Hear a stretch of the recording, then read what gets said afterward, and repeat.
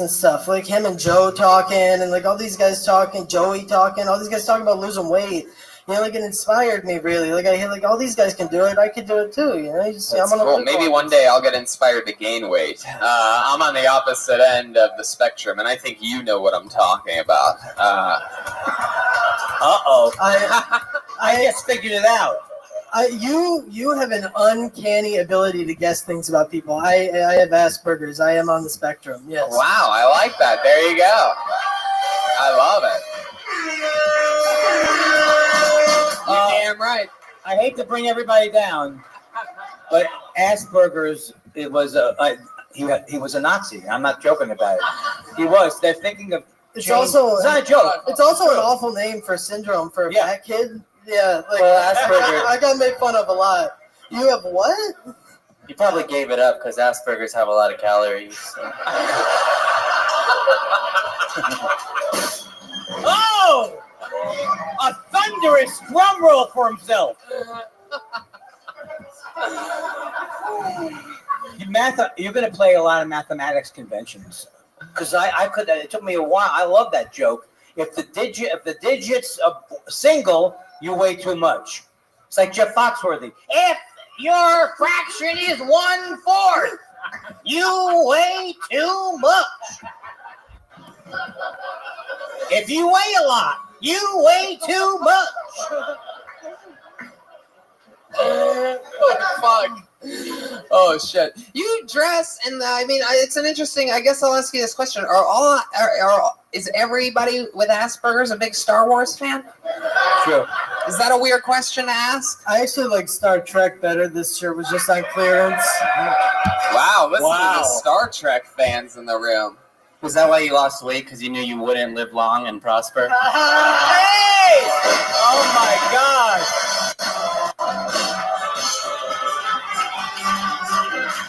Heck yeah! That won this round, I think.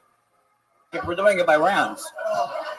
You look like a lot of the Star Wars characters. You sort of look like when they took Anakin's helmet off. You got a little bit of Chewbacca in you, and I'd also say you look like a young Me Too D2.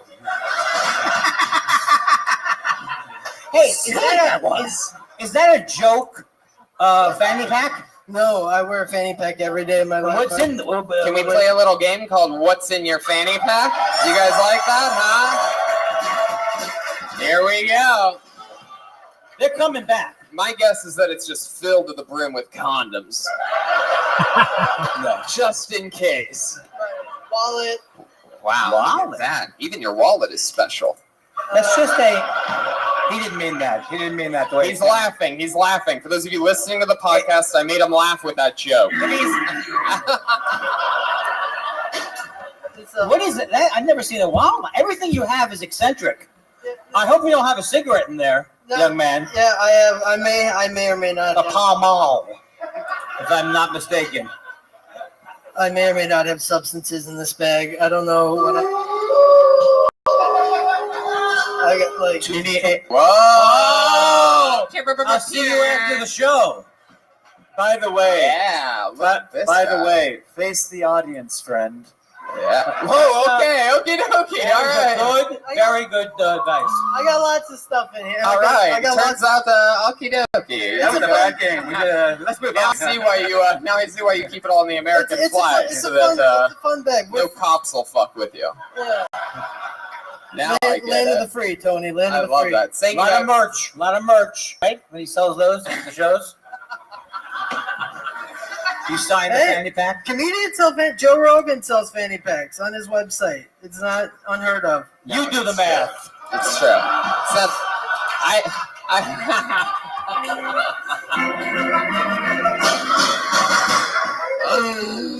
oh my God, I fucking love it. So Zachary, you listen to the show? Every week.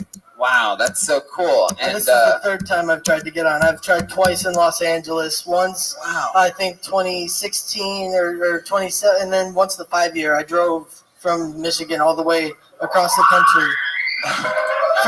You shot up here like a plant, the way you were, right?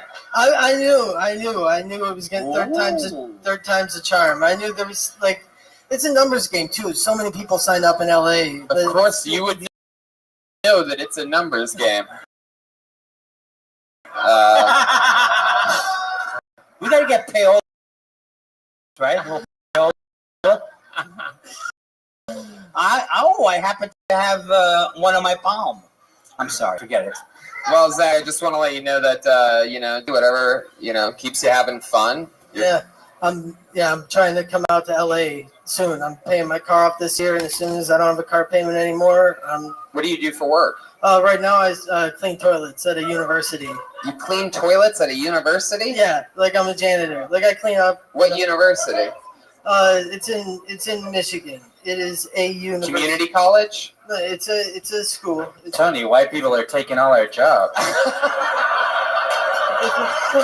See what Trump does? This is Trump's America. American flag fanny packs and toilet cleaning. Oh, shit.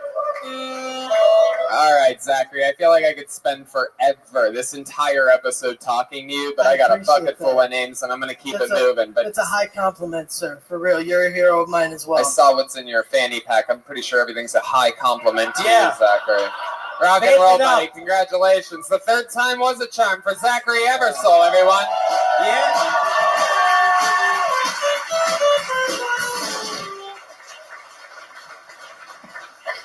Hell yeah, that's I all love that that. happened. That was great. That was really cool. What a fun way to start the show. This feels like it might be a special one tonight. John Coltrane called. He said, "Put some pants on." Is that the right instrument? All right. John Coltrane. John Coltrane. He's also dead. Tell him to call. I spoke with him recently. All right. I pulled another name out of the bucket. Put your hands together. 60 seconds from Colt Buck. Wow. Here he comes from the back.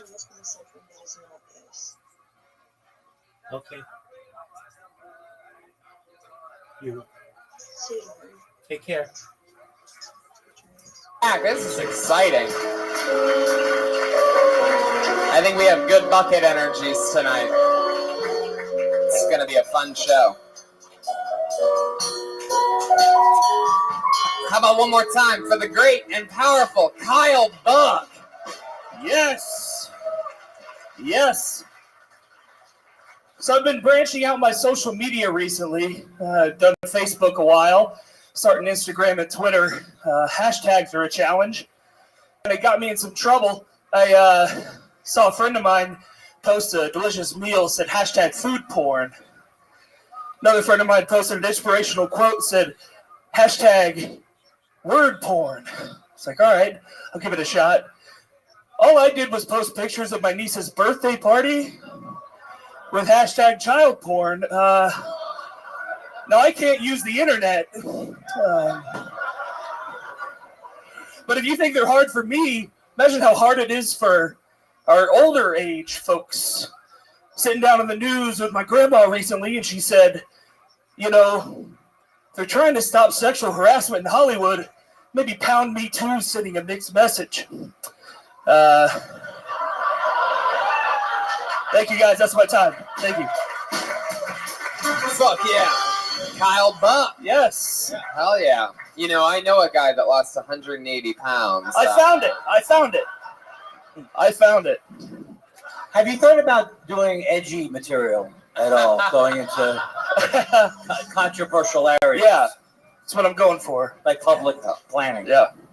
Absolutely. That was edgy. That's more edgy than I was. I'm not that edgy. I'm not very edgy myself. Well, but I mean the material. The material. Oh, okay. Oh. I didn't even get the joke. I'm such an idiot. I did. I'm such a moron. But no. But I mean, God. Oh.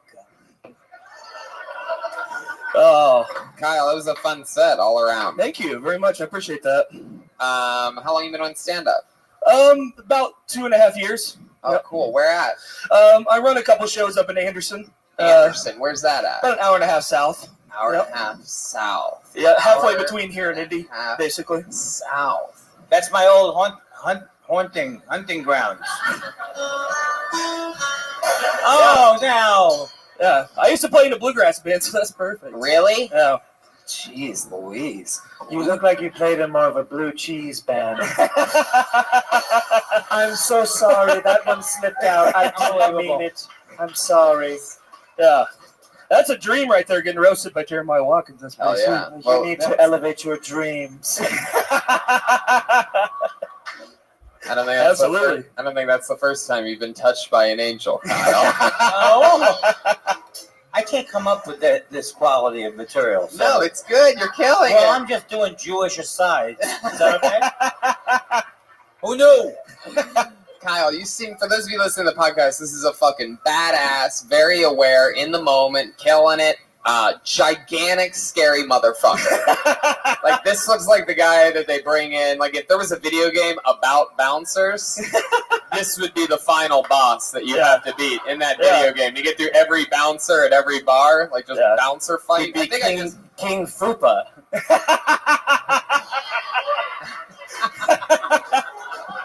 Oh, it's great. Oh, guess it's not a dream to be roasted by me. All right. I know my place. More of a nightmare, actually, but I appreciate it nonetheless. You have to be a certain shade of color for Kyle to respect you. He showed me earlier. This is what he handed me. It was that right there. An hour and a half south of here.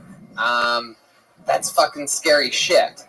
The hashtags. Get it on the ground floor of that racket. That's a good racket hashtag. Hashtag good racket. What do you do for a living? I work for a mortgage company. Mortgage company? Yeah. Yeah, I basically process the documents you sign when you buy your house.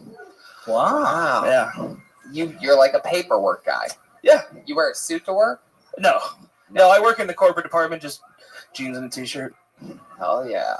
Yep. I did used to wear nicer shirts. I worked as a bank teller before that, which was interesting. Bank teller? Yeah. I cannot picture this. Were you a bank teller on the other side of the window of a semi-truck? Like, what are we talking about here?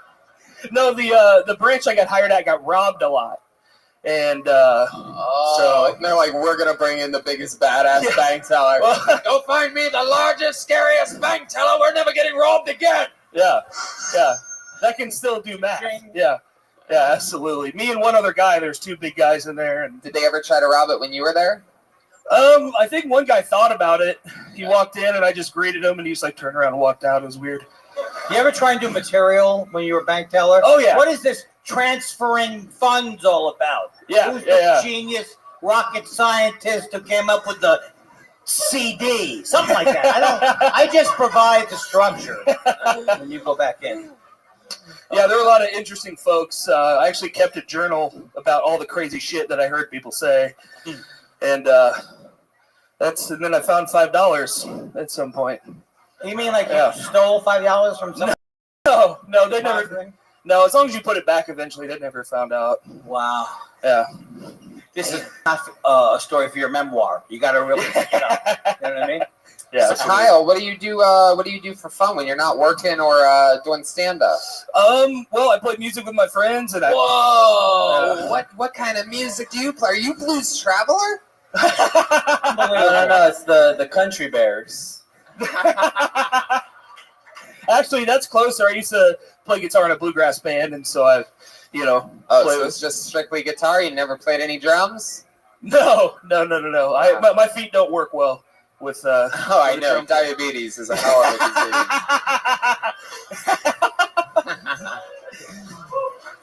My A1C is rising just as So but what was the name of your band? The Stampede String Band. What? Wait, who? The Stampede String Band. The Stampede String Band. Getting into that rodeo cattle market. Yeah, we basically just wore flannel and played loud and crass. Wow. Did you sing at all? No, not really. They were way better singers than I was. So I did all the business work, booking and whatnot. You did the mortgage paperwork for that band? Yeah, absolutely. Come on, people. Pick it up. What did you say you wore when you were in that band? Flannel. You should have been called the Roseanne's Husbands.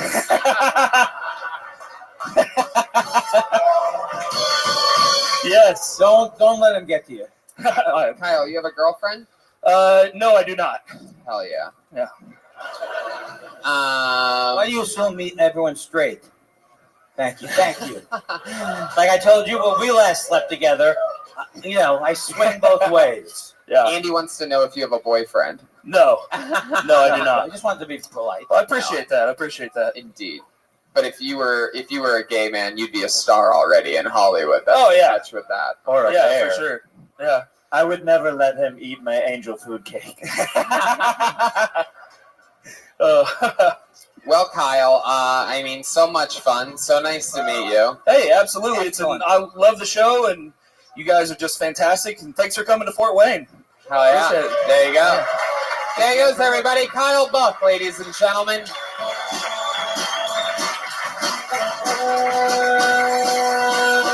So you guys get it? You know how the show works, right?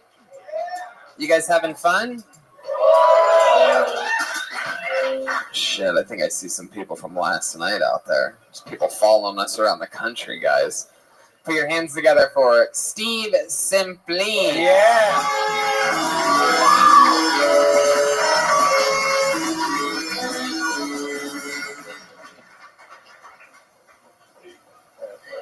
What's up, everybody?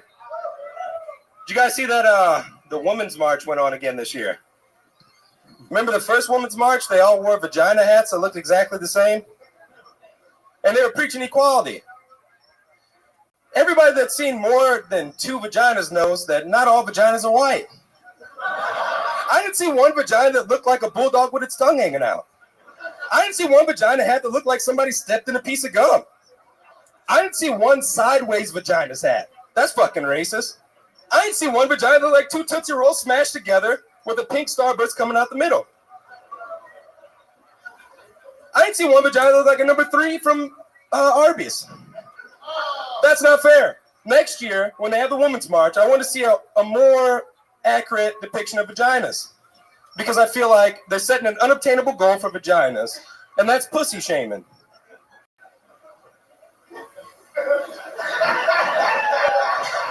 That's all I got. There you go. All right.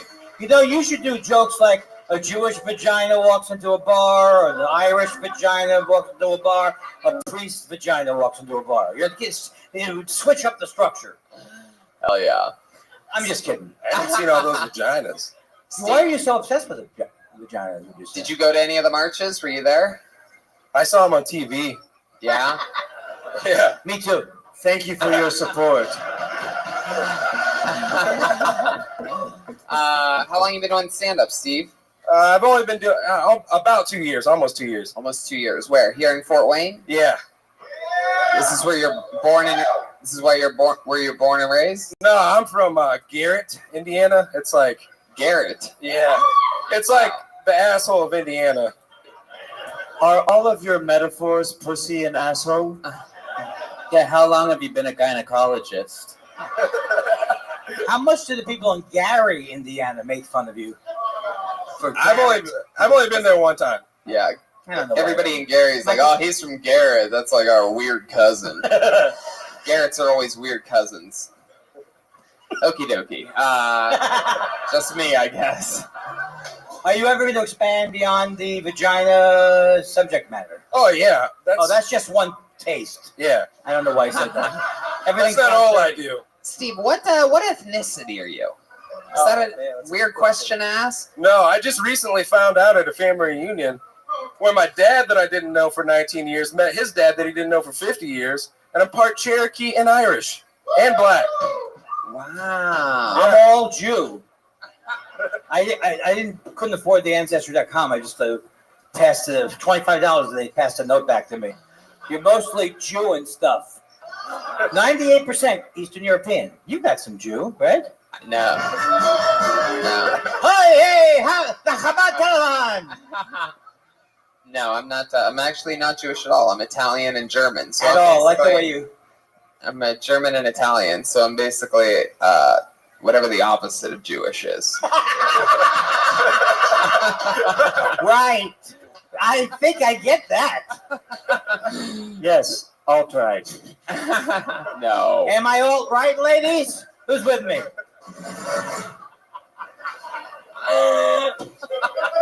You do look like you. I mean, you could. No one would guess where you're from. You do have a whole thing going on. I don't know what's wrong with me. Irish, says, Irish, take time off. Cherokee, and a little bit of black. Is that Yeah, what who knows what the black part is? Yeah, I bet around Probably here. Africa, I would say, Somewhere. if I had to guess. That's just what all black people say in Fort Wayne to get by. Like, oh, I'm just Cherokee, Irish, and a little bit of black. We're not even sure. You know what I mean, buddy? I mean, I don't even. We're not settled on that. We can check a change. It's a show. Pocahontas. That Trump's hilarious. What do you do for work? Oh, I work with Amish people building like, you know those like. Oh, that's why you're not admitting you're black. That's what it is. It's on a resume when you decide when you're black and when you're not black, right? Under candlelight, you Guess could so. be anything. Welcome. How are you? Hey, how's it going? Well, how'd you find out about me, if I may ask? Well, I'm the socialized server. Okay, cool. Welcome. Yeah, so I clicked on your guy and then I joined the server. Well, I appreciate it. Do you mind if I tell you about myself? Go ahead and tell me. I'll have to hear. Excellent. I'm Rabbi Rothschild. I stream my life 24 hours a day, 7 days a week, 365 days a year for world peace. I've been doing so for more than 3.5 years. Going back to the pandemic, we've seen the death of a queen, the birth of AI, the coronation of a king, and everything in between. Essentially, it's the world's largest time capsule or the world's largest timeline. I talk about things to help the world, like ending world hunger through the use of technology such as agricultural drones, floating greenhouses, saltwater greenhouses, things like hydroponics, vertical farming, and cloud seeding. I'm a major advocate for ending world thirst through the mass adoption of desalination technology, essentially pumping Earth's seawater onto land and make it drinkable. I am sponsored by a cryptocurrency. It's known as Harry Potter Obama Sonic 10 Inu. That's what all my bedding is and my sleep mask and my clothing and such. It's worth tens of millions of dollars. And we've actually built wells in developing areas such as in Nigeria for the benefit of people there. And I'm just doing my best to be a very positive individual, very optimistic, and to give people hope. How are you? Yeah, that is nice, man. Well, I want to ask you, just don't mind me asking, are you Jewish? Yes, I am Jewish. Yeah, so what do you think of the country of Israel? It's a very complicated answer. I love Israel when it is doing good things, and I don't like when it doesn't do good things. Yeah, but do you believe that it has the right to exist in another nation? Well, in something like that, I don't really think any nation deserves the right to exist, because really, these are just man-made laws, essentially. So I'm kind of someone who believes in a world that's unified without borders. Yeah, maybe. So what do you think of Israel actions that they're doing in this banking case? I want world peace. Well, I do respect that. I appreciate that. Okay. There you You're go. American, right? For the accent. Yes. Yeah, nice to meet you. Pleasure to meet you as well. I'm always live here whenever you want to connect. I'm just watching some stand-up comedy right now, so feel free to enjoy, okay? Yeah, right. Very well. Thanks. Pleasure to meet you. So what do you do with Amish people? We build like, you know those little pop-up campers that go behind trucks and shit? They got like tents Sounds like and a shit to scam. them. I'm just kidding. Not really. People don't normally drive their tent trailers through Los Angeles, California, where I live. Well, they do around here. Any Yeah. lake. There's a whole bunch of pop-up tents and shit where people stay for the whole summer. Wow. It sounds. The Amish religion sounds wonderful. and that's not all the fun. There's no electricity. Oh, that's bullshit. You know what, you They got so- electricity. Oh, they do? Oh yeah. Really? Oh yeah. I What give are them they- rides after work. I make extra money doing that. A Shabbos goy, that would be for a Jew, on the Sabbath has a non-Jew like open doors and operate electric stuff. Hell yeah. So Steve, what else do you do for fun? Like you just build trailer tents? No. I also I play basketball and do regular shit like that. Have you ever fallen in love with an Amish lady? No. I mean, Do you have a There's- crush on one though? there's some of them that are kind of cute, but then at the same time they also smell like shit. So it's Whoa! Wow. What a charmer! Am I right? not all The of them. ladies love this Just kind of most of dog. them. Why do they? Yes. I'm just disgraced at the language that this man is speaking. Well, I mean, I've never really gotten to be that close to Amish people, so I'll just follow up. I mean, this is interesting to me. Do they really smell? Well, at the beginning of the day, no, they smell like soap. But then, like towards the end of the day, Oh. And when they get hungry, do they get famished? Now that was what drum rolls were made I don't for. know. That No, joke. it's interesting that they smell that much, though, right? Is deodorant and not an Amish thing? It's if not. they're on Rumspringer, they can use deodorant. Wait, Jeremiah, how do you know about Amish people? I'm very close in touch with the Amish community. Wow, I could sort of see that. All right, Steve, how long have you been working with Amish people? I've only been working with them for about 4 months. 4 months. Yeah. What'd you do before that? I was a carpenter. I build like custom-made cabinets and shit. That sounds Amish too. Yeah, I was just gonna That's say. shaker. Are you Amish? Yeah. I don't think so. Did you find all your jobs in the Bible? No. Are you a cobbler, or have you spent any time cobbling? Oh shit. What's the thing where they put the horseshoes on? What's that called? Blacksmith? Oh,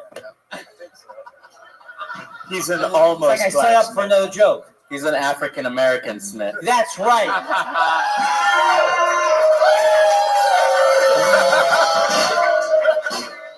Steve, you have a girlfriend? No, I'm married. Oh, married. How long you been married for? 5 years. 5 years. Yeah. What's that like for you? Oh, it's awesome. Man, it's mostly awesome. You went from a fantastic thing and you sold it out right away. It's awesome. I mean, most of the time. What does she do? Nothing. She's a stay-at-home mom. Wow, that's so. Do you have kids?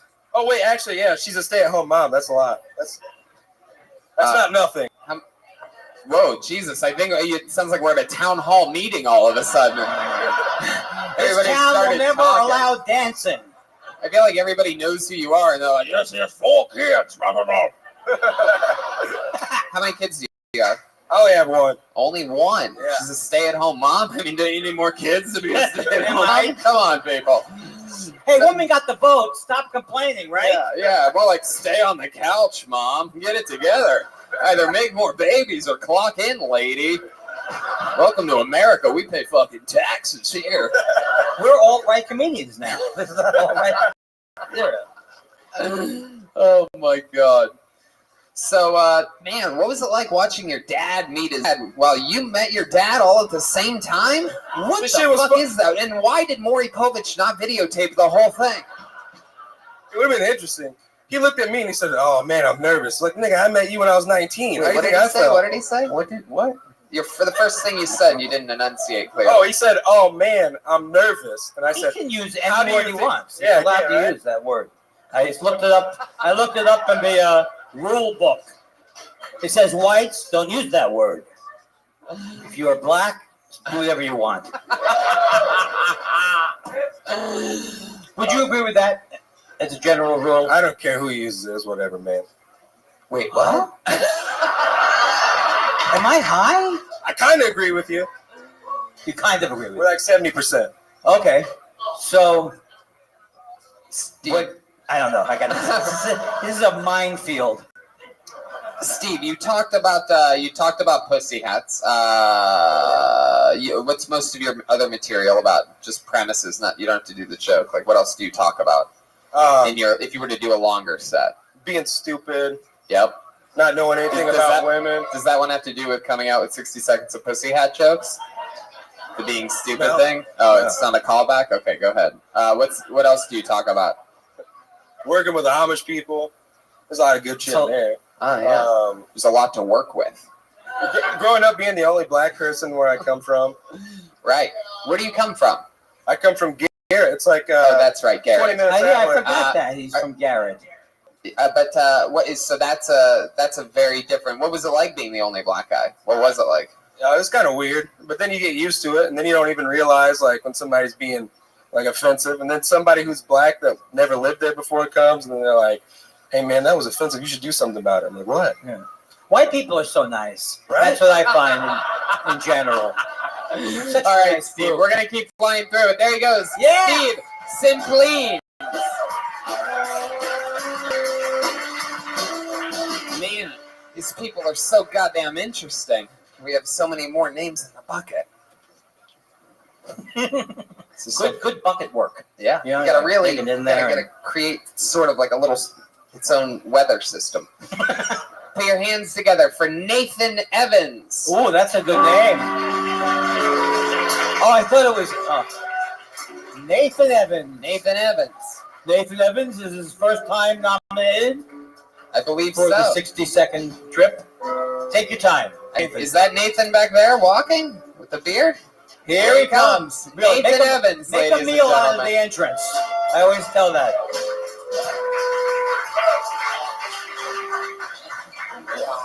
Oh shit. Oh shit.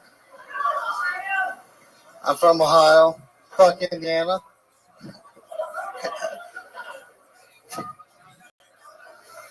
But okay. Hey, what do you say we give Nathan a fresh start? Hey, don't yell Come shit, back you up. fucks. Yeah, come back up. Don't yell anything. Let this guy have his moment. Ladies and gentlemen, let's restart the clock one time for Nathan Evans, everybody.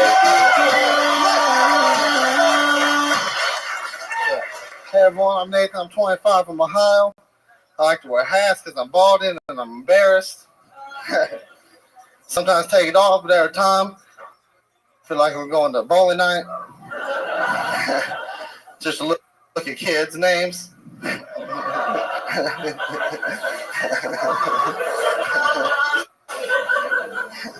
Anyone remember the first time they told their dick was small? I remember I was 14, saw this number on the TV. I was like, I'm gonna text that. I sent my dick, they're like, that's small. I said, oh, okay. Fuck you.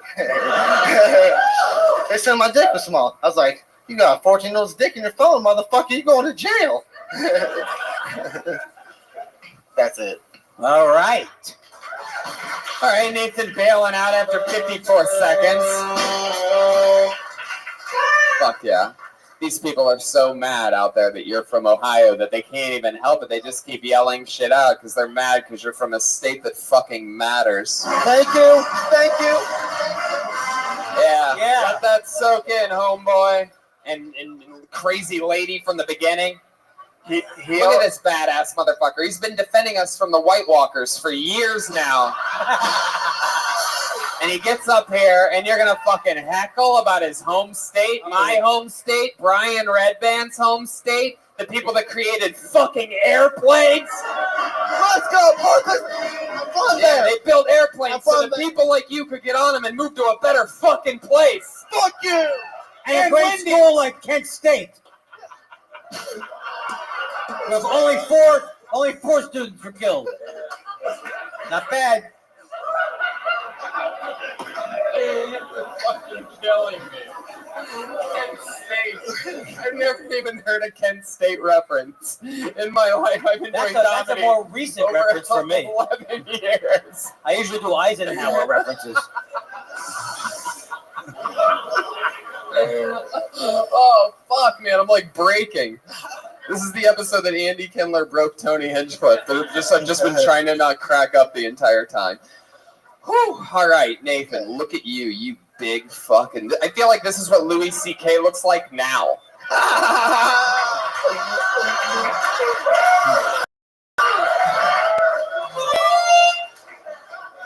I didn't know leprechauns grew up.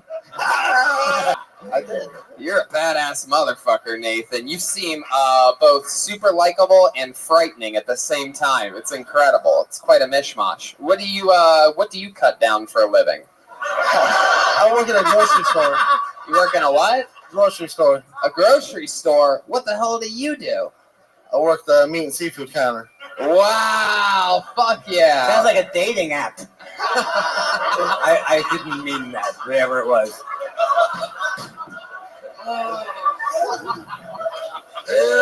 Meat and seafood counter.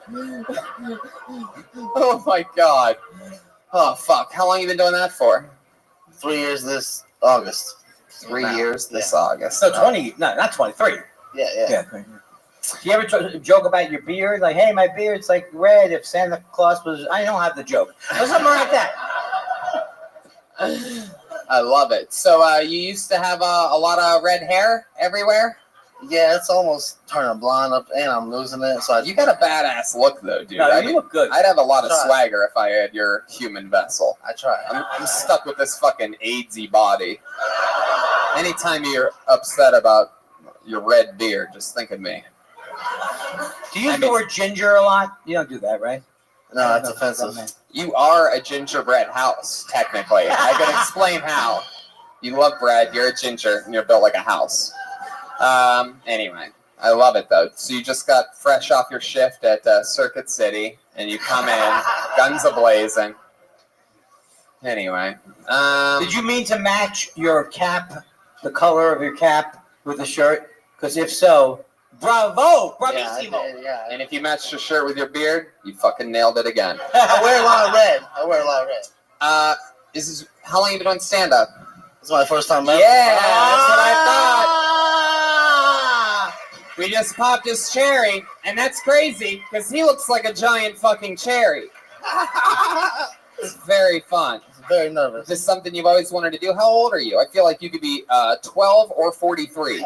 25. 25, right in the middle there. That's exactly right. Yeah. You couldn't... I'm not helping. This is something you've always wanted to do? Yeah, I'm just a big fan of comedy. I've been wanting to do it. It's hard for me. Like, I'm very nervous. I was very shy growing up, so it's hard for me to get out. I think that could be an advantage, though. Like, I never heard anybody... You almost sound like you're from Cajun country. You know what I mean? Like a drawl. Okay, thank you. You got a little... It's going to catch on. I don't blame you for letting the hecklers throw you off in the beginning. I don't know why in the fucking world anybody who didn't have the balls to sign up for this show would ever yell out anything during a live podcast. I mean, it's mind-blowing to me. I mean, it's obviously not a fan of the podcast. It's the guest of a fan of a podcast, so shut the fuck up. Fucking animals. He did say F Indiana at the very top of his set. So I usually don't side with the audience, but he asked for it a little bit. Anyway, I didn't really catch that part. I'll listen to the replay. I heard the lady yell Ohio first, but maybe my timing was off. When do people get so excited about the state that they're from? Because I missed that movement. Well, Queens! Ohio is like the state in the middle that sort of like has like the weight to it. So all the other it's purple. It's a purple state. Yeah, all the other states are sort of like, they naturally have to hate, but they wasn't their decision. You didn't decide where you were born, and if you could have decided at the very beginning, if they had a little application for you as a baby, just know you would have picked Ohio. Let's go. You wouldn't pick Garrett in the right? Yeah, give it to the Garrett people. What's Sanjou? And you're from here in Fort Wayne? I'm from Dayton, Ohio. From Dayton, oh, that's Ah. I don't even know how I possibly asked that right now. We know a little something about Dayton, right? Oh, Oh yeah, you ever go to the living room, the strip club? Yeah. Oh, yeah. He looks like he literally lives in the living room. Looks like that's why his beard's red. Oh, Jesus, Brian. I'm disappointed, though, that you're not completely comfortable on stage after 60 seconds. You know what I'm saying? 20 seconds in, I was like, I got this. What else was in the news? Fuck yeah. Well, Nathan, it was your first time. You fucking plowed through it. And there you go. Congratulations. You did it. Nathan Evans, we're going to keep moving on.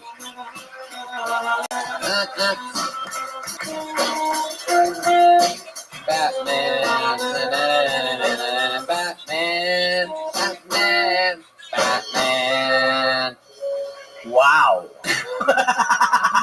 All right, here we go. This is a interesting name. Put your hands together for Andy Coons. Andy Coons. Andy Coons. Man. Andy. Put your hands together for Andy Coons, everyone. What's up? Let's go ahead and address the elephant in the room. Got a pretty racist last name.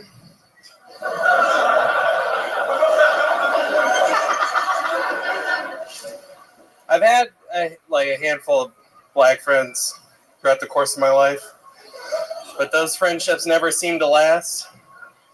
And I get it. You know, not a lot of black people are comfortable saying hang out and coons in the same sentence. It sucks because every time that I try to make a connection with a black person, it never really gets past the point of exchanging full names. Because as soon as I say, hey, my name's Andy Coons, they're like, oh, this friendship is temporary. None of my real friends are going to know that you even exist. I'll give this to the end of the hour. That's all I got. Yeah. There you go. It's exactly a minute. I love it. How long you been doing stand-up? I just started doing it seriously in April. April. Perfect. Well, great. Did you change your name to Coons? No. That would bother me. I'd feel upset about that. Yeah, because Flintstone wasn't working. Hey. Come on. Andy's one of the best shaped people we've had on the show so far tonight. Andy, well, that's it. I mean, I always love things that, those people the people that directly are affected by something talk about something, and your last name is indeed Coons. Yeah. So that is great that you're talking about that. You ever think about adding a part, because you're like, it's going to be a temporary friendship. You can't introduce your friend like, hey, this is Andy, African Americans. That's a good tag. I toured the country briefly as anti-Semitic. That's from my act, folks. I have to fess up to it. Oh, that's so funny. Hell yeah. So what made you start stand-up in April? It was actually your show. Whoa. Yeah. I tried it a few years ago. Only did 2 little open mics. And then I found your podcast and just started listening to it like crazy, and I was like, I have to fucking take this seriously now. So I've been going as hard as I can for where I live. You've never had any black friends, right? No. What are you talking about? Wow, Jesus, is that your genuine answer? What? Where are you from? I live up in Michigan, but I'm originally from the Kansas, Oklahoma area. Kansas, Oklahoma. Is that true that you didn't have any black friends? No, I have black family members. I have black friends growing up. Yeah, of course. What do you do for work? You guys heard that, right? Yeah, we heard that. Okay. You're totally cool to keep doing the Coons material for many, many years to come. If I could remember his name, I could prove it.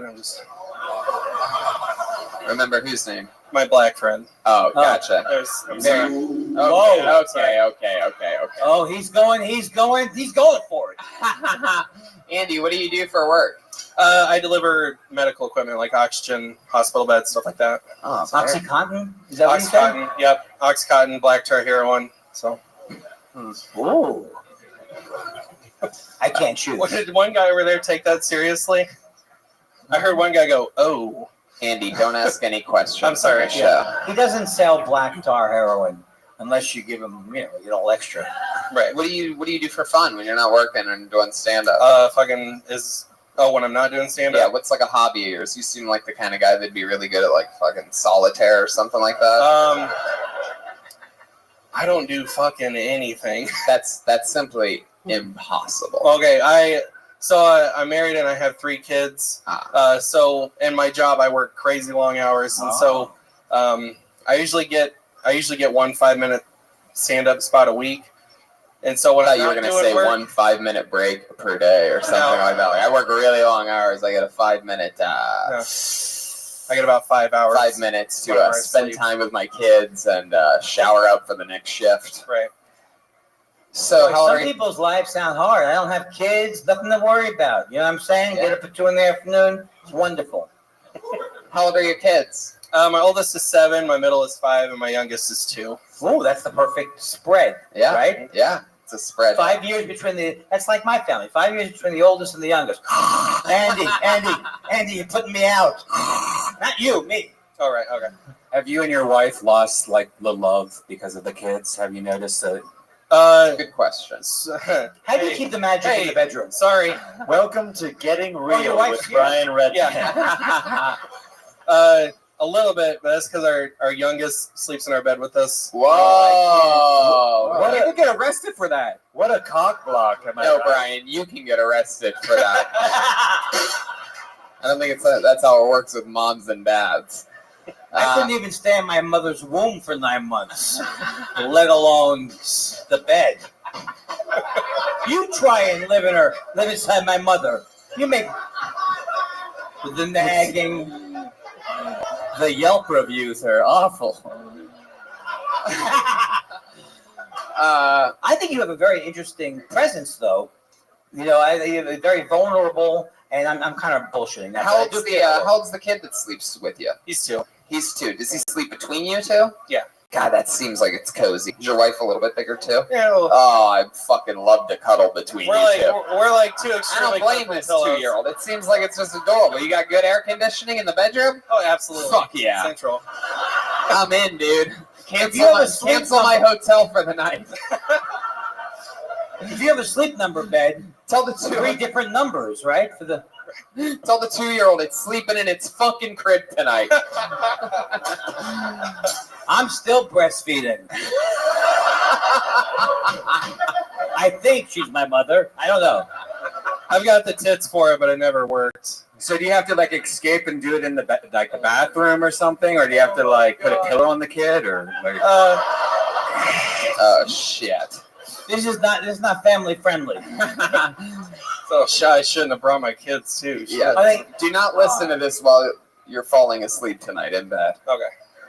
I'm a huge narcissist, so I'm going to listen to this while I jerk off. Mostly huge. That's the kind of stuff I want to hear. Let me ask you something, Andy. You're a bigger guy. You ever get a little concerned that you might roll over on your 2-year-old and kill him? Just a question. I have a puppy. I thought that. My puppy sleeps up in bed with me. I have been punched in the face by my wife because I rolled over on our 2-year-old. He made it. So let's Met him briefly.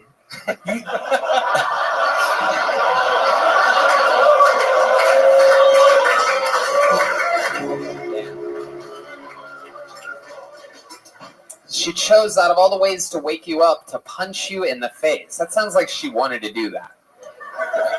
Probably. Was she dressed as the school marm? Classics. All right, we're gonna keep it moving along. Put your hands together for Yeah, Andy. thank you, Andy.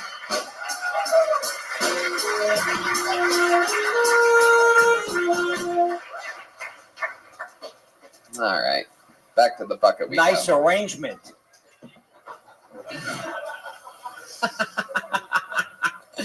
Make some noise for Andy Kindler, everybody. It's his first time as a guest on the show.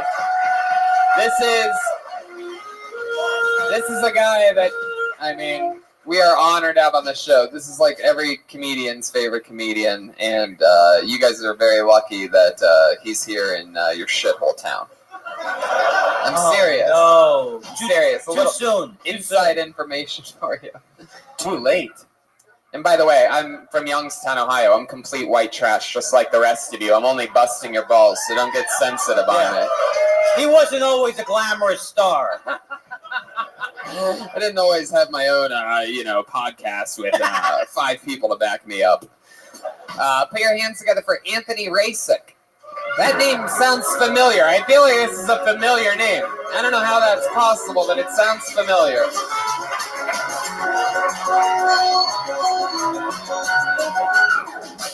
One more time for Anthony Rasick, everyone. So I haven't made a student loan payment in 10 years. Figure they'll get their money when I get the future they promised me. It's fair, right? They really want their money, though. They called me the other day like, congratulations, Mr. Rasick, you qualify for student loan forgiveness. I was like, yes, I won. Haha. And then I just wait them out. I'm like, all you have to do is make 200 equal payments of $240. Your loan will be forgiven. I was like, it's like $48,000. It's not forgiveness, it's repayment. I'm like, well, you didn't graduate, so we think you can do math. I was like, take that. Just wait it out, they'll kind of the finisher for that joke. Sorry, folks. Working on it. Kind of out of breath from running up here. Yeah.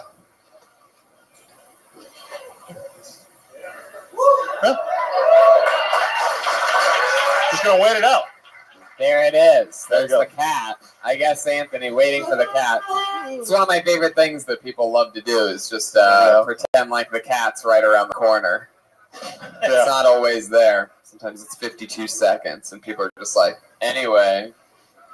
Tony, are we auditioning for a new Dan tonight? I don't know what's happening, but everybody in Fort Wayne is shaped exactly the same. Like John Goodman. For those of you listening to the podcast, before you tweet at us that all we did was make fat jokes the entire night. We're all fat people. It is incredible. Why do you think that is?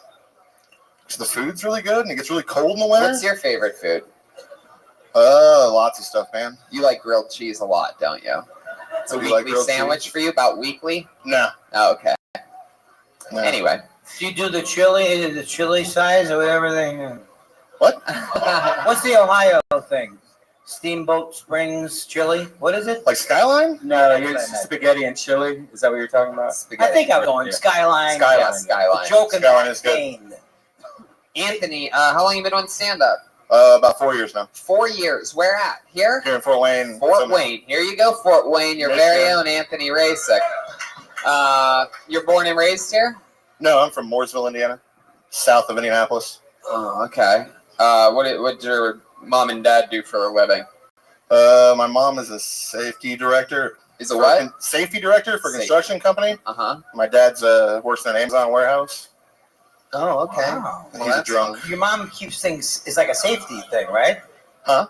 You said she's a safety? Yeah, she's the goes to the construction site and make sure guys are wearing the hard hats and shit. Put your helmets on. That Exactly. kind of, right? Hey, Andy! Are you wearing a cup? Hell yeah. Sorry, that does not sound like your mom. I know. You said your dad's a drunk. He drinks a lot? Yeah. Oh, interesting. Does he know? I mean, I think he knows, but he's in denial. He lives in a motel. Really? Oh, yeah. How much does he drink, if you had to guess? I mean, I don't really talk to him anymore, so. Wow. Huh. Comedy is about sadness. Yeah, it is, folks. The last time he came up for Thanksgiving, he was like, I did really well this week. I didn't drink. I only had 1 beer, but he also had a bottle of whiskey. So, right. Still little victories. You have a lot of brothers and sisters? I have 2 younger brothers. How'd they turn out? All right, yeah. All right, cool. You have any kids of your own? No. Oh, okay. Yeah. Yeah, this guy's excited about it. Can we do I it? can barely take care of myself. Say that again? I can barely take care of myself. Yeah. What do you... Stop having kids and follow your dreams. What's the scene like here in Fort Wayne? If you could describe it, how many are there shows every night? Like, what's it like being a comedian in Fort Wayne? It's a little tough. I mean, you got to travel a lot. But there's. We had an open mic every week, and then the bar burned down. The bar burned down. That is not a good. It makes me cry almost. Yeah, it sucks. But I mean, we have Do you remember the night that the bar burnt down? It was Wednesday. It was a daytime. It was very sad. There's nothing worse than a daytime fire. You don't even get to enjoy it. That's Right. And was it someone upset about it because it was a bringer show? Is that why they burned it down? Maybe. I don't know. No. Bringer show. Come on, folks. It's probably an insurance scam or a hate crime. Was it the day of the open mic? Are you by any serious? chance? Jewish No, it was light? like 2 days later. 2 days later. Yeah. Do you think maybe it was perhaps your set? You burned the motherfucking house down? You know what I mean? I don't like to brag. I Maybe don't like the to roof brag. was on fire. It took a while for it to spread. Maybe. I don't like to brag. Interesting. So basically, the once a week open mic that there was burnt down. Yep. So then what happened? Well, trying to find another place. And there's one comedy club that's that they only do shows on Saturday though, and the Let's guys do a lot of shows here. Uh-huh. And then but there aren't a whole lot of open mics. And Do the Let's stuff to get practice. Do the Let's guys know you? Yeah. Oh, cool. Has there ever been a funny bone near this town? I don't think so. That's my favorite name for a club, Funny Bone. Yeah. It says it all. Neat. I like your style. Your style on stage. I like it. You're like, I like it. When you say that, what's that noise? When The air conditioning. it's called the Jeremiah universe. The stretching. universe, Tony. When you say that you barely have enough time to take care of yourself, what do you mean by that? Oh, I'm just a terrible person. Huh? I'm just a terrible person. What do you mean by that? Well, What makes you a terrible person? Did you Selfish, I guess? wait a second? I drink a Did lot, you smoke burn a lot the of bar weed. down at the open? I Was did that- not. No. I mean, I don't know. You're selfish. How are you selfish? Who are you selfish to? Jesus. I don't know. I just, But what is that? I don't know, man. Who do you know that person who you Yeah. have that? Oh, Girlfriend. what'd she say? Lies. Wow. You mean the show is a lie, or what did you No, say? he said that he's selfish, and she said Oh, lies. yeah.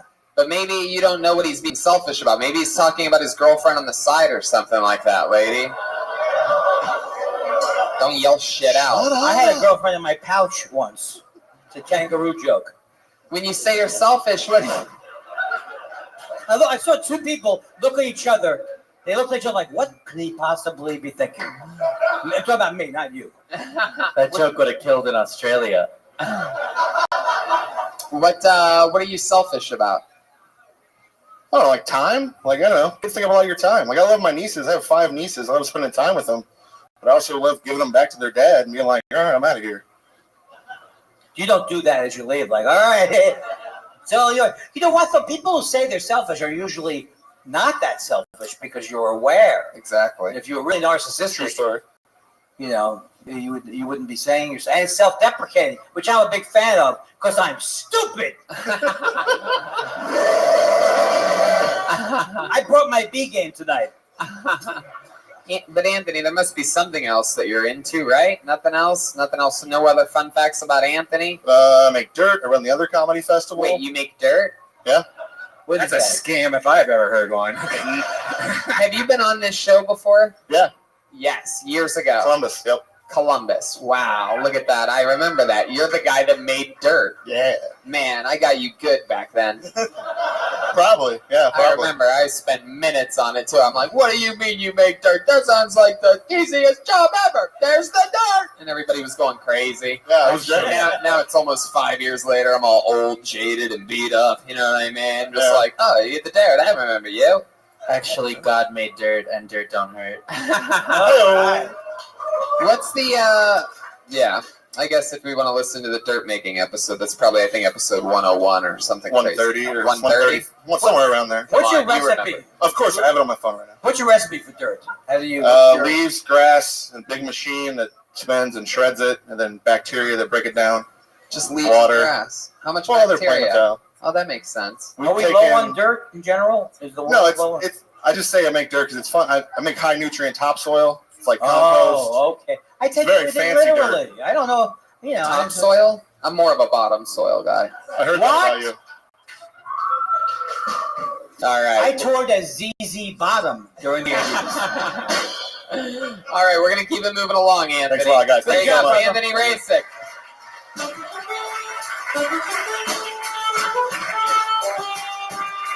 Friendship never ends.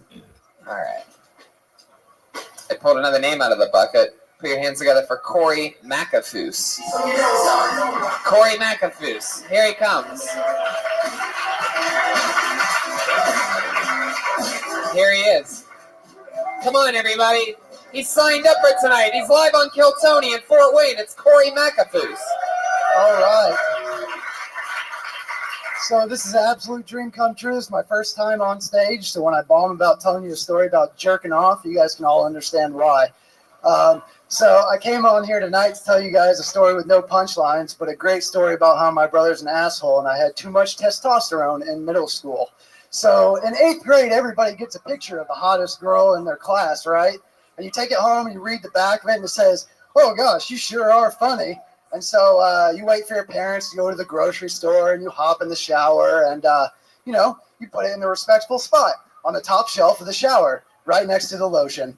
Anyways, so after I grabbed the lotion and started jerking off, my brother was showering after me, of course. And so I must have had a good session because at the end, I completely forgot I had the picture in there in the first place, right? So after he comes in to the shower after me, obviously, I'm whipping my hair back. This is the end near. Wow. You want to try to finish it? This is the end, yeah. So I finally built up enough confidence at the school dance to go and talk to her. Luckily, my brother was at the same school dance and simply just told her that, hey, he must really like you because I caught him jerking off to you in the shower. So that is direct confidence that I come to you with a comedian's standpoint tonight. There you go. Very Louis C.K., right? Very Louis with the jerking off. Yes. Hey, she wasn't in the room. She was just a picker in the show. Hell yeah, look at this. I never thought I'd get to see Daniel Bryan start to do stand-up comedy. It's really exciting. I can't tell whether you're turning into a werewolf or turning back into a human, but I'm just trying to turn into you. What? I said I'm just trying to turn into you. Hell yeah. I mean, AIDS you are covered. You're covered in hair. What are you? American. Yeah, American. Corey, how long have you been doing stand-up? I mean, that's your first time, truly? This is truly my first time. And you stuck with the jerk-off story. Unbelievable. Well, there was a couple stories that I was I don't even know what happened in the thing. You were jerking off. Somebody saw you jerking off. He said you bombed last time, though, so that's no. time. I said prepare for me to bomb. Gotcha. We're not gonna prosecute you for lying about how long you've been doing comedy, but everything's cool. I'm kidding. I love him, and it was pre-planned. Corey, so how old are you? I'm 27. 27. Yep. What do you do? I do special fabrication and welding. What? Special fabrication and welding. Like, okay. I make the giant stuff that cuts Jack Link's jerky and freezes stuff and smokes meat and stuff. Wow. You make the stuff that cuts it? The giant smokers and saws and machinery. Sounds like a carrot top kind of a. Yeah, you know what? If I brought a pump on stage, I could shoot meat into the crowd. It'd be pretty cool. You actually, from scratch? Yeah, from a kit? Absolutely from scratch. We get in fabricated metal parts that are cut, and then we weld them all together and build it. And you're like a real grown man. Well, sort of. I'm only about 130 pounds. You look like Conor McGregor after a weight cut. You know what? The sad part about that is I'm going to take it as a compliment. It was. He was being straight up with you. Yeah, no, I tell it like it is. No, I appreciate it. You from here in Fort Wayne? No, I'm from Kansas City, actually. Kansas City. Whoa, the home of Jeremiah Watkins. Well, close enough. The crowd goes crazy. I'll have to tell him you said hello. I figured you'd make us. Jerk off barbecue is big. Jerk off material with barbecue sauce. Well, like in front of him? Right? When did you get into the jerk off material? Well, I guess that one would have been in the 8th grade. I tried it in front of people for the first time tonight.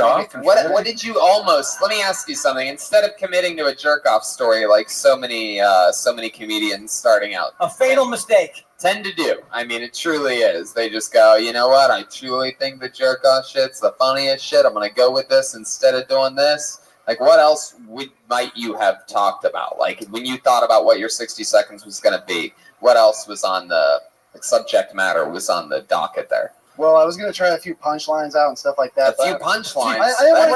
Random punchlines. No, I mean... Ping pong balls. I said King Kong's balls. It's not for me. It's for the duck. He's driving. Harry, I have to. But you? I cannot do that. That's a good way to warm up. I Just can't throw do out- that. I had to tell a hacky story, you know. I don't got the punch. Oh, I fucking love you. Holy shit. He had a hat.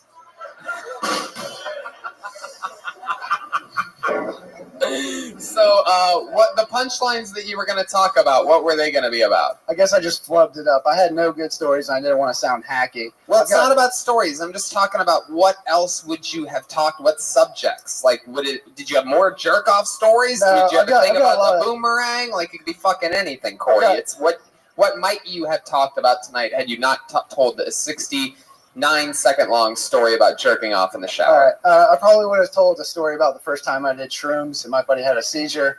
I tried throwing a football, but it bounced off of a car, so I think I probably went the right route with the jerk-off story. No, I like the football story. Okay. All right, cool.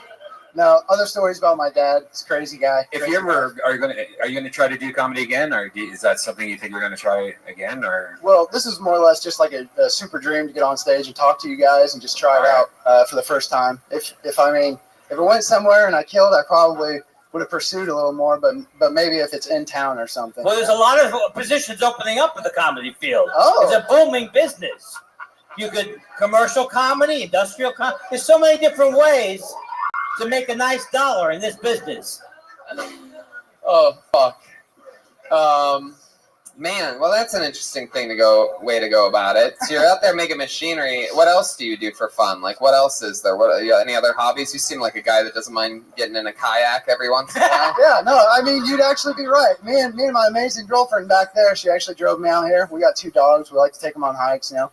Go kayaking if it's available. Is that true? Have you been kayaking before? We have been kayaking together, actually. Unbelievable. Yeah, so you Fucking nailed it. Hey, man, you got it. Young Abe Lincoln material. You could do that. I mean, I should. Hell yeah. I was thinking about shaving my head, but I figured the goofiest look possible. Young Probably Abe Lincoln best. material. I like that. Just like 4 or so, 7 years ago. I jerked off. He's probably got some good The stories. better jerk offs of our nature. Hell yeah. Do you know what a fawn is? It's beautiful as you. Yeah, we're 2 baby deers up here staring in each other's eyes. I don't like this guy one bit. What the Corey. And that's an angel. That was very hard for me to say.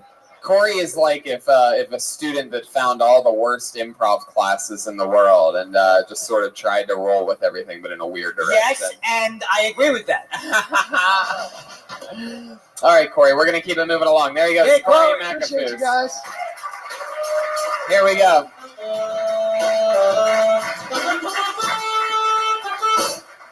Back to the bucket we go. Put your hands together for Joe Boats. Joe Boats. Joe Bottis. Boaties. Boatis. Here he comes. Joe Boats. Joeebotes. It's Joe Boats, everybody. Joe Bates, everybody. I have bad handwriting. I was on the way here from Indianapolis and I saw a sign and it said, "Donate your car for breast cancer."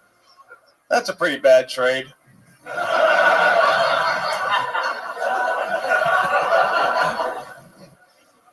Okay, cool. I like TV. Have you heard of this? I watch a lot of TV. My favorite show is Family Feud. Steve Harvey's great. Love Family Feud. It's fantastic. If you haven't seen it, let me describe what the show is. It's a show where it's usually one white family versus whatever they're scared of. It's like a New England white family versus a black family, an Arizona white family versus Mexicans, a Florida white family versus science.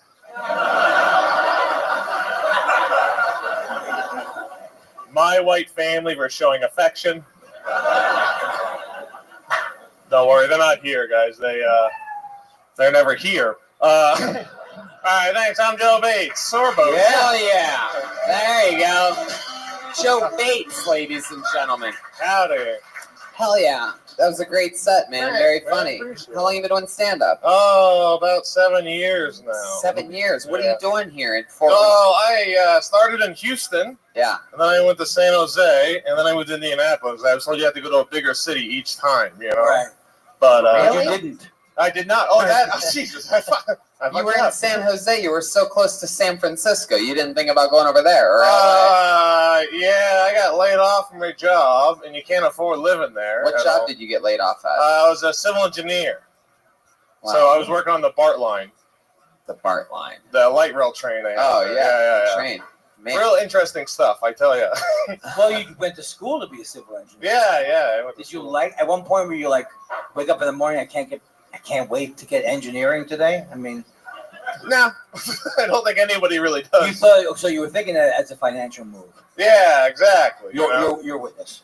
It's incredible. Thank you. Objection? Civil engineer for the BART line system in San Jose. So one could say you literally ran a train on the whole city. So how long have you And been? I wasn't good at it. How long have you been in Indianapolis? That's the next place that I've you been got there a job, about- right? That's the Yeah, I've gist been of there it? about 3 years now. 3 years. How do Yeah. you like it? I love it, man. There's a lot of Yeah. cool What do you stuff. love about it? It's a smaller city, but I moved around my whole life like 14 times. Why? Just running from the law. No, my Military dad guy? worked for like chemical plants, and so he just kind of went to different places. Oh, what kind of chemical plants? Is he like Homer chemical- Simpson or chemical- something like that? Yeah, just chemical ones. I don't know. I never really asked a lot of details. You don't want to ask questions in that field. Exactly. Did he use the word Monsanto a lot? He could stage presence. Yeah, You really yeah, do. amazing. Very I love the bad trade joke. Oh, the thank car you for so breast much. cancer. That's incredible. Appreciate it, yeah. Really fun stuff. Thank you so much.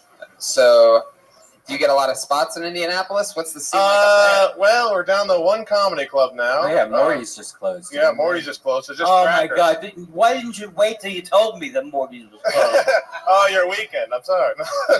But yeah, it's just crackers, and then it's good because like Indianapolis is like 3 or 4 hours away, around like 30 comedy clubs, so you can get around pretty easily. Joe, why do you look like a professional poker player? I get Property Brother a lot, but yeah. Property Brother? Yeah. Property Brothers. HGTV You don't watch that? show. No. Oh, come on! Where have you been? It's what all the kids are talking about. Flip it or flop it. Build it or deconstruct it. The Property Brothers. Yeah. They sell real estate, and they show you a home. And they go, they show you a home, and they go, "You like the home? It's $25 million." And then the rest of the show is what they remodeled the first home. Kind of see the plot coming sometimes. Joe, what else do you do when you're not doing these things? Well, I like wrestling a whole bunch. Really? You're a pro wrestling No, fan? yeah, big fan of it. Yeah. Wow, that's incredible. Yeah, well, rare time to see a comic like wrestling. But How old are you? Ron Funches likes wrestling. Yeah, I'm a big wrestling fan too. I have a wrestling podcast called The Store Horseman. We just had episode 100, and Joe Sweet. Rogan popped in on it. Everybody loves Awesome. Joe. He had his entrance music and everything, or No, it's funny. We actually talked about that afterwards, how he Oh. deserved entrance music walking into the studio, but it didn't happen. Joe Rogan's the guy where you just hear his entrance music in your head when he walks into the room. He's Anyway. a world-class Taekwondo artist, Yep. Joe Rogan. Yep. I took Taekwondo too, but you know what I'm saying? I think we all get it. I think we all get it. me? Yeah. So, you're just a pro wrestling fan? Any other hobbies or anything? I like that? played Dungeons and Dragons a lot. Oh, finally! Yes. Man, you must get all the pussy, Joe. Oh yeah, I'm doing all right.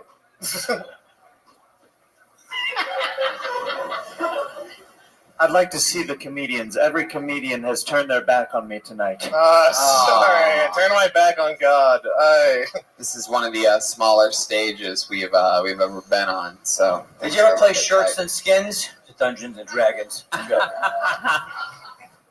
Man, so how long you been in Dungeons and Dragons? Since I you were like a 2 kid? years. I just started. My buddy was a dungeon master. He asked me to play. Never played it before. Your buddy was a dungeon master? What is that, like the game? That's the guy who runs the game, basically. Yeah, right. Yeah. Anyway, so, all right, well, Joe, You can get acting work too, don't you think? Acting work, he's got the whole thing going on. I have a strong jaw, they say. A strong jaw. Who said that? The guy whose dick you were sucking? What are you talking about? Strong jaw. Oh, what a strong jaw and tight lips, you dirty bitch. My jaw unhinges. If that helps. If that helps. All right, Joe, we're going to keep flying through it. We got to get a couple more people up here. We're going to do. Thank you.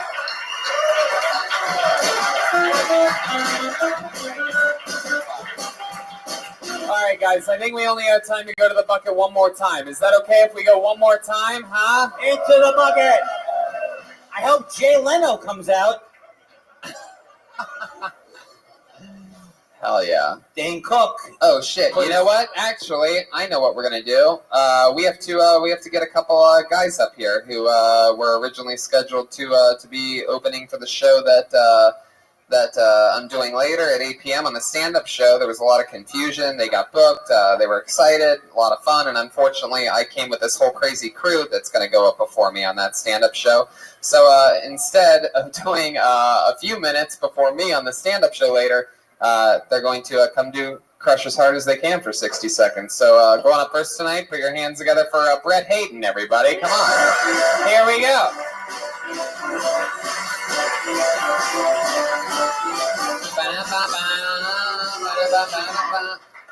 All right. Thank you, guys. 2 weeks ago after a show, a guy came up to me and he said, "Hey, man, you remind me of this autistic comedian." Some of you see it. Fuck you guys. Here was the thing. That was all he said. He didn't give me a name. He didn't even tell me if he liked the comic. He just said, "You remind me of someone with autism," which is less of a compliment and more of a diagnosis at that point. I definitely have autism symptoms, though. Like, if anybody here is single, find someone who looks at you the way I look at anything to avoid eye contact. I think that's how you're going to find love. Some people are afraid of dying alone. Me being so introverted, that would just be my preference. I'm being honest myself. People try to give me advice on anxiety a lot, but 100% of my friends are comics, so their advice just becomes, you should start drinking, or you should smoke some pot. I'm actually a straight edge guy, which means I don't drink, smoke cigarettes, or get invited to parties. Not a good life. I still drink Monster energy drinks, though, which aren't good for you. Guys, have you read the ingredients on a can of Monster? It's just Linkin Park lyrics. There you go. Fuck yeah, Brett Hayden. That was awesome, dude. Hell yeah. Well, that was great. How long have you been doing stand-up? It'll be 5 years next Halloween. 5 years. You live here in Fort Wayne. I actually live about 40 minutes north of Detroit. 40 minutes north of Detroit. Yeah. What brought you down here? You're part of the festival. I'm part of the festival, yeah. Oh, okay. What are you doing 40 minutes north of Detroit? What's that like up there? It's not good. Right. I live in Trump country in Michigan, so it's kind of goofy out there. What was it like to create Facebook? I'll take it. 40 minutes north of Detroit. What's your tap water like? Delicious. Probably, yeah, you can drink the tap water. Yeah. Interesting. You saved my life once, didn't you? Oh, yeah, we hung out after last time you were in Detroit. This is a true story. We hung out. Yeah. And I was on a stool that I didn't realize, and I smoked some pot. I didn't realize the stool didn't have a back. So we're going, and it was a high stool. So all of a sudden, wow. I almost broke my neck. I remember that just because, I'm sorry, the last thing you said, like when you got up, you like almost split your head open. The first thing you said was there was two girls working and they were playing music. And you said, "Who's this artist?" They said, "Post Malone." You're like, "Oh, I want to hear Pre-Malone." See? Right out of the coma, back from the concussion. Always doing this. I love it, man. Well, that's awesome, Brett. Anything else you want to talk about? Any fun facts about you that? I also love wrestling. Wow. Yeah. I actually believe that. Really? Yeah. You seem like you look like a wrestling fan. You seem like the type of guy that would. I don't wish I had anything right now. I set it up like I had something good, and I just simply didn't. What do you wrestle? What do you wrestle with? Your sexuality? I actually have a bit all right. I don't feel good about that one. You've been a wrestling fan your whole life? Pretty much, yeah. Was your dad not in the picture? Raised by a single mom? No, they were in the picture. They took me to a lot of events. Oh, well, didn't you just have everything perfect? Oh, I haven't I didn't realize some people got to have dads and be a pro wrestling fan. That's some bullshit.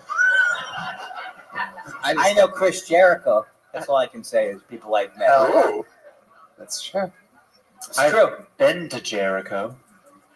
Whoa. Wow. All right. Let's just keep it moving along. Thanks a lot, Brad. Yeah, Brad, thank you you, got a guys. great set. There he goes. Next time I'm around town, Brad, if I don't have anybody with me, figure out something. That's funny. And there's one other guy.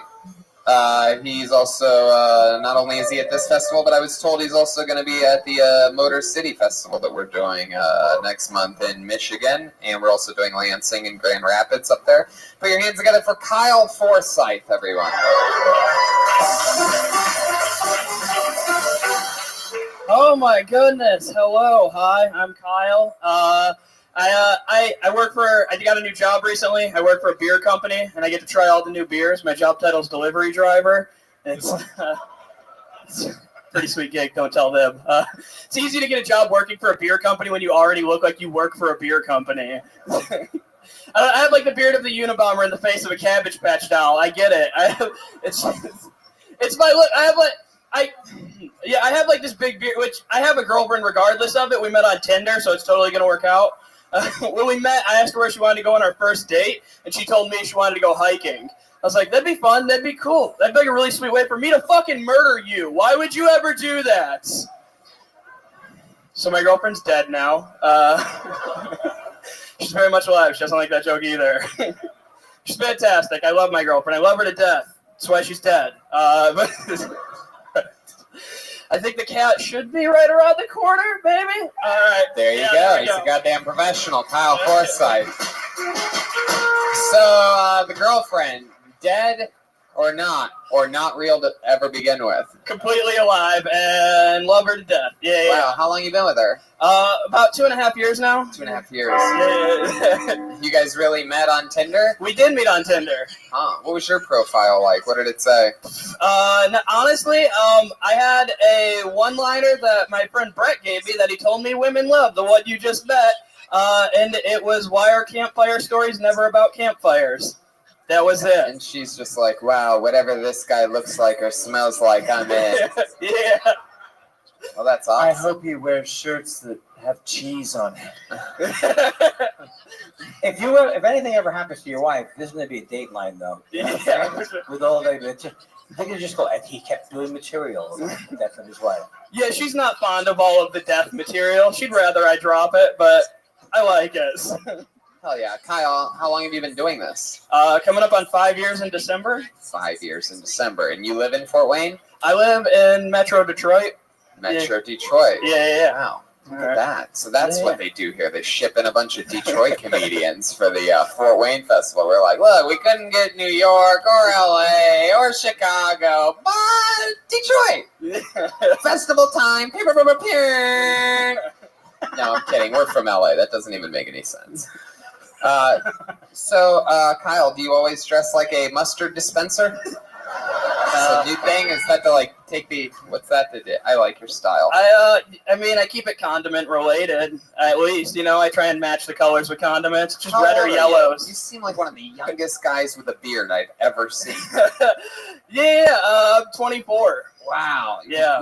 You really have you look like young. You drink a lot of water? No.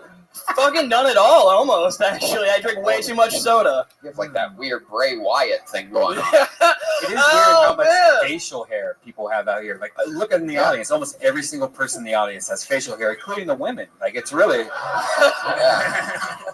I'm taking collections. I need a neck pillow on the fly back, so...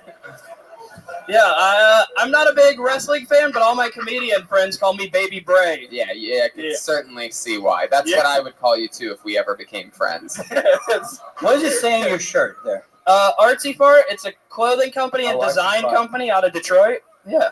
That shirt makes me want to buy clothes. Yeah.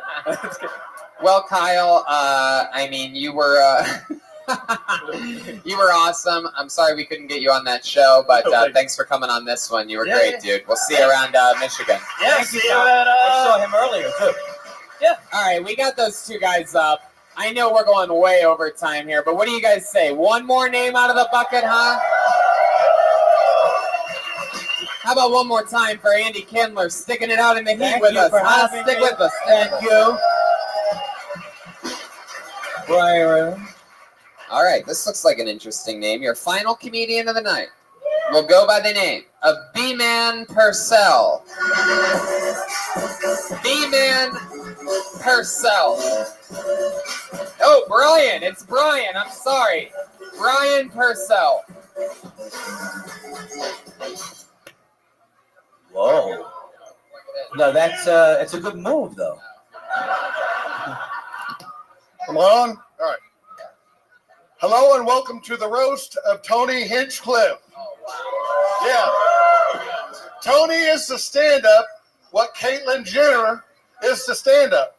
The one thing I can't figure out, though, is between the two of them, why is it that it's Caitlyn that sounds like she still has her balls?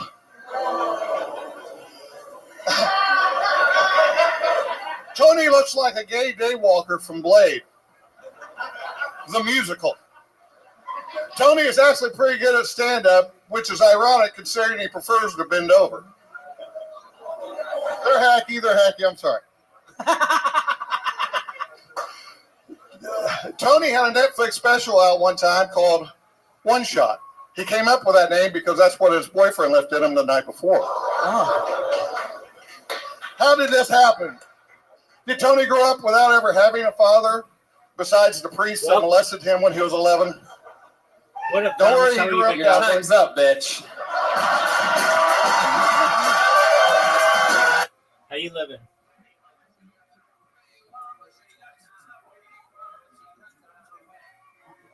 What are you showing me?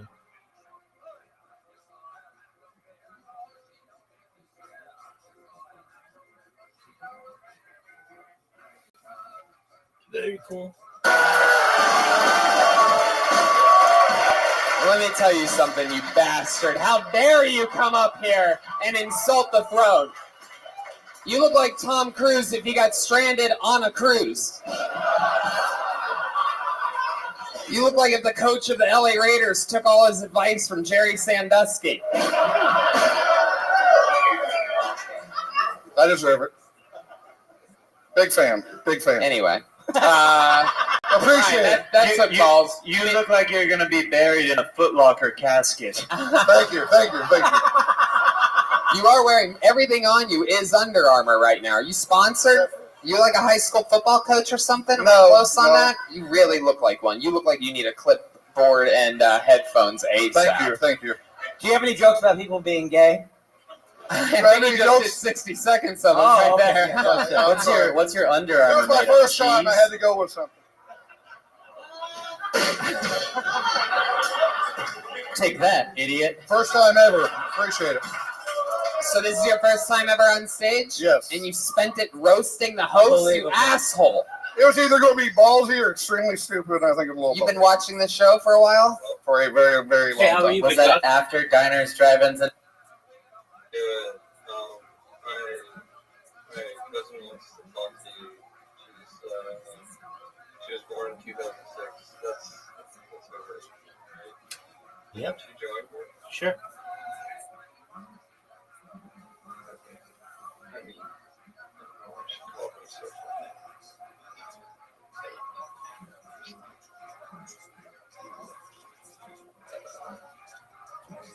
Well, she's the newest member of the server, so she said she's been getting into the show. Maybe you can fix that. Today. Just sweet 2006. Okay.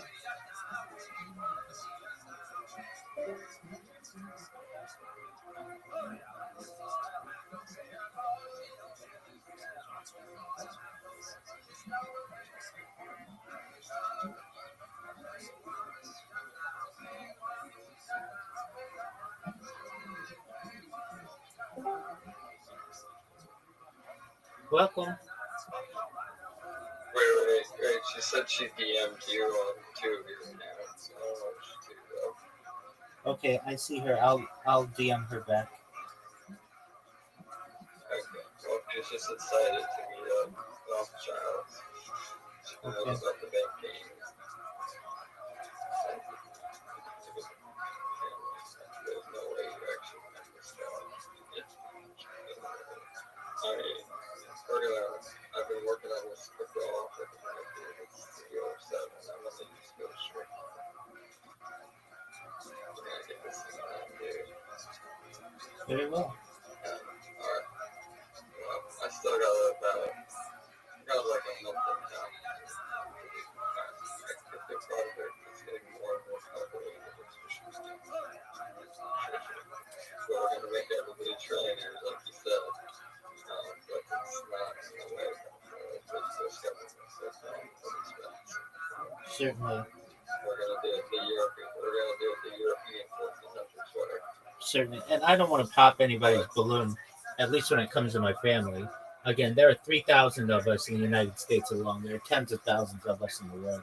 Just like, you may have some distant relatives of the Lindsay family. I don't want her to think that, Jacob Rothschild was my great uncle or anything like that. We are distant relatives, but that's about all. So I just want to be upfront about that. That's okay. I mean, my girlfriend seemed to like you, so I don't see why my girl doesn't like you. Certainly. I sent her a DM, so hopefully she'll get back and we'll be able to connect, okay? Oh, that'd be great. Yeah, I think she just turned 18. She's like, just turned 18. She wanted to lie about her age for her to meet you. Like, I think her birthday's literally March 18th. Oh, okay, wow. Well, phenomenal. Well, I'll be happy to meet her. I told her about you, March 15th or something. She's like, I gotta meet this guy. She's funny. Okay, excellent. Yeah, I mean, I just don't want to interact with children, so I appreciate her patience and waiting. And now that she's an adult, I'll be happy to have any discussion she'd like. She wasn't patient at all. She was begging Well, that's okay. She's now of legal age, so I'll be happy to have any discussion she would like. Yeah, and she's lucky. She's gonna meet you like a couple days after the 18th birthday, which is lucky. In my opinion. I mean, I wish I had I'm 21. Very cool. I don't know. She's kind of shy. She might be like, I don't know. Certainly. You see her profile picture? She's a little bit. That's okay. We're all a little weird. No big deal. I sent her an invite, and I welcome her to join us whenever she has time. She wants to join, but she says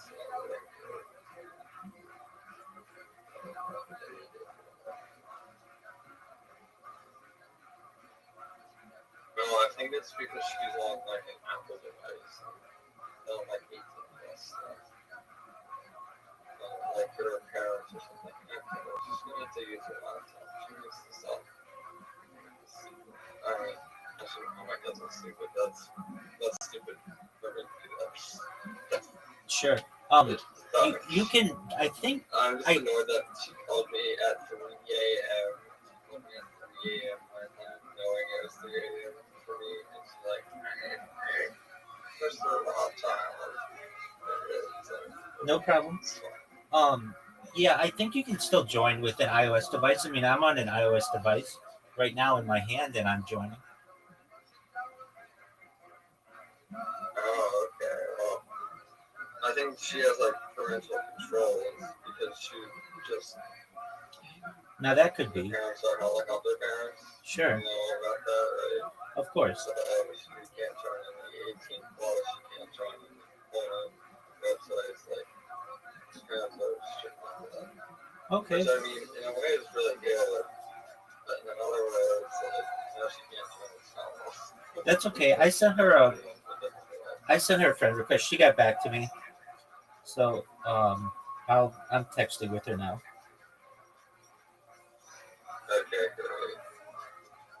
excited. I mean, yeah, you're not related to Jacob, or maybe you don't technically related to Jacob, but she heard about your world peace thing and the instant it was like,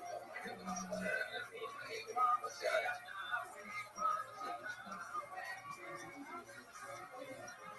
Because her senior year project when she was in school was all about ending world hunger, so you probably.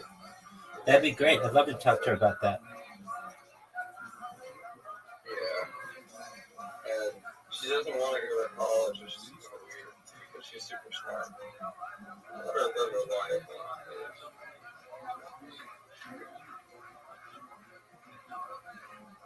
she's a little nerdy too. That's cool. We all are. Nerdy's cool. I'm nerdy, but oh my gosh, like, she's nerdy. Like, you know way more than I do. Excellent. Yeah, I pretend to know everything, but I really don't. She actually knows. Same thing with you, dude. I don't know if I know everything. In fact, there's a saying, with every day that passes, the less I recognize that I know. But with the advancement of AI, we can basically get the answer to anything. Well, see what? Alright, well, I'm gonna go to bed. Hey, you, sweet dreams. Sweet dreams, and thank you for introducing me to your cousin. I'll be happy to meet her. Thank you. Take care. Thank you. You're welcome. Friends and dives. You know it. You know it. And you watch every episode of the show, and you said, this time I'm gonna get Tony. I'm gonna do what nobody's had the balls to do because everybody had the common sense to know it wouldn't work. I'm going to make jokes about surface level things about Tony, and you came in guns a-blazing, and look at you, and look at me. I understand. Instead of disrespecting you by going up here and saying I didn't think I was going to get called up. No, I love that. It was brave what you did on one level. No, and by the way, I'm honored. That's cool that you took the time to make jokes about, shit that people barely know about me. It looks like your favorite restaurant is Bubba Gump Restaurant. You do have an interesting look, Brian. What do you do for a living? I work at Ford. Remember we talked earlier? Oh, that's so right. I listened to you. You were that guy out there. So you drove 4 hours to be here tonight, right? Yes, and I'll be in Nashville also. And the whole doing the Tony material? Yeah, Excuse me? You're gonna roast me again if you get pulled out in Nashville? No, I'll have a new no, what do you think you would have talked about had you not spent your time trying to roast the unroastable? Probably black people, maybe. Oh, Jesus Christ. Hold on a second. Now, it's been a long episode, guys. I did not see that. It's been a long episode. Maybe the Jews and how greedy they are. Yeah, something like that. I have to ask, Brian, you're from 4 hours south of here. What do you think you would have said about black people had you talked about them? I would say I used to have a black friend and discuss some of the reasons why I make fun of black people is because he makes fun of white people all the time, and he thinks he can get away with that because he's black. No. And the truth is, he can. Yeah, he can break me. That's true. He can break me in half. So. All right, Brian. Well, we're running out of time here. Any other cool fun facts about Brian? Not really. I just appreciate the opportunity. You have any kids? I have two in the crowd. My son. We're going to be the first father and son, but people just booed his son. That's. I don't like to see that. If you would have called my son up here, he would have had a much better set and made me look. Probably would have. Is your son actually interested in doing stand-up comedy? I don't know, but he has a hell of a minute, a lot better than what I have. Is that true? It is true. No. Well, you're just gonna have to find out in Nashville. Oh, maybe Nashville. Are you going to see him? You're going to be in Nashville. Am I getting it right now? You're going to be in Nashville, and he's traveling around the country like a deadhead, catching all the shows. Yes. It's interesting. We wanted to be the first father and son, but maybe next time. Yeah, it's not going to happen. We ran out of time, unfortunately. I tonight. appreciate It's the just too time hot. you did give me, though. And we were That's a out of cliffhanger. time. It's a teaser. It's a teaser. That's how it happens sometimes. Will the son be funnier than the father? I Most already definitely. guarantee you he will. But that's awesome, Brian. You know, it takes a real set of balls to come up here and do anything at all. And you probably took that spot from your son here tonight. Probably so. Had you just let him sign up, you would have increased his odds of getting picked. And instead, you got pulled, and you tried to make fun of me. And goddamn, I almost feel bad for you. Yeah. It's going to be a long 4-hour drive home with your balls sticking to your leg. Those Under Armour jogging pants, thinking about what you could have said. Ironically. Rewriting the Caitlyn Jenner balls joke over and over. He's now sponsored by Blunder Armor. Ouch. Under Armour. I love it. Pretty good. All right, Brian. Thank you so much. Thank There you. it is, Brian Purcell, everyone. And that is a hot and sticky episode of Kill Tony, live from Fort Wayne, Indiana at Let's Fest. What appears to be a very fun festival. We're excited about it. We just got in. We're doing a stand-up show that we got to turn and burn around everything for. How about one more time for the great and powerful Andy Kindler, everybody? Thank you. Come on.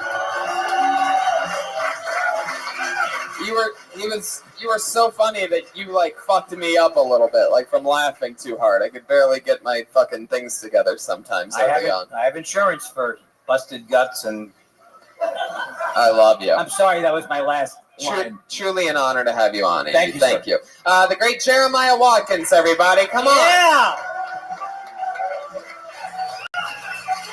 So angelic. Listen to every episode of Jeremiah Wonders. That's one of my favorite podcasts out there right now. He plays a bunch of characters, has great guests on, a lot of fun stuff going on over at Jeremiah Wonders. And how about Joelberg, everyone? Joel Jimenez. It's on social media, mostly sorry. Anything else, Joel? Oh, it's just amazing. I've gotten to meet most of my heroes while half naked, so it's just weird. All right, bye. There he is, Joel Jimenez. We're all doing stand-up in this crazy stand-up show that I'm headlining in whenever they turn this place around and hopefully fix the AC or something, and we'll figure it all out. That was a hot and sticky episode of Kill Tony. Thank you guys so much for coming out. See you guys.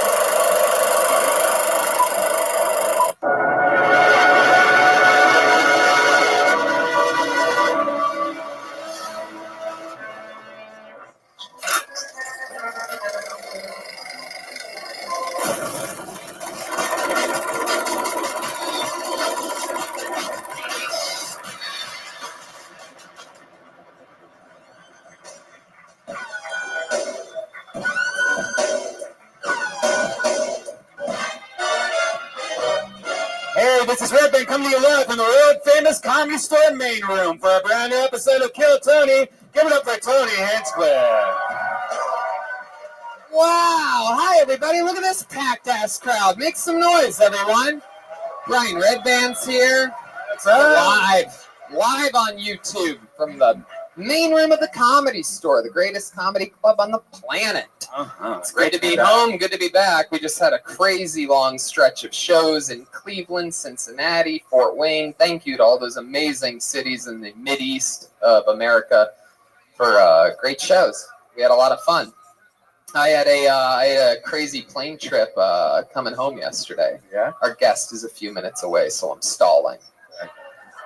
So I'm going to tell you guys this crazy thing. This is a true story. You know this, right? It's unbelievable. So normal thing. We fly all the time, right? It's part of what I do. I've gotten pretty decently good at it.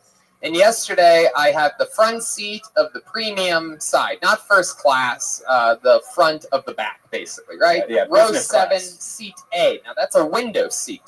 I specifically paid the extra $30 for the fucking window seat, right? Because I know that I'll enjoy it. It was a long flight. It's from Chicago to LA. That's a longer one. Anyway, normal thing. I've gotten good at flying, so I sleep like a baby. I got the big fancy Tempur-Pedic neck pillow, the biggest one possible, like one of those fucking linebacker things. I have the $37 eye cover. It's $37 fucking dollars. Hell Can you yeah. imagine how good it must be? It's basically a Tempur-Pedic fucking eye cover. It's thick. It's crazy. So I'm out like a light for about, we'll say, 4 hours, right? I think maybe anyway, we'll say 4 hours. There's about an hour left on the flight when I wake up. I'm waking up, and I have that gray wall in front of me, so there's really nothing to look at. The little TV monitor's off. Right, so I'm trying to focus my eyes, but there's nothing to really focus on. My window shutter's closed, right? And I look. The only thing I see is I'm starting to like wake up, right? I'm getting crap out of my eyes, and I'm looking down. My thing was on too tight. My $37 eye cover was on too tight. Oh. And I'm looking down, and my eyes start to focus that the guy to my left in the middle seat is texting. So I'm looking, even though it's something I never do. I look at the text message, and it says, "Yeah. Where are you at? I'm stuck in the middle seat between two weirdos." This is what I'm waking up to. Right? So I'm thinking to myself, how the fuck am I a weirdo? Why? Because I was sleeping? Like a baby? Just out like a light? How am I possibly a weirdo? And I start thinking to myself, maybe the guy on the other side of this guy is a weirdo, and he's sort of exaggerating to his friend via text. So I sort of do a lean forward to see what that guy looks like. Fucking badass cowboy looking dude, badass mustache, fucking leather boots, I mean, well-fitting clothes, right? Cool fucking jacket. You reminded me of like the bartender from not the bartender, but the guy at the bar in The Big Lebowski, that cool cowboy motherfucker. You sure you weren't like moaning when you were sleeping? Don't interrupt me here, Brian. Just let the momentum roll here. So the cowboy guy, right, with the beat you just stepped on, isn't a weirdo, right? He's a badass motherfucker. And I'm thinking to myself, I'm a badass motherfucker. This guy's totally in the wrong. He's a fucking weirdo, right? But then I became sort of a weirdo because I kept looking at everything he was doing on his phone after that. I couldn't help myself. If the first thing I saw was that I'm a fucking weirdo, what else is this guy talking about? And he's going from one text conversation to another, and I see 2, 3, 4 text conversations all about how he's in between two weirdos. Different people. This guy clearly has had his Wi-Fi bumping for 4 hours that I've been asleep, right? And he's just going from one conversation to the next, and I keep watching. He goes, "Yeah, the guy to my right on the window seat has the window shutter closed. What a weirdo." And another conversation. He goes, "Yeah, the guy to my right has the window shutter closed. He must be afraid of flying." And all this is happening. I'm thinking to myself, you know what? Fuck this guy. I'm going to keep the window shutter closed the whole time. And I look over again. And what do I see him text? His one friend from probably down on land goes, "Where are you at? Do you know?" And he goes, "I think I'm flying over the Grand Canyon, but I wouldn't know because the weirdo next to me has his window shutter closed." Finally, I'm like, you know what? Oh, I want to say something, right? I want to say something to the fucking guy. I want to go, "Who the fuck do you think you are?" Right? And I know that I can't do that because that's just going to end up 2 guys in the front of the plane going, "You're a fucking weirdo." No, you're a fucking weirdo. So instead, what I do is I reach forward nice and slow, and I grab that window shutter by that little bottom part, right? And I slowly start to lift it up. And as I get it just barely up, I put my head right in front of it like that.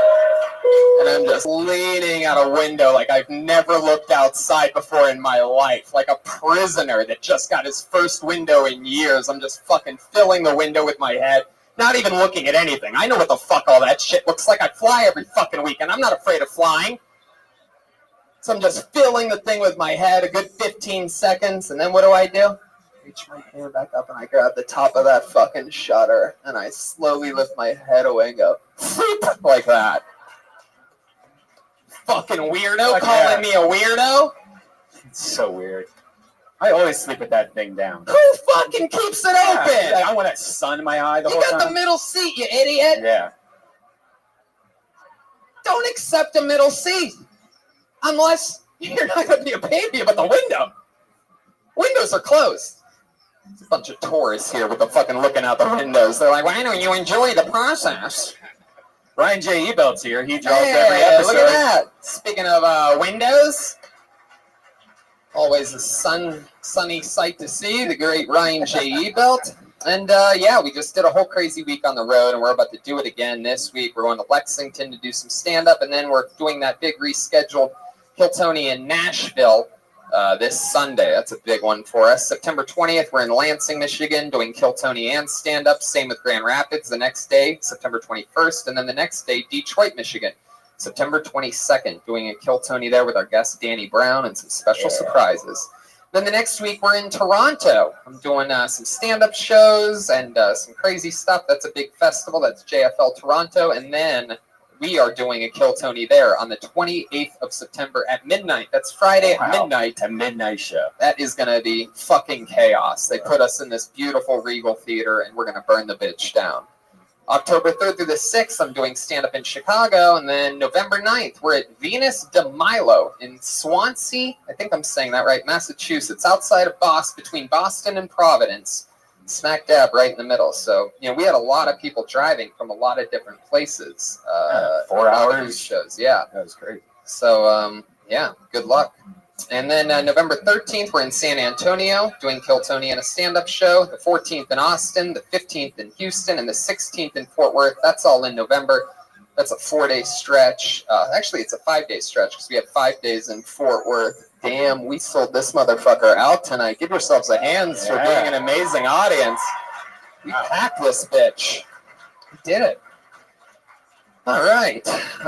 So, yeah, there's a bunch of Kiltonys happening. Thanks, everybody, for watching on YouTube. We're live on YouTube, our brand new home. We we are perhaps what we would call the last to the YouTube party.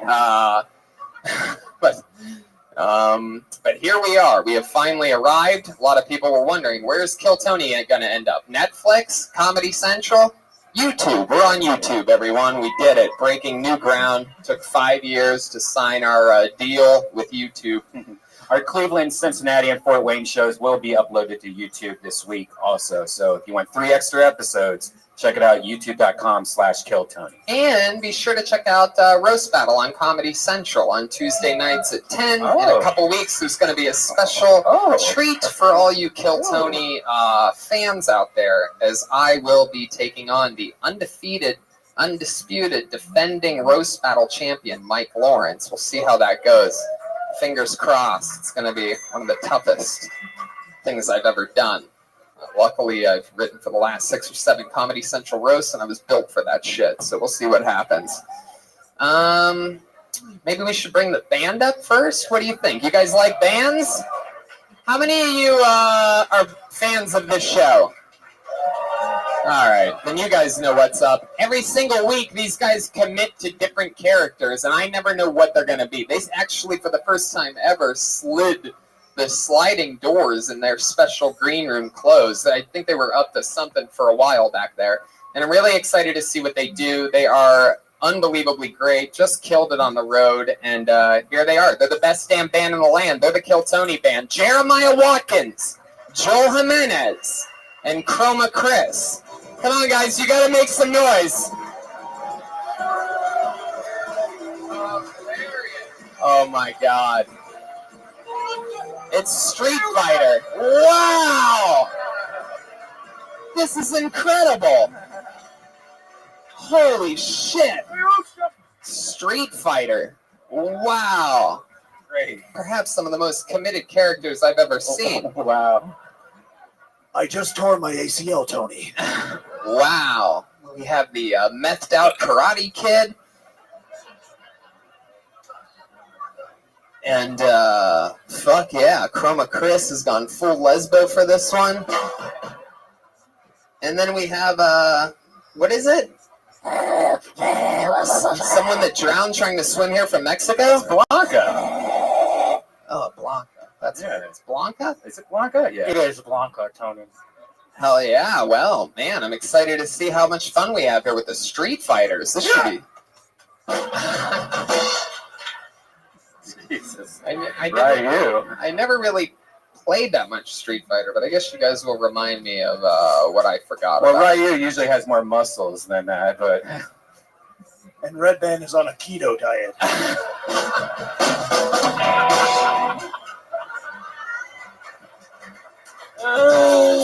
Wow, the Street Fighter versus the Meat Fighter over Oh, here. I like that.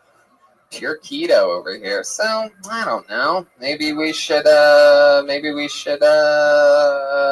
explain the show a little bit more. Another few minutes. Josh, can you hear me? Josh, can you hear me? God, I can hear him talking back there. That he can't hear me because he's talking about something. Anyway, so we have a fun show here. This isn't even everything. It's not over yet, people. In fact, we haven't even begun. Over 40 or 50 comedians signed their names for the chance to do 60 seconds on this stage tonight. You know their time is up when you hear the sound of a kitty. That means wrap it up then, or else you're going to bring out the angry West Hollywood bear. Man, sounds furious tonight. And then we interview you and talk with you about your life or anything else that's going on that we might find interesting about you. What does that say? Oh, okay, perfect. What do you guys say we go through one before our guest arrives? Would that be okay? Yeah. See what happens? It's like a Kill Tony Road show. No guests. Well, we did have Andy Kindler on that Fort Wayne episode, and let me tell you something. So Holy shit. That fucking guy's hilarious. Make sure you go back and listen to Fort Wayne. If you like jokes, you'll love that episode.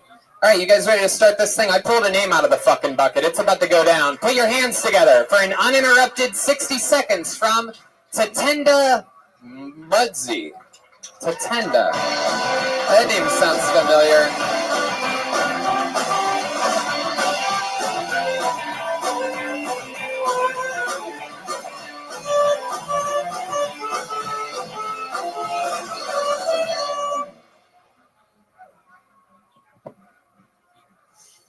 Hello, hello.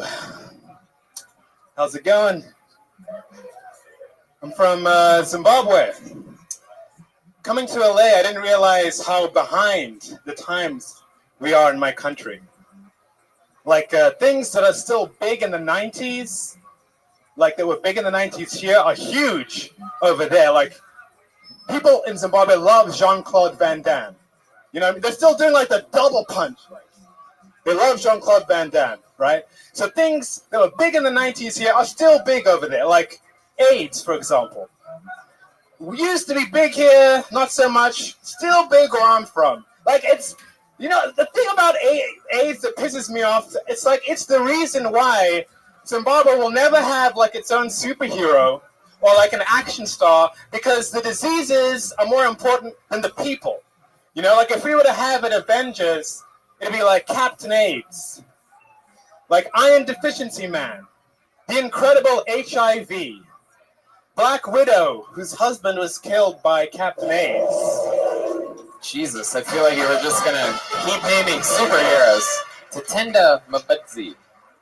So, who is the most famous person from Zimbabwe? Probably me. Really? No. There's a singer, Oliver Mtukudzi, who's pretty famous. Oliver Mtukudzi. Yeah. I wonder what his music there's like, what's his music sound like? Is that him? Honestly, I couldn't tell you. No, there's Denai Guerrero from Walking Dead and Black Panther, and Tongai Teresa from the Jim Gaffigan Show, and Do people watch TV a lot in Zimbabwe? Is that a popular thing? Yeah, they Is do. it mostly American TV or? It's a mix. There's American TV, a lot of British stuff, a lot of stuff from Canada for some reason, and I know. Probably And 'cause it's cheap. yeah, probably. There's some like African shows At any as well. given time in Canada, it's just 4 channels of those wacky bench moving shows, like, you know. It's like, whoa! People like slipping on banana peels and shit. Sure. Anyway, you always wear your sunglasses on your collar like that? Looks pretty Apparently, it just kind of happens. Sometimes I do that. How long have you been doing stand-up? About 7 years. 7 years. Yeah. How much here in LA? Probably like 6 months between the time, because I was in Zimbabwe for a while making a film, and back in I was in New York City doing some stand-up, and then back in LA for a bit as well. How old were you when you moved out of Zimbabwe? 18. What are some of the scariest animals that you've encountered in Zimbabwe? They have crazy animals over there, like No, I mean I live in the suburbs, so not really. You lived in the subway? Suburbs. Oh no, we don't have a subway. That's Not even the sandwich shop? No. Really? That's an American chain. It's global. I mean, probably not in Zimbabwe. I know you guys probably have like food shortages and everything, so it's probably hard to upkeep a Zimbabwe there. Hey, look, everybody, it's our guest, Russell Peters. Wow! Hey, fuck yeah! Hi, Russell. Hey, what did I miss? This is Tatenda. He's from Zimbabwe. Hey, Tatenda. Hey, how's it going? Nice of you to attend. There we go. Russell's right in. Didn't miss a beat. You're all caught up. We were just talking about crazy animals in Zimbabwe. Well, it's Africa, so you probably got the big 5. We have the big 5, but like I said, I have a big 9.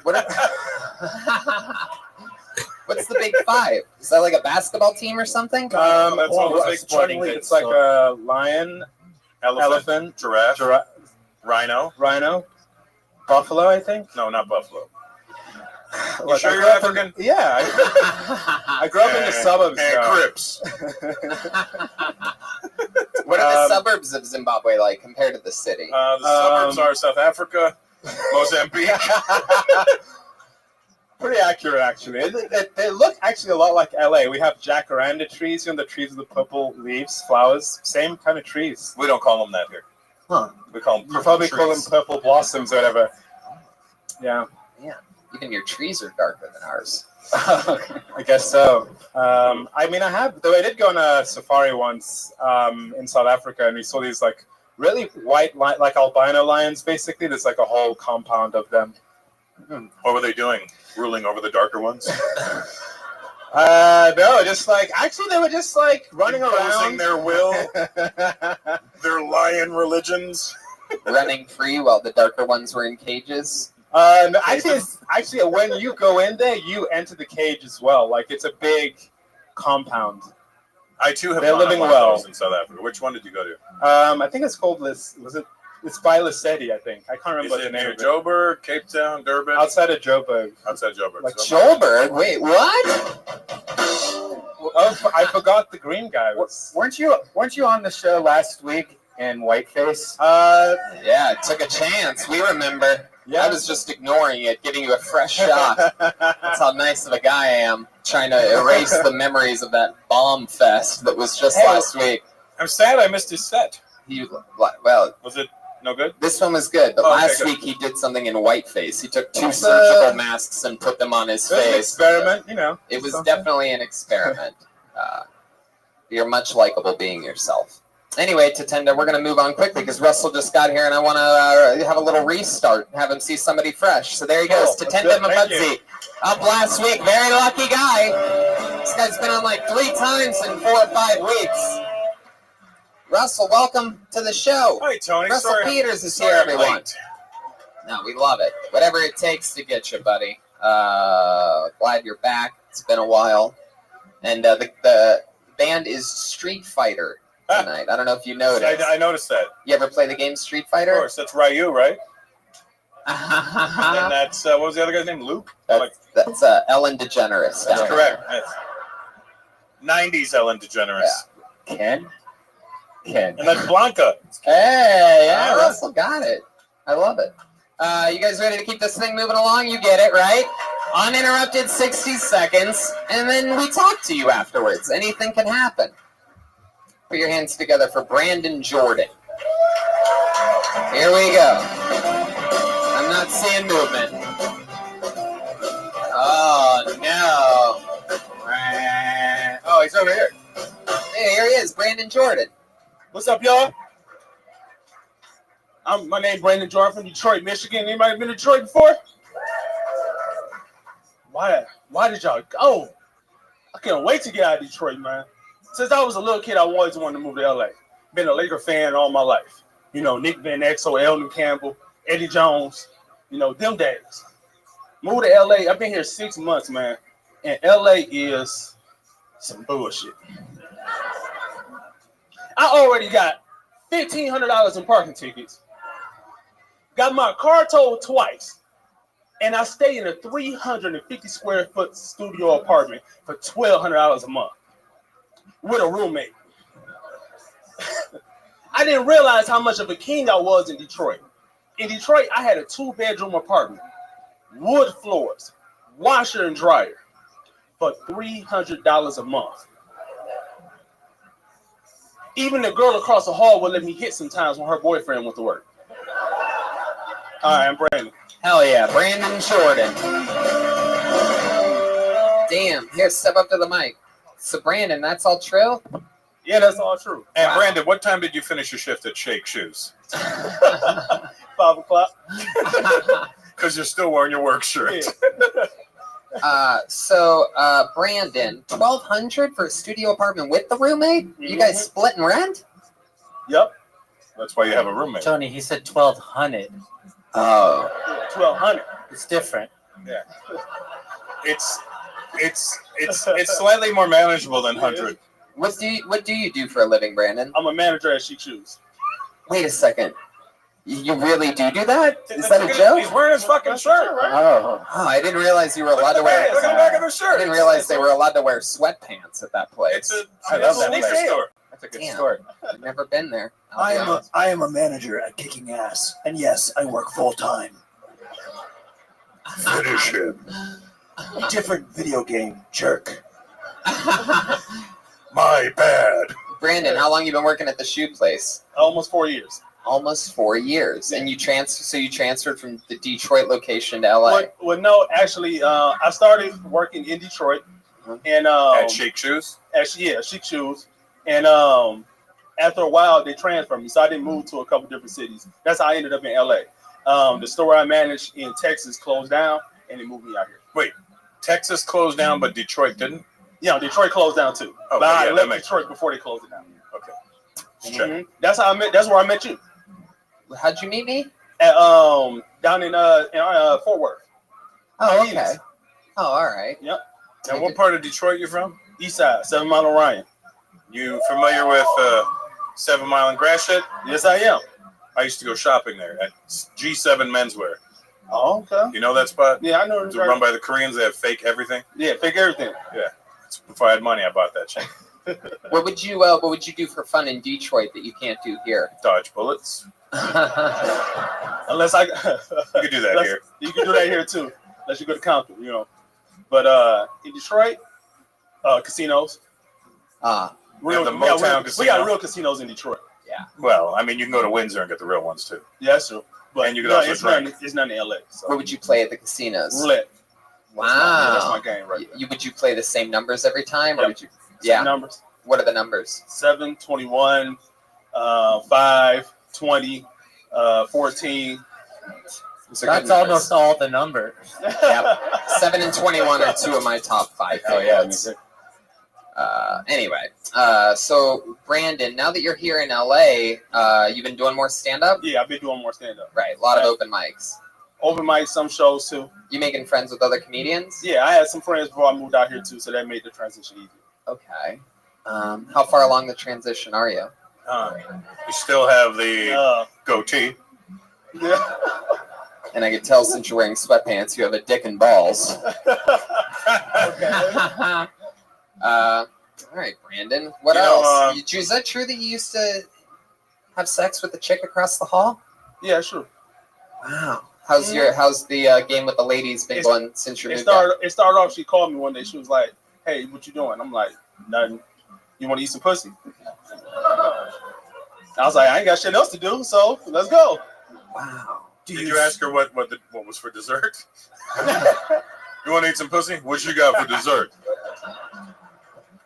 Man, because I'm lactate intolerant. That's crazy. Because she was lactating. How did she have the titties? How did she have your number? Oh, she actually worked for a similar company at the time. I was working for Little Caesars at the time. Lucky. And first of all, I didn't know you had all these great corporate jobs. But I didn't have about over 30 jobs in my life. But so you worked at Little Caesars, and she was hot and ready. And $5. And so she worked for another company. But then he turned it down and said, "No, I'm more of a meat lover." Ryu is throwing shots from right. I do not trust a man who lays with another man's wife. Was she white or black? She was black. She was black. And then you went over there. Damn, Aphrodite's in the house, just cheering for random things. Angie Stone's happy. So you went over there, you ate her pussy. Mm-hmm. How long would you say you ate it for? Probably about 10, 15 minutes. I like eating pussy. So. And then what happened? Mm-hmm. You ate it for 10 or 15 minutes. 10, 15 and then what? Did you let her? What? Oh, did not hit. Oh yeah, you gave her your city. Yeah. And then after, did you say, "Did I do that?" What did her husband do for work? Do you know? I don't know. I never even met him. Really? Never met him. But he lived across the hall too? Across the hall. I used to see him. I see him walk past, but I never really speak to him. I bet. You should have just walked up to him and burped in his face. That smells familiar. I can't put my tongue on it. Hey, my man, I want to holler at you.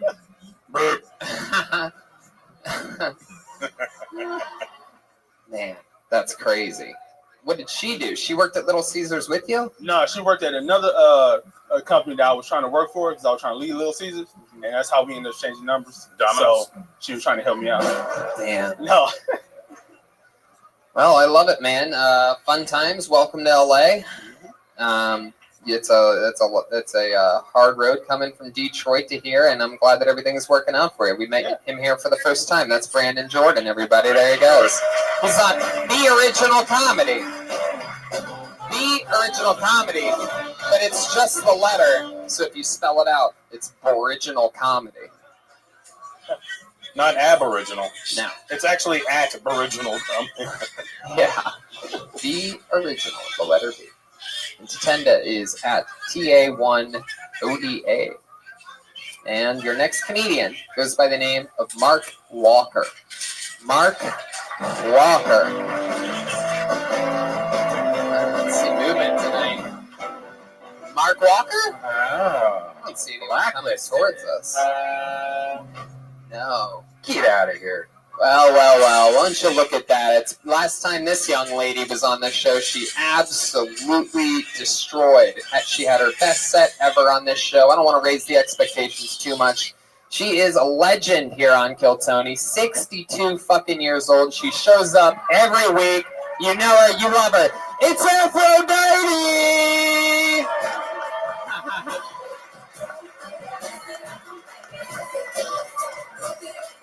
Come on, make some noise, everybody. Aphrodite!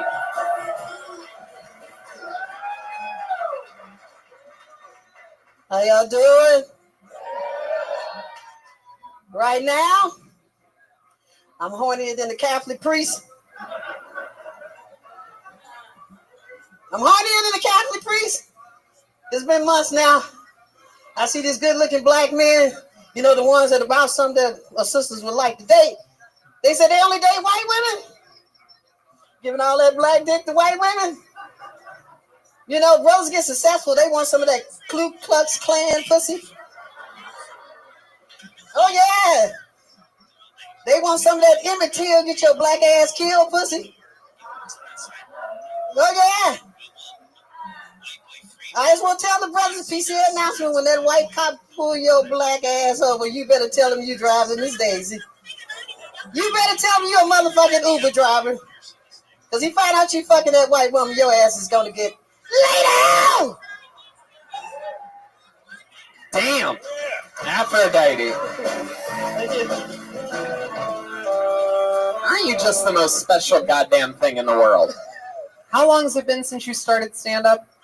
Almost 2 years now. 2 years, and you've been doing this show off. You've been signing up off and on for 2 years. Yes, almost. And you are a perfect example of someone that we have literally only watched get better. It is one of the coolest things, you know. Just working beats. You started this late. You're having fun with it. You're showing up. You're learning. You're listening. You know, you're having fun with it. Always smiling every damn Monday. Oh, wow. And it's just so cool to watch you, you know. I mean, you were working beats up there. You know, it wasn't necessarily, you know, a slaughter fest, but there you are trying new stuff, taking chances, and doing it all with that sweet, sweet fat ass. Look at that fucking thing. My God, I just can't help myself. I just want to know all these young people. I'm tired of these young motherfuckers. They ain't got all their ass.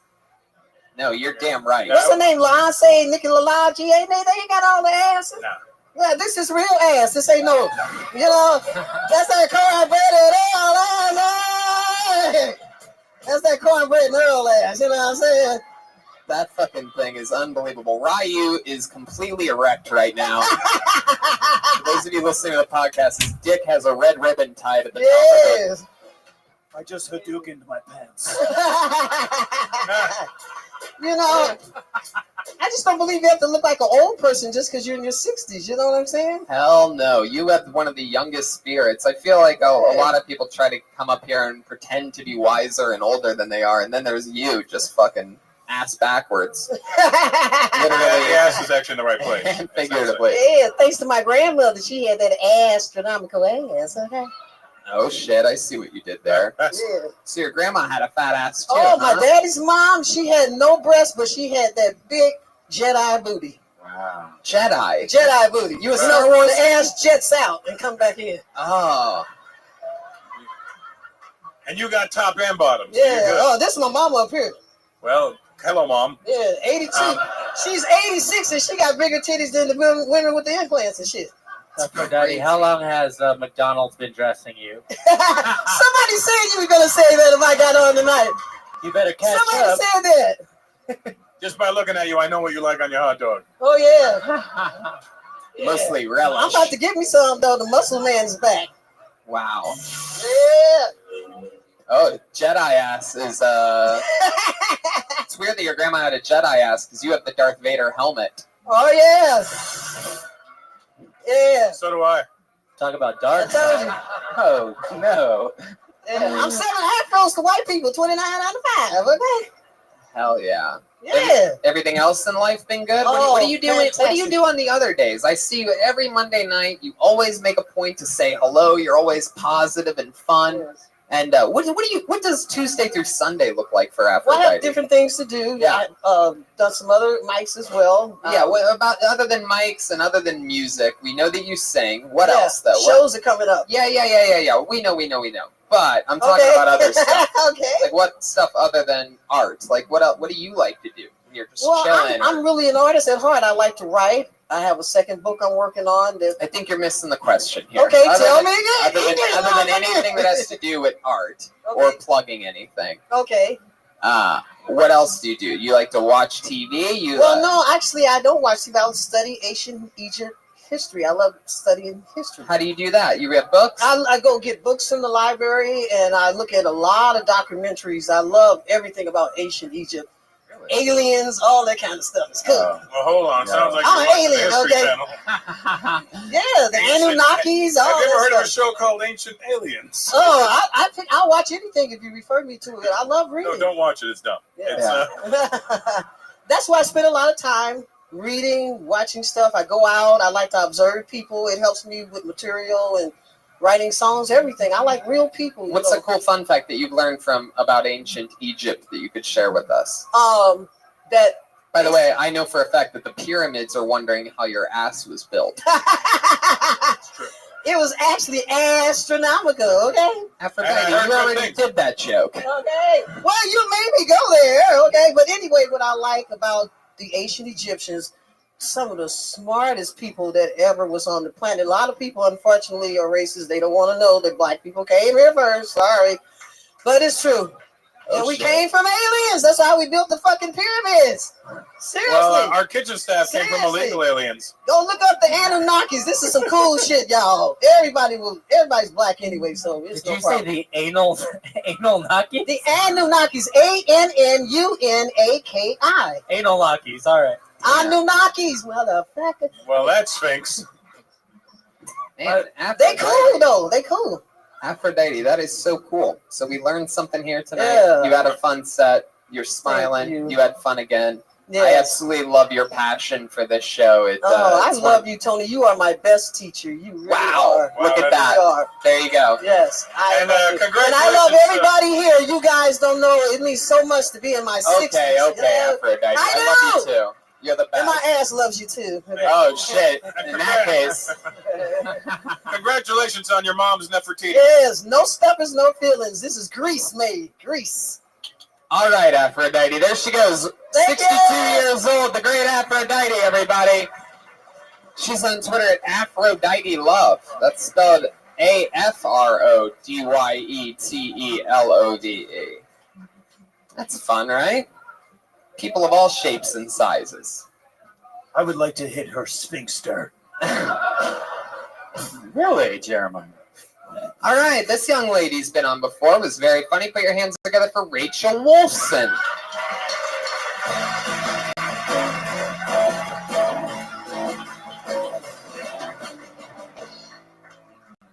What's up?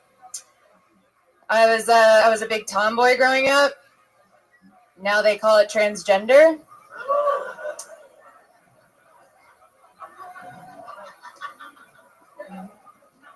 I feel like my mom made my sister and I ugly on purpose because that was her form of birth control. Like I was completely unfuckable as a child.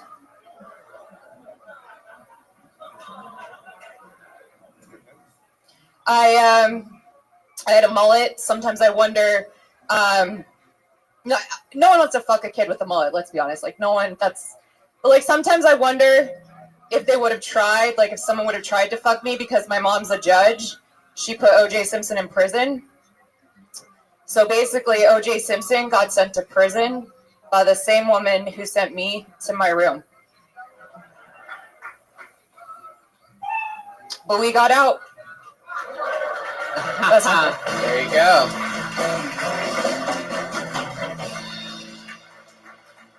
Man, that's crazy that your mom's a judge. Yeah. Vegas? Born and raised. Judy? Jackie. Judge Jackie. She's like the Jewish judge. Judge Judy. They can't get much Jewier than Judge Judy. She's like younger and more boneable. So she really doesn't like baloney. I'd bone Judy. If I remember correctly, she ran the O.J. Simpson trial. Is that right? She put him in prison. Yeah, put him in prison. That's sweet. Yeah. She definitely just said that during her set. Nice. I wasn't paying attention. It's okay. I like your style. You remind me if there was a female Silent Bob. Thank you. He made a lot of money. Yeah, he did. That's one way of looking at it. Fuck yeah. He made a lot of money. And so how long have you been doing stand-up? Almost 2 years. All here in LA. Correct. How old are you? Old enough to know better. Wow. I'm 31. Okay. Sly answers from Rachel today. What do you do for a living? Right now I'm looking for another job. I'm like professionally looking for another job. Okay. There you go. No, I smoke weed for a living. Wow. Cool. I street fight to the death. Yeah. Didn't I see you couldn't get into like a club recently because you had like a jar this big in your purse? Vegas, yeah, like Vegas is not like always 420 friendly. I tried to get into the club. The guy checks my bag and he's like, "Nope, that's not allowed here." And I was like, "Fuck." I was denied. I was like, I didn't want to be. It's not my scene. I don't want to be here anyways. What club was it?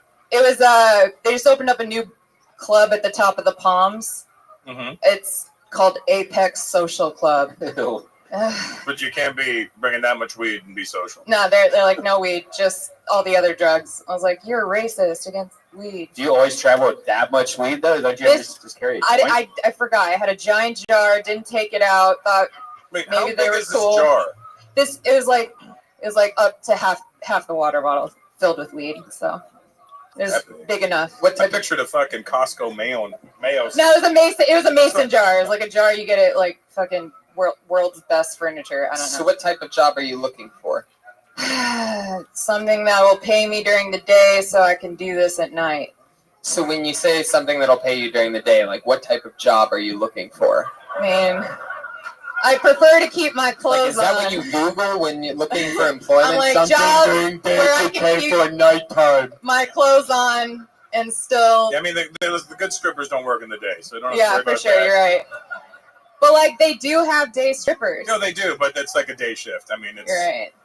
You don't think I could get the day shift? I mean, do you want it? You're the. You're right. I want to judge. make money, but I can't be a day stripper. Yeah, it's you get to sit in the C-section. It's all nice. I don't want to be. Yeah, I don't want to be a second string stripper. I want if I were to. So, like, what type of job might you be looking for? I guess a serving job, something. How about like in the entertainment business, like there? I would like to get like a writer's job, like in a writer's room. I'd like to get in a writer's room. I would give it some time. Yeah, let's go back to the possibility of serving. So, have you applied anywhere? I have. I've applied. I've reapplied to a job that I no longer work at. Like that's how I was like, maybe they'll let me come back and forget. No, the coffee bean never forgets. I'll try Starbucks. Were you fired from that job, or did you quit that job? The one that I you fired reapplied myself. for. Yeah, no, I just like I'm not gonna come back for like forever until I might need to come You back. took a leave of absence without telling them. I Basically. took is it a sabbatical? A sabbatical. Yeah. Man, If you're gonna be a writer, you're gonna need to know sabbatical. Yeah, I think. it's gonna be a sabbatical. What about working at a dispensary? I was working at a dispensary. They cut my hours. I was like, that's not how it's supposed to work. I bet that's what everybody that gets their hours cut at a dispensary says. People at McDonald's that get their hours cut say Yeah. the same thing. I'm like, what? What about like McDonald's or Burger King? I'm overqualified. I should just lie. I mean, you don't look 31, so you could like just be like. I still have time. There's Yeah. still hope for me. Yeah. IHOP. Yes, What about there is. IHOP? Yes. IHOP. Here's the thing: you want to go to places where you're going to meet people. IHOP is where I IHOP's should a go. good place because that's where like a lot of people go and they think it's under the radar. Are those the right kind of people I should be meeting? The I IHOP? don't go there. I do go there. I too live in Vegas, by the way. You too? What part? In Henderson. Oh, weird. I've heard of that place. I live on the other side. Summerlin? Yeah, In the better that's part of my town. hood. You're in the better part of town. Yeah, for sure. What is your professional judge mother think about your lack of focus in pot smoking? Because to be honest with you, I'm very disappointed, and I just met you. Listen, you should call my mom. She would share the concern. I feel the concern. But Isn't weed supposed to make you focus? But not Yeah. as much as she smokes. She smokes from like when she wakes up to goes to bed like all I day mean, long. I had only 3 joints today. I'm fine. When do you start? The second you wake up? Not today. It depends on the day. Some days I smoke more. Some days I smoke less. Some days I have just 1 joint. Like, I think people think I'm just like chiefing all like 24. You know, Red Band thinks I am. It's just, I mean, this you girl call it never puts down the chiefing. pipe. Okay. Chiefing. I don't smoke. I don't know. Oh, you've never smoked weed? I did. I didn't like it. Okay. It wasn't for me. I feel like It's not that I'm against it. It didn't work for me. I like cocaine is alcohol. cool too. I'm a jerk. I like alcohol. What do you want from me? Yeah, Russell went the more whole like career direction. Stupid, right? I know. All right, Rachel. Well, we'll get an update next time you're on. Fun stuff tonight. There she goes, Rachel Wolfson. She's on Twitter at Wolfie Comedy. All right. We're having fun. Ryu, how you doing over there? Good. All right. It's ladies' night here on Kill Tony. Put your hands together for Veronica Kwiatkowski. That's definitely a new name. Here she comes. Look at that.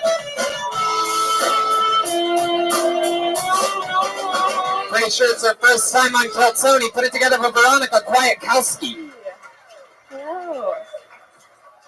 Are you guys all familiar with the popular poultry franchise Hooters? Yeah? Okay, so get this. Apparently, to get hired at Hooters, the way that it works is you go down there and they have you stand right up against a wall. And if your boobs touch the wall before your nose does, then hooray. You're hired at Hooters. Which is cool. It's kind of like their way of saying, Hooters, we don't hire Jews.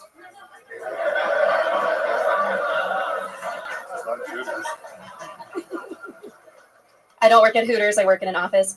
And it's like a pretty standard office job kind of setup. Like I just sit in a cubicle and like use the word bandwidth a lot. I know the cubicles get kind of a bad rep, but honestly, I don't mind it at all. Like I actually can't think of a more perfect place to just sit and silently cry between the hours of 9 to 5. But it's okay because I keep a cup underneath my face to kind of collect all the tears. And then I use that to water the plant at my desk. Visionary, I know.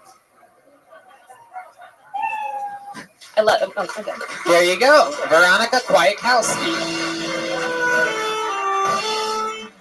This is your first time on the show, right? Yes. How long have you been doing stand-up? I'm in like year 2. Year 2. Yeah. All here in LA? Yeah. This is where you're from? I'm from San Diego. San Diego. How long has it been since you moved here? I've been here for 6 years. I went to school here and I just kind of stayed. Where'd you go? UCLA. What'd you study? Economics. And what do you do now? What did you say you do? For a job? Yeah. I write podcast ads. You do what? Yeah, I write. Have you ever written one for Kill Tony? What's that? Have you ever written one for this one? No, I don't think you're on our network. But What's your what? Oh, No, you sorry. must not have for Hims. Yeah, you must not be working with ZipRecruiter for I do, Hims.com, yeah. Blue Smartest way to Apron. hire. Oh, you do work with them. Well, so do I. yeah, I work at Stitcher, and then we just all the ads that come in. Oh, I like Stitcher. Yeah, Very cool. yeah, it's fun. That's good. Just making sure you weren't hating on No, not at all, not at all. Anyway, that's Trending interesting. tags You write them globally because they the sort of last say 60 put it in minutes. your own words, right? Yeah, they'll send us stuff, and we just try to make it like as not bad as you can. No way. And sort of give guiding That's questions amazing. to help people ad lib because a lot of posts are not funny. A lot of podcasts are. Right. That They're is great. fucking amazing. Yeah, I know. Yeah. Thank you. I've been You doing guys this do for a great over job. 5 years. Yeah. Thanks, Veronica. I really needed your validation. You know, you're welcome. I think you're doing great, Tony. Thank you, Russell. I like your pants. They are good you. for fighting. Thanks. Trending tag. They're very airy. Is now have you ever tried to get a job at Hooters Hashtag before? Is that viral, right? like something that's real about the nose? And I tried. That is so fucking funny, man. First time I've ever tried it on any of these fucking Are you platforms Jewish? in my entire fucking life. What do your parents do? My dad's a psychiatrist, Oh, keeping in the Jewish fashion. yeah. My mom. What's doesn't going work. on here? She's thriving. All right. Yeah. Is your dad Oh, they Polish? got- Yes. Oh, did Like they give real or Yeah. like American? We were like Holocaust escape Polish. So not really. Yeah, no. Does he try to be your psychiatrist and solve your problems a lot? Kind of. Yeah. Is He that actually- annoying? Does he always have you lay down on the couch and shit? Yeah, my house is just couches. That's all it is. We don't have a floor. Man, Just couch to couch. They still live in San Diego? They do. Yeah. Does he still practice? Yeah. Is he getting better? I'm not sure. What do you do for fun? I like to watch TV. Right. Wow, cool. Interesting. Sorry. So I like to watch TV. Do you have any hang out. special skills or hobbies or talents or anything like that? I'm really good at jigsaw puzzles. Yeah. First of all, I'm getting hard. Go I on. know. I just outed myself as having no friends. Jigsaw Yeah, puzzles. I have no friends at all. I just sit at home and I. Do you live by yourself? Yes, with my Wow. puzzles. Do you have any cats? No, I don't. No pets? No pets. How about a puzzle of a cat? I should get one. If you had to guess how many puzzles you do a year, what would that number be? You seem puzzled by this. Just take a guess. Ballpark it. 20.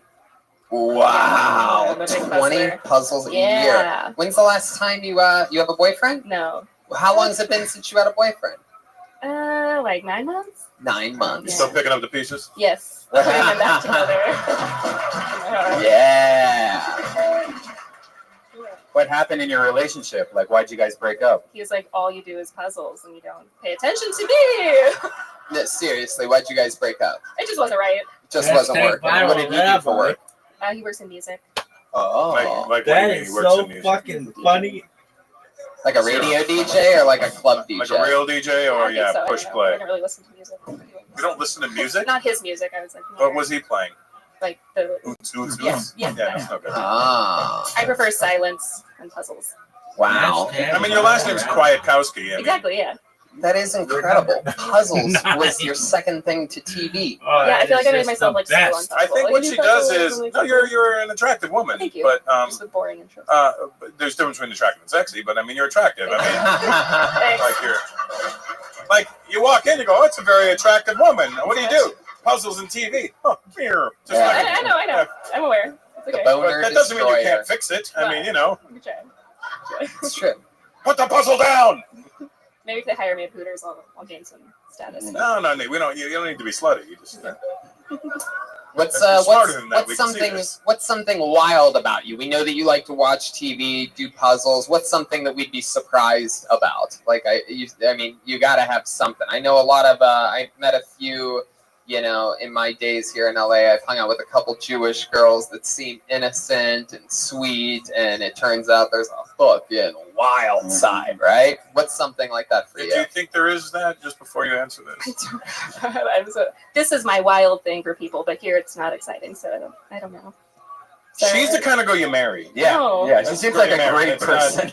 That's not like. Are you kidding me? I'd kill myself after 20 minutes. I'd be so fucking bored. I know. You would actually kill Tony? You're crazy. That's like the kind of girl you look for that you never find, you know? Yeah. That's the kind of girl you look for, right? And she registers at Hobby Lobby. Love it. Well, Veronica, it was very nice to meet you. There she goes. Her first time on Kill Tony. Veronica Kallday. Kallday. All one word. All right. She's cool. Oh, look at Brian. I'm getting the last word on Veronica. I don't know if you heard me the other night. I said she's cool while you were walking back to your birthday seat. the other day, wasn't it? Yeah. Yep. All right. This looks like another new name. Put your hands together for Corina Segun. Seguna? Corina. If there's a Corina, it's you. Here she comes. All women. One more time for Corina, everybody. Hey, what's up? I'm really stupidly insecure about some shit. I don't like dancing in the club and a song about a big butt comes on. Anytime Sir Mix-a-Lot comes on, I'm like, it seems like a good time to go to the bathroom. Because the minute I do this, some guys will be like, hey, sit down. This song is not for you. I'm like, you know what? I'm checking what my mama gave me, you know? He's like, well, your mama's stingy.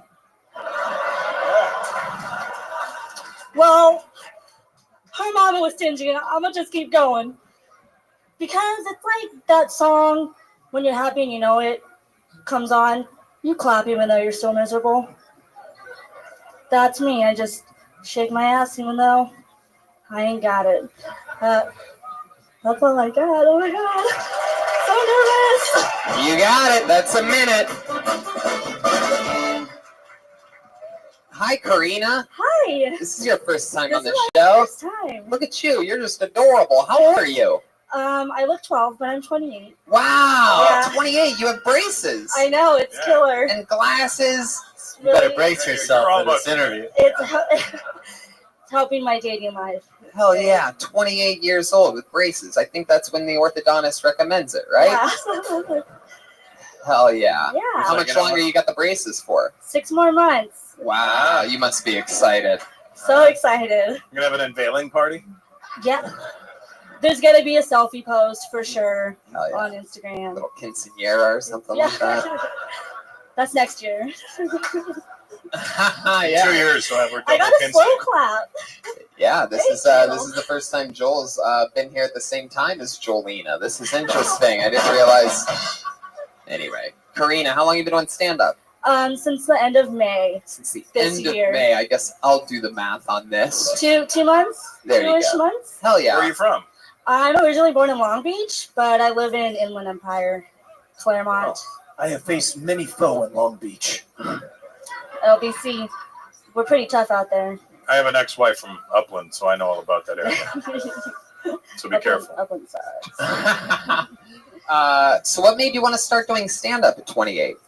Well, I usually bartend, and I got some good You look like material the with- bar. I know. A bar? What's the skinny on that? Wow, I didn't get that one at all. You look like the bar. What was that? Can you explain that for us? Well, she's skinny. I thought a bar. Oh. And then I asked, what's the skinny on that? Wow. And then, wait, I think he's getting boozed. I don't know. No, I did not hear booze. This is the guy that started his career with his own chant. Funny, you come to this. Hey, you got booze from the bartender. Hey, look at that. It came full circle. Like a bar. Anyway. Wrestle. Karina, what do you do for work? Well, I'm a bartender. Get the fuck out I of know. here. What? Hey, you're built like the bar. I know. What's the skinny on that? Hey.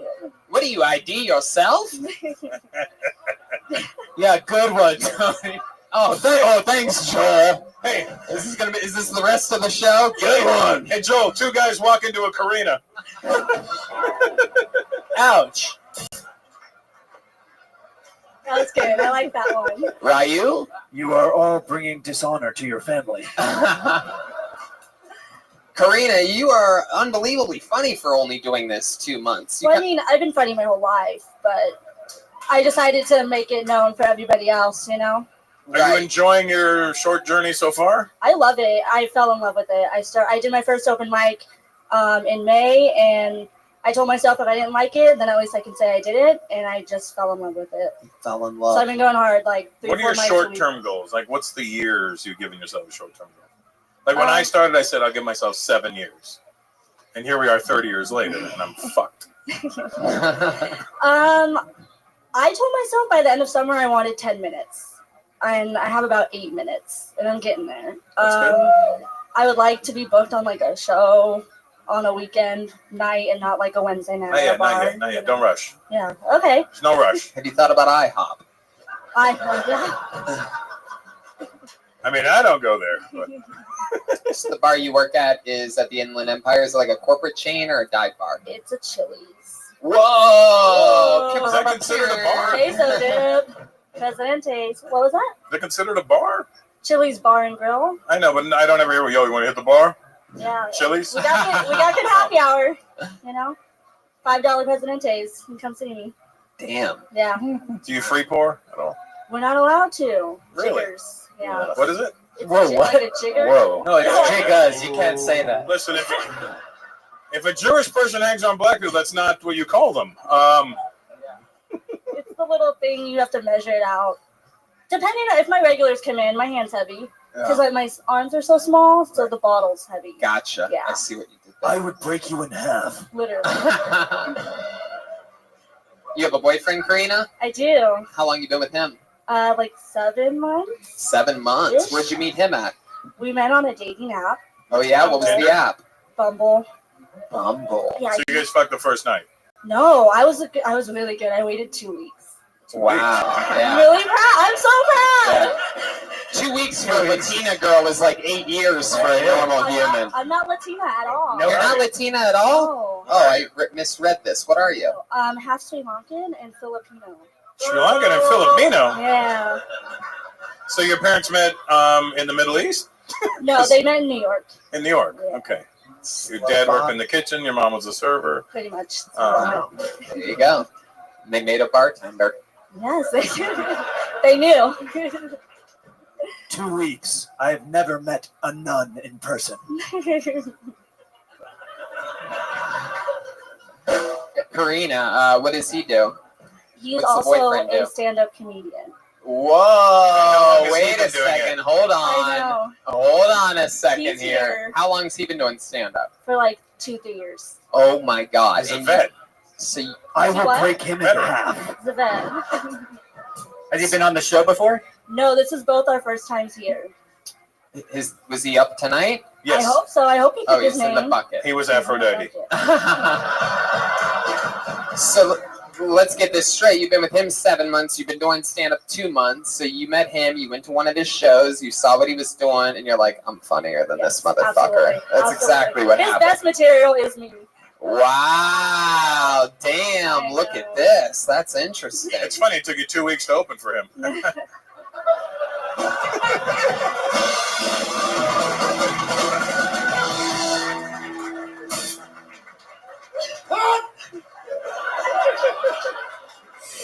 He's from the Inland Empire too? Yes, he is. Yeah. Wow. How long of a trip did you guys have to make tonight? What is that, like an hour? Yeah, about hour and a half. Wow, hour and a half. And he's been doing it 2 or 3 years, and you've been doing it 2 months, and you had a good set. I'm sort of interested to see if this guy can follow you. Should we bring up her boyfriend and see? All right. Why don't you just give him a proper introduction? Put the mic back in the mic stand and bring him up, and we'll get 60 seconds. There you go. One more time for Karina Sagan, everybody. All right. Put your hands together for the Fresh Prince of Egypt, everybody. Yeah. Joshua. Joshua. There you go. Wow. You know what's hard about having a lisp? Is you try to think of words to say that don't have S in them at all. But you're put in situations sometimes.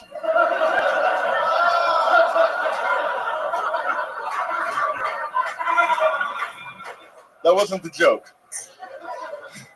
Like for me, I'm not scared of spiders and snakes.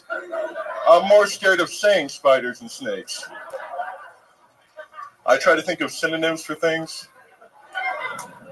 If you think of a synonym for synonym, let me know. For me, it's never a sofa. It's always a couch. I'm never soaking wet. I'm only covered in water. I don't have sex. I make love.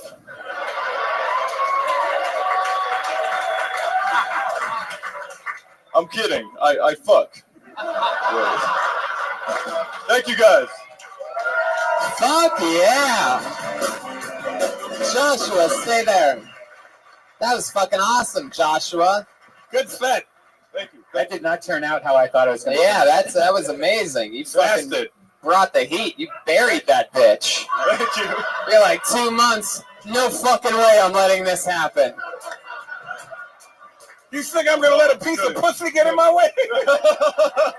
I have come to the conclusion that men are funnier than women. Damn, Joshua, what's your full name? Joshua Awad. Joshua Awad. Yeah. So you go down on him? Have you ever blown a wad? Damn. I swallow, okay? I swallow. Whoa, this little slut gets cum stuck in her braces. She swallow? She doesn't. I don't want to block you, but it's weird. She's the one that has braces, and you're the one that sounds like you have cotton in your mouth. I know it doesn't help that I have cotton mouth. I see what you did there. Why the long shirt? That's one of the longest T-shirts I've ever seen in my life. It's the longest, most wrinkled T-shirt I could find. No, this is a tall shirt that my mom got me. She thought it'd be like, I'm gonna get you tall shirts. Wow, it's like a fashion thing now. Yeah. He doesn't call it a shirt. He calls it a blanket. So does Michael Jackson. Can I take that now? No. Yes, you may. So Joshua, how do you like doing stand up? You've been doing it a couple years. Yeah, I love it. Yeah. Yeah, I love it. What else do you do for fun? For fun, I play video games. I like to edit videos. Yep. Just like everybody else that sounds like you, video games and editing videos. That's exactly what I thought you were going to say. What do you do for work? I'm not working right now. I was working in post-production, working on TV shows, but I wasn't doing anything creative, so I wanted to make the switch. To nothing? To unemployment? What are you planning on switching to? Hopefully this, like full-time stand-up comedy. You're just I'm going hard, but that doesn't mean you can't edit. No safety net. If you have a safety net, then you have 1 foot out. Damn, look at that. Yeah. Wow, that's an interesting take on it. Have you been getting any gigs? Yeah, I've been getting a couple gigs. And, you have money saved up from editing and all that? It ran out. Wow. So what are you doing? How are you surviving? How Give long us have a- you? How long ago did you quit the editing? It's been 2 years. Oh. So can you give us an Almost example 2 of years. some So you're day-to-day only- survival methods since you've run out of money? Can you give us? He was only 1 year into stand-up when he quit editing. How does it feel to be rendered useless? How are you surviving, Joshua? My overhead is really low. I live at home, and And your shirt is really long. So wait, where do you guys fuck then? You live at home with your parents. I live at home with my mom. Yeah. Oh, okay. I live So at where home do with you my mom. guys fuck then? At home with my mom, very awkwardly. Yeah. With your mom? No. Damn, that's crazy. She's there. So your mom's Egyptian? Yeah, I'm Egyptian. Yeah. How'd you know that, Russell? Because she said the Egyptian pharaoh or something. The Fresh Prince of Egypt. That's what it was. Yeah, and now Aphrodite's Aphrodite's like, oh, Yeah, yeah, oh, baby. If she wants to, she could study. She me sounded like later. a Popeyes commercial just now. Oh man. Your mom's Egyptian? Yeah, and my dad. Oh, okay. Nice. Yeah. But they're not together anymore? No, they've been broken up for a few years. They parted like the Red Sea.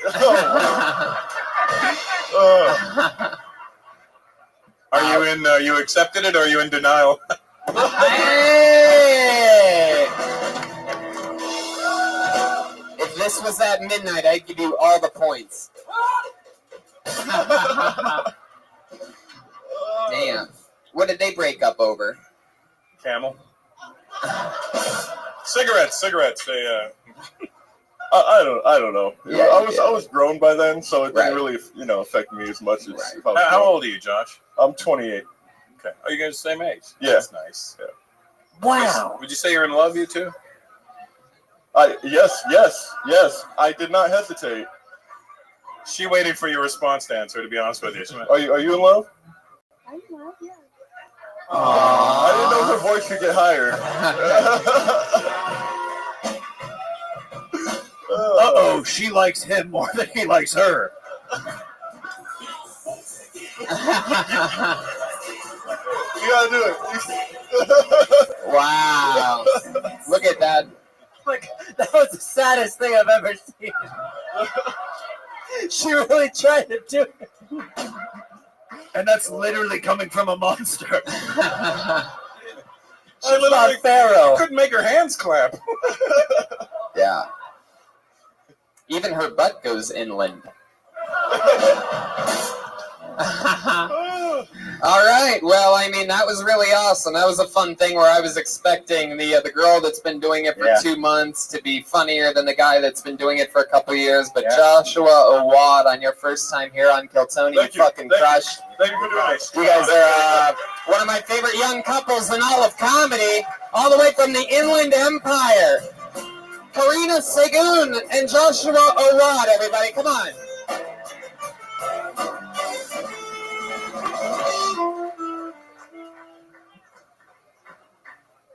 A lot of mercy. This is a very female-friendly episode of Kiltony. Put your hands together for Robin Blake, everyone. Robin Blake. Here she comes.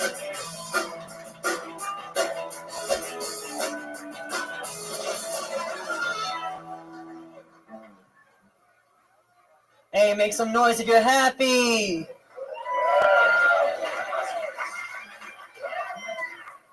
Make some noise if you're hot and sweaty in this bitch. Make some noise if you have genital herpes.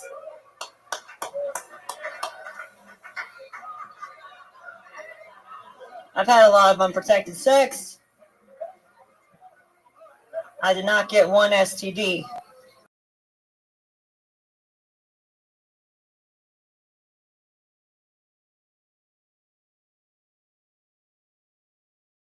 Most people call me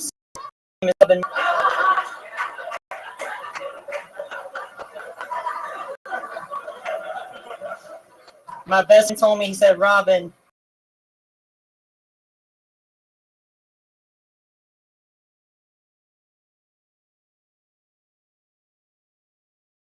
started calling me brave.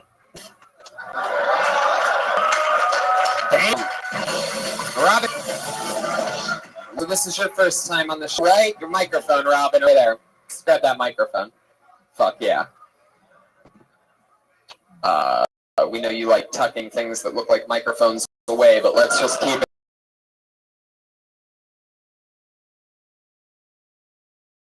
Adam's apple, Robin. I want to be able to listen to these things. It's 2018. You signed up for this shit. Can we Got a sense of humor. Bob or No, my name's Robin. I legit, I got 2 X chromosomes. What is that? What help us out? What does that mean It exactly? means I'm a biological female. Fuck yeah, you're a bad bitch. That's what you are. You had a great set tonight, and we're just talking here. How long you been doing stand-up? 2 years. 2 years. All here in LA? Well, I'm actually from the IE too. The IE? Yeah, the Inland Have Empire. you ever gone to the Chili's over there? I'm from Pomona, so it's part of LA County. Pomona! I grew up there my whole life. But I do comedy out here, yeah. Yeah, okay. What do you do for a living? I'm a webcam model. What do you do on the webcam? I flex.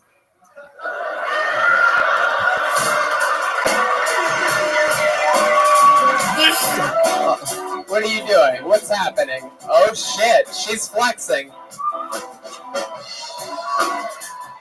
She is built like a fucking brick house. God damn. I just Hadouken my pants again. You are listening to for those of you listening to the podcast, Robin looks like she carries trees for a living. She looks like a mountain climber. Yeah. Like those rock walls. How are you built that way? You're built like a fucking brick house. Genetics. Extra genetics. I wish. I'll tell you what. I took steroids for like 3 years. What? How? Yep. Go ahead. But this is all I got. Like I didn't work hard enough. I should have been so much bigger. I didn't work hard enough. Did you get like a? Oh, it's this big. Like a thumbprint? It's this big. Oh, that's impressive. When it's hard, when it's erect. So they do not call you Is that on the Hungry webcam then? too? Absolutely. Are you on my free cams or which one? I think she's about to be on your free cams. Hey, just call me later, man. Is it called Chatterbait? Chatterbait, yeah. Chatterbait. All right, you creeps. I usually do not repeat jokes on this podcast, but I feel like a phenomenal one just slipped by. I said, so they do not call you Hung Lee then?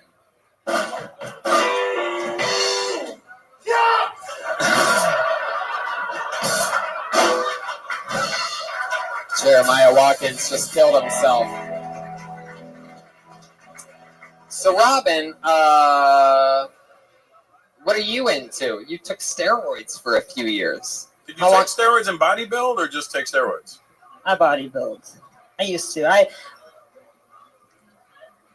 wanted to focus more on comedy. I realized, like, the bodybuilding world, I'm a big fan of it, but it promotes... It was really competitive, and it really triggered my body dysmorphia. So I had to take a break. When you say that it triggered body dysmorphia, like what can you, if you don't mind talking about it, can you give us an example of what you mean by that? Well, like, okay, like I love my body, but then when it got competitive, I couldn't see my body the way it really was. Hold on, right? Okay.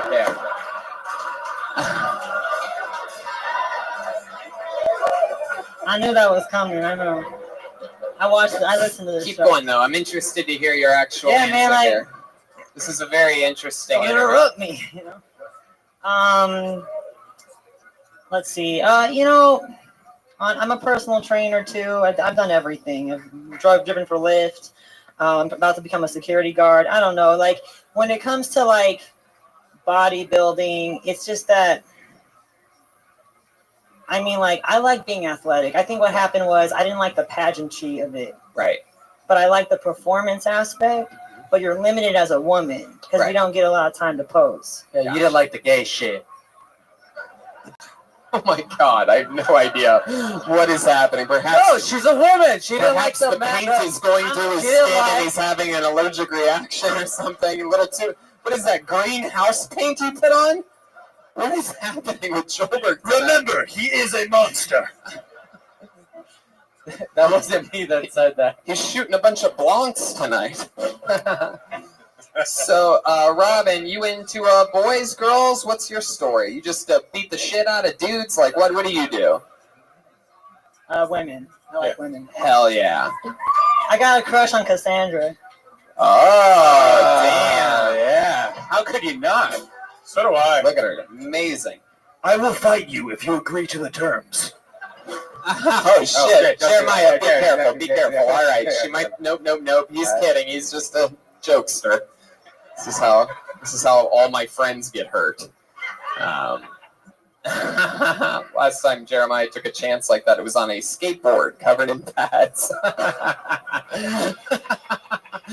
I brought dishonor to my family that day. Robin, we have a little tradition on this show that we just did on also on in Fort Wayne. It's a little game, but if you don't mind playing it, it's a little game called What's in That Fanny Pack.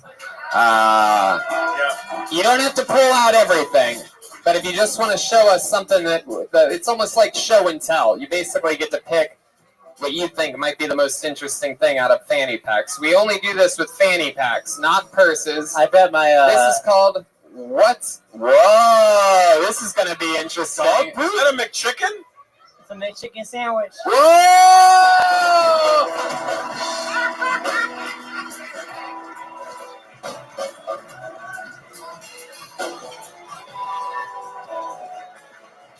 Wow!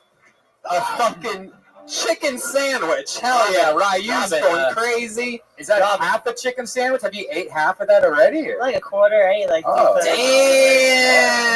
You're a fucking... Maybe a quarter. Is that like a weed chicken sandwich? Just don't eat all of it. You'll get Robin, is my regret for saying gay shit in there?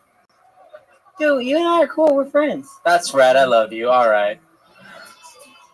What else is in that fanny? Remember the episode that Joelberg broke everybody? I am Blanca. We have I am a lip street fighter.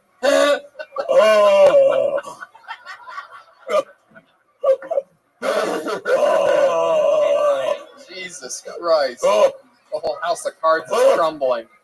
Well, Robin, I will tell you this, is that I find you so goddamn interesting. I've spent more time with you than any other person via the clock tonight, and I wish I could spend more time. I have, like, so many more questions. I think you're so goddamn interesting. Thank you. That means a lot. So I really hope that you'll sign up and come back again, will you?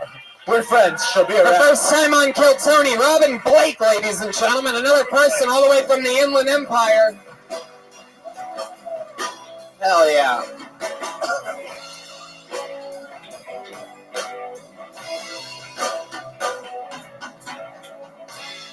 There she goes, Robin Blake. We have a regular on this show, whereas so many people get pulled out of the bucket. There's one guy that writes and performs a brand new minute every single week, and he's been doing so for the last few months. In that time, he's gained a huge fan base of his own from being on this show. He's gotten big-time agents, managers, everything. This kid is fucking hilarious. And he writes and performs a brand new minute every week on this show. Make some noise for him. It's the great and powerful Malcolm Hatchett.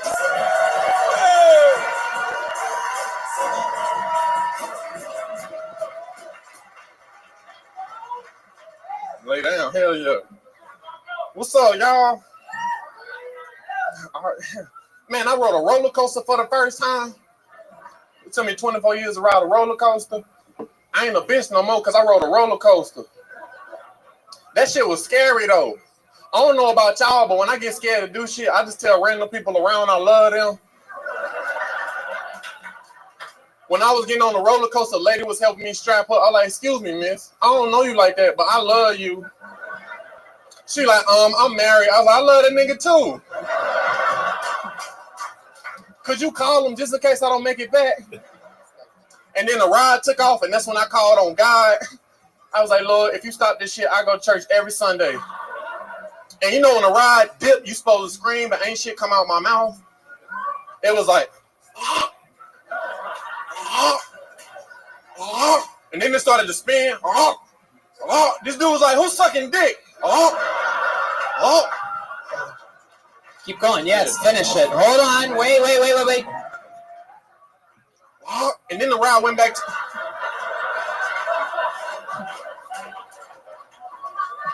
And then the ride went back to the entrance, and I was like, this it? They were like, yeah. I was like, Oh, yeah.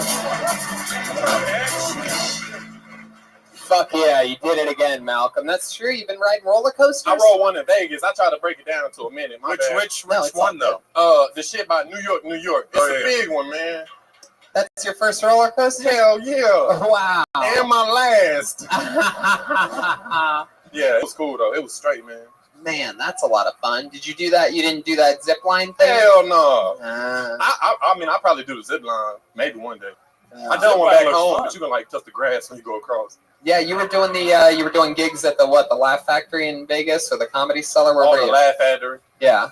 How was that? A lot of fun? It was real nice. All right.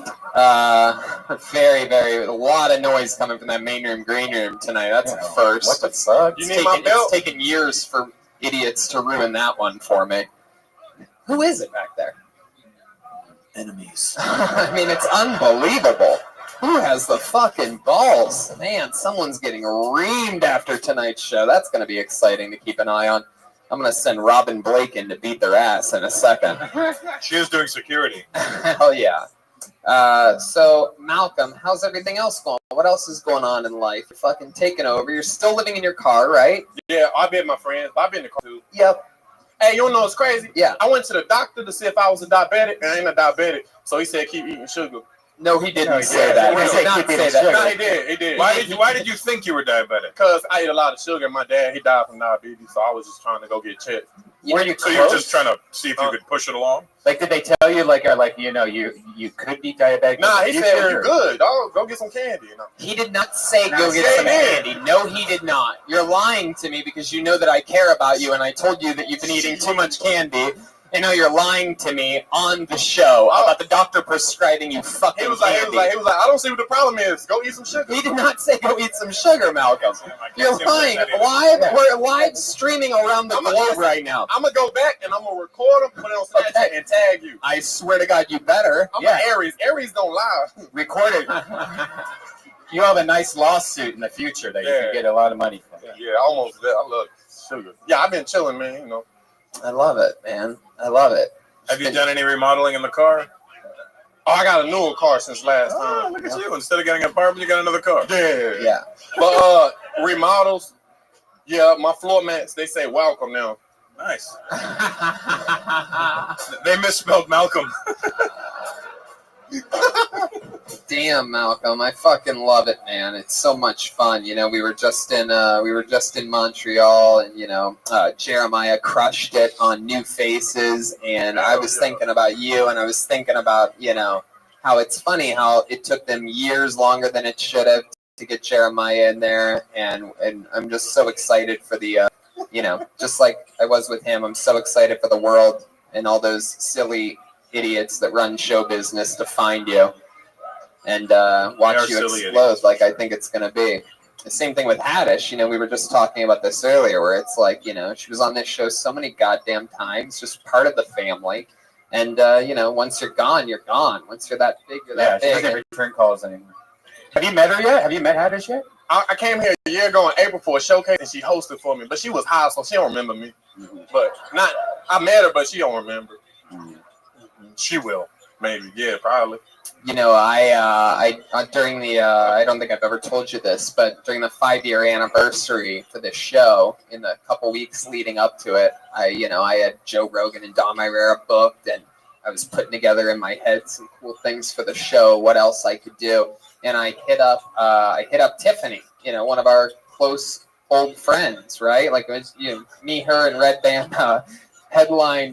Triple headline shows all around the country together. We've been everywhere together and all this. And I sent her a message. I go, hey, we already have guest booked for this big 5-year anniversary, but if you want to do something cool you should stop into the store if you're free at about 9:40 p.m. because we have a regular on this show, Malcolm, who's amazing, and I think it'd be the coolest thing if you just swung through the fire exit back door. Josh will let you in. You can come out, say you people can accomplish your dreams in your own way. You know, I sent her this message. Then it turns out that night she was hosting the fucking MTV Video Awards. Yeah, I know. How stupid am I? Hey, if you want to swing by Kiltony and give some Red some encouragement. I'm such an idiot. She's hosting the fucking MTV Video Awards. Hosting the Video Awards. She's filming her like 10th movie right now. It's unbelievable. We are just so proud of her. You can look back on so many great episodes of Kiltony and not only see her on the panel, but she was also the Iron Patriot a couple episodes. Imagine that. Anyway, long story short, Malcolm, you're a fucking star too. Thank you for doing this every week. There he goes, Malcolm Hatchett. It's getting hot in here. Extremely hot. Let's get that AC up in here. Who's working this joint? Fucking 7 door guys. Nobody keeping an eye on the thermostat. I don't understand why we have so many door guys. This reminds me of the time I battled Balrog in Jamaica. All right. Back to the bucket we go. Is that good with you guys? Back to the bucket? Huh? All right. Let's see what happens here. This looks like a new name. Put your hands together for Vincent Bryant. Vincent Bryant.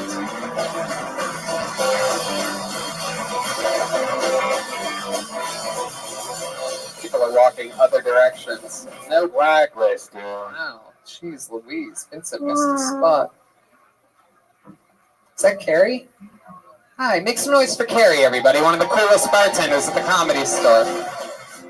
Oh, yeah. I pulled another name out of the bucket. Ladies' night will continue. Put your hands together for Sarah Lawrence. Sarah Lawrence, Sarah Lawrence, Sarah Lawrence, Sarah Lawrence, Sarah Lawrence. Wow, Jesus Christ. These people sign up and then they get scared to death. So many females this show. It's crazy. Okay, put your hands together. She's in the bathroom? She's taking a shit. Damn. All right, Brian. Really, like, what do you think's going to happen when you say something like that? Were you expecting the crowd to go crazy? She's taking a shit? That's what somebody just yelled out. Really thought. Like, somebody just yelled out, she's taking a shit. That's what you just said. Right. Someone else said she's in the bathroom. And somebody goes, she's taking a shit. That was you. No. You said it into the microphone. I repeated what they said. Why would you repeat what a normal-brained audience member says? Because. All right. There she is. Hey, it was a good bit. There she is. There she is, Sarah Lawrence, everybody. See, it worked.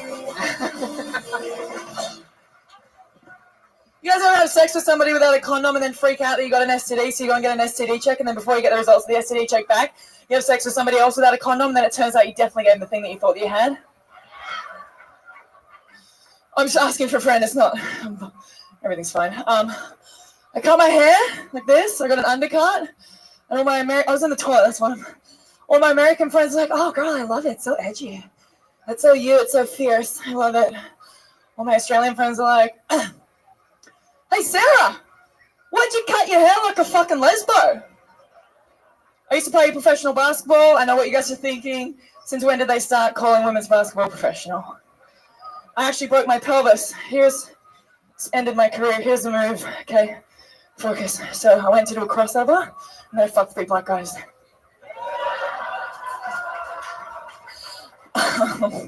My friend went out with a guy, and she said at the end of the day, they went to try and have sex, and they couldn't because his dick was too big.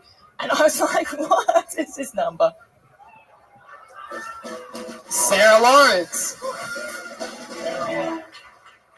Sarah Lawrence. Hell Fresh yeah. out of the shitter. Yes. There you go.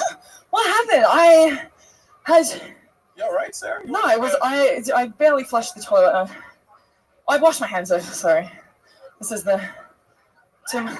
It's wet for my... What the fuck is... Oh, that's from your hands. Okay, Yeah, very good. I thought that was... I know in America you can flush those. Woo!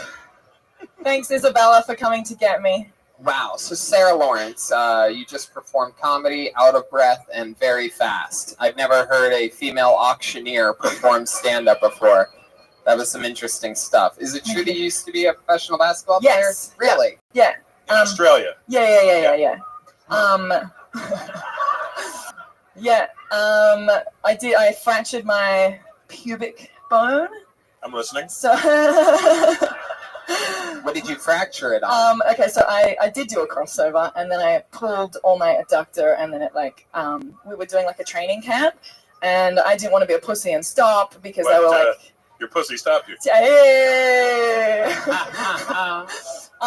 So I kept training, and the training day was like a 12-hour training day, and then I just kept training through it, and it just got worse and worse and worse, and then I had time off, and it never got better, and I did all this kind of like surgery before I got the actual surgery, and none of it worked, and it was very sad. So you had some problems down under? They had to take the shrimp off of Bobby. Kangaboo! Wow. So, how long were you? Okay. How long were you? How long were you an Australian professional basketball player? A couple years. A couple years. Yeah. But she's definitely gonna be Australian forever. Yeah. How long have you been in America? I've been here for 4 years. 4 years. 4 years. Yes. Yeah. How's that going for you? Really good. What part of Australia are you from? I'm from Perth, which is like the left. It's like that. I know it. Well. Okay, great. I don't know Where's if your anyone wife else- from? Melbourne. Nice. Melbourne. You don't have to say it like that. Perth's on- That's what she says. Yeah, Perth's on the other side. The other side. Gold mining. That's That's where my tour started this year in Perth. Really? Yep. I remember Perth because that's where Uma says that Bill is from in the movie Kill Bill when they lied to the guy that she's marrying. Anyway, doesn't matter. Kind of looks like Uma. Yeah, a little bit. There's a little bit of Uma there. Your shirt says "fuck Kanye." Why? Why is I knew that? this was gonna happen. I was like, I bet you if I put on a ridiculous shirt. So this was I bought it like 4 years ago when he did something really dumb like 4 years ago, and I was like, fuck that guy. And I got the shirt. I mean, which I don't remember something. Isn't that really funny how the Kanye's haters can't even remember what the fuck he did? People that just listen to fucking slow, shitty acoustic music all the time. Like, fuck that guy. I'll just wear a shirt that says fuck him. People would think I'm cool. Actually, everyone's been really upset about it. So, you know. What? Everyone's been actually pissed off. I've like divided the crowd. Half the people No. are like, Nobody cares that much about Kanye. cool. Well, I sort of do a everyone in little America, bit. I know you do, which sounds good. So I forgot about that until just Yeah, now. it's one of the great artists of our time. Great.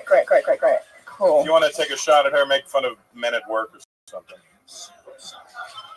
Ooh, I'm old. I don't know who else has been there. Isn't it weird that Kanye's the only black guy that you could even have a shirt that says "fuck this guy" on the shirt? Isn't there something a little bit wrong with that? Like if someone was like "fuck Obama," everybody'd be like, "What the fuck is that lady Yeah, doing on stage?" Obama's awesome and Kanye's a douche. Right? He might have nice music, but he's a bit of a douche, isn't he? He's a bit of a douche. So you're I saying don't know. It's objectively douchey. The crowd didn't necessarily But go one crazy. clap, There's one angry clap. one white angry blonde chick over there clapping her hands, sitting in the cheap seats. Isn't every seat the same? Yeah, but I mean, you didn't have to expose that. You really just ruined my little parade. Of cheapness. Anyway, but you can't remember what he did 4 years ago? What did he do? Was it when he? Which Grammy was it that he won? Oh, maybe it was after the Taylor Swift thing. Maybe that was why. Oh, It's not like I'm a Taylor Swift fan. She's no, you are now.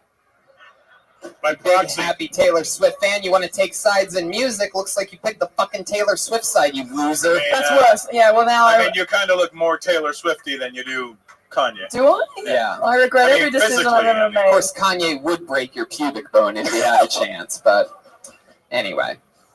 All right, Sarah. Cool. Well, All right. How's life going in Oh, it's America? really good, man. Really good. Yeah? Yeah. I asked you what you do for a living? I have an events company. An advanced company? An events company. Events company. Yes. Like what kind of events? Like bartending, like craft cocktails and stuff. So, okay, yes, we've talked about this. All right, cool. What do you do for fun when you're not doing stand-up and you're not planning events? I went on a Bumble date. Ooh, Yeah. a Be Bumble careful. date? You know what happened to the other couple. Yeah. Yeah, wait, it was hilarious because they stormed out and we were like, oh shit. So I don't know where they've gone. But Yeah, that was hilarious.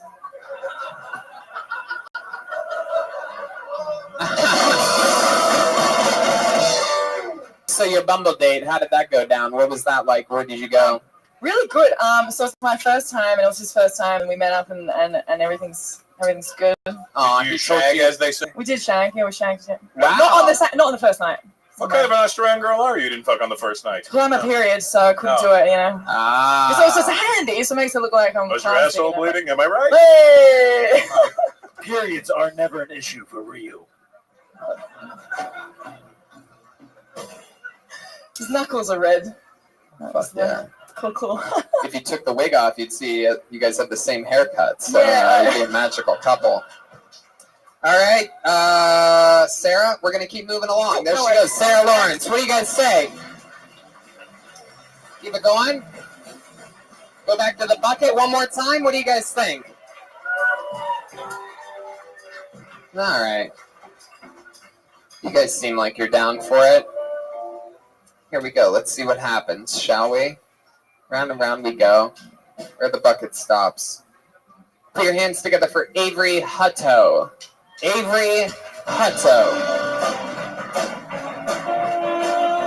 Here he comes from long distance.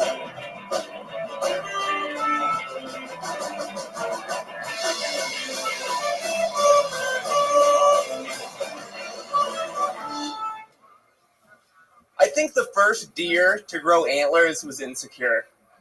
I think there was like some teenage deer named Brian looking in the mirror before school one day, just freaking out because he had horns growing out of his head. But what do? You play it cool. You go to school. But once he gets there, he sees the school bully Chet. Chet is a fucking asshole. Chet's like, "What's wrong with you, menorah head?" Which is super offensive because Brian's Jewish. But, oh, fuck. I came up here, I lost my voice, and I went nowhere. Fuck that bit. Oh, I know. Oh, it's so pumped. And then you come up here and you're like, no. Oh, okay. Never mind. You guys like these pants? Yeah. I had to fight a nurse to get them. I don't know. Oh, I just hear sadness in my own voice. It sounds so bad. I'm like hearing it. I'm like, oh, who is this guy? No. Oh, my God. Fuck yeah. Avery Hutto. This was very impressive. Clearly, this is Avery's first time hearing the sound of his own voice. We've never really had this happen on this show before. Avery, today you were Brian the deer. Yeah.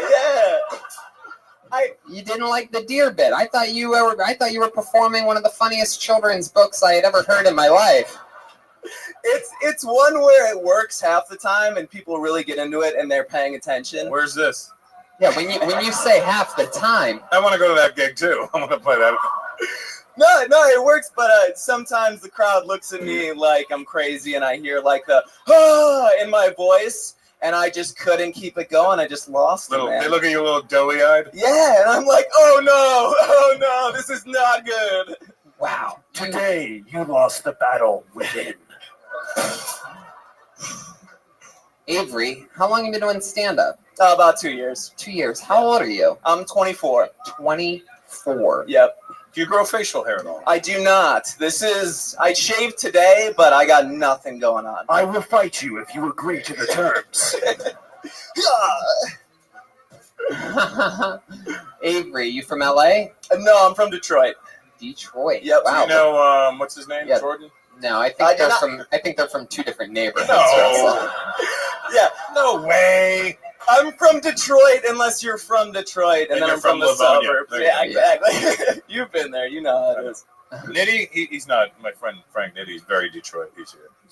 Avery, you live by yourself? No, I live with roommates here. I just moved here like 2 months ago. 2 months ago. How many roommates do you have? I have, Aaron McCann, the Irish comedian who you brought up here, lives with all those people. Yeah. 30 people guy? 30 people guy. Get the fuck out of here. I'm one of those guys. No way. You live in that What the fuck is place? Holy shit. How much are you paying in rent? It's $700. What the? $700. So here's the deal. It's month to month. You don't have to pay a security deposit. Like, I'm looking for other places, but I was in the house? Or? I was in Detroit, like, I don't know what I'm doing. Like, I like doing comedy, and then I found this place. I'm like, fuck it. No security deposit. I'm going to move to LA. What's the grossest thing you've seen in that house? And don't say those pants. We should tell the audience, for the people that don't know. He lives with 30 people in a big giant house with 30 people. Yeah. And how many bathrooms are there? Four bathrooms, 30 Something human that is beings not in a a giant house. tower. So what's the craziest thing that you've seen there? 30 people. You've been there 2 months. You know, it's not that just garbages are bad. There's nothing really that bad. Like, it's a pretty normal place. Just garbage. Just trash everywhere. Just the usual trash house. No, they have cleaning people who come once a day. They have Mexicans? Yeah. They are, of course, but they are making some money. Like, they know what they're doing. And there's shitty artists. You have such a little baby face. What do you do for a living? I just moved here. I don't have a job yet. You have saved up money in Detroit, or you come from your parents take care of you a little bit? Saved up money, moved out here. What did you save it up from? I actually worked at Mark Ridley's Comedy Castle. Oh, yes. You've ever been there? I was a I do, server there, and then I worked as a server at like a breakfast restaurant. Which one, the griddle? Now the Toast in Birmingham. You guys are gonna go Alabama? to Detroit? Check it out, Toast. Okay. Yeah. All right. Well, I am so upset with myself. I just lost that. I'm upset with you. You know, the good thing about you is like you are actually the white guy you look like. Yeah. Like you're not like trying to be somebody else. It's like, oh, yes. No, yeah, this is me. This is me. let me ask you something. You bailed out of that deer. You bailed out of that deer bit on Menorah Head. Yes. Right. That's where. Yeah. I mean, if you want to let me do the bit, I want to hear the rest of this bit. Okay. I'm a big believer in trying to figure out whether you should have kept doing it or not. I want to see if you made the right decision. Do you guys think the first deer to grow antlers was insecure? Wait. You don't have to start. You don't have to start all the way from the beginning. Wait, hold on. Let's go. You know what? Do it your way. Okay. Go ahead. Oh, can I just say something before you say? I don't think you should pose it as a question. You should just say it as a statement. Got it. And that'll sell it better because now they don't have to think about it. Yep. Look at me, everybody. I think the first deer to grow antlers was insecure. I think there was some teenage deer named Brian looking in the mirror one day, freaking out because he had horns growing out of his head. Well, what do? You play it cool, you go to school. But he gets to school, the school bully Chet's there. Chet is a fucking asshole. Chet's like, what's wrong with you, Menorah Head? Which is super offensive because Brian was Jewish. But Brian plays it cool because prom is coming up in 2 weeks, and he's going to ask Bambi. Now, for those of you who don't know, Bambi, super popular name for deer. So this is a different Bambi, but this Bambi just as hot, right? So he goes up to Bambi, but right when he gets to Bambi, Chet's like, you're going to talk to Bambi looking like that? Freak. And at this point, Brian snaps. He takes his antlers and he murders Chet, right? But murder is super hot in the deer community, right? So Bambi's like, oh my gosh, I'm totally going to fuck Brian. And then her friends are like, no, we're going to fuck Brian. And now all deer have antlers.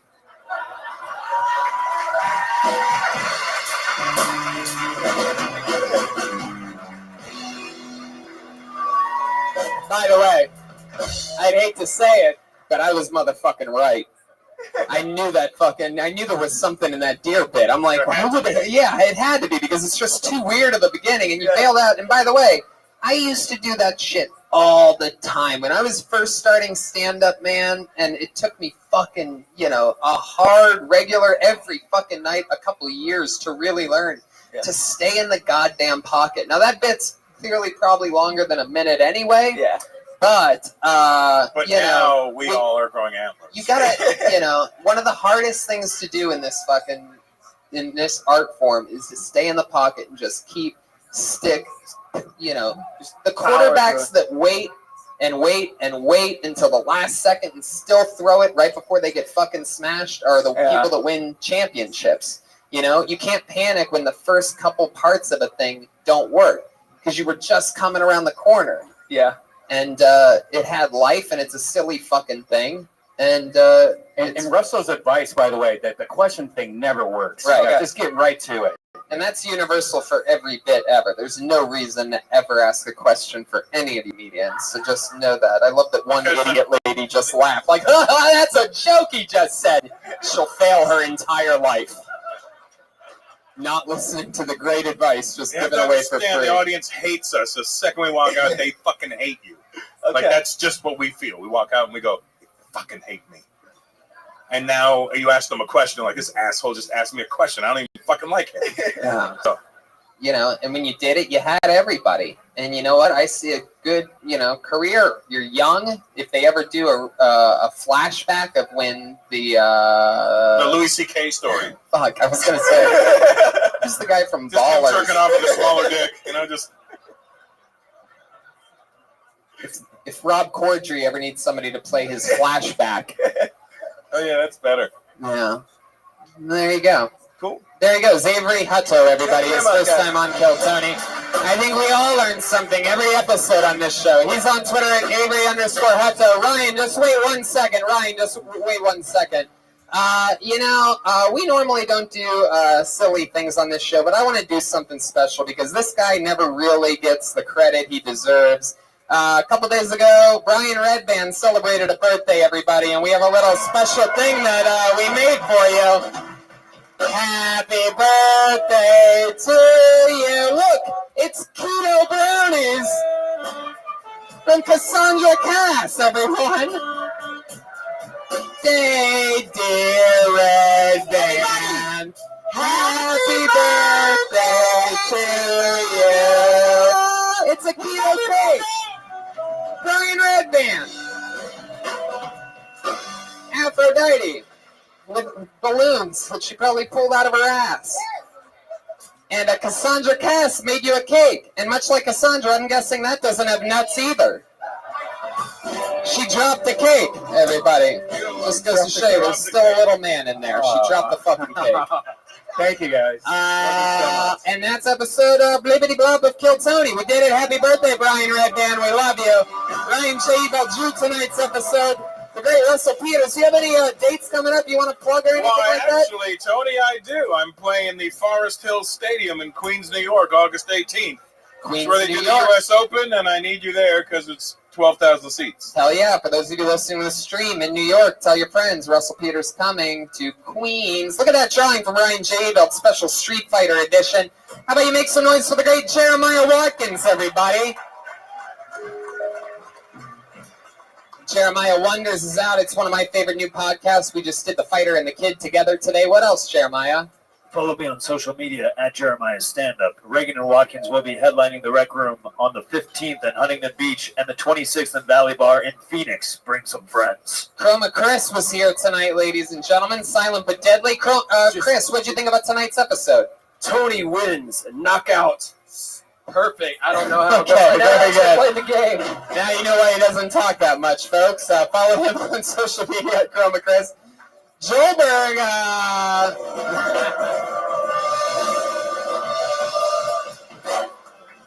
There's a lot of Joelberg fans in the audience tonight. They got their funnies. Hey, shout out to Cleveland, Cincinnati, Indiana. We love you. Thank you. We are going so many places with this show, but you heard that at the beginning. Nashville, Lansing, Grand Rapids, Detroit, Toronto, Venus de Milo, and Swansea, Boston, Providence, San Antonio, Houston, Austin, Fort Worth. It's all happening, so go see Kill Tony live. I also have a bunch of stand-up dates I'm doing during some of those dates, and we're all doing stand-up on some of those dates. And, also I do a pro wrestling podcast, and we're watching SummerSlam live from the Belly here at the end of August, whatever that date is. I got it confused. I'm not exactly sure. And that's Kill Tony Live. Thanks to all the comedians that signed up and got up. Thanks to Cassandra Cass for making a cake for Brian. Thank you, Cassandra. It's a keto cake. It only fell on the ground once. You're going to love it. Live audience, thank you. Good night.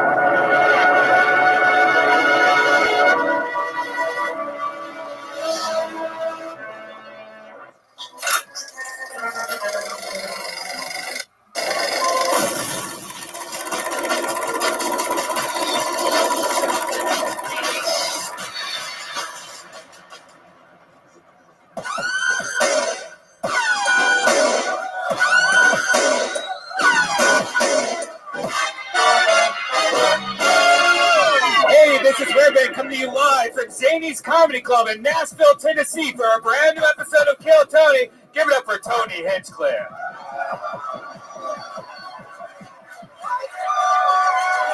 Hello, Nashville, Tennessee. Make some fucking noise. We are here. Yeah. We are live.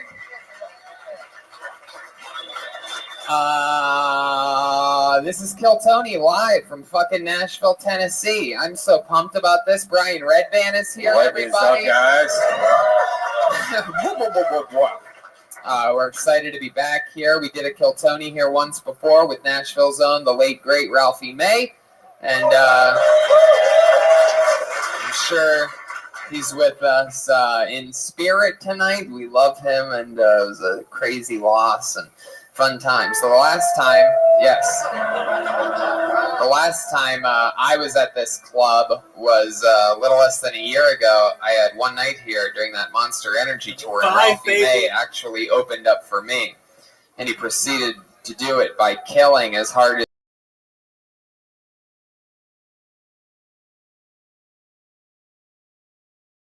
me before my set, and he did 20 killer minutes on how he shouldn't be opening for me. The funniest shit I've ever heard in my entire life, and we had the most amazing night, and it was a fucker. Yeah. So, but we're back, and we're gonna go guest list tonight in honor of Ralphie May, and in honor of the fact that our budget doesn't permit us to fly guests to secret locations around the country. But in lieu of that, we have a special treat for you guys. Do you guys like special treats? Well, you guys know Kill Tony has a band, and every week they commit to different characters, and I never know what they're going to do or who they're going to be and what's going to happen, and this week is no different. It's the Kill Tony band. It's the great and powerful, the one-man band. Jeremiah Watkins, ladies and gentlemen, the band leader of the best damn band in the land. I have no idea where he is or what's going to happen. By the way, this is also his fun fact. It's his first time. Whoa! Hey, it's an emo character. Oh, we know this guy.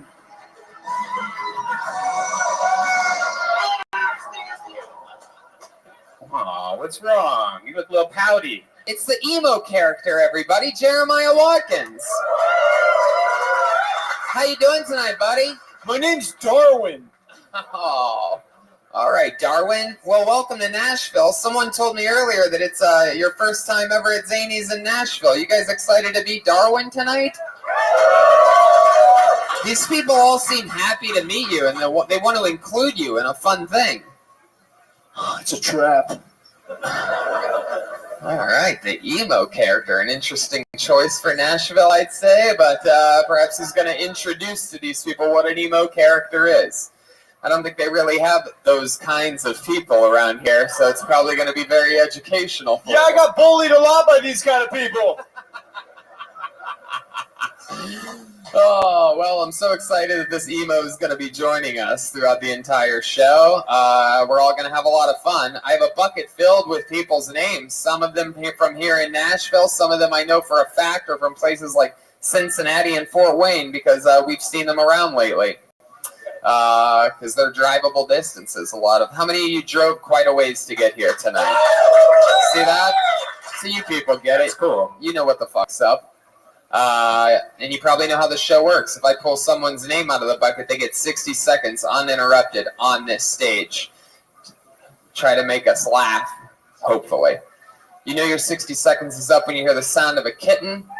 That means wrap it up then, or else you're going to bring out the angry West Hollywood bear. There you go. So you guys excited about this shit or what? It's about to happen right now. Nashville. All right, well, let's just get it started. We have a bunch of names to try to get through, and so let's fucking do it.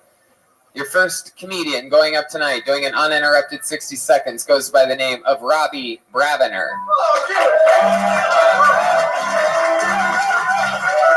Yeah, there's the stairs over there. Take note, people that signed up. Rabbi, everybody. All right, that's what I'm talking about, dude. Woo! It's been a long day here. I drove 8 hours to get here. Spent all day on Nashville getting high. That's a rough one. Some shady parts of town. 2 blocks down where my car is parked. It's no good. I'll be sleeping there if anyone wants to help me out.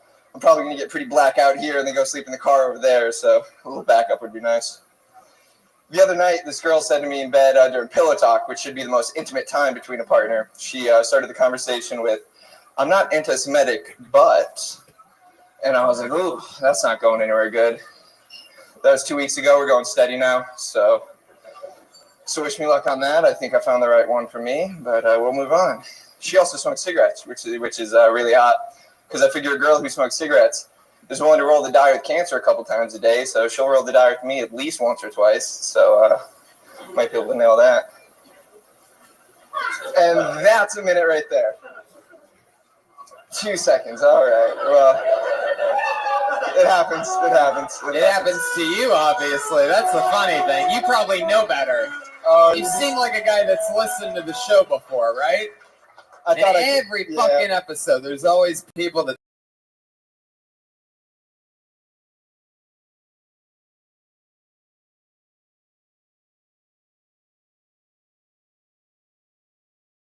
thing and then not do something.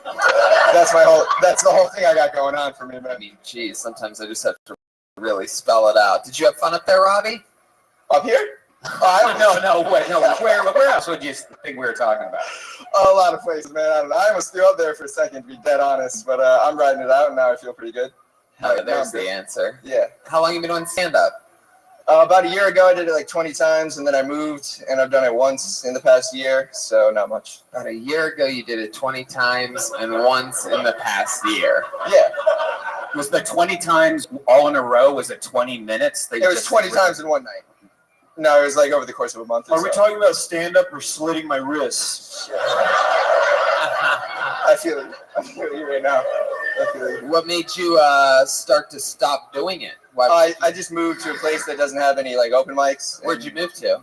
Boone, North Carolina, a tiny little town. Woo! Yeah, dude. Somebody knows. Relax, Sorry. How can you be such a proud citizen of a place you moved to in the past year? No, I've been there. No, it's off and on. Who moves like that for a place called Boone? What's your favorite thing about Boone, North Carolina? Oh, dude. Come on, you just went butt fucking crazy Sorry, when some dude. guy whistled in the back. Sorry, dude. Honestly, probably just like the roads and such. The roads and such. No, dude, what I'm saying is if you drive a motorcycle anywhere in the Appalachia, you're fucking good to go. You drive a motorcycle? On occasion, every day, unfortunately. On occasion, every day, unfortunately. On occasion, every day, unfortunately. Is this an Erykah Badu song?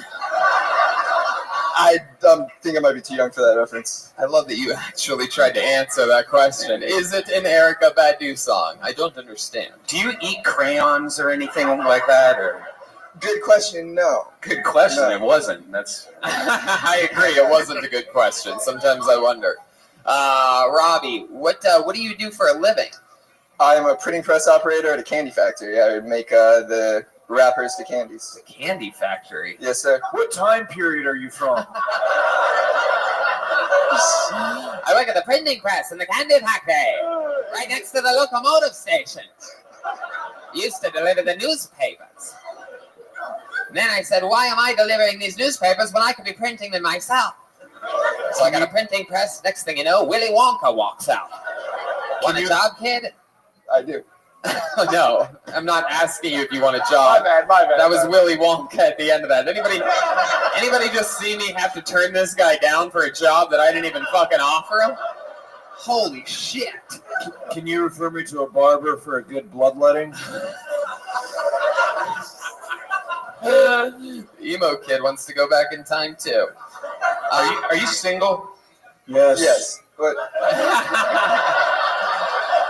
is there a reason why you're asking right now at this very moment? I would love to know what his girlfriend would be like. What do you date a lot of girls? Have you dated recently? Yeah, no, I've been in some long-term relationships. I'm pretty young, but I've been in a couple long-term relationships. Just got out of one. How long have you been in a dark place? Like probably since like junior year of high school. Yeah, me too. Robbie, what do you do for fun when you're not working at the printing press? I go to a lot of live music, a lot of metal shows, a lot of like EDM type shows. I do recreational drugs in a safe, habitual manner. I do professional drugs. That's where you're gonna run into danger, dude. Don't respond to him. Don't judge me. Sorry. Fuck this guy. I ride my motorcycle a good bit. That's pretty much it, man. I travel. Yeah, do that. Why'd you freak out there and have to talk over me? What's happening here tonight? Is everything just a little bit I'm going in waves, man. So. Fuck yeah. What recreational drugs did you take before this show? Okay. There's a Burger King right next door. I grabbed a Oreo shake from there and I poured a bunch of banana butter in there. Wait. So I'm on like 8 to 10 spliffs. I've had 8 quite to 10 spliffs? Quite a few of those. What the hell did you say about Oreo butter? Oh no, dude! The Oreo shake from next door, and then I poured my own banana butter that my brother made me. I put that in there, and that was solid. And then just a tiny bit of Adderall to level me out. And I've landed here. And to be honest, in a pretty good place. Yeah, no, I'm not. Wow, Robbie. Well, when's the last time you did stand-up before this? Probably 6 to 7 months ago. 6 to 7 months ago. How did that go? I mean, it went okay. I try to write as much as I can, but it's hard to write. Yeah. You know where this whole thing is going, so right. It's hard to write when you can't get up. Well, it's also easier to write when you can't get up because then you have more time to write. So I guess it depends on if you look at the glass half full or half empty of Oreo shake with butter in it or whatever the fuck. Okay, yeah. Because I mean, you can't write on stage, right? Dude, I can barely even get on stage. All right, we're gonna move on. There he goes, your first comedian tonight, Boone, North Carolina's own Robbie Brown.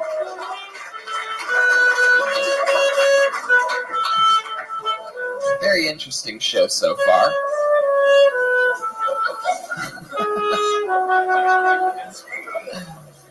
That was In the End by Linkin Park.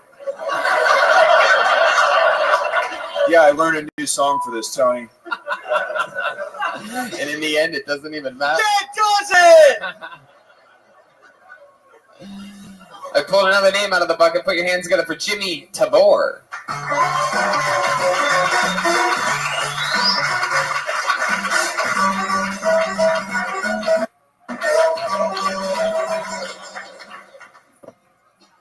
All right, I have to do this really fast. I love my mother more than anything in the world. And I was born in 1976. So when I was 2 years old, her father was being awarded some medals in the war. And there was a KKK rally in Jackson, Mississippi. And I was in the back seat of the car. If you don't tell by looking at me, I don't really look like a white person. So we are driving into the city, and there's a KKK rally, huge KKK rally. This is not a joke. I'm being very serious with you right now. I almost remember it. So I'm 2 years old. I'm in the back seat of my mother's Monte Carlo,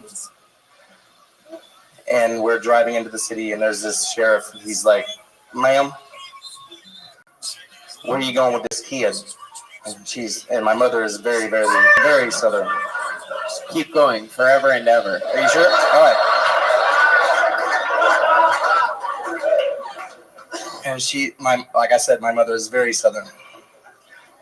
I'm going to my dad's uniform. Excuse me, ma'am, what did you say? Going to my dad's uniform.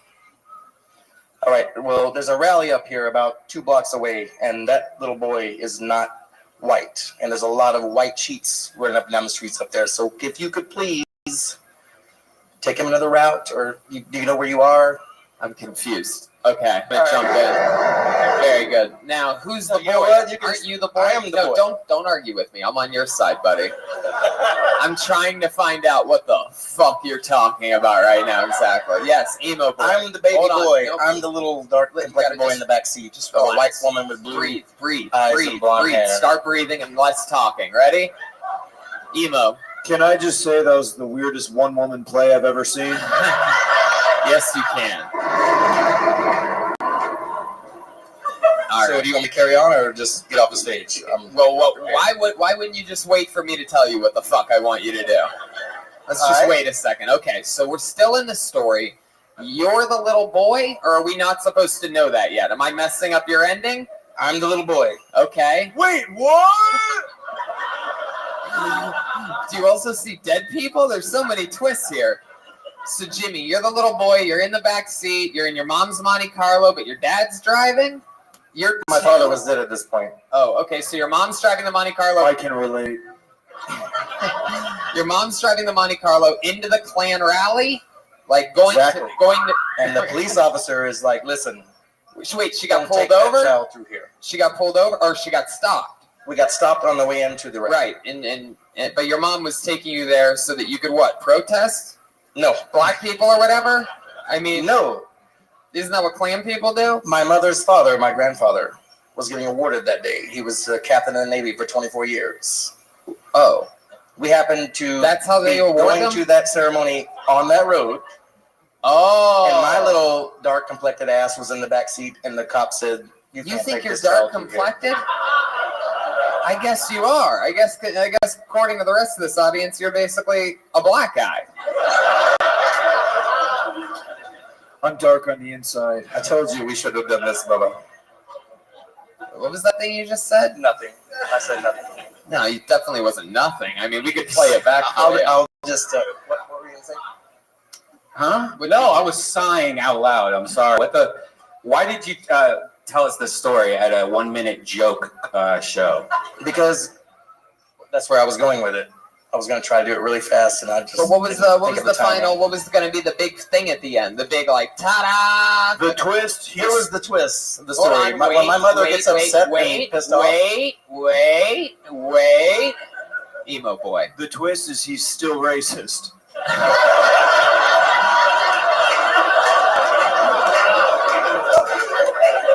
Jimmy, the twist is when my mother gets upset, she gets very southern, and she was late for the ceremony.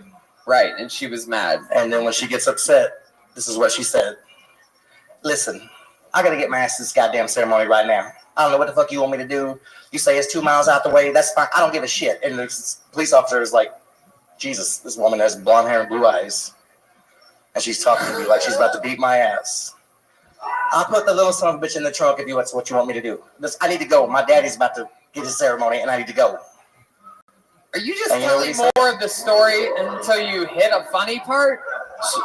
Or I'm telling you the truth. It was a truthful story. All That's right. what I planned on Okay. doing, and I'm sorry Okay. that it wasn't funny. No, to you. Jimmy, relax. Jesus, you're such a little pussy. You're trying to. You've yelled the bear at me like 4 I would like times to already. apologize to all the angels in the sky for what happened here. I thought it was funny, and good Lord, was I wrong.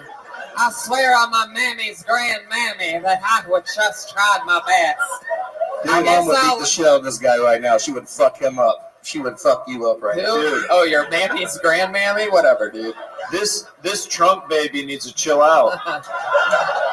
And by the way, I would beat your mammy's grandmammy's fucking ass, just to let you know. Yeah! I don't know if you saw what my body looks like.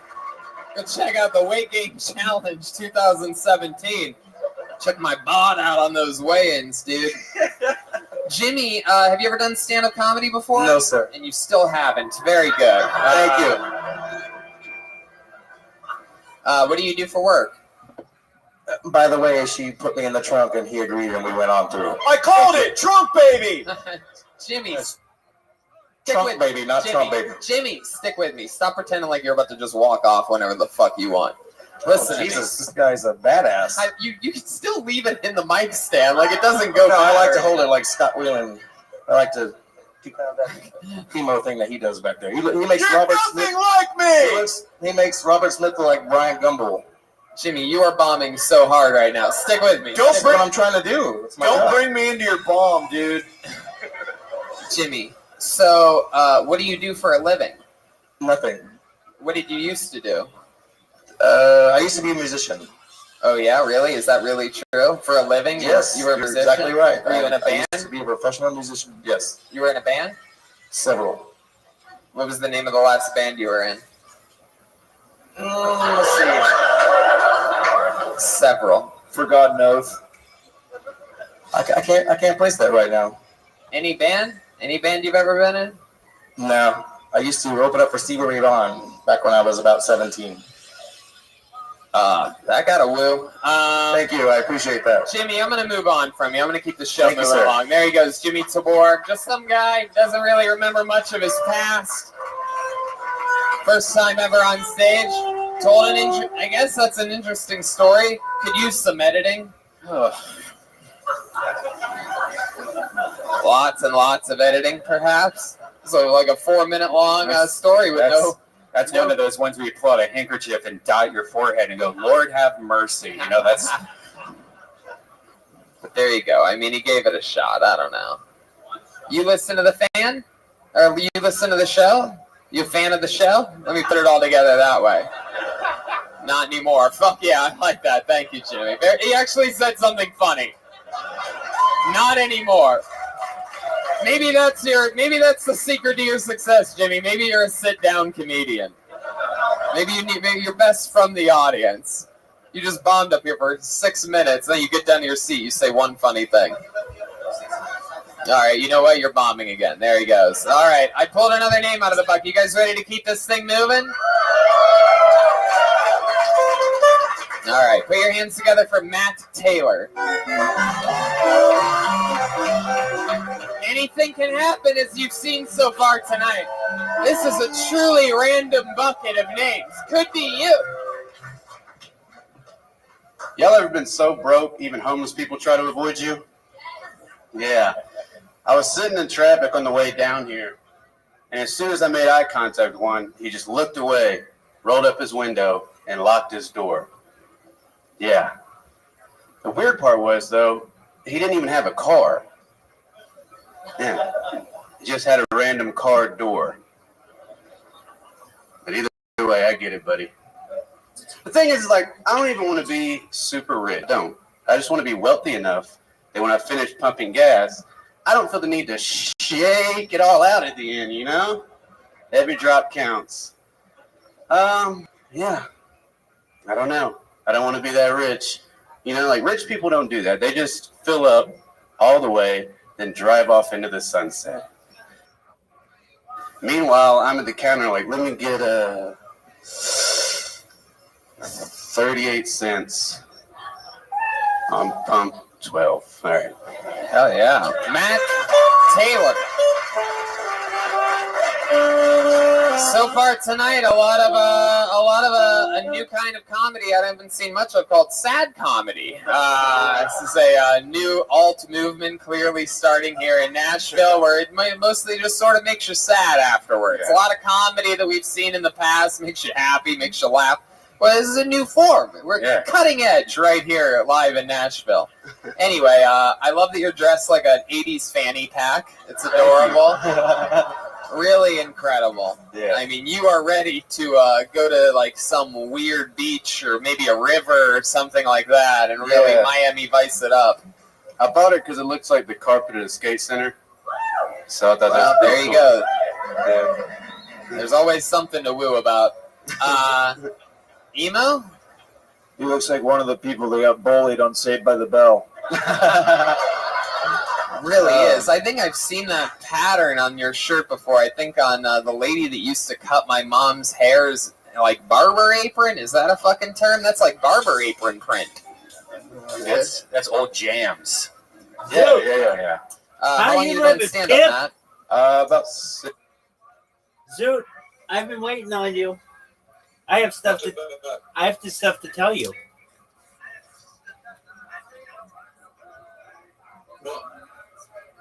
Do you know what blue sky is? Do you know what blue sky is? Yeah.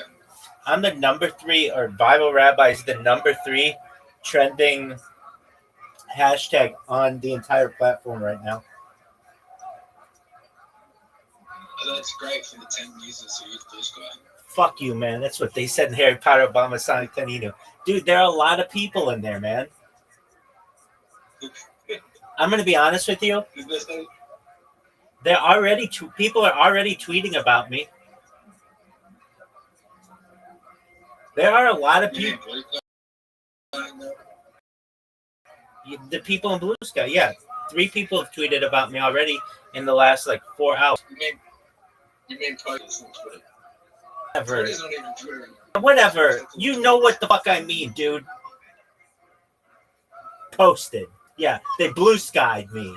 Whatever the fuck you want to call it. I call it tweeting. Tweeting till I die, dog.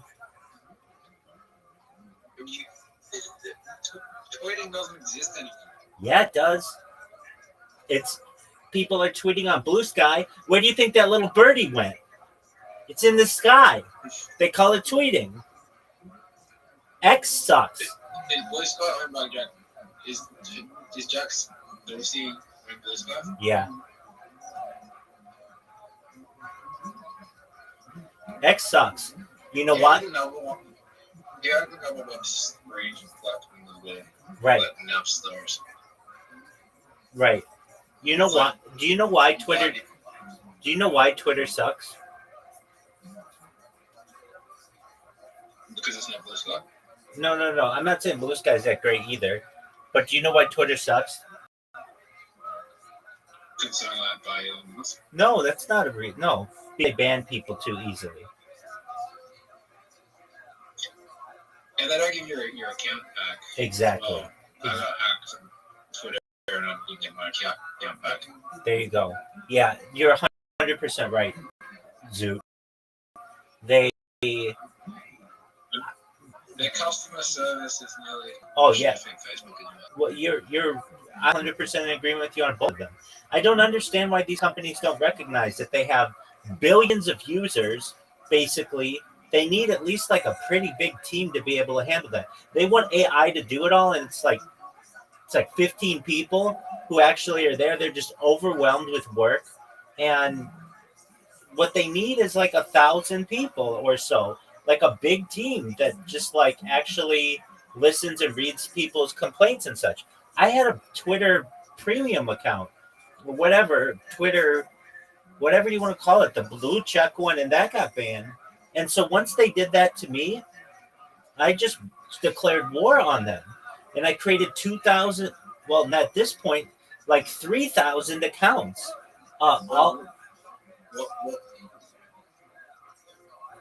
What'd you say?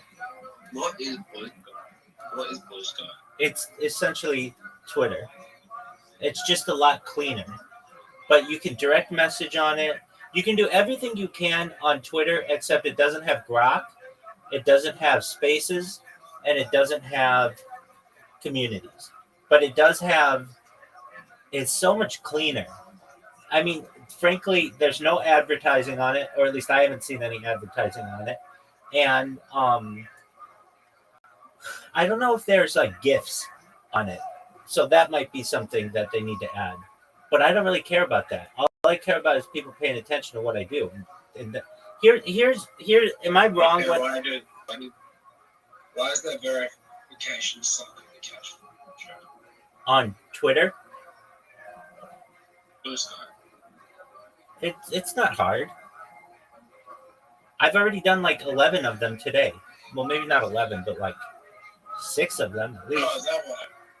Oh, so you're one of the 10 users on Blue Sky, are you? Well, I think I'm 9 of the 10. No, I'm serious. What are going to say trending? Type in Bible Rabbi into the search, and then just look at top, and somebody is post an automatic bot that posts about it. I've been on it the last 3 hours. The highest I've ever made it is number 3. I just found you. Yeah, exactly. You have 1 follower. You have 0 followers. That's really Oh, I don't care about that. Dude, I have a bunch of accounts, so you're just looking at one account. Who cares about how many accounts I have? Type in Viral Rabbi in the search, and then just read the trending tags used in English posts in the past 60 minutes. Viral Rabbi's number 3, and that was 1 hour ago. Okay. Yeah, so the 7 users in Blue Sky are you. Dog, let's see how many users there are on Blue Sky. 24.8 million. Or probably more, but at least that many. And How many daily active users? Dog, I'm telling you, it's not dead. It's like a very hopping place. If you go to the Twitter subreddit, everybody's telling everybody just go to Blue Sky. It's better. I'm not saying it's better.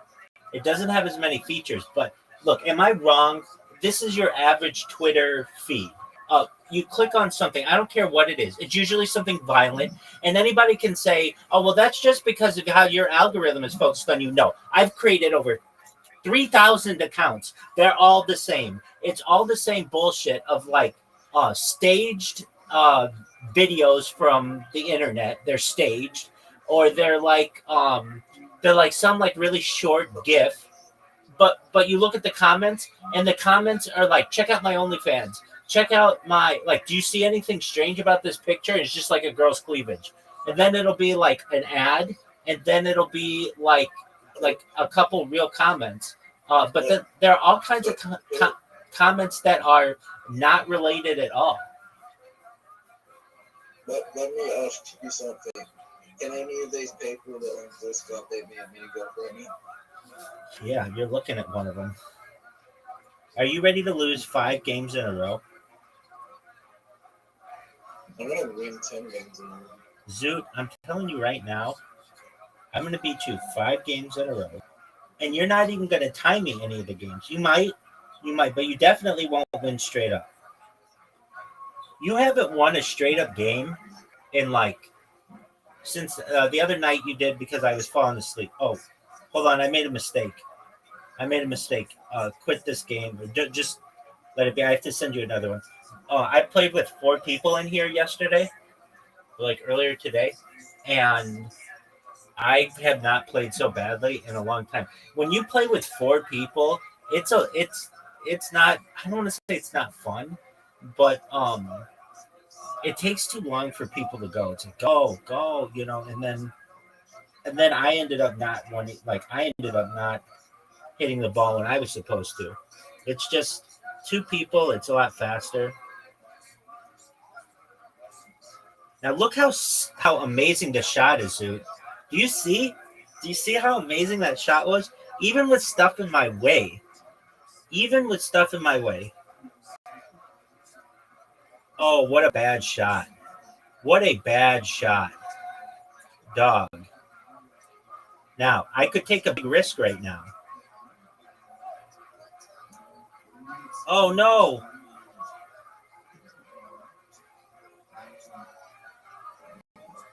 That's okay. I think that risk actually kind of paid off. I don't know. It might have helped you. No, definitely did not help me. But I don't think that helped you. Well, I have a pretty makeable putt. Until you fuck up. Well, now it's your turn. Let's see what you're going to do. See, the fact that I'm on the top, go ahead. The fact that I'm on the top, see, we went from you and me tying. I know, we went from the 2 of us tying to me probably winning this hole. So it turned out to be a good move on my part.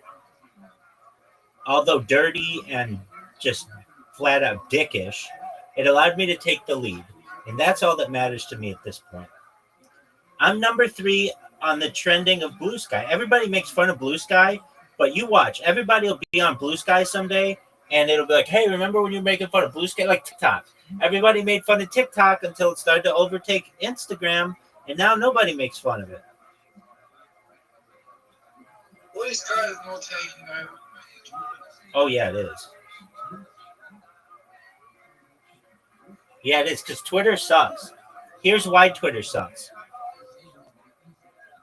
Because unless you know someone at Twitter, or you have like a giant account, if you get banned, you're done.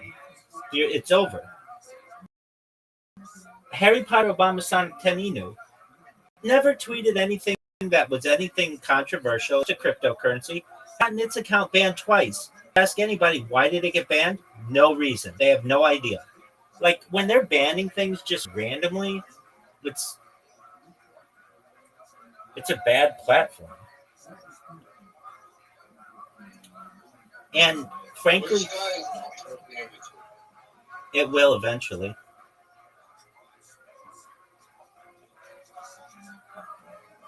Now, if you told me,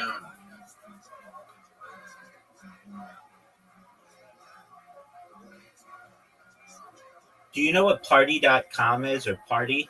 P-A-R-T-I? now if you told me, Yo, Doug, I just asked you a question. Do you know what party.com is? It's like a new kick, but it's based on cryptocurrency. okay, yeah, that sounds good. Do you remember how I told you about Party Chat? About Chinese chat? Tiny chat? Party Chat. Yeah, I do remember that. They went offline and last year. There you go.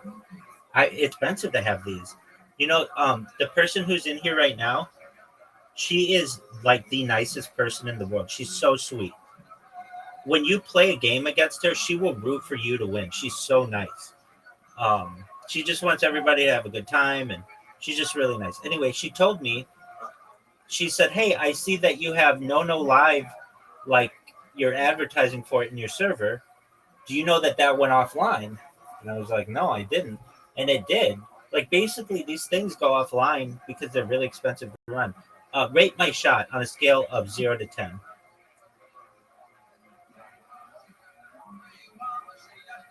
Zoot.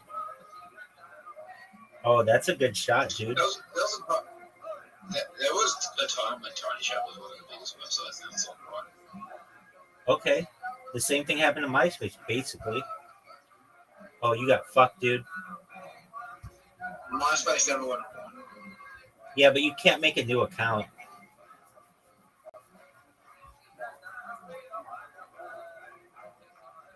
And you can, but no, I mean, I've tried. At least I've tried on multiple occasions, multiple like years apart, and I wasn't able to.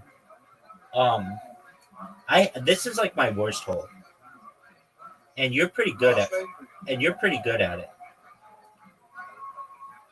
MySpace exists still. I can't say it's dead. Well, I know that, but what happened, which was a really big thing, is they said that they did some kind of server update, and they just got rid of all their stuff, and a lot of people don't think it was a real server update. They think that they just wanted to wipe away a lot of his internet archive because it was so controversial. Like, for instance, like, I don't know, 20 years ago, if a guy said he wanted to be a girl, he would just be mocked. Like, you're crazy. Like, you deserve to go in the, like, the loony bin. And oh, what a shot. What did you call it? Psych ward. Oh, yeah. But now it's like you can't say that.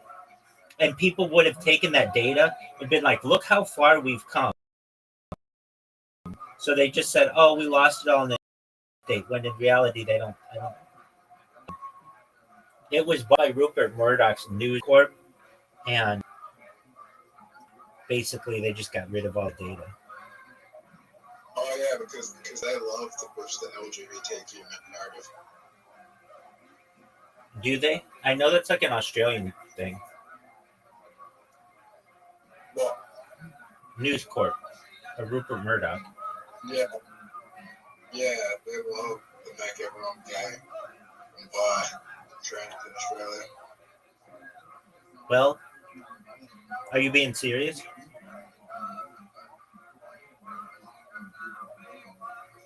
Are you being serious? I wish I would. I wish I would. Oh, well, I wish I would too. at least in the United States, I'll get there. News Corp is like very conservative in comparison to the other ones, but I've heard that it's pretty liberal in Australia.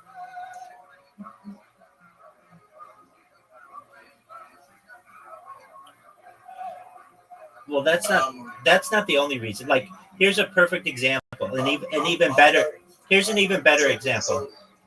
Here's Corp owns Sky News, right? I believe so. Pretty sure. Okay, Sky News is more. No one watches that in Australia. That's a cable network. It's more popular in New Zealand than in Australia. Okay, here's a perfect example of this. Do you know who Hillary Clinton is? Yeah. Up until like 2012, she did not think that homosexuals should be able to get married in the United States. She was publicly anti-gay marriage. But now she's like, super gay marriage. The only people, some people watch Sky News is when they're on a plane and they force you to watch it. I like their sports coverage. The only time I've ever seen Sky News in Australia, right, is I'm on a plane and people are forcing me to watch this. Okay.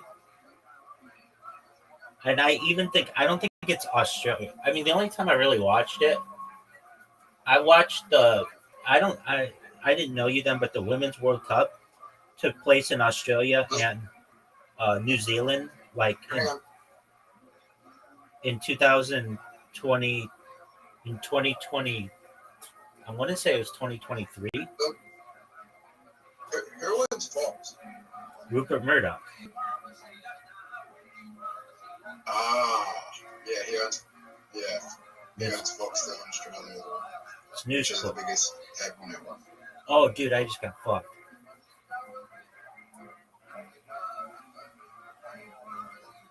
Eight Korea owns Fox? Yeah, positive.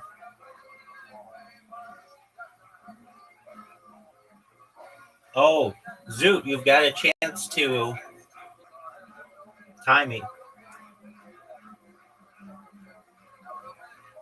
This is an easy shot for you.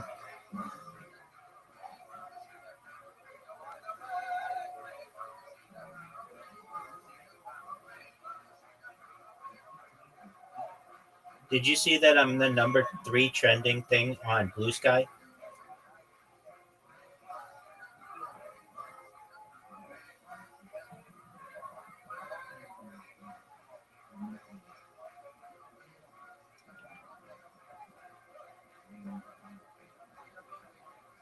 Are you going to hit the ball or are you going to sit there jerking yourself raw? All right. You have a tough shot. Yeah, I knew it, man. That pink stuff is tough. Oh, this is your hole. This is still the only hole that I've like never gotten a hole in one on. That's, I think, possible. I never try though. I always do this because it's just safer.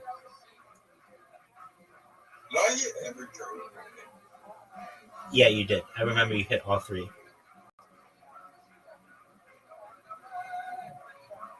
Now I could go for it.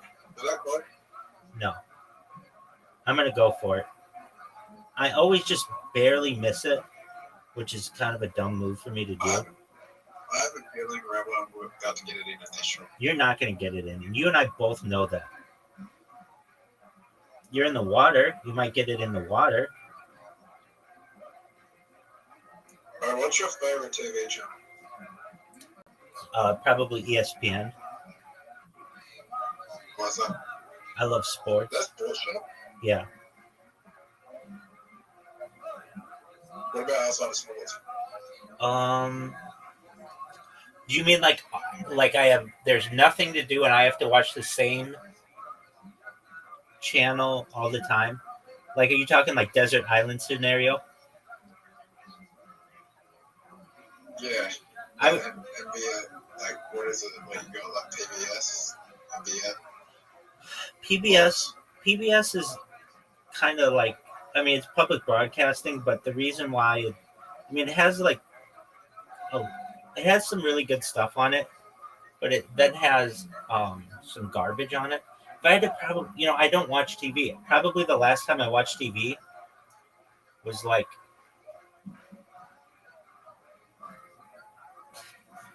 5 or 10 years ago. I mean, no, I've watched it since then, but like, everything I watch is just on the computer. What would I watch? That I mean, like Comedy Central is okay, but can also just be terrible as well. It depends on the time of the year and also like what's airing. But I mean, like I like the news, or at least it's different. Like if I have to watch something 24 hours a day and I can't channel change, I mean, it used to be like I used to like NBC a lot. Like, okay, of the big four, there's NBC, CBS, ABC, and Fox. And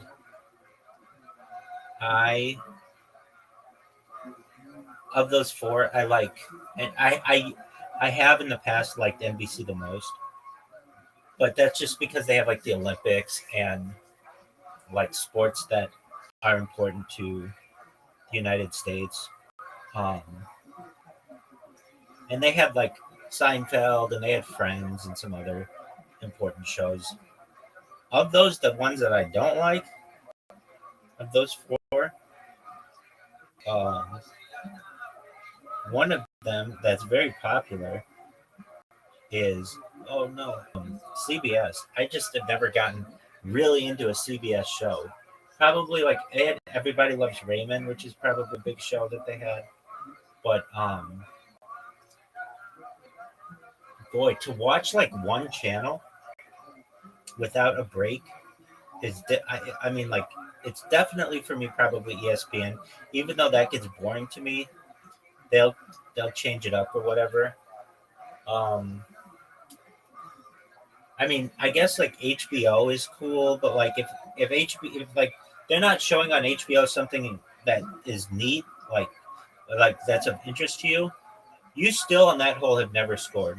That's amazing to me. All right, that's 2 wins in a row. Just like I said, I was gonna come out and just slap you in the face. I'm doing that.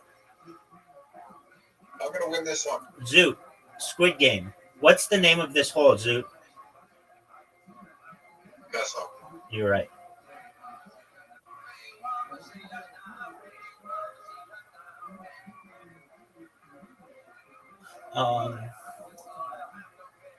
That's a good question what you asked. What channel, if I had to watch it and like with no breaks, what would I watch? I mean, then you get into Netflix, but like if you don't want to count Netflix because it's not a channel, and I get that. Oh, you have a good shot.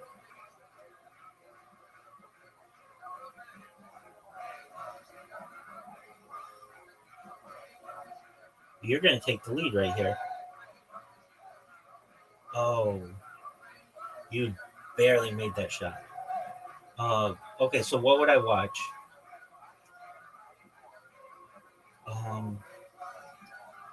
And if it's so, it would be sports, and then if not sports, news. I don't know, probably Comedy Central. But like that changes. Like Comedy Central used to have real comedy on it. Now it's just like The Office and Family Guy and some other stuff apparently, which I'm cool with that. That's all fine.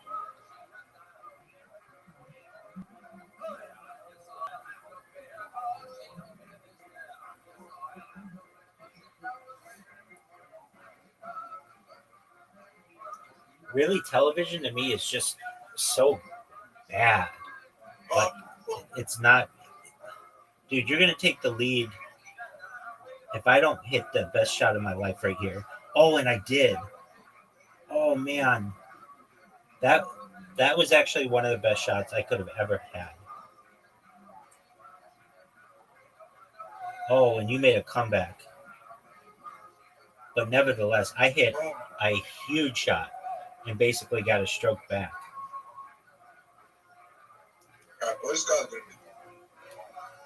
Blue Sky is already big enough. I don't think it gets any bigger from here. Dude, it's going to continue to get bigger. They don't advertise for it. They just started advertising campaigns in New York City. And, I mean, I could care less. It's the fact that I just started spamming it, like, within the last 6 hours or something. Simply from the fact that Twitter, like, I can't do anything on Twitter anymore without getting banned. They got me pegged.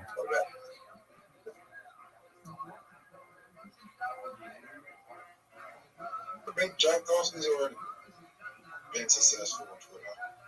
I don't know why they can do it again. Yeah, he has he has a lot of money. He's like got over $10 billion. He has a lot of money. He needs a haircut though. Yeah, I'm agreeing with you on that. He looks like a fool.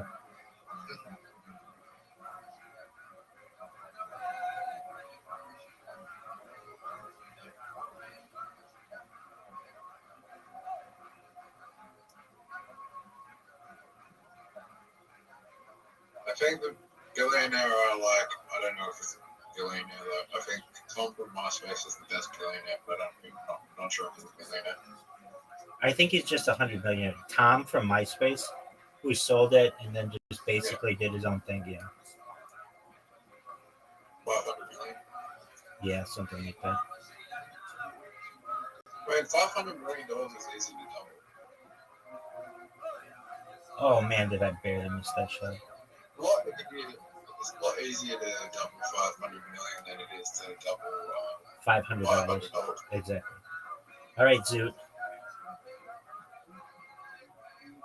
You're going first, which is a disadvantage on this hole, I think.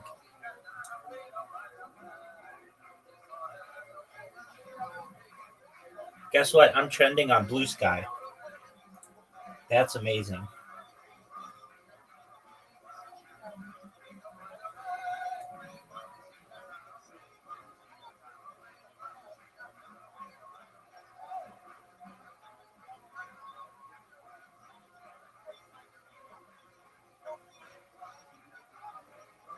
Oh, you're beating me?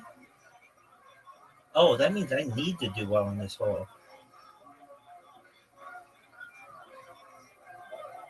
Yeah, why are you taking the safe route? Hit it. I didn't realize. Oh, you're in trouble. I didn't realize you were beating me.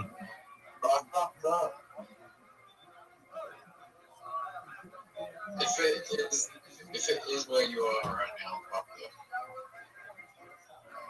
okay, I am in trouble. You aren't in trouble at all. I have 2 shots left. I'm in trouble now. No, you're not. Now you are. Now you are. What a good shot. What a good shot I had. You are in huge trouble. I don't know if it's possible for you to make this. Oh, what a shot. Whoa, you almost did. But look at this comeback. I think I have to hit this and we tie. Oh, no. Wait, you beat me on the last Yeah, one? normally you hate those wonder holes, but I have a feeling that was your favorite hole of all time. You're right. Get there. Uh-oh, Zoot. I was short. So this is the easiest hole to get a hole in. And I fucked it. The difficulty to get a hold of one of this hole is pretty easy. Oh, way too hard. That one that's like a sandwich, that's like pink, then green, then ice, then pink, then green, then ice. Zoot for the win. Hello. He got... Oh, no way. No, you finish it, bubble. I don't know if that was the best option. It was, because you were going to score any other way and win. My best option. Go for it. If I go for it, I win. If I hit you, I can get it in. But if you miss it, you're fucked. No. You're fucked. No. I'm going to...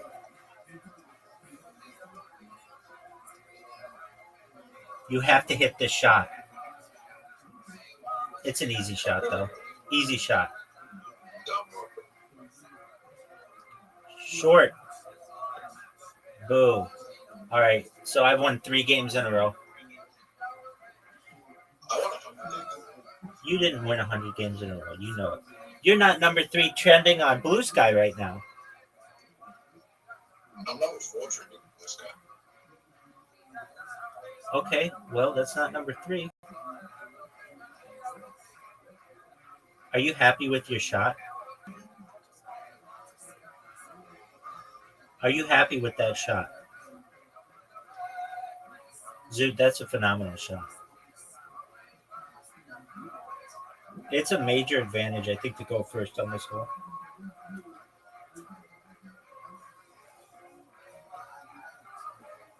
Oh, no. Zoot, that's not good. You have it like, yeah, do it. You won't. You won't. Short. Why would I do that? Short. That was a major miss.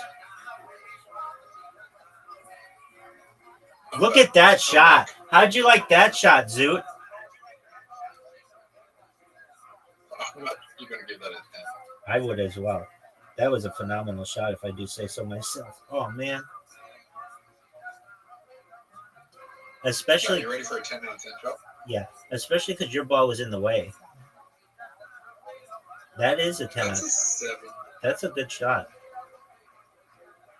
That's a 7. I need an excellent shot right here.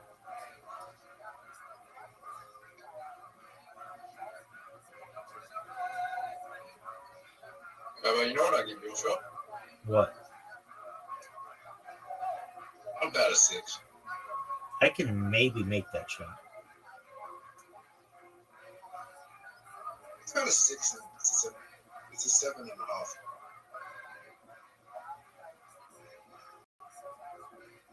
Uh-oh. Your ball might get in my way.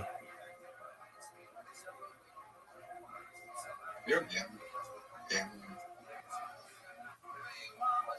You're gambling on it. Look at this shot.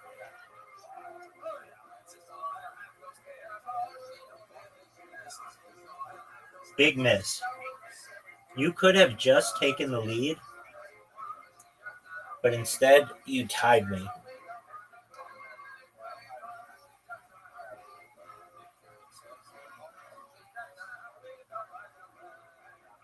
What are your thoughts on this shot?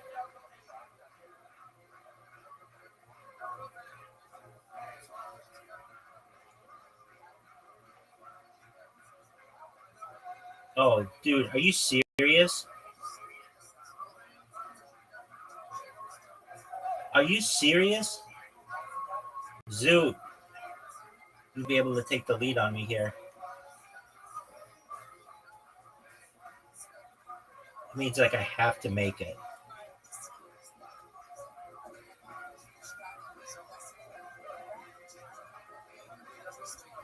Dog. 2-2. I'm bad at this hole.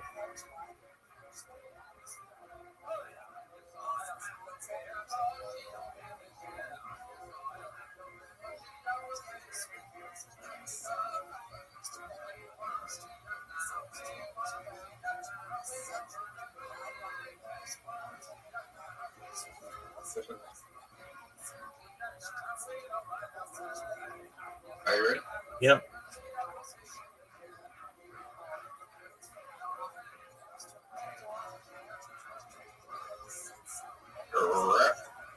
Hit the ball, dude. Zoot, hit the ball. Did you watch the trailer for Happy Gilmore yet? I didn't know I'd watch the Happy Trailer back again. Because you're obsessed with Twitter.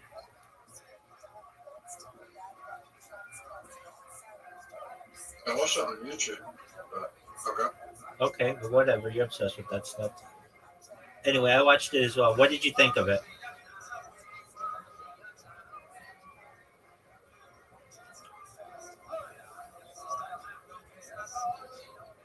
I'll tell you what the comment that there was no jokes in the trailer. And that's how I feel. There was no jokes. Thank you. I agree. I was like, what, this is supposed to be funny? Zoot, you're going to win. Maybe they didn't want to give him away too much in the trailer. I mean, I think we all kind of, oh, no way. What a comeback. What a shot. Dude, what a shot. Oh, I thought that was the end of it. Dude, what a shot. Have you seen the trailer? So yeah, Happy Gilmore too. Yeah. I mean, here's the thing. Movies don't do the same thing for me that they once did because the film industry is so much different. Like, Happy Gilmore should have been in theaters. Happy Gilmore 2 should have been in theaters. The fact that it's on Netflix cheapens it to me.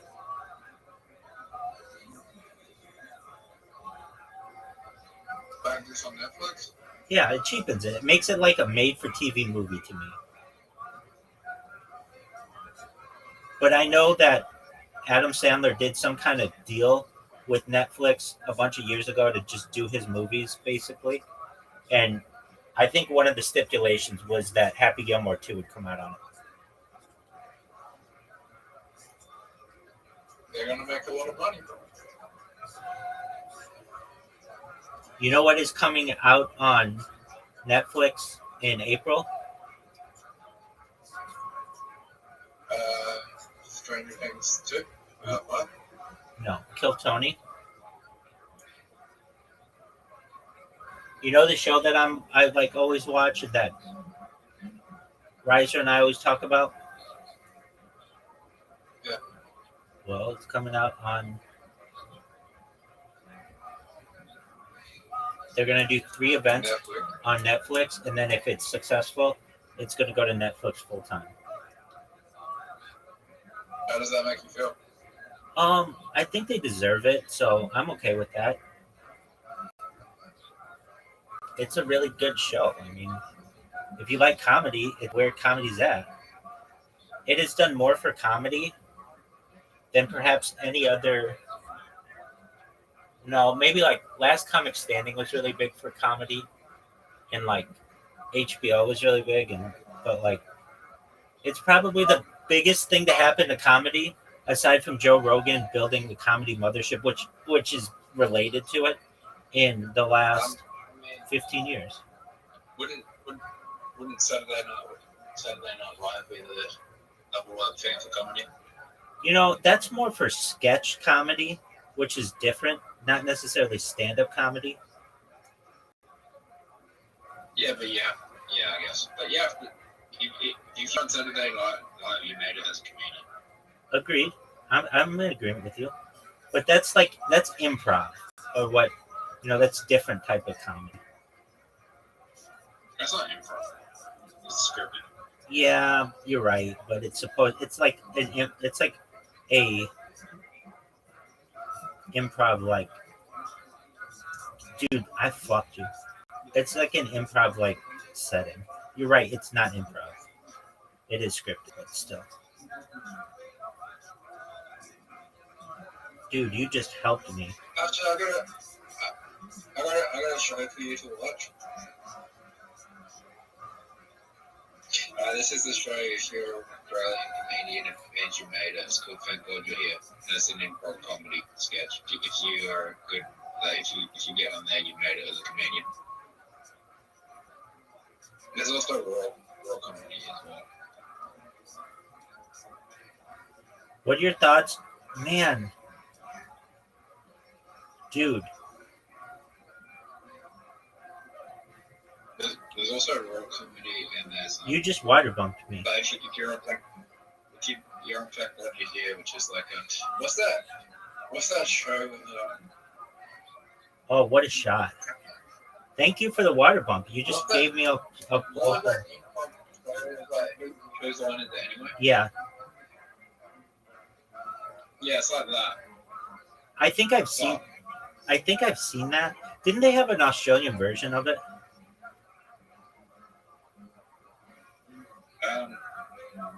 It's called Thank God You're Here, but Thank God You're Here is way better because it has that character stuff.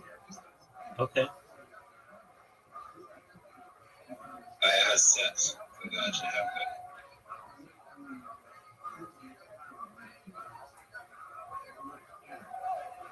Water.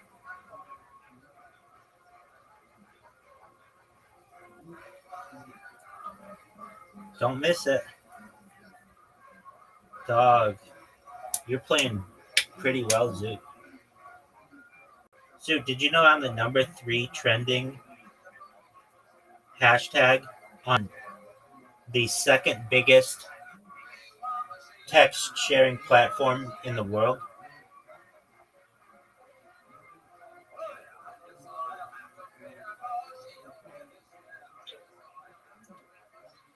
Do you know how big a deal that is to me?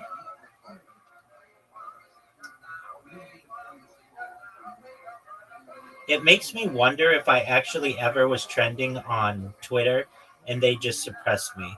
I'm not saying that I did. Twitter's a lot bigger, but you never know.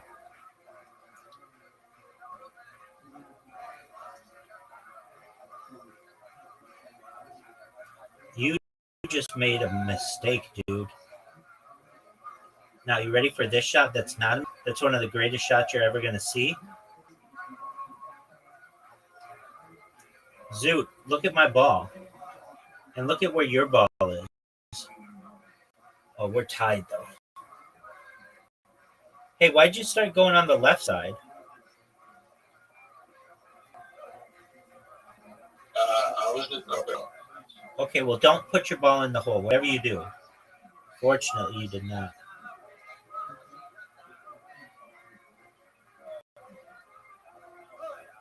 Look at that. Look at that make, dude. Yeah, I could have gone the right side.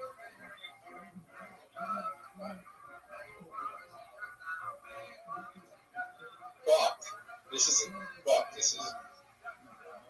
If you hit that ball right in front, you make life very easy. Stop. Too hard, too fast. If either of us hit that ball on the left, it's a very easy shot for the other person. What kind of shot was that? That's 6 out of 5. What shot was that? Dog, it was bad. I don't know if it was worse than your shot. Yes.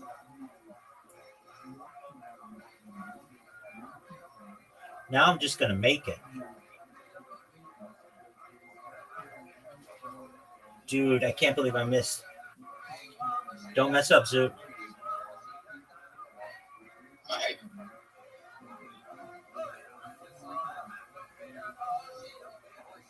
Watch I just make it. Oh, man.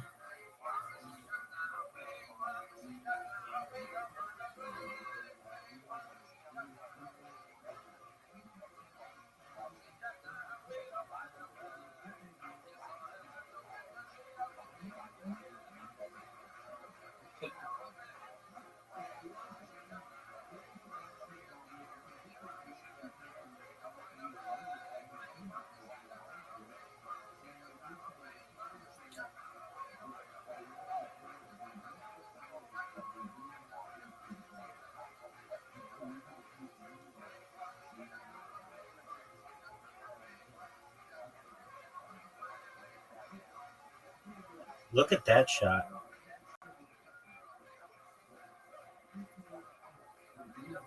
Do you think it's the doghouse or the trees?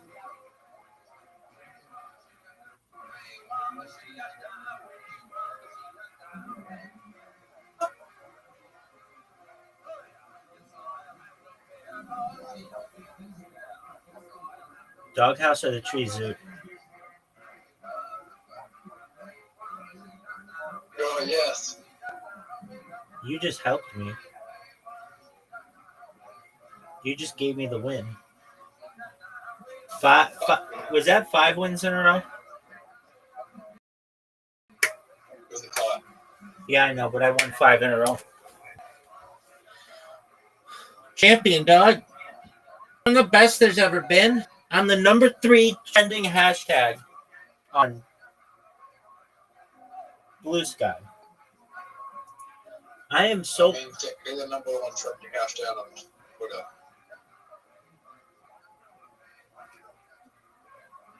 Dog. One day you will be the most rated person.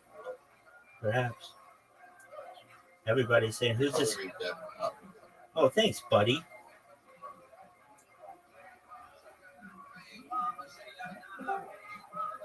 Welcome. How are you? Yo, what's going on, Jeff Ruse? How you living, pimp? Jeff, how are you?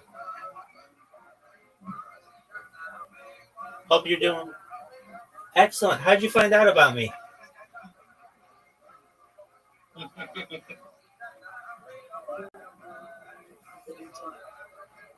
How'd you find out about me?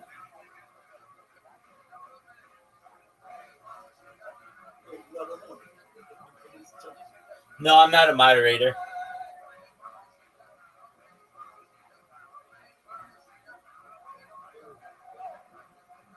Welcome. We're watching Kill Tony. I hope you enjoy. 6 months. 6 months. You get to go up a lot? You live here in Nashville? I live about 30 minutes south, so I come up here about once a week. About once a week. That's how often you do stand-up? Once a week here? You ever do it down there where you live? They don't have many mics there, but when they do, yeah, it's about once a month. So, what do you do for a living? Social work. Social work. 30 minutes south of here or up here? In Murfreesboro, yeah. So say that again? In Murfreesboro, it's 30 minutes south. Fuck yeah. So, what type of social work do you do? Like, you help people, or? I just do like behavioral health case management. So, did you go to college for that? Mm-hmm. Where'd you go to school? MTSU. MTSU. What does MTSU stand for? Middle Tennessee State University. Wow, fuck yeah. There's one. Somebody got a scholarship back there. What's your guys' mascot? It's the Blue Raider. The Blue Raider. Yes, that's the sound of a Blue Raider right there. What the fuck's a Blue Raider? You didn't even hesitate with that button, like as if it said Blue Raider. You're just like, finally. Well, the thing is, like, we're the Blue Raiders, but for some reason our mascot's a Pegasus. So, a Pegasus is like a unicorn with wings horse, or something, yeah, right? yeah. My high school mascot, fighting depressions. Yeah. Wow, Matt, how old are you? 30. 30. Hell yeah. And is this where you were born and raised? Pretty much. I moved here when I was 8, so yeah, grew up there. Yeah. What do your parents do? My mom's a psychologist, and my dad is a analytical metallurgical sales engineer. What does that mean? I have no fucking clue. You have no idea what your dad does? Yeah, he might be a contract killer at this point. I have no idea. So you close with your parents? Yeah, pretty close. Hell yeah. You ever think about fucking them? Yeah, really. Yeah. What? I mean, it's like a stereotype in the comedy world. Sometimes I've heard that, like, people, they say out in the country, 30 minutes south of southern cities. Yeah. Well, I'm originally from Alabama, so it's more of like our cousins than our parents. Thank you. Right, yeah, you wouldn't fuck your parents. You were close. Have you ever done anything with your cousin? No. Whoa! There's a hesitation there. You smelled the toilet seat after she went to the bathroom or something. Yeah. Something, right? Yeah, maybe. Yeah. You rub her underwear on your dick? Only twice. Maybe sniff the old pool noodle? Once or twice. All right. What is the, have you ever looked at, you have female cousins? Yeah. Around your age? Yeah. And you grew up with them? Yeah. And you were tempted a couple times though, right? Like I think we all have those types of memories, right? No. No? No. Are you sure? Yeah, pretty God, your mom was a psychologist. You've been trained well. Yeah. I just tried to do Jedi mind trickery on you and it didn't work. I'm like, we all fuck our cousins, am I right? That's good. Oh, that's fun, Matt. What do you think is the most like southern thing about you? Because it's not, you sound like a country man, but you sort of look like, yeah. You look like a school student, and your mom's a psychologist. Your dad's an analytical engineer, whatever the fuck. Yeah. So, like, what do you think is the most like hillbilly thing about you? If we could put it in that type of term. Roll Tide. Wow. Oh my God. Wait, what's happening? What the fuck just happened? For those of you listening to the podcast, the people in this room just pushed over a Civil War statue. This place is chaos right now. They all just ripped off their jackets and they're all wearing Confederate flags. I don't know what's going on. What is Roll Tide? I've never heard that before. That's the Alabama football program, basically. Yeah, it's a very very. Roll Tide is whenever I eat a ton of Tide Pods and then pass out in my room.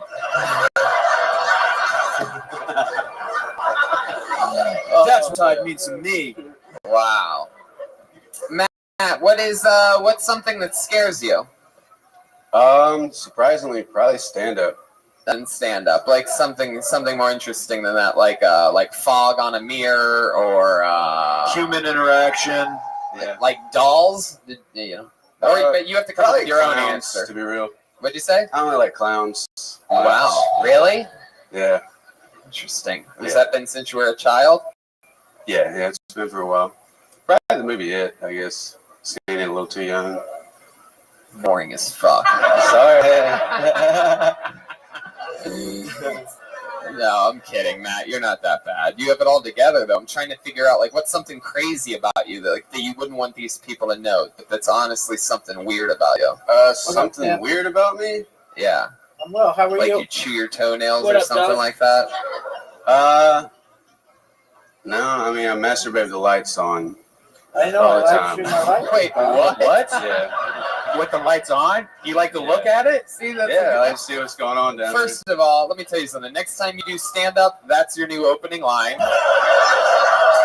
Hello, I'm Matt Taylor, and I masturbate with the lights on. And you look right out there, and you fucking let them know, and just have people go like, what? The fuck does he mean by that? Because then people want to know, what are you looking at? Like, when you say you masturbate with the lights on, are you looking at like a magazine, a mirror, perhaps, or like the lights being on would really like some American Psycho shit?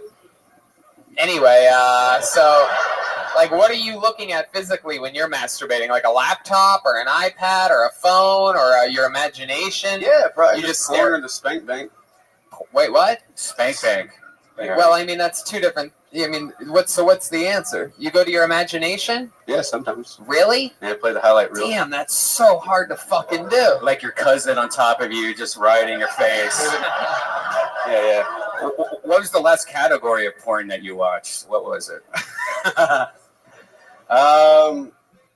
Probably like some. I don't know. I feel like it's all taboo now. It's kind of weird. So probably some stepsister shit. We're getting closer. Yeah. But surprisingly, not cousin shit. So Let me ask you something though, because I'm sort of intrigued by you. Because we always have people on that look at porn, obviously, but you said that sometimes you use your imagination. I don't know if I've ever really talked with anyone up here about ever using their imagination during masturbating. Is that something that You don't do that? Well, I mean, who the fuck does? I have like a good 10 different memories, Yeah, and you good go, nights. oh, that's easy to come to if I need to. What are you, an do it episode real of Black fast. Mirror? No. Only 10? No, I mean like 10 go-to spank bank, Matt. When I plug in my drive, I get to jerk off to one of 10 of these stories. All right. Well, I mean, obviously, I was trying to get it more out of him. Yeah, I know, It's more but- an interview thing than my own things Jesus about that. Christ. Yeah. Somebody's ragging. Yeah, it's you. You're like freaking out over little shit. This guy masturbates with the lights on. That's fascinating. Exactly. For And me, that's- I can't do it during the day. If the moon's not glowing, the blood's not flowing. All right. We've spent too much time with you, Matt. Good morning. There How go, are you? Matt Taylor. Thanks, bud. He's on Twitter. It's short for Matthew. Well, I'm amazing. Hey, Miss Aquarius, do you know what blue sky is? Yeah, my cousin be on there. Well, your little cousin's amazing. Did you know that my hashtag Violet Rabbi is number 3 trending on there right now? I ain't been on it though. That's okay. Very few people have been. But But she said she's trying to see how to get her stuff trending because she's just 25, 24, 25, so she like X though, but she said she's trying to get it to her stuff to trend too. She's trying to get, some whatever repost and stuff. well, I just started on it yesterday, and I'm the number 3 hashtag, and I've already had 2 people tweet about me. So I'm really happy with that. You're trying to, what do you want to have? What? How many? I have 2 people who have made posts about me.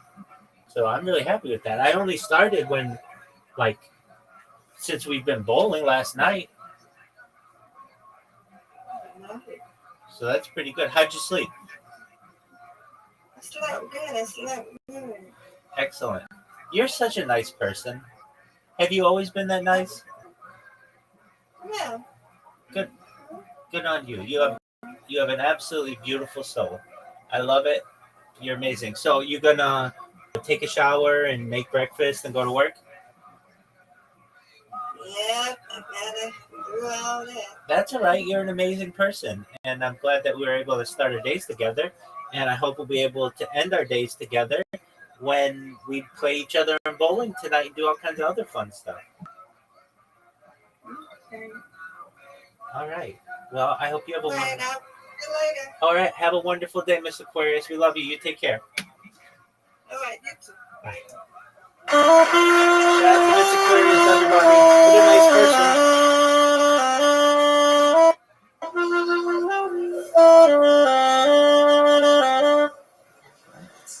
That was Kiss from a Rose by Seal. All right. Pull another name out of the bucket. Put your hands together for Graham. Graham. One word. Could be fun.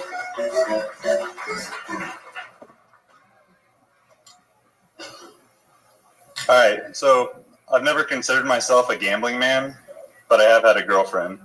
And let me tell you, that's one slot machine I'm never getting my money back from. Kind of funny story how we broke up. She broke up with me because I'm a serial narcissist. I took her on a date to a circus, and I had a massive relapse in the House of Mirrors. It's kind of weird, I know, me being a narcissist, like real skinny, and I look like if Jack Skellington played toothpick. So ironic that I'm skinny because I eat a lot of pizza. My favorite pizza right now is probably Michael Richards Special from Papa John's.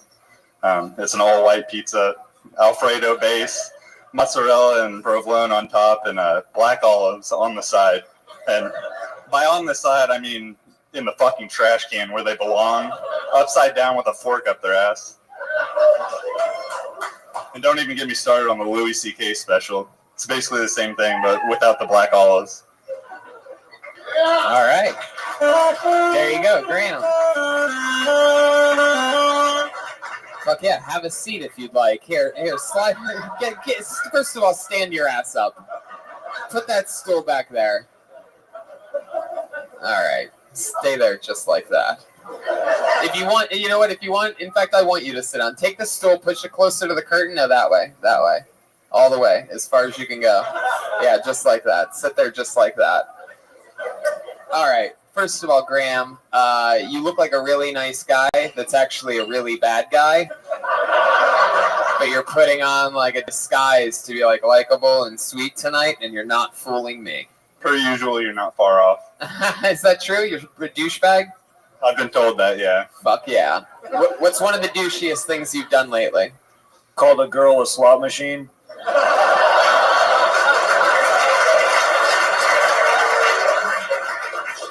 Emo kid's not wrong. Yeah, I would say that's probably it. Don't really have any like bad blood with my last relationship, but I would say, you know. But like, what's something you've done that's like, just like, you know, sort of cold-blooded to anyone lately? I wouldn't really say it's cold-blooded, but about a month ago, I took my friends to a bar, and he made out with like this really gross chick. Took a video of it, and I've been showing like everybody, and he hates it. That's perfect. How bad was it? How bad was it? It's gross. I can show you after the show if you really want to see Yeah, it. I'd love to see that. It's honestly so gross. It's probably something you'd be into, right? Yeah. How long you been doing stand-up? What's that? How long you been doing stand-up? This is my first time. Wow, very good.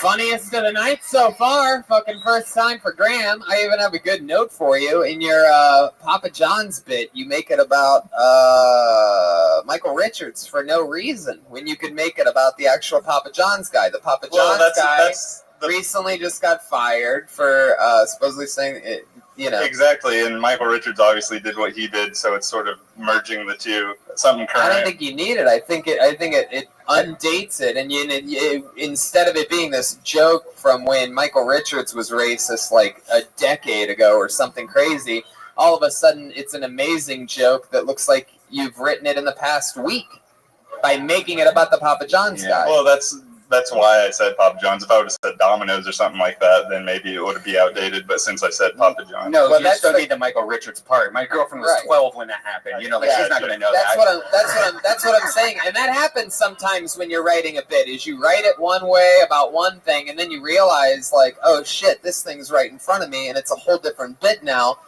and that's what it should be. It should just be a fucking Papa John's bit about an all-white pizza. Like that's when you said the thing about the olives, it seemed like there was a lot of hate in there. Yeah. You know, I mean, like whenever Michael Richards did that, like it starts out, he's like, 50 years ago, I would have had you hung upside down with a fork up your ass, and that's like you don't need that. Wow. You don't need any of that. You don't need the black olives part. But you had me at all-white pizza for a second, if that makes any sense. It seemed to make some sense. My mom used to order an all-white pizza. That was her move. Yeah. All-white pizza with green and red peppers. I never was into it. Does it give you stomach acid? Like some people are sensitive to tomatoes. It's true. Are you sensitive to tomatoes? Are you sensitive to I tomatoes? fucking hate tomatoes, man. You hate tomatoes? Yeah. Wow. See, interesting that I asked. Who fucking hates tomatoes? What else do you hate? America? I mean, do you hate America, Graham? Yeah, Tony, I hate America. I mean, at times, yeah, definitely. What do you do for work? You wear an apron. I work at a distributor for like fishing rods and some. Do you wear an apron? No, I don't. Oh, fuck. So fishing rods? Yeah, just different fishing reels, lures, things like that. Yeah. Do you know a lot about fishing rods? Yeah, I've been fishing since I could walk, basically. Yeah. Wow. What were you doing before you could walk? Crazy thing about fishing is it seems like walking isn't really a part of it at all. Seems like it's one of the only things you could probably give baby a credit for doing. Is that why you're so athletic from all the fishing? Yeah, actually, yeah. Well, no, I'm athletic actually because I avoid sugar, and that's for no reason for my health. It's just I listened to the Joe Rogan Experience once. I'm on keto. Wow. Why do you look like a model for a young dad Gap catalog? Good one. Normally when you say good one, it would mean that it wasn't good, but that actually was a good one. And I didn't like your tone that you just had with my emo friend over there. I was trying to match his mood. All right, well, don't. Graham, you good with the ladies? You seem like a pretty suave. You seem like Nashville suave to me. Exactly. Like you'd be like, "Hey, what's up, babe?" And dropping shit in drinks. Yeah, and then some. Yeah, and then some. No, I wouldn't say so. I mean, you seem like you would hit on some girl that you know has a boyfriend. Am I right? No. How old are you? 21. Oh, you're just 21. Yeah, exactly. In 6-7 years, all the things I've been saying about you are going to be true. When you're as old as I thought you were this whole time, you're going to be trying to bang tough dudes' girlfriends. You're going to be getting beat up in bars. You're going to be wearing an apron at your job. Graham, what's an interesting fun fact about you that we would find interesting? I mean, a lot of you guys probably can't see it, but if you look at my right leg, we got a scar right here. This time last year, I couldn't walk without crutches. I broke my leg playing soccer. So, I mean, we actually talked before the Fort Wayne show. You probably don't remember, but it was sort of listening to your show was something that kind of got me through whenever I was by myself. Oh, that's fucking awesome. Yeah. Well, look at that. That's really cool. Yeah. Boo-hoo, I've got lots of scars. I love it. Some people were booing the fact that he listens to my show and it helped him recover. I love the bullies in the corner over there. It's so fun. You guys must be such happy people deep down inside. For your first time, that was amazing. Like it was the best one tonight so far. I really It's appreciate pretty that. ridiculous. I really appreciate that. Yes. There he goes, everybody. Graham, his first time ever on stage. He did it right in front of you, live here in Nashville. It's a pretty fucking mellow crowd. You guys having fun out there? How many of you like it when the comedians do good up here? How many of you like to see people bomb?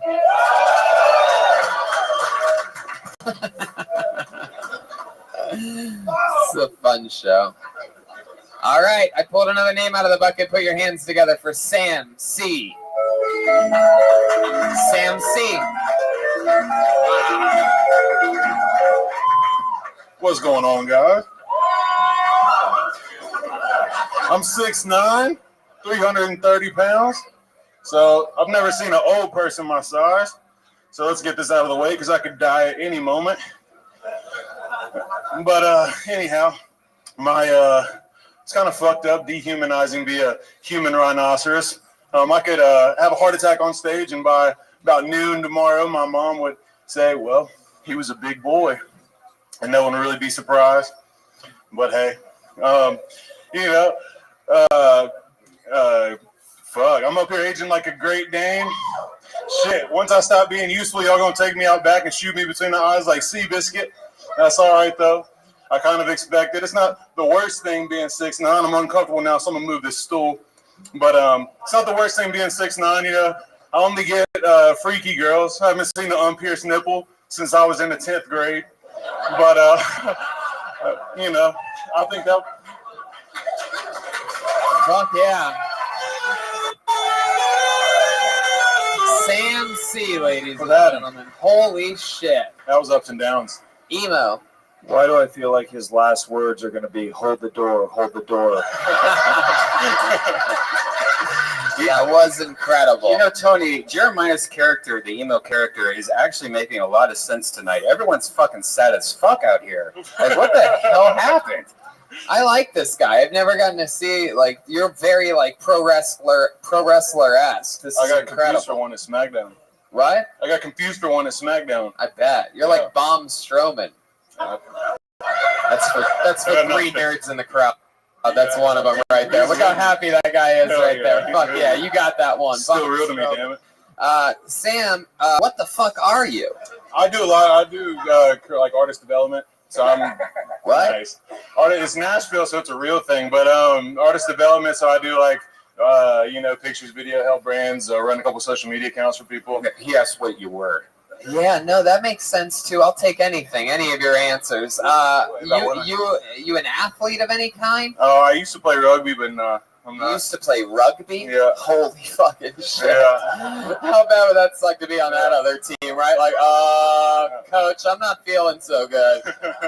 What the fuck? Yeah. How old are you? 27. 27. You ever thought I about like that. That's fucking You ever cool. thought about being a pro wrestler or anything fucking awesome? Yeah, like, most people aren't just 6'9", fucking whatever the fuck you just said. Yeah, no, I mean I do cool shit though, so I always kind of use that as a motivation. Like I'm shitty at basketball. I would be a waste of a 6'9" person if I wasn't something else cool besides an athlete or a pro wrestler. You know what I mean? How easily could you lift me? I don't know. Are you super? We doing it? Here we go.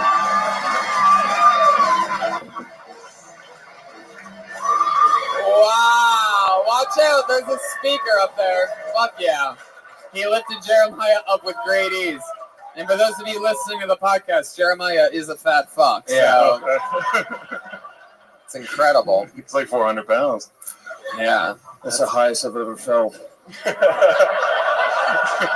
I like you a lot, Sam. If I didn't like you, I would have you try to lift up Red Band like you just looked at.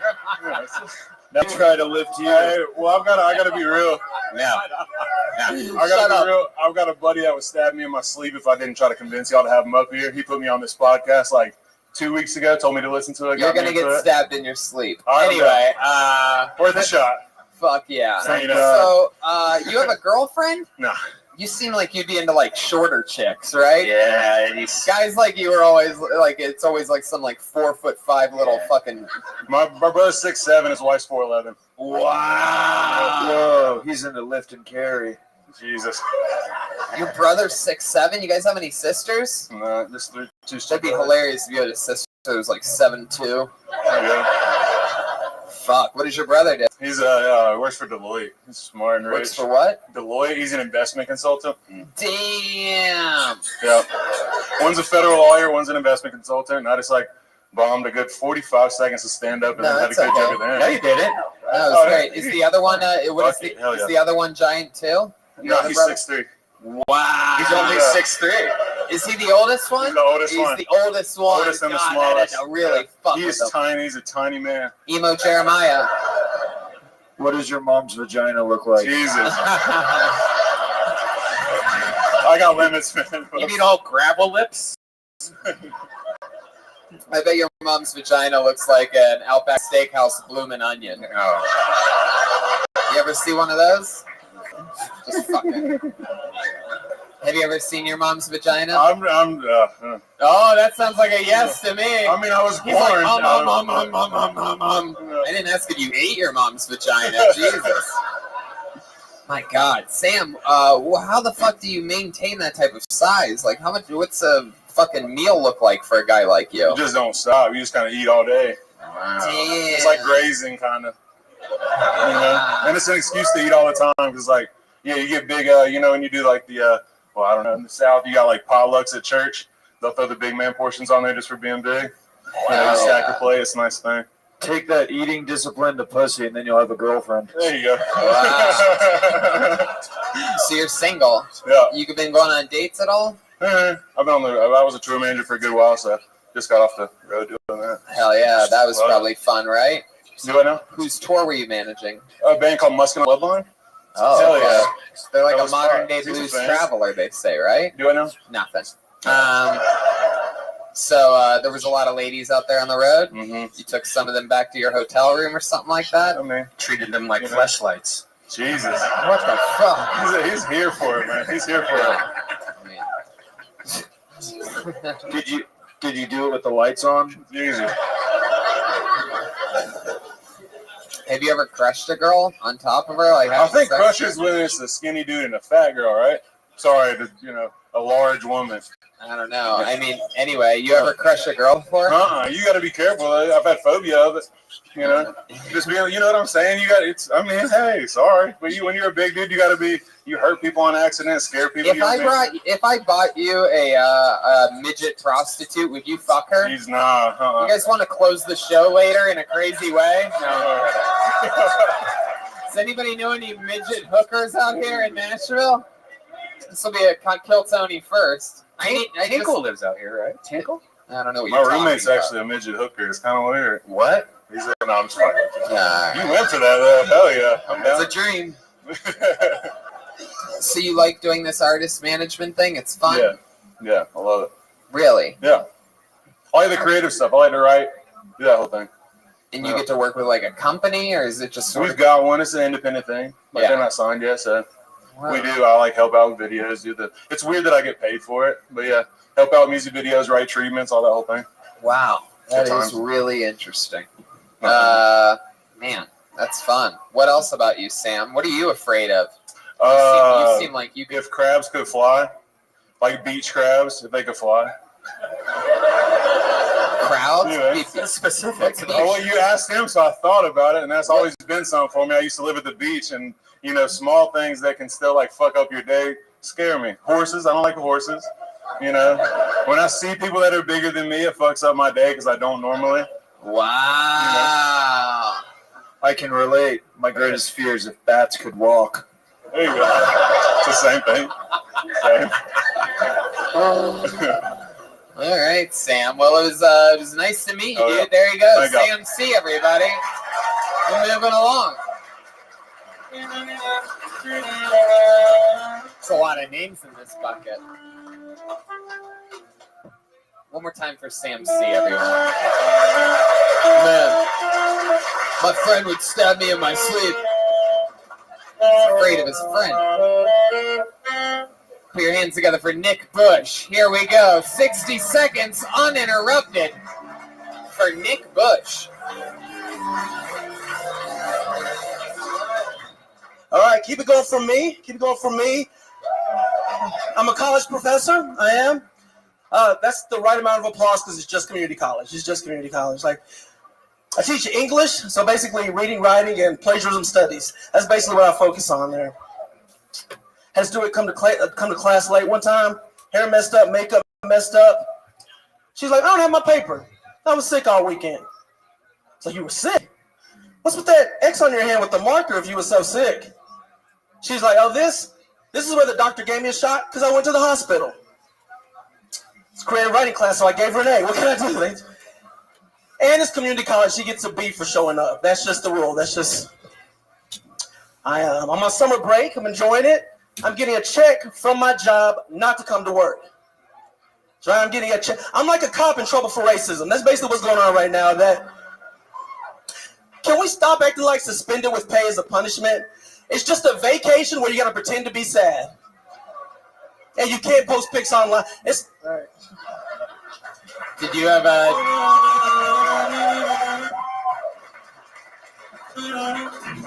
Fuck yeah. You could do it all. You won the light heavyweight and the heavyweight UFC championship, and now here you are doing stand-up comedy. The scrubbiest version of Daniel Cormier I've ever seen in my life. It's very exciting. Nick Bush, welcome to the show. This is your first time on here, right? Yeah. How long have you been doing stand-up? About 18 months. 18 months. You knew exactly the goddamn start date, and I like that. Yeah. What do you do for work? College professor. Teaching. You're a real college professor? Yep. Wow, what college? This place called Motlow State. State. We got a couple. All right. There's one bad student back there. That's like a community college. Yeah. And what do you teach there? English. English. Wow. Yeah. Man, is that tough? No. It's pretty easy. Just grading. That's the only thing that sucks. Everything else is fine. You have to read a lot of papers. Yeah, a lot of shitty papers. I always sort of wondered that about fucking teachers. Like, that seems like absolute hell. It is.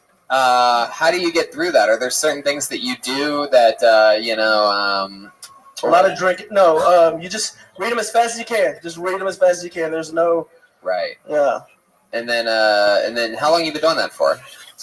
Jeez. About 8 years. 8 years. How old are you? 32. 32. So you started that when you're 24. Yeah. You ever try to bang any of the students? No. I knew you were going to ask me that. No. My first year, one of my friends got in trouble for that. That pretty much. Yeah. One of your friends, the student or the teacher? No. There's definitely a couple that you're like, you masturbate to with the lights on. I was gonna say, only with the lights on though. Only with the lights. For sure. Yeah. What craziest thing that's ever happened in your classroom? Not a lot of crazy shit. I mean, these two girls got in a fight because she was making fun of the other girl's tan, and so they started yelling at each other, and they got an argument over tan. When you say that they were making fun of the other girl's tan, by the way, does it sound good out there to you, or does it seem like I could be louder? Louder. Is the sound guy here? Lucy, are you here? We need to just juice all the way, like fucking just blast that shit. It's just unbearably low, and I feel like it keeps getting quieter as the episode goes on. What the fuck? Okay, now it's too loud. Yeah. Now it's too loud to go halfway between where you were and now. Of course, I fucked it up. For those of you that listen to the episodes and go, why is the sound so fucked up? This is why, because the sound's fucked up live, and then we adjust it, and then it's fucked up. That's cool. You're a college professor. I went to college, MBD, LMU. My dad didn't love me, university. Oh, shit. Come to my low. So when you say the two girls, when you say the two girls were fighting over a tan, was it because the tan was what? Well, this was before Trump, but she called her orange. She's like, you look like an orange bitch right now. Whoa. So no, you didn't. Yeah. So I had to break up the fight. I had to be an adult, you know. Yeah. Did you accidentally grab like boobs and stuff, breaking it up? Like, oh no. I love when a tit comes out. Yeah, I did. I accidentally no. But did she look like an orange bitch? No comment on that. So Nick, that's interesting. Do any of the students ever try to like talk shit to you or like get one over on you or anything like that ever? Because I'd imagine you get sort of like some like bad students, right? Yeah. It's usually a dude in the class trying to impress a girl, and I shut that shit down within the first 2 weeks. Yeah. So. But anyone ever get an attitude with you? Yeah. Can you know what? I'm going to be the student in the classroom. Let's just say you just walked in, and it's my first day, and you're introducing me, or so like start your I'm gonna call and roll. All right. Just start your lesson. All right. In Hamlet. Hey, Mr. Bush. Mr. Bush. Hey, fuck you.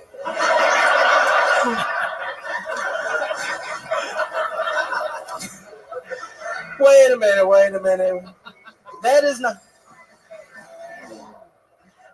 You didn't do the reading, did you? That's what you did. That is I didn't do the reading response, isn't it?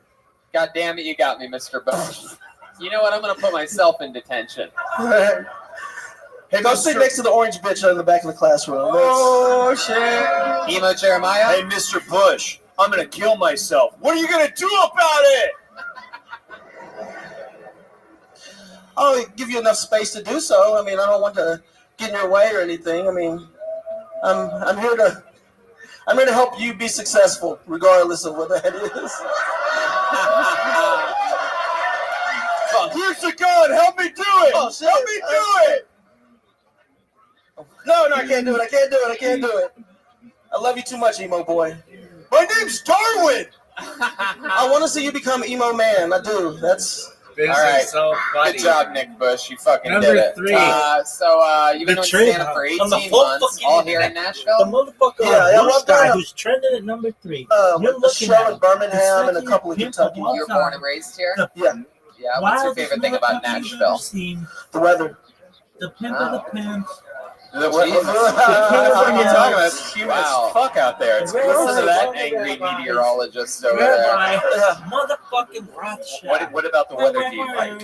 I gotta get 4 seasons. And It's like deadly humidity and like it's horrible to live in. Like that's recent though. That's because of global warming though. That's not anything. It's always been like that. Oh shit! Don't you I'm losing dare the crowd. say? I don't know if you've looked at this audience. I know. You just said global warming exists in front of these people. I apologize.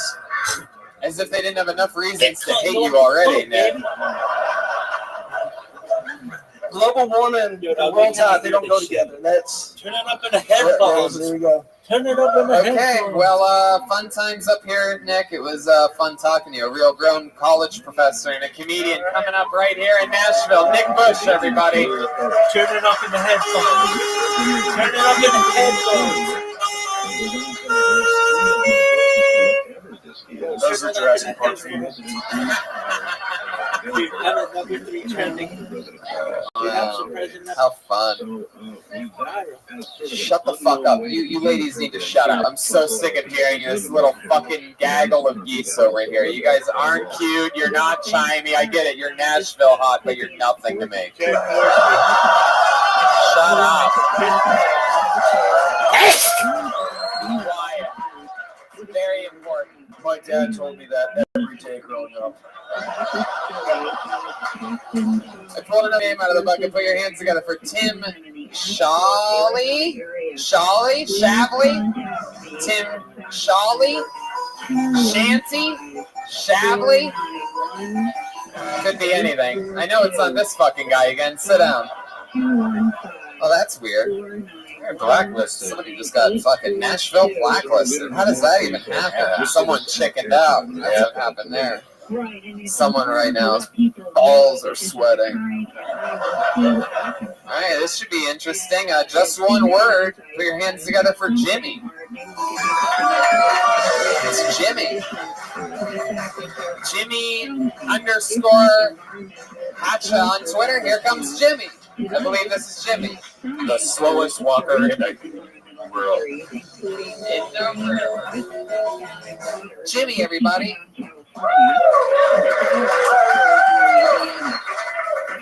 Had a long day today. Went to a funeral earlier. I'm right here. My friend died.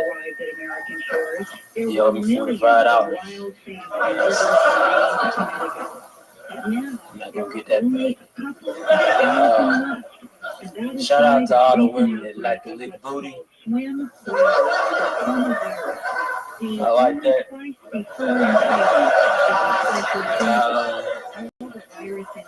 had a girl lick my ass once, and she done something I wasn't prepared for. She blew my ass.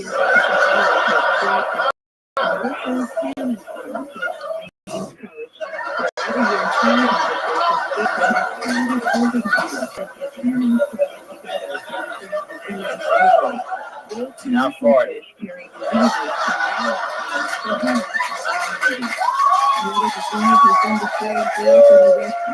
There you go. Jimmy, everybody. Fucking got it. That was awesome.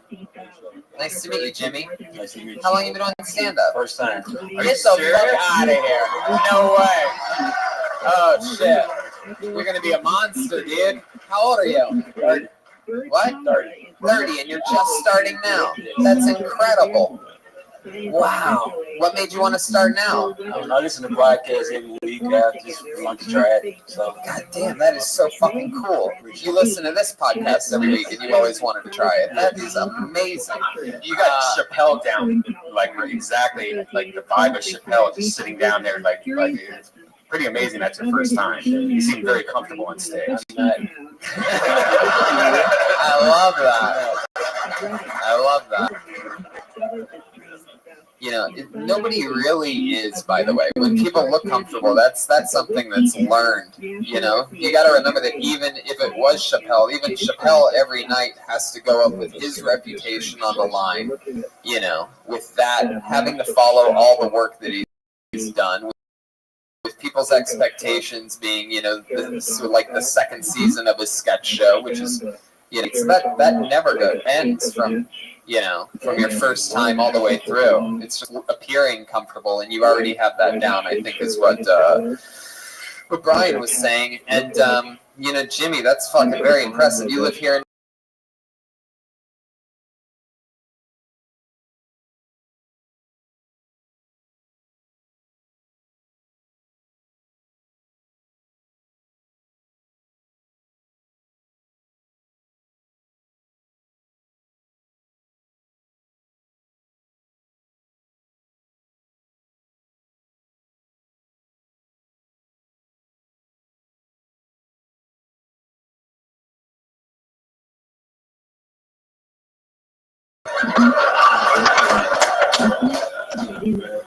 You ever have like turf wars with the Amazon guy or anything like that? Just UPS and FedEx.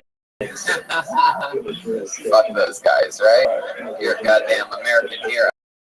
You ever have dogs chase you? Nah, I'm the dog, so they like me. You have like little biscuits on you? Yeah. Hell yeah. You have any on you right now? Okay. Hell yeah. People always nice to you? No. Really? What's like something mean that's happened to you when you're out there on your route? I've had a mail thrown back at me. What? Who the fuck throws their mail back at you? That's crazy. Yeah. They don't like it. Yeah, I know. It's scary. They ever throw the mail at you and at the same time yell, "Get out"? And you realize that you're basically in a movie? Not yet. Not yet. Anyway, old people be crazy. Jimmy, what do you do for fun? What do you do when you're not delivering mail? You just started stand up. You're 30 years old. What you been doing with yourself? I got kids already. So. Oh, cool. How old are your kids? I have a 4-year-old and an 8-year-old, two girls. Hell yeah! Look at that. 4 and 8. I fucking love it. That's interesting. Do you think you're going to do comedy again? Is this something that you just wanted to do once, or are you going to try it again? I wanted to do it once, but I give it a go. I give it another shot. Yeah, do it. Hell yeah! I think you certainly should. That's incredible, Jimmy. 4 and 8. You still with your baby mama? No. No. What happened there? Just everything sort of flickered out? Yeah. Yeah. You say that. You say that. Hell yeah. You back on the dating scene? You been having fun? I talked to someone. Yeah, I bet you do. When the husband goes to work, the mailman will deliver, right? That release of hydrogen sulfide more into the spring. Put a little something in her fucking postage box, right? Last time you came here, you met her. You tried to holler at her last time. What? What the hell are you talking about? Shut the fuck up. I did not try to holler at your girl. There's no fucking way. There's a way. Jimmy, that's impossible. That's absolutely impossible. This is awesome. Tony just got called out for being a douche. What was did she have a beard on? No. Was it worth it? One person. Go ahead. What did happen there? Last time you done stand up here. Here in Nashville? Yeah, you had her. You were with her? Yeah. You were standing next to her? Yeah. And what made you think that I tried to pick her up? What did I say? You grabbed her hand. Let me ask you something, Jimmy. When I grabbed her hand, did I grab it like this? Nice to meet you. Because I'm telling you, that is the only fucking way I grabbed your girl's hand here. Whatever else you saw was an accident. Maybe I thought it was Red Band or something like that. Sometimes we have codes that we do via Morse code here. What the fuck do you mean? So when he grabbed her hand, what did he do? Like, did he kiss her? How he held it, he was like, I don't know. Like, what's going on? Get the fuck out of here. That move has never been in my repertoire my entire life, sir. I've never been a hand holder, and I refuse. Objection. There's no way this could have been me. This had to have been. Now, did you see it, or did she tell you? Because that's a huge difference. I was right there. There is no walking out the fucking way. Let's go to the tape. What are you talking about? You're saying I was walking out of here. You were standing there signing posters. I was signing posters, and you two were walking out, and you saw me hold her hand. No, she spoke to you. Yeah. And she was trying to walk away. You still had a little firm grip on it. Yeah.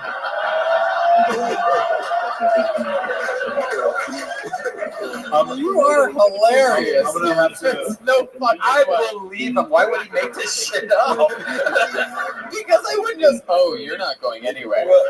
Was he drunk? Was it like a two-show night? But he was talking about the warm pussy, and she had the.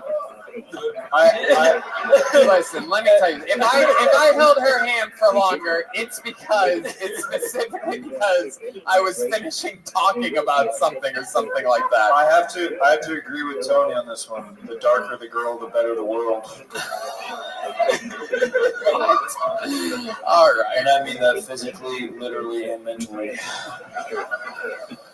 All right. Well, I mean, this was an unbelievable first time on stage. One of my favorite interviews ever. I love it. There he goes, Jimmy, everybody. Fuck yeah, Jimmy.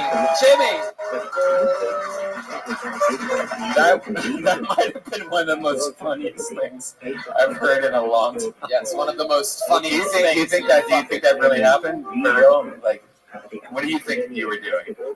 I 100% just said live in between during the interview that if there was anything extra at all in which I was literally like, blah, blah, blah, blah, blah, blah, that means I'm finishing saying something to someone. I'm aware if I was just signing posters Did I take a picture with her, or were you guys were just in line saying hi? Did you get a poster? You were just on your way walking out.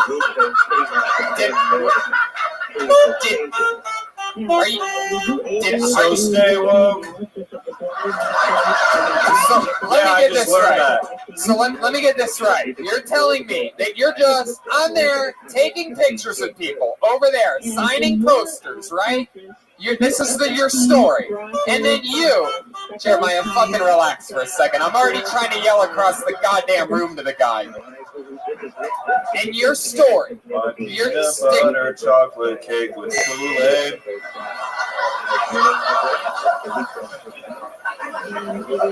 Idiots, I tell you, fucking idiots everywhere tonight. It's just like they just check out once in a while. So, very good. Yes. Continue the sabotage, Jeremiah. Very good. So you're saying that as you left, with the rest of the audience also leaving in a venue like this, and at the end of the show, I appear over there, I'm signing posters, and you don't say anything? She came up to me. What do you mean she didn't come up? Then how would I be talking to her? Why did we let him go? We still need more of this interview, right? Stop. Jeremiah, what the fuck? I'm talking to the guy from across the room. What are you doing? I was playing really low. Nobody can even hear that. I can fucking hear it. Dude, literally nobody could hear it. I was playing it myself, and I was learning the song Jungle Fever, okay? All right, fuck it. We'll get back to the normal format of the show. Let's just keep the fun train moving along. Your story doesn't make any fucking sense. And I liked you, Jimmy. I fucking liked you right up to the very end. Telling me that I'm shouting out at some guy's girlfriend. Get the fuck out of here. There's no goddamn way. Jeremiah! I pulled another name out of the bucket. Put your hands together for Matt Cox. Here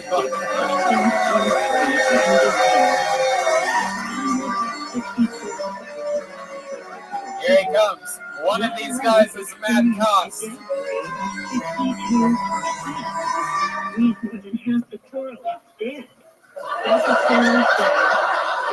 So I turned 35 this year, and I think I may be experiencing a midlife crisis. I lay awake at night, pondering the value of my own existence, and all I want to do is buy a Jeep Wrangler. Jeeps are amazing because they're like hormone replacement therapy on wheels.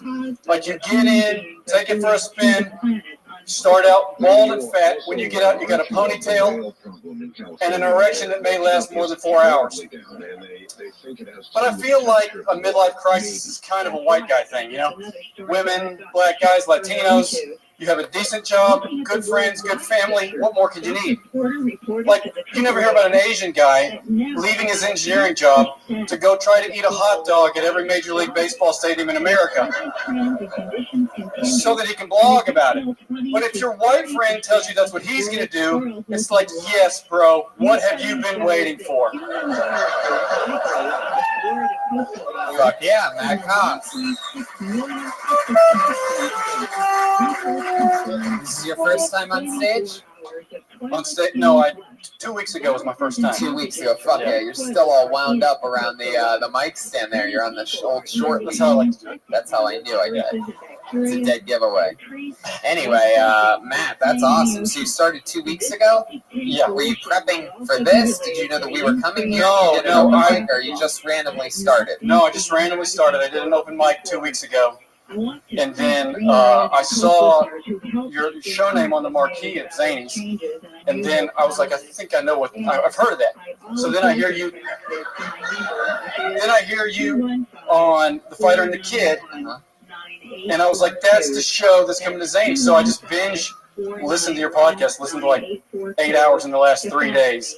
Is your girlfriend here? Tony's hungry. Yes, I'm hungry. Yes, I'm hungry, everyone. Is your girlfriend here? No, I'm married. I have brothers. Your brother? You married your brother? Yeah. What the fuck? Hell yeah. There's two different sentences. Yeah, no, I know. 2 weeks. That's fun.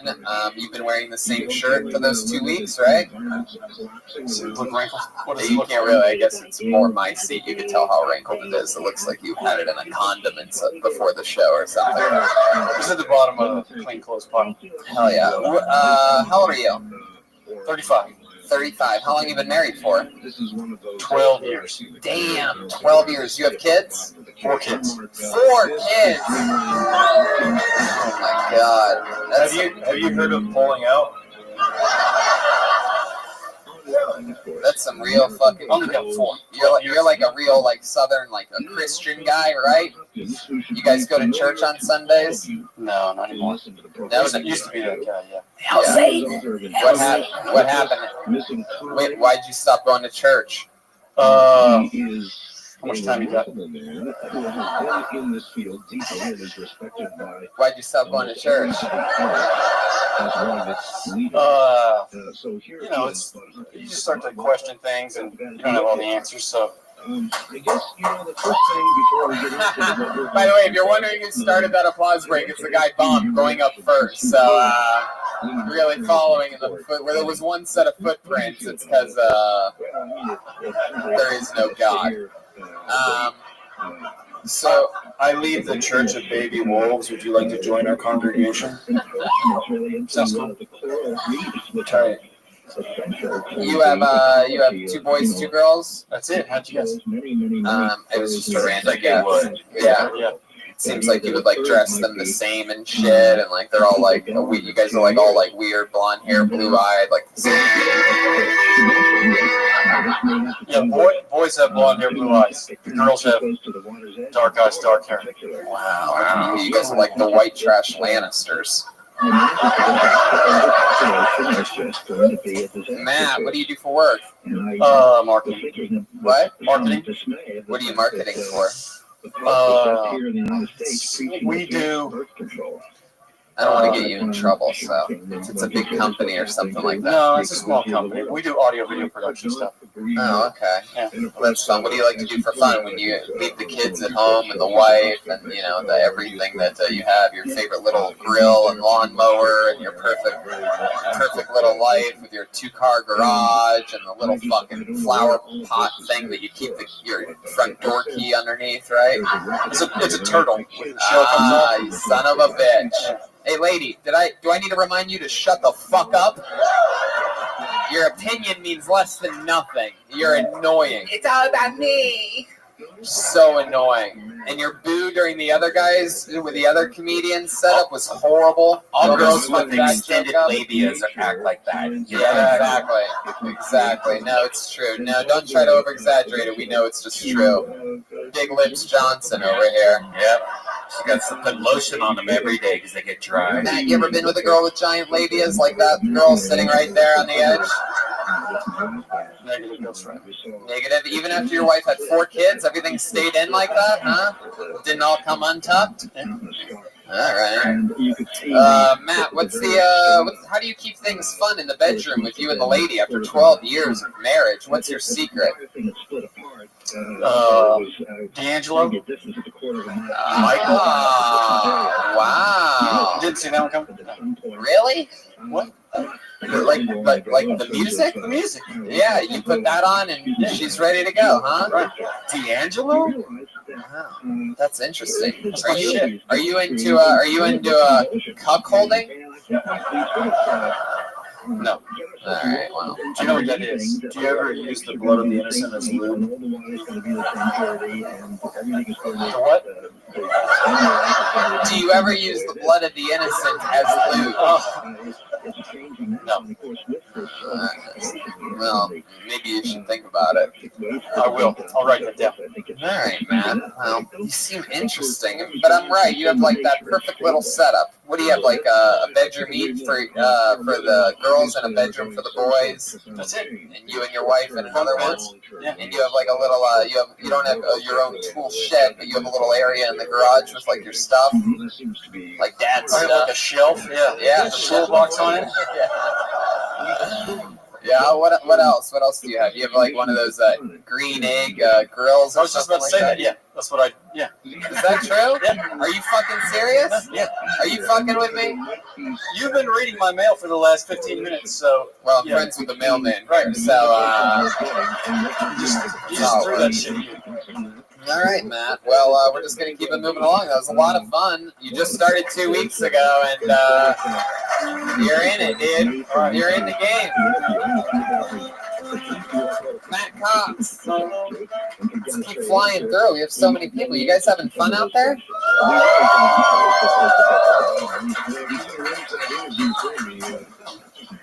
I swear to God. I swear to God. All right, let's have some fun here. You guys watching up there on that stairway? Now watch. Let's play a game. Let's play a fun game called "This Is a Real Fucking Live Show." That's the game. You guys, we've never seen this one before in podcast history. If one of these chicks says one more fucking word, take that entire table out. All right? Their party. I don't think the people behind them. I don't think the people behind them are with them. Right. This guy's got fucking handcuffs, lady. You're fucked. Not one word. Not a fucking word. Don't even respond to this. Fuck yeah. Whoa! There it is. How dare you? Let's give him one more chance, because I truly think she's just that fucking stupid. And if the guys that are with her want to give it a fucking shot to shut her up, that might help. But I guess I see who controls the fucking sex in this relationship. I guess she's the boss. I don't think fucking little Luigi over here is gonna really stop her. All right, but you keep an eye on it. All right, you see her yell one more fucking thing, I want you to grab her like this is live PD. Yeah. Let's do this shit. Back to the bucket we go. No interruptions. Put your hands together. This looks interesting for Clay Crumb. Clay Crumb. Clay Crumb, everybody. Man, I got fleas at my house, and they're everywhere. They're in the living room, they're in the kitchen, they're in the bedroom, and it pisses me off because they've been fucking. They've been getting drunk on mine and my pussycat's blood, and they've been fucking everywhere. In the kitchen, in the living room, in the bedroom. I haven't even had sex in this place yet. I just moved in like 3 years ago, and they're fucking in my bed. It's more like in the carpet on the floor next to the bed, but hundreds of tiny flea orgasms going on daily. I'm glad I can't hear them. I'd hate to have to jerk off at night after listening to fleas fucking all day. And they say to get rid of fleas, you've got to be aware of the flea reproductive cycle. Oh, I'm aware. They've been fucking. Fuck yeah. Clay Crump testing his clearly running his BET comic view set for us. That one's called Fleas Be Fucking. Do you really have fleas at your place? Because I live in an equestrian district, like a bunch of horses, and I have fleas all over the fucking place. They're starting to get bad. Really? Yeah. Wow. They're starting to get bad. Yeah. Oh, you guys are both disgusting. It's fucking incredible.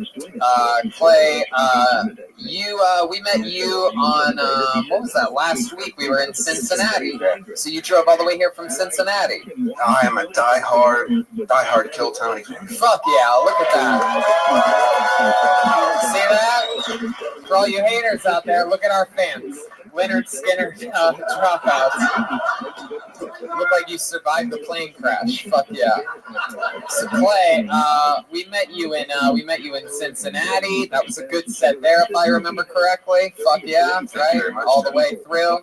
Remind us of what do you do for a living? I'm an electrical contractor, and I remember now. Yeah. You fucked a Navy SEAL's wife while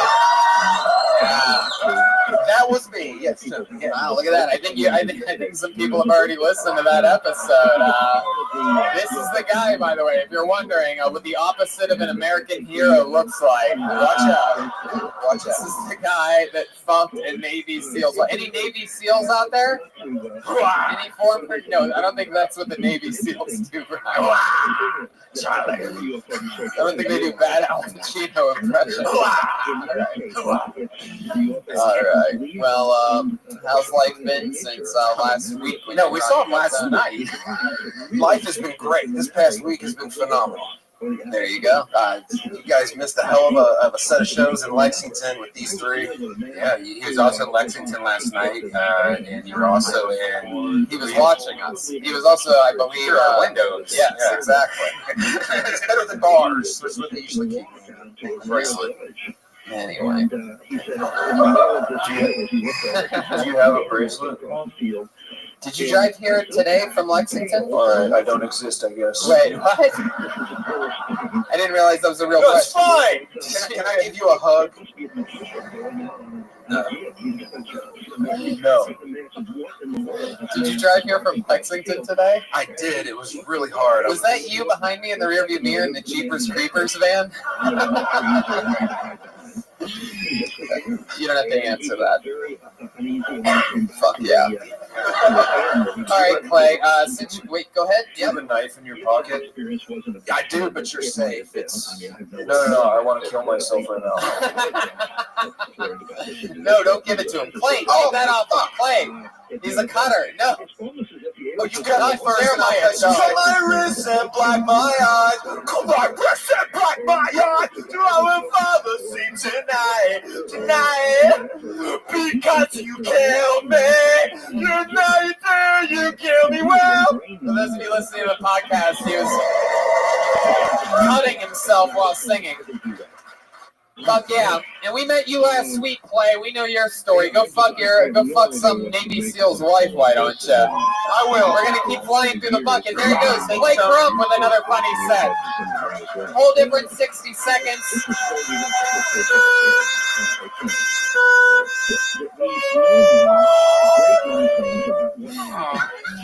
That was Celine Dion.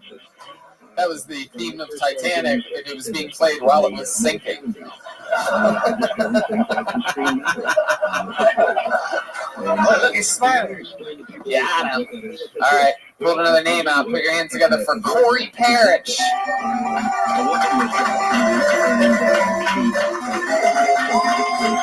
Here we go, people. Anything can happen. Corey Parrish. No, we're taking my stand-up virginity tonight. Be gentle. Be gentle. It feels a lot like the first time I had sex. I'm nervous. I'm shaky. I'm really hoping I can make it a whole minute. I'm young. I'm trying to figure things out. I went out downtown with some friends the other weekend, and I noticed a gay guy wearing the exact same outfit that I had on. And that's when it finally hit me. I might be stylish. Say what you want about the gays. Great fashion.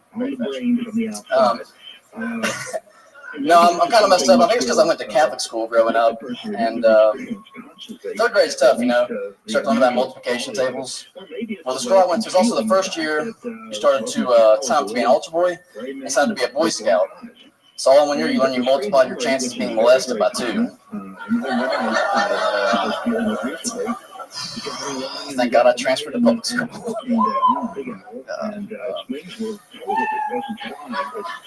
Corey Parrish. First time ever on stage? Second. Oh, where was the first time at? The Auburn University Starbucks. Starbucks? Well, it's the student center that has a Starbucks, and they had an open mic night. Wow, they had an open mic at a Starbucks. Why? I don't know. Jeez. Only white people, huh? Yeah, like 5 of us. Starbucks open mic. That's weird. Yikes. I don't even like their coffee. Yikes. You did really good for being so new. I mean, like you definitely have writing. You're writing jokes, which is great. You know, because a lot of these new people don't actually understand joke. You know how to write a joke, so that's great. Yeah, but you fucking lied to us, dude. You said we were taking your stand-up virginity, and turns out you blew your load all over a Starbucks in Auburn. You piece of shit.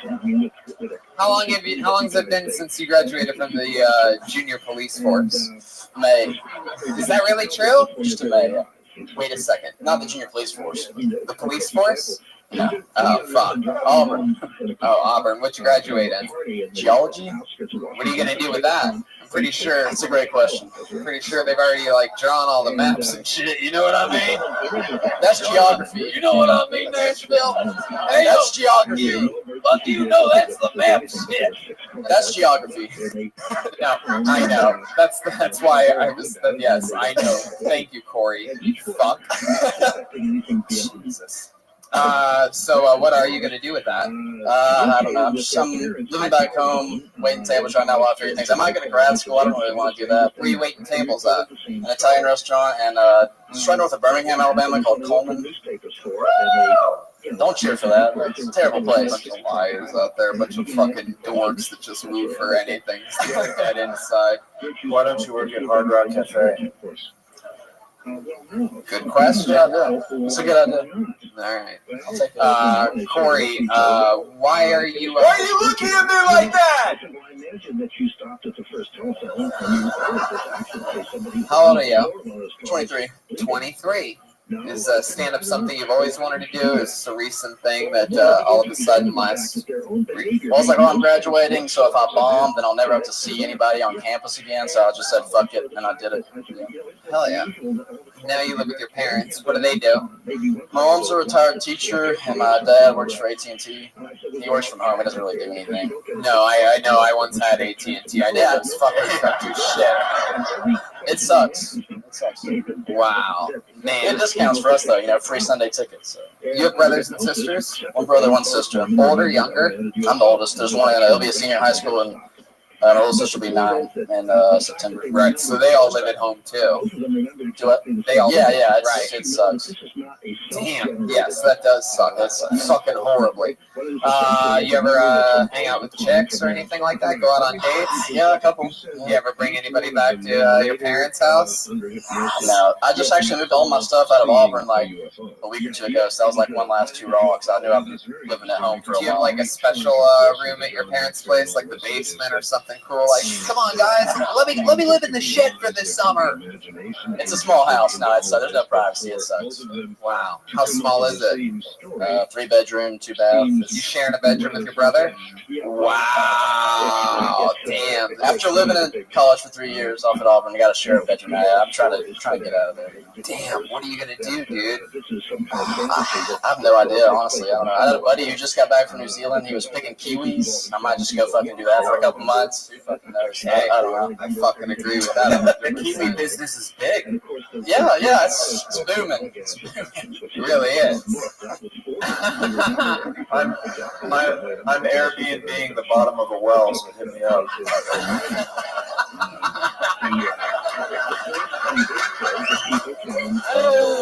Move in with him. Yeah. Man, does your brother do anything in that bedroom that creeps you out? You ever catch him jerking off or anything like that? Tell the truth. I walked in one night and all I saw was legs and a blanket. So, yeah, pretty much. How long did you watch it for? I'm finished. Nothing bad. Wow. You cleaned it up. All you saw was legs and a blanket. I'm so confused. I'm trying to picture The blanket was like cut off. What does right. that mean? Like a mannequin that's like half covered or something like that? Like, he obviously heard me open the door, so I think he the blanket, when he pulled it over him, it only covered up, like so much. Yeah. That happened to me once. My mom once walked in. Did I tell this story on this show the other day, or was I doing stand-up? I can't remember. It was on. I must have been doing stand-up. My mom once walked in on me when I was jerking off, and I made a point because I was always like getting in trouble and shit in high school. Like I was a very rough student, and so she wouldn't let me lock my door if I was like grounded or whatever, and sometimes she would just bust through the fucking door like, what are you doing? And one time, I remember she had a hamper and she was dropping off laundry and the door swings open and I'm like going at it next to the bedroom closet because there was like a TV there that like sort of blocked it. Like I would have like a 2-second warning if she came in. But I remember I had just gotten out of the shower, so I had the towel like wrapped around me, that thing where like you have the little towel wrap thing, and I'm just fucking going at it, and I hear the door open up, and I'm just like, no, like that. And she makes it to the middle of the room, and she's like, what the fuck are you doing over there? Because I'm like being all shady, just like facing the wall in the closet, like, what's up? Everything's good. I'll take care of it. Just put it anywhere. And she's like, what the fuck are you doing? Turn around. I'm like, no, you don't want me to turn around. She's like, no, turn around. And I turn around, and I had it like back under the towel, but when I turn around, I still have like that like young half boner, you know what I mean? So the towel's just literally sticking out to like there. She knew what was going on, needless to say. So I had a big boner. Yeah, you have a big boner? Yeah, it got small. It got small after a while. I'm trying to not seem too unlikable to these people. But yes, I also have a gigantic dick, everyone. Fuck yourselves. Corey, do you have a big penis? Let's talk about your cock, Corey. Welcome to a new segment called Let's Talk Cock. No sound effect for that? Jesus. Let's talk cock.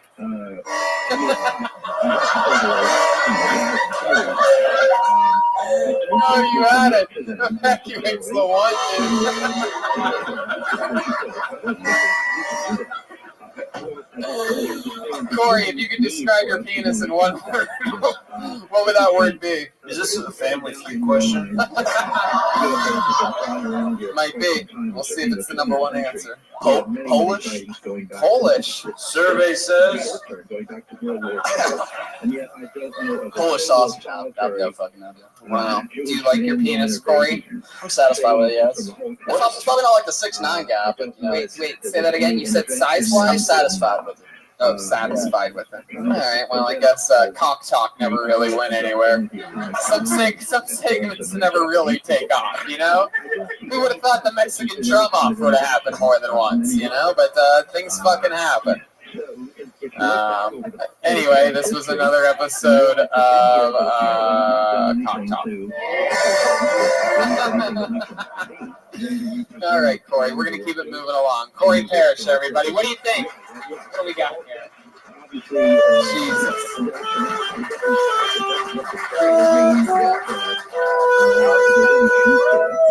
Those Backstreet Boys, I want it that way.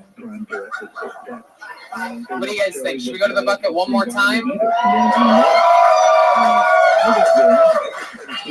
It's going to be a lot of disappointed people here. Put your hands together for Micah Lee. Micah Lee.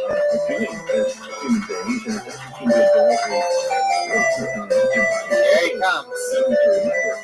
He's coming. Yes, this is him. Here he comes. One more time for Michael Lee, everybody. Tony, I'm really proud of you. You actually pronounced my name correctly. Is it because of my notes? Okay, you're just going to stare at me. So everyone throughout my whole childhood mispronounced my name. How to spell my last name is Lea. So everyone pronounces it Leah. So when I was a kid, teachers would take a stab at trying to pronounce it. One teacher said, Micaiah Leah. And that's when I knew I was going to drop out of school, which I did. And I'm here to set the record straight. Not everyone who drops out of school is stupid or low IQ, but it does leave you with a lifetime of regret and depression, which I was so depressed in my life. I've been to a mental institution twice in my life. First time is exactly what you think. It's like One Flew Over the Cuckoo's Nest. Go ahead, finish. Oh, the second time, well, it's kind of long. Are you sure? I'm sorry. I thought it would Go ahead. Yes, finish it. Okay, sure. So the second time I encountered someone who I referred to as African American Medusa. You wouldn't want to look her in the face, not because you turn into stone, but because she would start arguing with you and yelling at you and 7 other people you couldn't see. Yeah, I think All right. Okay, Brian. Okay, let's just. I can't wait to interview you. Horrible set, but I mean, just god awful. But I'm excited to talk to you about your life. Is this your first time doing stand-up? It is, yeah. Hell yeah. Well, there you go. Put your hands together for that, Michael Lee. Well, let's get into it though, because you seem like an interesting guy. You just seem like you don't know how to get it out exactly. You seem interesting to me. So you've been to a mental institution twice. How old were you during the first trip? 18. 18, just like Michael Myers. Very good. This is his first time in a mental institution too. This is a very scary interview I'm doing. Second trip to a mental institution. It was this year, actually. Oh, yippee! Yeah. What made you go this year? Well, what happened? Did you do something wild? No. Where you couldn't get out of bed? You were deeply depressed? Yeah. I was deeply Go ahead. Yeah, I was deeply Tell us depressed. about it. Tell us the juicy details, Micah. Well, to cut to the chase, I mean, I was like suicidal, and so Yes, someone I can relate to. Was there anything that specifically triggered the suicidal thoughts, or did something happen? A breakup, a job, something, or? No, it's just sort of always been natural chemical depression with you? I think so, yeah. Yeah. How old are you? 33. 33. What do you do for a living? I am I work for a Ford dealership technician. Hell yeah. Ford dealership technician. So when Fords break, you're the guy that fixes them. Yeah, sure. So you have your fucking hands full. You're all synced up. Hell yeah. That's one of the busiest jobs in America right there. Yeah. Ford technician. All right. Well, that's interesting. Don't you feel like your compadres at Ford really would have missed you if you killed yourself? I love that the only 2 people that laughed at the end of that joke was me and him. Out of the entire room, we're just both like, well, it's just another happy interview here in Nashville. Hey, if this is what fucking people are into that are suicidal, then I'm glad I could be of some assistance. I mean, if we're saving lives here at Kill Tony, then gosh darn, so be it. If you killed yourself, then all your coworkers would be like, "Well, I guess he wasn't built for tough." Yes. Sheriff fucking Maya fucking Watkins. He just needed to Ford escape. There you go. Hell yeah. Get some goddamn focus in his life. Yeah. What's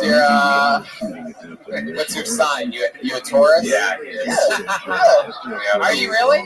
You're a Taurus and you work for Ford? Yeah. Wow. My sign is a noose with a razor blade. Wow. All right. So let me ask you this interesting question, Micah. If you were gonna kill yourself, how would you have done it? Oh my God. Let me guess. Yeah, I can't.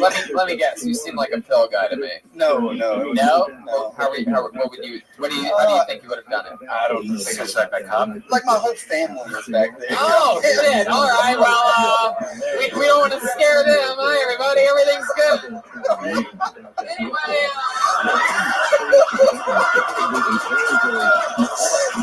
Hey, can I just say that I know a guy with a knife? You guys gotta be able to maintain a goddamn sense of humor about this.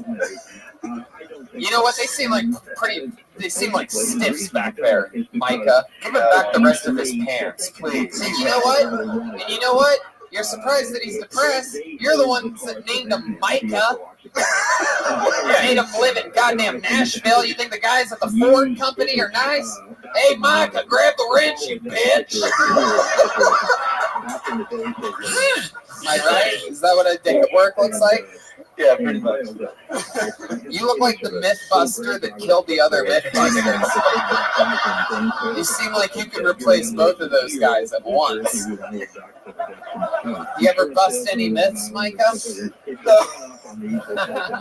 It's fun that your whole family's here. Are your parents here? No, my parents aren't here. But my brothers, my wife. Yeah. Who's the angry one with the glasses and beard that doesn't think I can see that stone face? That's my brother. Is that your angry brother? Yeah. Yeah. All right. I don't think he's actually angry. I think he's jealous. I think he wishes he would have signed up. Signed up. He did sign up. Oh, he did? Yeah. Oh, wow. Really? That's interesting. Has he ever done stand-up before? I think he has. Yeah. So a long time ago. Well, it's been a long time, huh? Yeah, it'd be really depressing if he came up here and he was better than you was.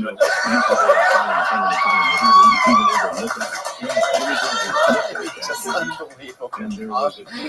Unbelievable. I mean, it's unbelievable. It really would be pretty depressing if it was worth it for that joke to reveal what will clearly be closing the show tonight. But you just take the reins anytime you want, Jeremiah. Really foreshadow. I thought we were done with him. I thought it was thing, but okay. No. I think we absolutely have to do it at this point, right? Yeah. I mean, we were gonna end it with Micah, but what do you guys think? Should we have our first ever Kill Tony brother off? Hell yeah. All right. Only one rule before we bring him up, okay? Only one rule. If he does better than you, you're not allowed to kill yourself. That's a deal. All right. Why don't you do me a favor? Why don't you, since you're his brother and you know him and everything, and we're here in your hometown, one of the most world-famous comedy clubs on the planet, why don't you bring up your brother? Why don't you give it up for my brother, Talon Snyder? Here he comes. He's going to close the show tonight. Wait. You get back here.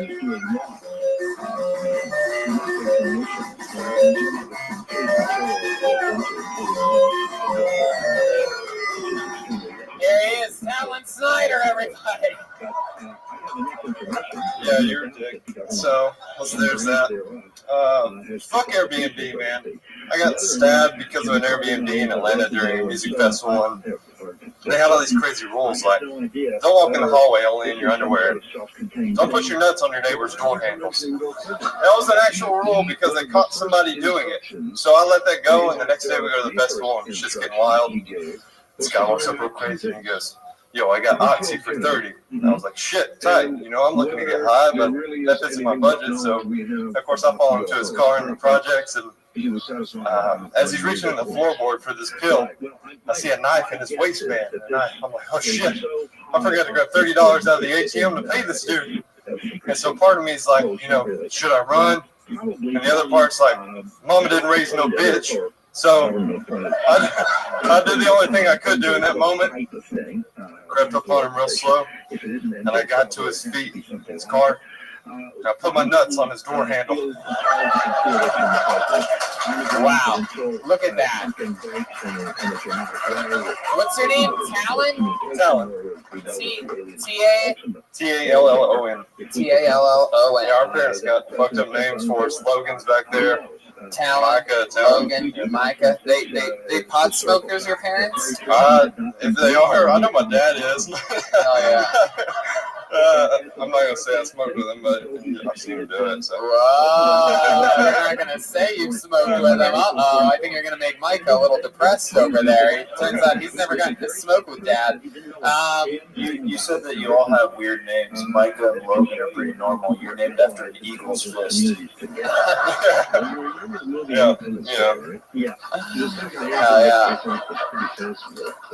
Well, I think you're a pretty talented guy. Yeah, I think that means he can kill himself, right? Is that what that No, Brian. No, that's not what that means.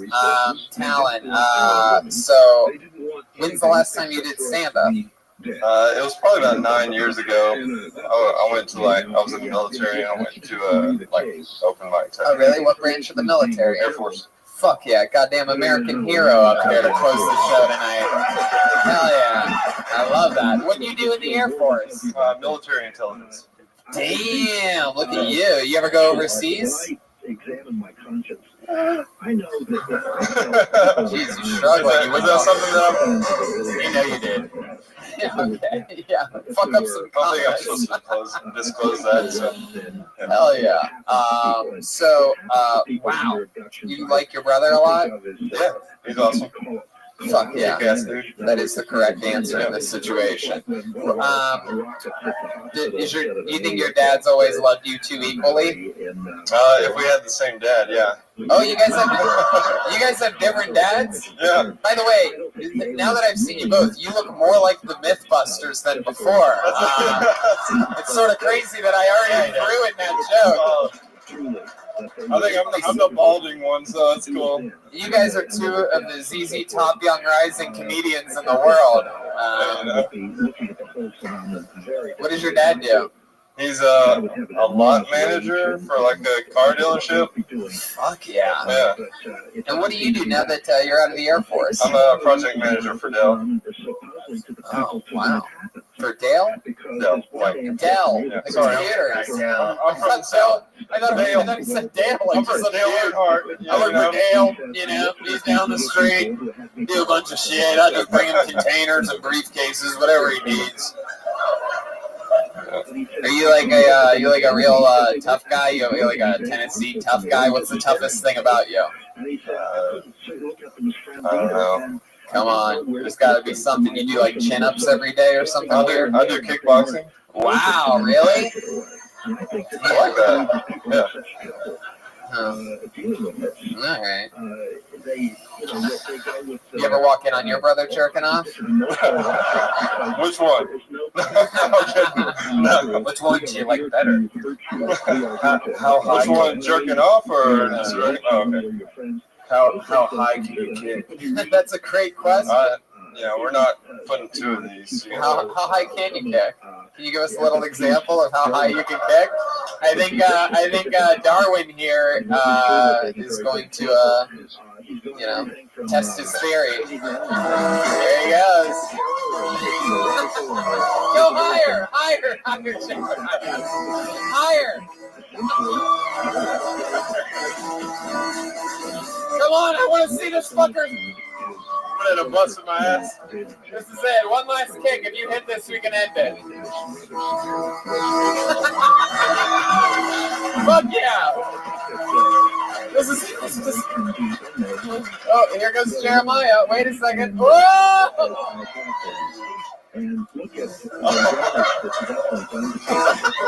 What is happening? Oh no. He's got a freshly healed arm.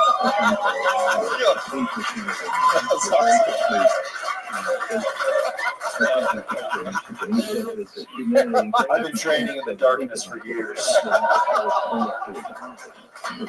Oh my god. For those people listening to the podcast, Jeremiah use this man's kickboxing history for a chance to show off how high he can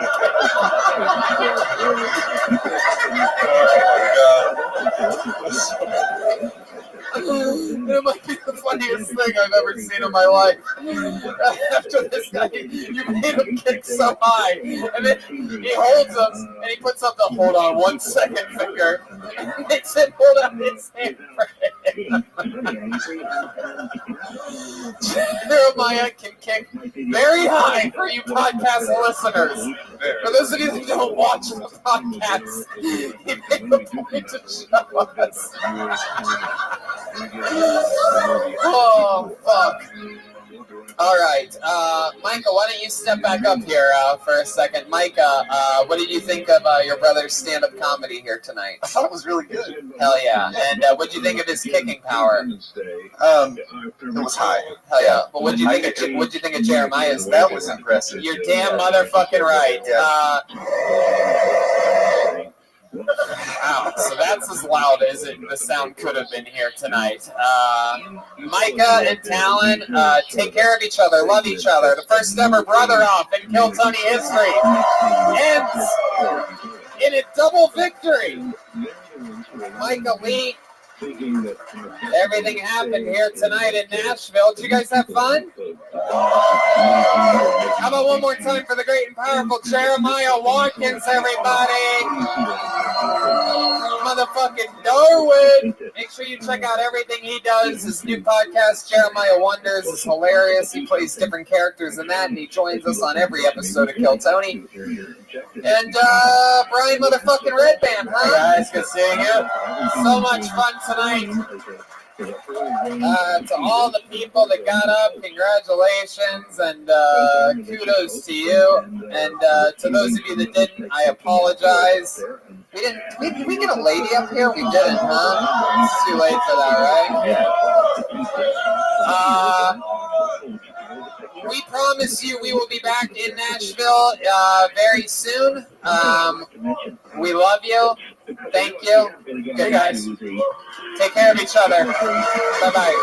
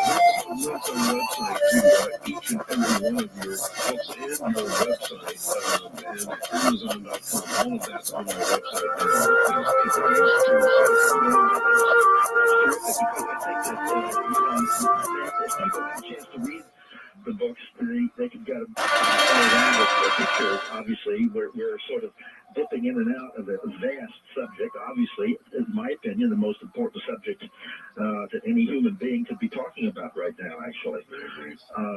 And one other thing, we are going to have, for people in the New York City area or whatever, we're going to have a conference on April 10th with a number of people who have been guests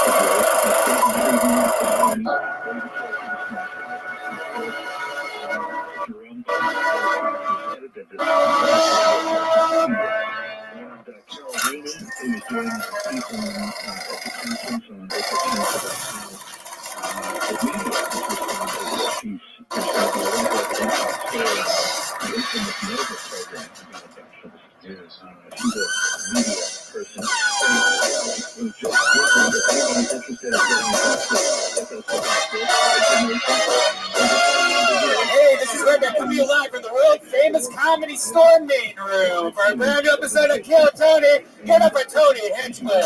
Hey, everybody. Fuck yeah. Brian Redband's here. Hey. You guys excited? You're at the #1 live podcast in the world. This is Kill Tony. Drawn every week by the great Ryan J. Ebelt, who's already knocking it out. We are streaming live on YouTube. Our friends over at YouTube. Yeah, youtube.com/KillTony. It's that easy. youtube.com/KillTony. We just got back from doing a bunch of fun shows on the road. A lot of fun in Nashville, Tennessee. We did a Kill Tony there. We did some stand-up out in Lexington. And that was a fun experience. And we're doing a lot more coming up. September 20th, we're in Lansing, Michigan. The next night, Grand Rapids. September 22nd, Detroit with our guest, Danny Brown. I believe that's just a Kill Tony for that one. Maybe I'm wrong. I don't know. September 28th is Kill Tony, Toronto, Canada. That's a big one. That's just for us. Yep, I'm going to be doing some stand-up that week as well. And also, this is a huge one, November 9th. We're in Boston, Providence, right smack dab in the middle, so people can drive from all different angles. We are crushing the East Coast again. Last time we were in Boston, it was goddamn chaos.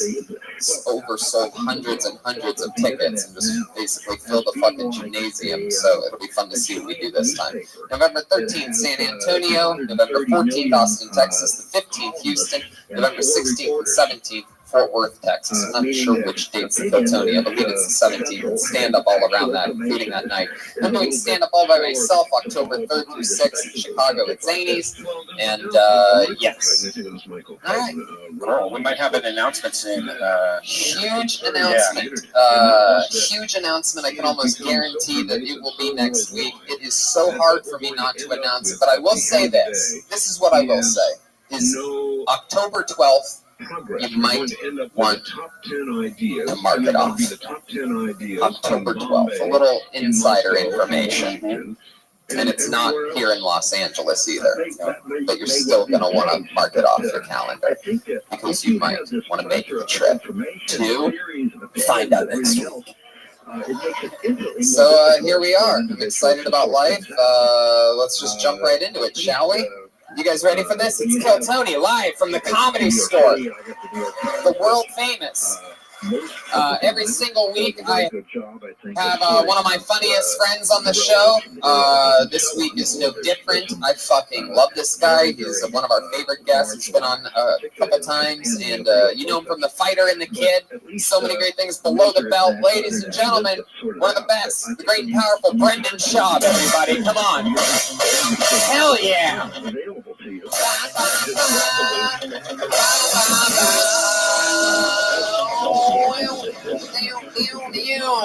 What's up, Brendan? What's up? Hell yeah. Nice. I'm excited to have you.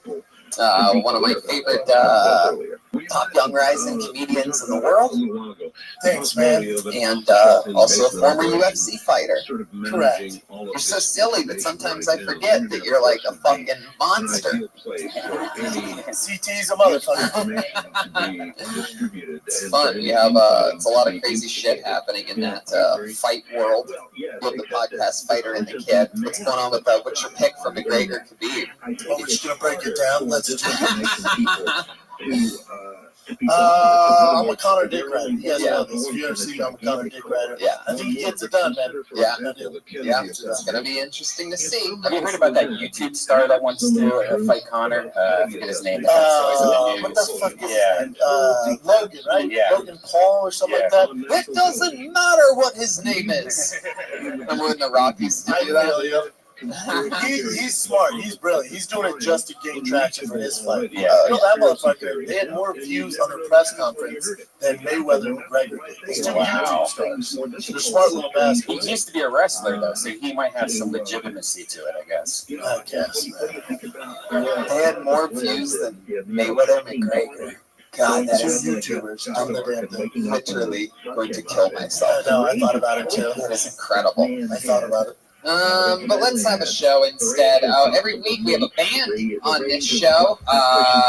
You never know what they're going to do. I never know what they're going to do. Every week they do different characters and they commit to the characters. It's always a surprise what they're going to be. So let's all check it out together, shall we? They're the best damn band in the land. They're the Kill Tony band. Jeremiah Watkins, Joelberg, Joel Jimenez, and Chroma. A very good thing is that I think here we go. In general, what? What's affected now? It's one reason why we the Red Hot Chili Peppers. Actually, I think smaller government. Whoa! I know what's going on here. The government spoke wow. Because there was very little else to listen to except the television news. Hell yeah. All right. Clearly this week the band is Alanis Morissette.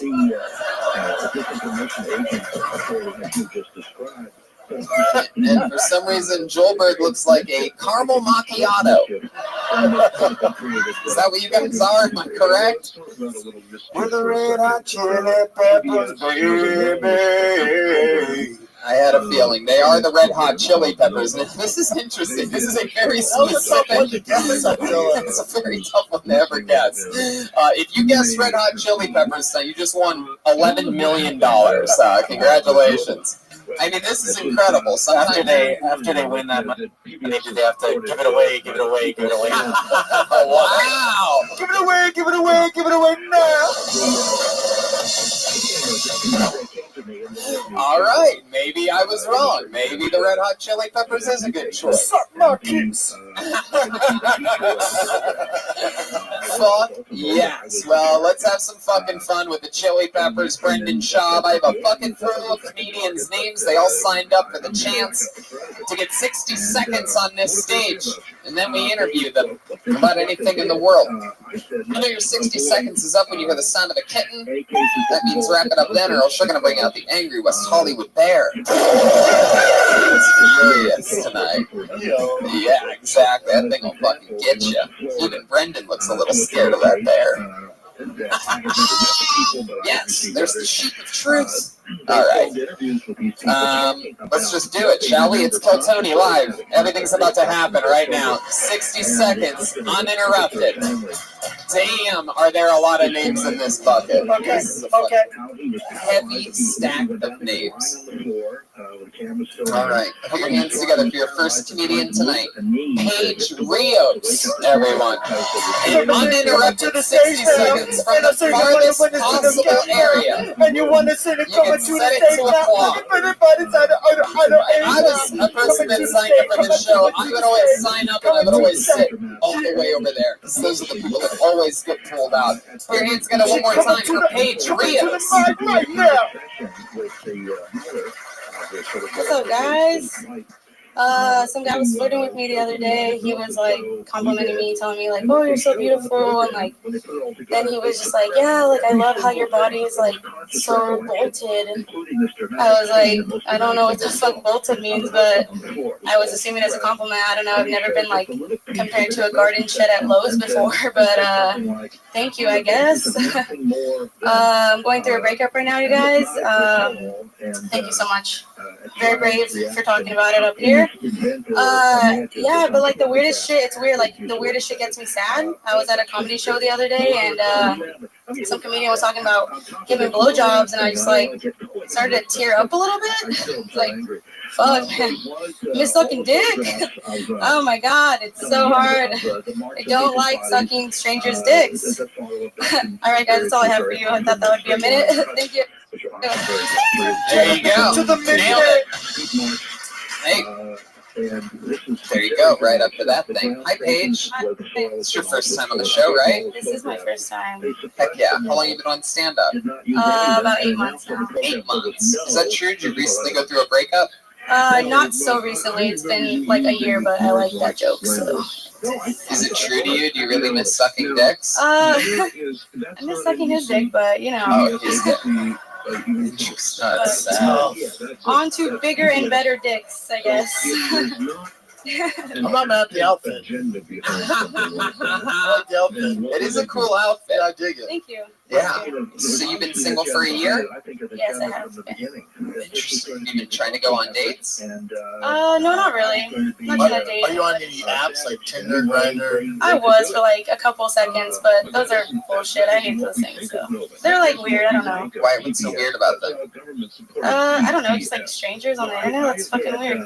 What have you slid into anyone's? Oh yeah, I try to slide into a lot of DMs, but hell yeah. How do you pick whose DMs you're gonna slide into? Well, I mean, just what are some qualities that you look for in a guy? I mean, you have to obviously have to be attracted to you, and like obviously like I'm trying to do comedy, so like trying to find maybe some comedians, so just like not date. Oh, you got it all backwards, Paige. You got it all backwards. I'm glad I asked you this. See, I'm gonna help you right now. Got it super backwards. Yeah.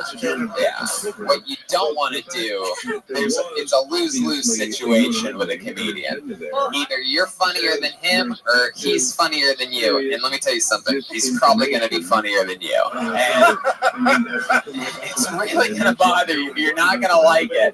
And all of a sudden, next thing you know, he'll be feeling nice one day, and he'll be like, babe, you can tag your thing with that. And then, like, all of a sudden, you go out that night, and it's going to be the biggest laugh you get was the little thing that he gave you. And then all of a sudden you're gonna be like, hey, you think maybe you could help me with this thing, maybe? And then all of a sudden he's gonna be like, the shit's over. And then you're gonna miss sucking his dick. Yep, and the circle continues. I say it shouldn't be a comedian. It's a vicious cycle. Your last boyfriend, what did he do? He worked at a bank. Oh, fuck yeah. Meanwhile, you took his deposits. You know what I'm saying, Paige? Come on. He's talking about hot loads. He did help me, with my credit and everything. So I bet he did. What do you do for work? I work at 2 restaurants currently. Dream of Californication.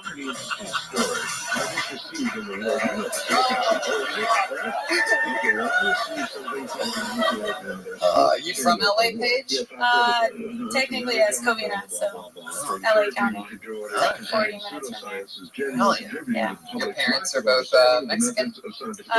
Yes, Mexican American. Good call. I was gonna ask. I kind of tightened up when you said that. Fuck yeah, you got a standing ovation from Carrot Tapas back here. Oh my god. That might be the silliest look I've ever seen on you. I'm Chad Smith. Hell yeah. Paige, any fun facts about you? What do you think think's some like special skill or talent or anything you do?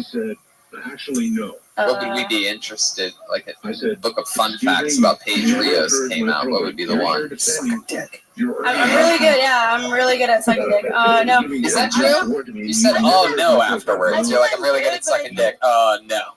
I think I'm good, but I think, like, how can you do it badly? Oh, you can. I feel like have you ever gotten a bad blowjob? I don't know. 75% of blowjobs are horrible. Really? Ew, Jesus. No, you have a problem, Brian. Something's wrong with Where you. are you hanging out? Yeah, it's called a thick dick then. Dragging teeth. Oh, Shit draggers, man. 75% of blowjobs are bad. And those are all the ones from Ryan Redman. Tony, yeah, I'd like to reference an old joke. Can I tell you about the worst blowjob I ever had? It was awesome.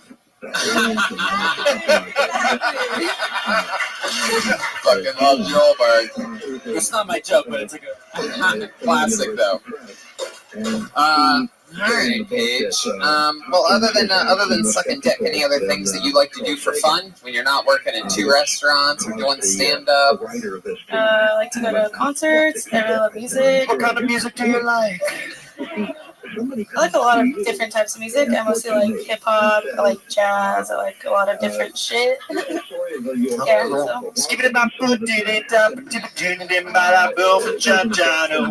Yes, baby. Oh my god. Oh yes. Holy shit. The show is red hot indeed. Alright, Paige. Well, it's fun. You do a lot of spots. You've been working at stand-up a lot. It's hard working in 2 restaurants. I know that. You work a lot of night shifts or mostly lunches? Well, I just started my second job, so I'm not going to have a lot of time left, and I'm still in school. You're not going to have a lot of time left. You have cancer. Yeah.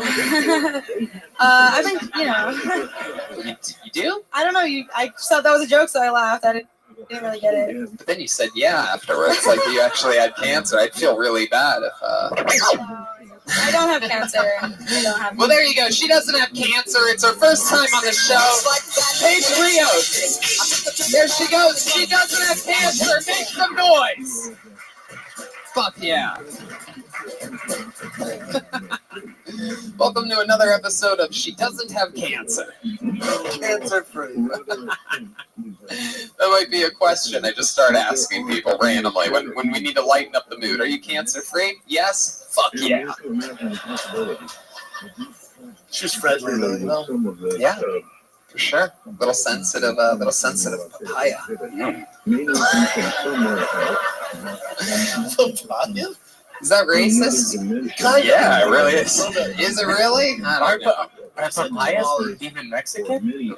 Nice list. No, they're not. Let's go to our senior Mexican correspondent, fucking Rhea Perlman with sunburn. Is a papaya? Moving on. Back to you in the studio, Tony. All right, I pulled another name out of the bucket. Put your hands together for Robin Blake. Robin Blake. I believe. Come in Hell yeah. to the stage right now. Robin Blake, come Oh, in yes, to the stage. we met Robin last week for the first time. Robin Blake, yeah. Robin Blake, everyone.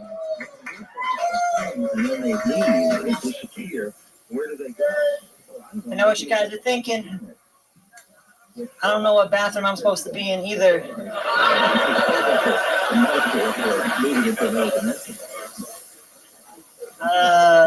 Yeah, my name's Robin. A lot of people try to call me Robert. I really don't want to choose a gender, you know what I mean? I don't really want to, like if the gender spectrum were a university, then my major would be undeclared, you know what I mean?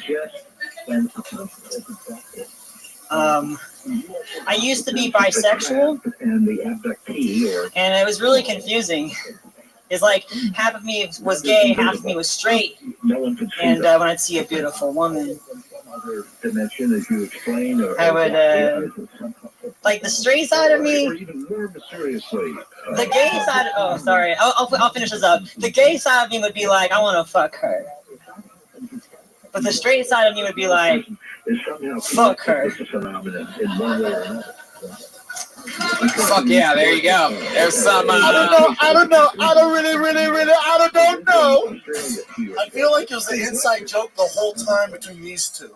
There's definitely some serious chemistry going on between Cassandra Cass, There's some big energy going on right now. Definitely, and I'm not sure who has the dick and who doesn't. I don't either. That's the crazy part. No, stop. Cassandra doesn't have a dick. We know that. She once did. I guess I can say that. Are we allowed to speak this past dick? I don't know how it works anymore. I feel like this is why I'm never going to have a big corporate job, is because I ask questions like that every Monday. Can I speak of the dick you used to have?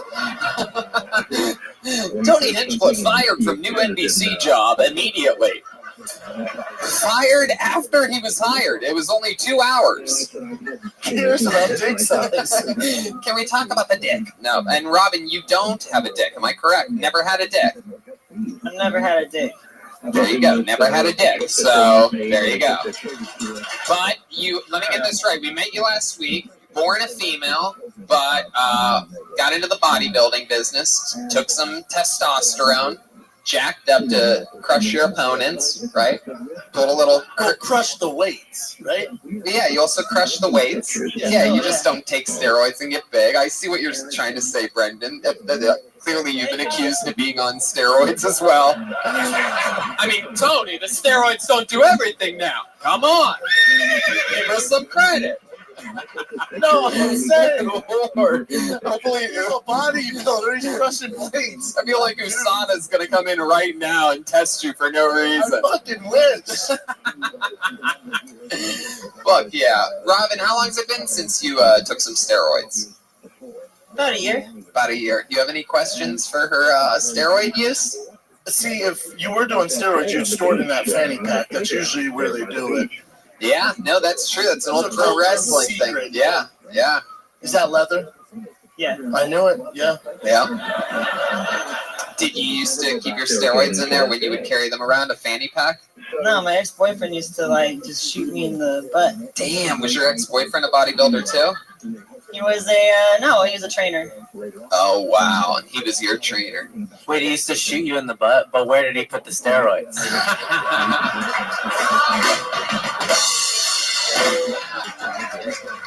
Wow. No, but okay. Never mind. You go ahead. No. You go ahead. I got the floor, man. I don't want to say. Okay. This is the good shit. Yeah. So. This is why I came. Go ahead. This is why I came. Yeah. No. So I did. Do you know about bikini? Do you know about NPC, IFBB? A little bit, unfortunately. I do. Did you ever build? Never, no, never. My uncle did though. See, like I realized that I like the performance of bodybuilding, but I don't like the vanity, and it's really boring. Like I think everybody's been telling me I should go into lady wrestling, and I'm thinking about being the androgynous monster. Whoa! I fucking love that. The androgynous that's the start of your theme song, I do believe, when you hit the pro wrestling circuit. By God, it's the androgynous monster, fresh out of one of the locker rooms. You could basically wrestle anybody, Robin. I got news for you. One week you're in there against Charlotte Flair, the next you're in there against Daniel Bryan. I can just see it. Yeah. Robin, what do you do for work? He was feeling a sense of dread. Okay. Wow. Took way too long to answer this. Yeah. Because I'm unemployed, but I have like gigs. Like I do webcam. You're a hustler. I'm a hustler. I do Yes. webcam. Hold on, Anthony Kiedis. Yeah, I got a question for Robin. Hey. When you were a kid, were you a part of the Kid Scouts? Let it settle, let it settle, let it settle, let it settle, let it settle, let it settle. The It Scouts, ladies How and gentlemen. dare you?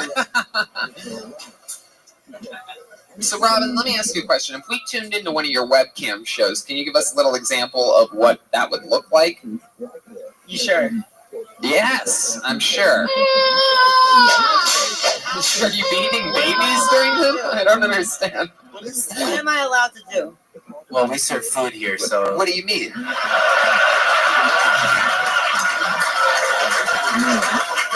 What do you mean, what are you allowed to do? Are you about to put on a webcam show right now for us? You're gonna squirt. No. Wait, what is happening? All right. If it gets too crazy, I'll just stop it like a boxing referee. The fanny pack is off. The fanny pack is the first thing to go. For those of you listening to the podcast, it looks like this looks like a beautiful version of fucking. There's too many of you.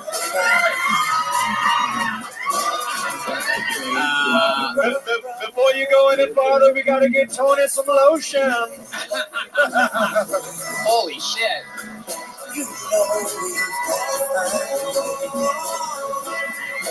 to bring some love here today. Yeah.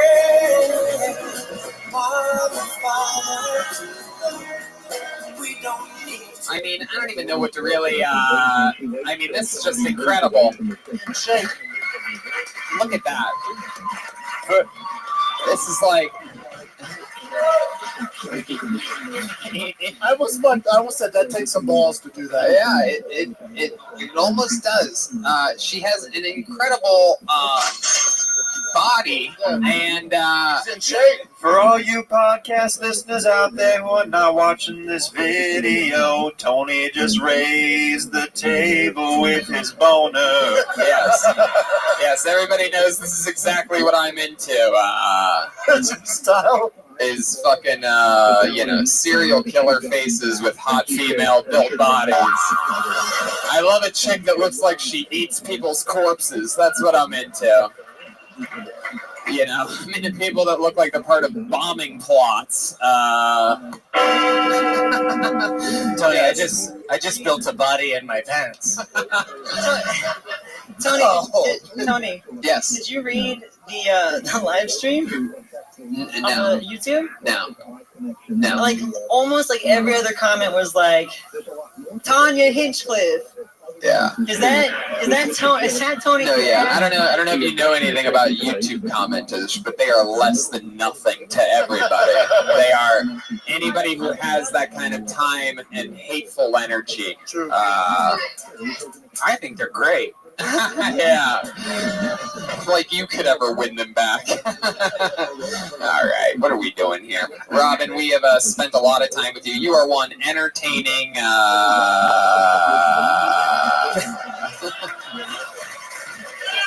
Yeah. Oh yeah. No, seriously, come on, make some noise for this amazing young lady, Robin Blake. There she goes, everybody. Yeah. She's going stand-up. Robin, the androgynous is she a girl or ain't she? Is she a girl or boy that's in a ninja? Fuck yeah. What the fuck is happening? Red Robin Young. Chaos, ladies and gentlemen, chaos. Oh man. This is Kill Tony. All right, pulled another name out of the bucket. Put your hands together for Daniel Valdez. Danny Valdez coming to the stage, yeah. And he's running to the microphone. Hi, everyone. How are you? First things first, before comedy, I was a regular-sized magician.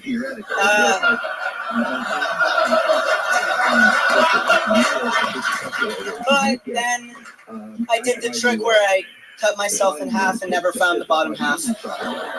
You may recognize me from my prolific work as the Indian in the cupboard.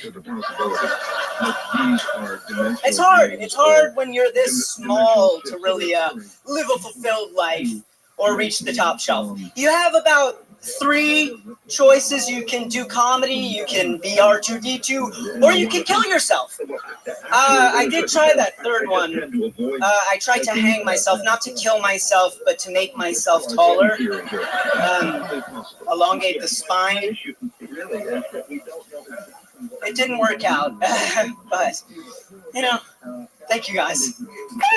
There you go, Daniel Valdez. Look at that. Little man. Big things come in small packages. And I'm just still talking about Robin Blake. All right. Daniel, that was fucking awesome. Very funny. This is your first time on the show? Second? Really? How do I not remember you? Do you have like Benjamin Button's disease or something like that? And you were much older last time? Here, I was 70. No, you bench pressed me, yeah.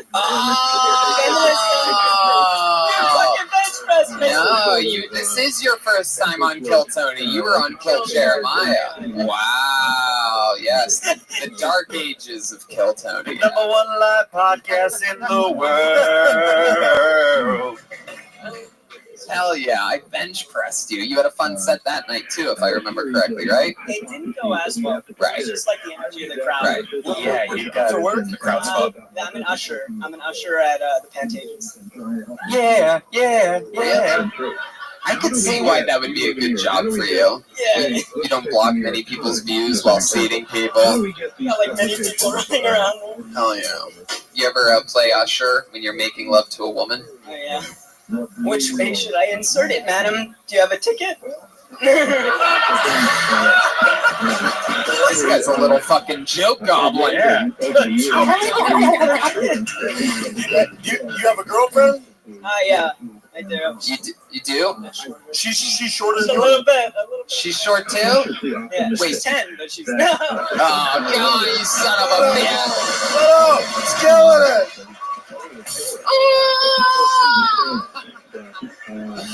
No.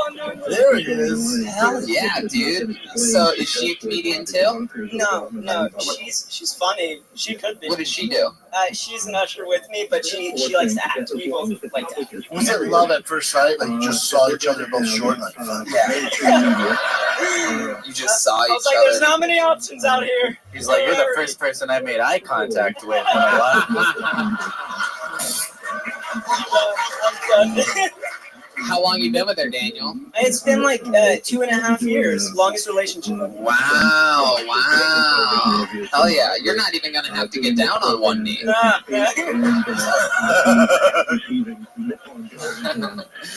She's how tall? She's 4'11", I think. So she's considered a small person, correct? Or no? I guess. I don't know.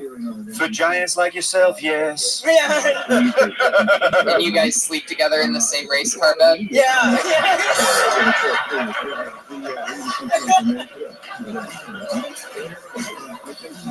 Yeah. It's a Thomas the Train one for your information. It's a Matchbox. Yeah. Matchbox romance. You guys have a studio mansion together?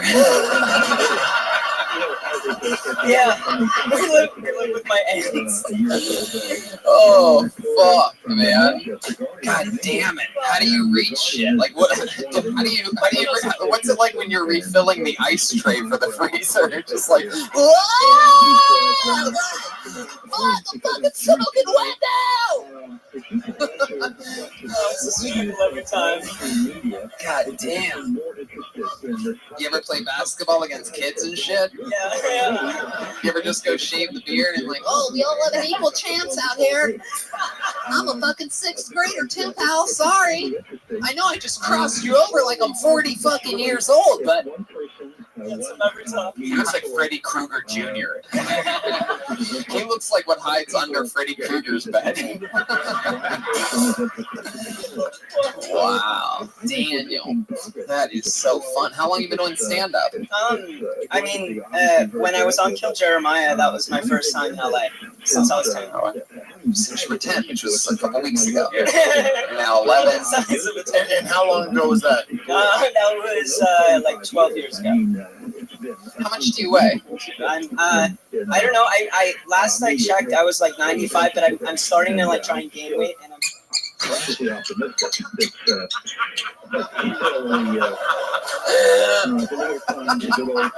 Oh my god. You are a little mouse, aren't you? Oh, fucking cutie. I have a little mouse. Do you really? Inside you right now? How'd you find a saddle that small? He rides the mouse. All right, bye. Yeah, Daniel, you are clearly the Demetrius Johnson of the open mic scene right now. Just fucking featherweight champ of this shit.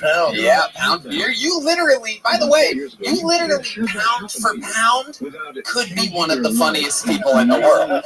You could technically say that. Like, I mean, the next heaviest person. Wait, no, I'm just kidding. I'm like 130 pounds. I'm the. Anyway. Have you ever dreamed of being tall? Good question. Have you ever dreamed of being taller, or are you pretty secure? No, I think I wouldn't. And by secure, I mean in the child seat that you have to sit in on the car rides here.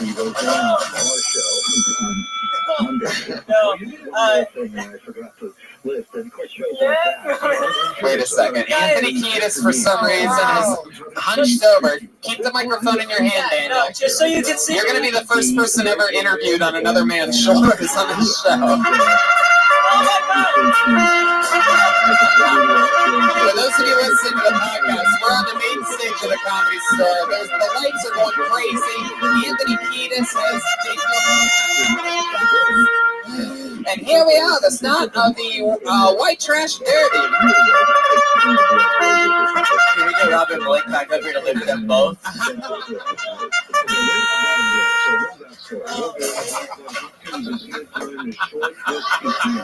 Jeremiah, what's his little dick feel like on your neck? Oh, yeah.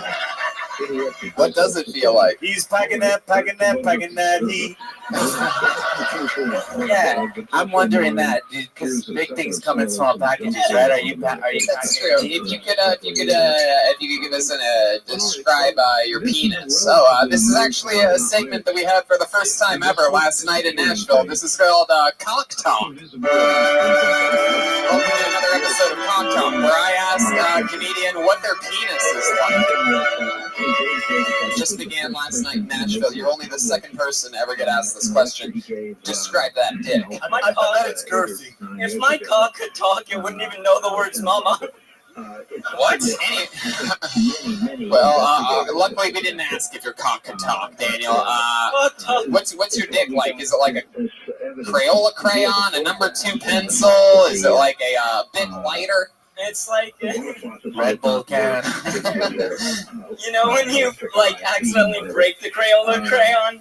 It's like a quarter of the broken piece. Oh, wow. This just got sad. Yeah, it really did. It turns out Rob had a good time. Well, I tried to help you out earlier with that, packing that heat. I do a funny thing with all the girls I've been with. Before, I slept with them, I told them I had a micro penis, just so when they saw it, it was better than they expected. Because I don't have a micro penis. What? Man, I wish your sentences were as short as you are. Is it circumcised? I mean, did you get cut or paper cut or whatever it's called? Yeah, they cut it with safety scissors. Little mushroom head, huh? Who do you think is a bigger dick, you or Robin Blake? It's a joke. Robin Blake doesn't have a dick, Daniel. This is a trick question. You don't have to think of an answer. You're what are you? 4'11"? No, 5 feet. 5 feet. 6'9" now.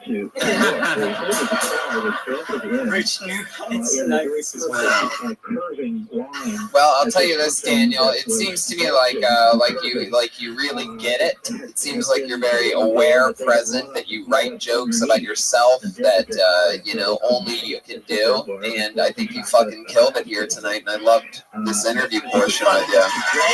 Oh yeah. There he goes. Anthony Kiedis bends down. Daniel gets off. Had a little penis on my shoulder, and I use it.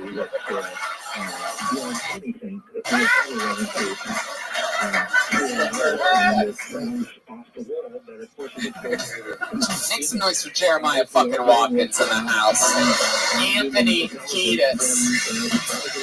This is what it's all about, people. His little neck probably smells like applesauce. Yep. His neck probably smells like applesauce. Quite the interesting combo so far, huh, guys? Yeah, I mean, anything can happen. That's the fun. Let's do it. Put your hands together for Cole Alexander. 60 uninterrupted seconds. I heard a big pop from the crowd. Hey, Cole! Hey, Cole! And he comes to... Here he comes. Cole! Here's a roll in the One more time for Cole Alexander. All right. We have this missing link. I just want to be good at something. Lou Gehrig was so good at baseball, they named a disease after him. Yes, exactly. I don't know if you guys know this, but in his day, if you got a disease named after you, it was the highest honor in baseball. That's how good he was. Even Magic Johnson wasn't good enough to get a disease named after him. We all still call it AIDS. Even Magic calls it AIDS. He knows he didn't earn a name change. I mean, I guess Magic would have been a horrible name for AIDS.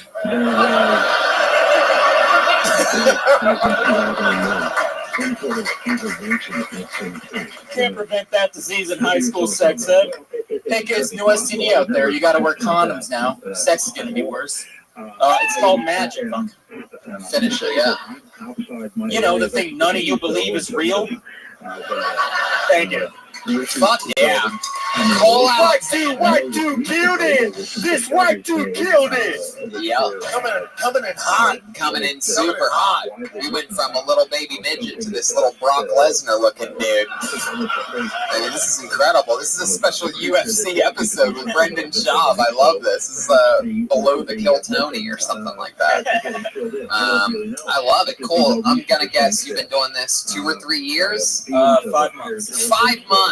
God damn, there's some fucking freaks coming up through the ranks nowadays. These guys are getting it. How often are you getting up? 15, 20 cents a week. God damn, son. Wow. Hustle is real. You moved here from somewhere? Arkansas, Texas? I grew up in Orange County. Went to school for a year in Tennessee. That's where the accent comes from. Yeah, I drank a lot there and it just stuck. No, I was talking about this the other day when we were in Lexington. I go, I feel like I'm starting to fucking catch a country accent. It was very bizarre. You get it. It happens quick out there. It's just like baby bop, you know. Yeah, it's easier to talk like that. When everybody talks like that, all of a sudden you're just talking like that. You don't really pay attention or give a fuck. It's natural. Easier. It's kind of nice. Yeah, people love it. People eat that shit up. Just a fucking little easy breezy fucking little accent. Uh-oh, here we go. You know what I mean? Easy to giggle at. Anyway, Cole, so what made you want to start stand-up? Fuck. I don't know. I like the lifestyle of it. Fuck yeah, clearly 5 months in, you're already out there on the road, doing theaters, booking shows, writing things, working on your own directing debut. Shouldn't have said that, yeah. No, it's all good. I can't get a vibe how old you are. You're either 40 or you're 20. 22. Wow. Oh, shit. You're going to be like a boss one day. That would be cool. I think so. So Cole, how do you make a living? How were you able to do 15, 20 spots a week? Well, I just got fired last night. Last night? Well, they kept offering me promotions, and I was turning them down. So they said, "We don't want you here. We want someone." Where was this at? It was a temp. I was a temp job. I was like a receptionist at a company in Long Beach, and it was super easy. But the next level up was like way more work, and way more stressful. Yeah, I was like, I don't want to do that. You don't want to work. Yeah. And they didn't want some overqualified receptionist. Exactly, yeah. Damn, what a crazy standoff that is. Man, so here you are, doing 15, 20 spots. How do you get around? I have a car. What kind of car? Hyundai Elantra. Ooh, the Hyundai. You have a girlfriend? I do not. Turn it right, man. Why do you think that is? Just too busy. That part of it, also don't want one, also kind of a pussy. So when you say you're kind of a pussy, what exactly do you mean? You don't talk to girls. No, I do. But just you talk to them, but it doesn't go well. You get nervous. We're friends now. All of a sudden, they put you in the friend zone. You look friendly. You have a friendly face. I'm a big fan of the friend zone. You want to know some advice? Can I give you some advice to get you in the friend zone? Next time you think that there's even a chance, the slightest chance, they might. Yep. Pull out your dick. Off in front of them? Don't do that. Spit in their mouth, and you choke them a little bit, and put them up against the wall like that. And you go, "Are you fucking down, or are you down?" Don't do that. Don't do that. Smack the bitch up. Mama, me too. Me too, woman. Yeah. No, I'm serious. That's how you do it. Just choking. Just pull your dick up. Yeah. Pull your dick out, and then the spit in the mouth thing and the choke thing. Yeah, they love it. You won't get in any trouble. I don't need another funny white 22-year-old coming up the ranks behind me. All I have is fucking competition. I'm waiting for fucking Tosh and Jeselnik to die off, and I have people coming from behind me as well. Anyway, so Cole, what else in your life? Do you have any fun things that you like to do? I like gambling and golfing. Wow, gambling and golfing. You ever gamble on your golf? You ever place bets? I did back when I played a lot, but I don't really play that much anymore. You bet on sports. I do some. My friends are like way addicted to it, so I kind of try to stay away from it. I'm more of a card guy. Like poker, blackjack, craps. That's not cards, but just all the table games, really. You're alone a lot, I think. Yeah. You ever play Uno?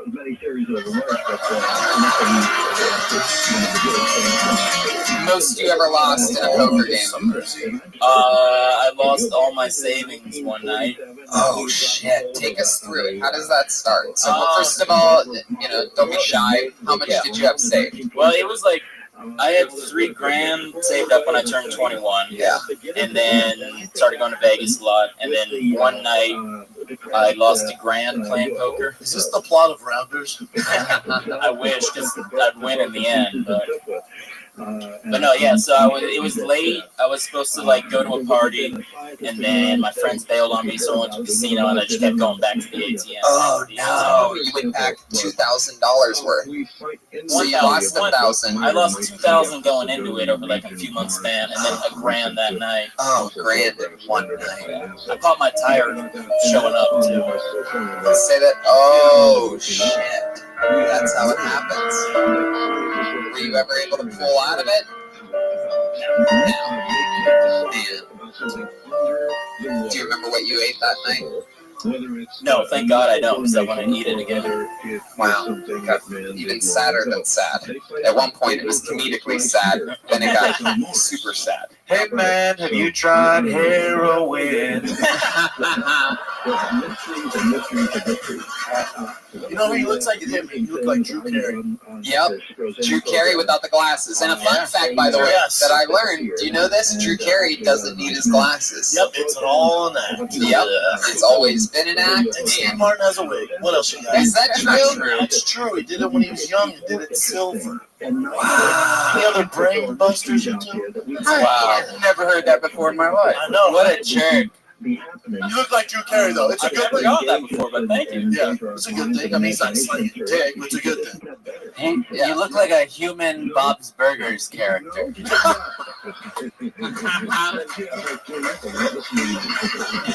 Well, Cole, I'll tell you this. You had a great fucking set tonight. For 5 months, I'm very impressed. I mean, incredible stuff. There he goes, Cole Alexander. He's a Cole_Alexander. Cole Alexander is not in the friend The Rabble Rant is Robin Blake. She's the Rabble Rant on Twitter.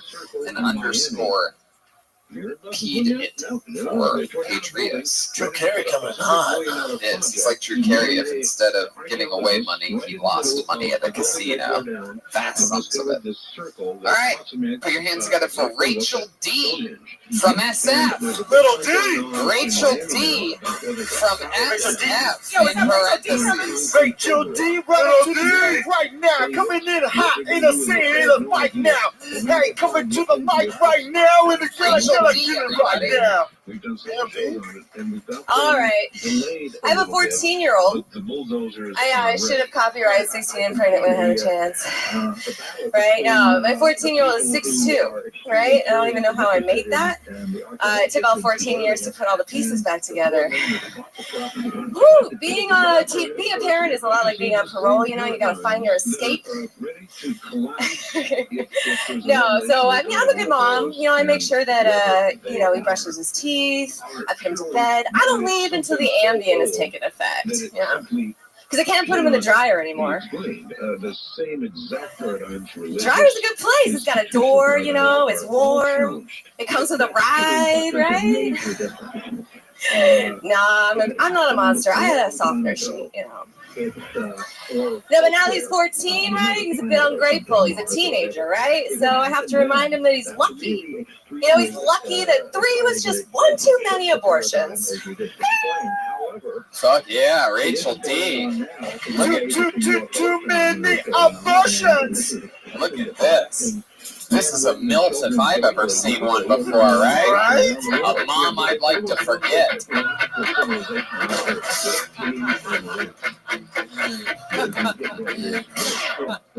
Rachel, how's it going? Good. It's your first time on the show, right? Yeah. It says in parentheses from SF next to your name. You're from San Francisco? Yep, not for the weekend. Hell yeah. What are you doing down here? This. Oh, awesome. Yeah. Just for this? Mike's. Oh, nice. Yeah. You stand up in San Fran? Yeah. That's cool. Yeah. Who are these mics you're doing? What's your last name? I wish there were some Michaels, but they're just MICs. So. God damn, you have a 14-year-old. I do. Hot little mama, you. I thought that she was hot until she said she had a kid.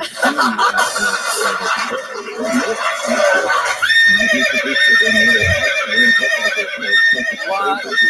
Holy shit, Jeremiah is on fire. This is incredible. Holy shit. I'm also 40. Wow. God damn. Wait, what? Say that again? I'm 40. Okay. 40. Yeah. Hell yeah, that's incredible. So you're 40 years old. How long have you been on stand-up? 6 months. 6 months. What do you do for a living? I teach high school. What?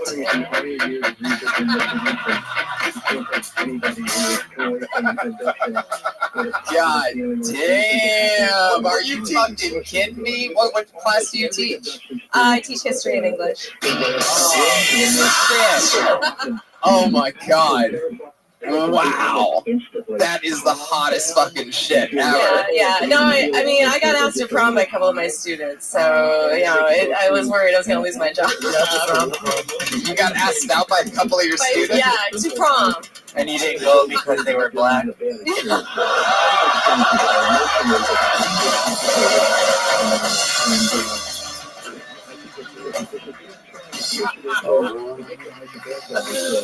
Wow. What made you want to get into stand-up? I got into it for the deed. Is that true? No. I was gonna say, how's that going? I mean, it must be going great. Comedians must fucking love you, right? You get asked out a lot. You go out with comedians quite a bit. No, I don't. I don't go out with family. Yeah. Oh, wow. Yeah. Have you ever toured with a band? You give off that vibe. No, I've not toured with any bands. You got a band? You want to tour? Yeah, I got a band.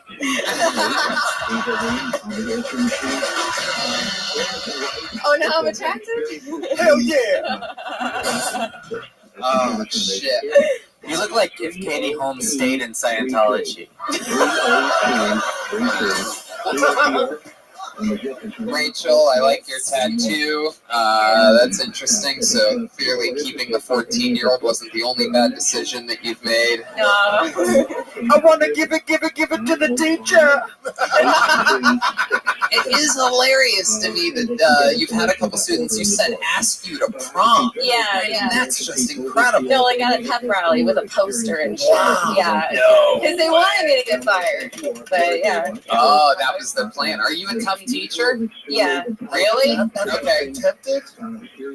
No. Oh my god, there was a pause there. Did you see that? Oh, fuck yeah. Pause there. Yes. There was definitely a pause. That's a fucking little... I'm creaming in my jeans.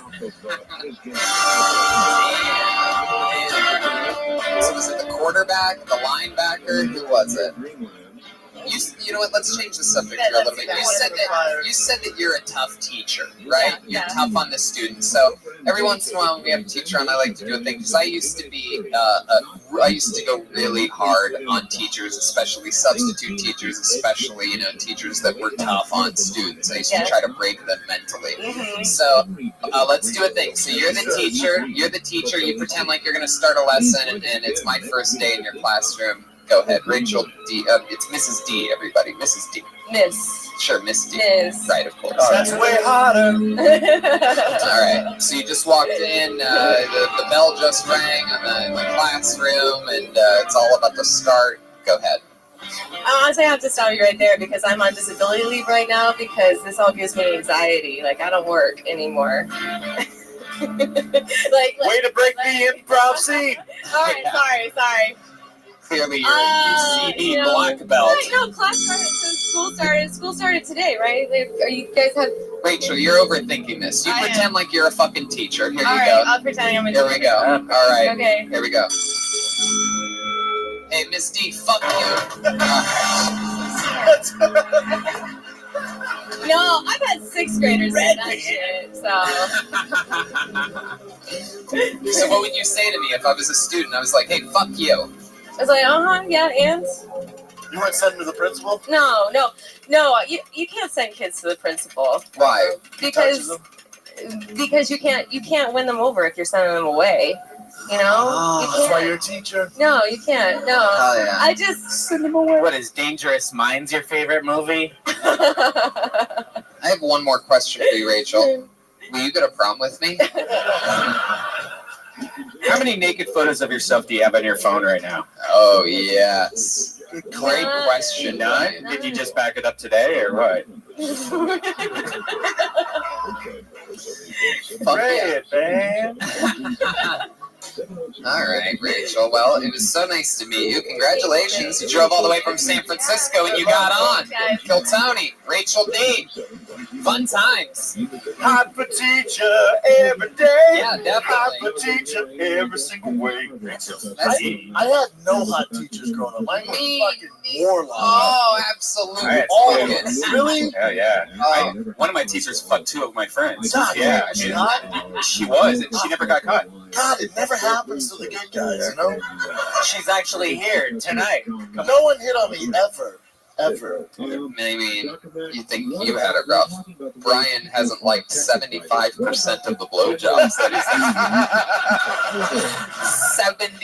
75%. That's unbelievable. 75. That means he has a .250 batting average for good blowjobs. I date girls with very small mouths. Oh. Hey, oh, listen what I spray, oh.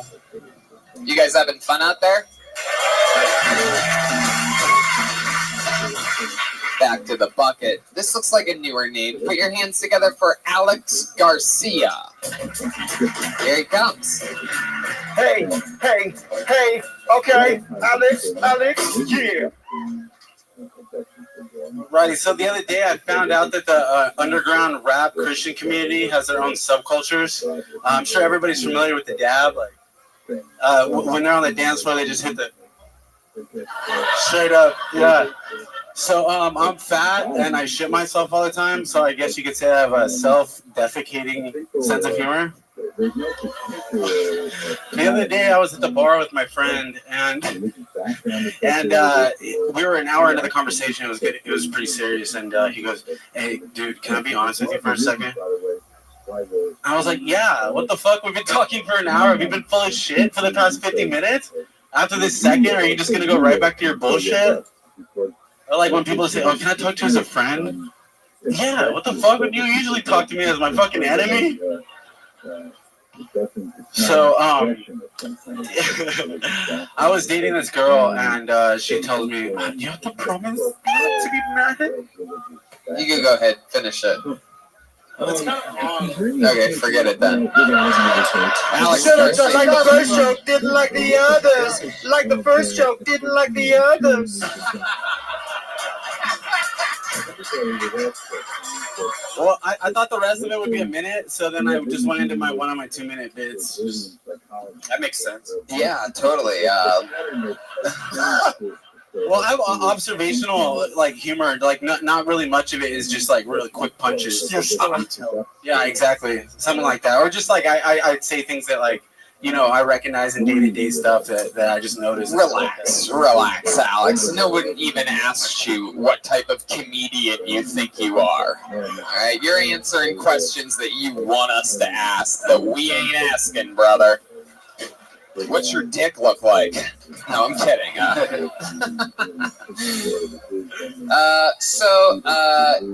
You're fairly new at this, one could say. I'm hoping, for the love of God.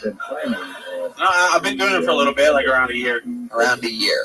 How often do you get up? I get up like once a week, but just recently I actually opened for Phil Medina at the Ontario Improv. Phil Medina? Yeah, with Monsky. Who the fuck is that? I've been doing stand-up every night for 11 years. I've never heard of Phil Medina. Phil Medina? Sorry, Phil Medina. I'm sure I'm going to have some...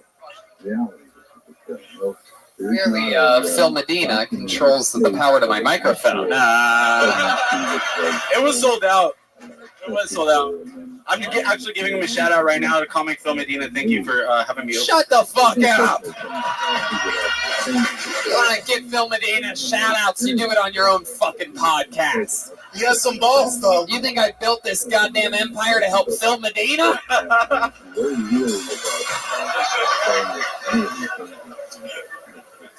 And thank you for putting my name in the bucket earlier. That meant a lot to me. Thank you. You're thanking me for putting your name in the bucket earlier. Yeah, because I was late. Thank you, Alex. Thank you. And I'm a big fan of Fighter and the Kid. Shut the fuck up! You speak when you're spoken to, you motherfucker. How long have you been an off-duty referee? Around his neck, he has a key. What does that key go to, Alex? Not to success.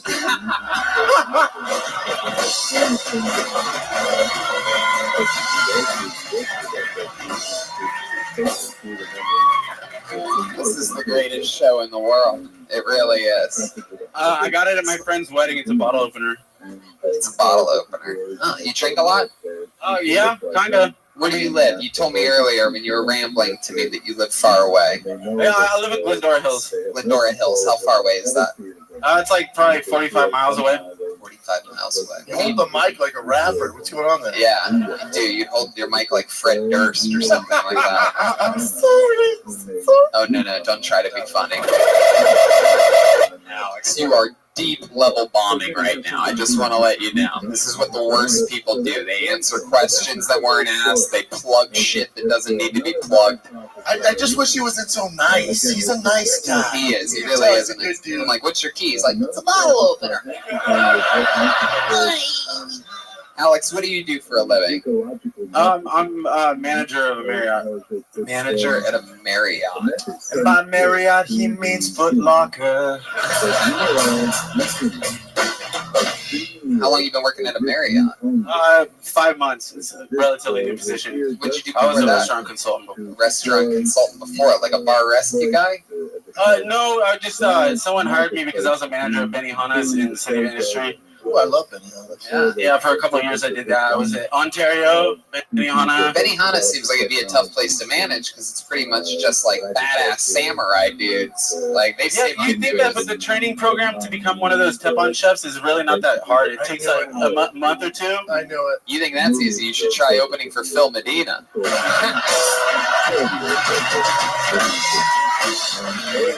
Oh, you put down the fucking chefs. How dare you, Alex? You have a girlfriend? I don't. Single. Everyone's single. When's the last time you had a girlfriend? 2.5 years ago. How long has it been since you got it in? That's a long ass time. Like, what's the reason for that length?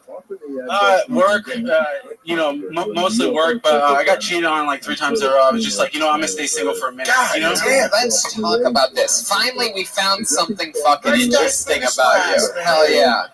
Absolutely, they do. 3 times. 3 different girls cheated on you? Yeah. Because I let them move in, The people say it's my fault because I let them move in? Yeah. And then they fuck other dudes? Yeah. Wow. In your bed? Or did they go to somewhere else to fuck them? Well, one time I found You seem like the kind of guy whose girl would cheat on him in like a stairway or some shit like that. And you would see it and apologize. Yeah. I'm sorry. Sorry. Exactly. Can I open your bottle for you? I'm gonna let you go ahead and finish that up, partner. But when you wrap it up, I'd like to maybe have a word with you. No, I'm not a cuck. I didn't see it. I'd beat his ass. Were they cheating on with the same with the same type of? Yeah, was there just one guy that's like, does Alex Garcia have another girlfriend yet? I'm ready to fuck. Yeah, you do shit. He's such a fucking pussy with his fucking key shit. I cannot wait to fuck another girlfriend. Goddamn, it's been 2.5 years. I'm pretty sure I broke this bitch. Wow. God, that is so funny to think there's just some guy up there waiting for you. Just some darn piece sticking your girl down. It's like a movie character that hasn't been written or something. Just some dude that fucking plows.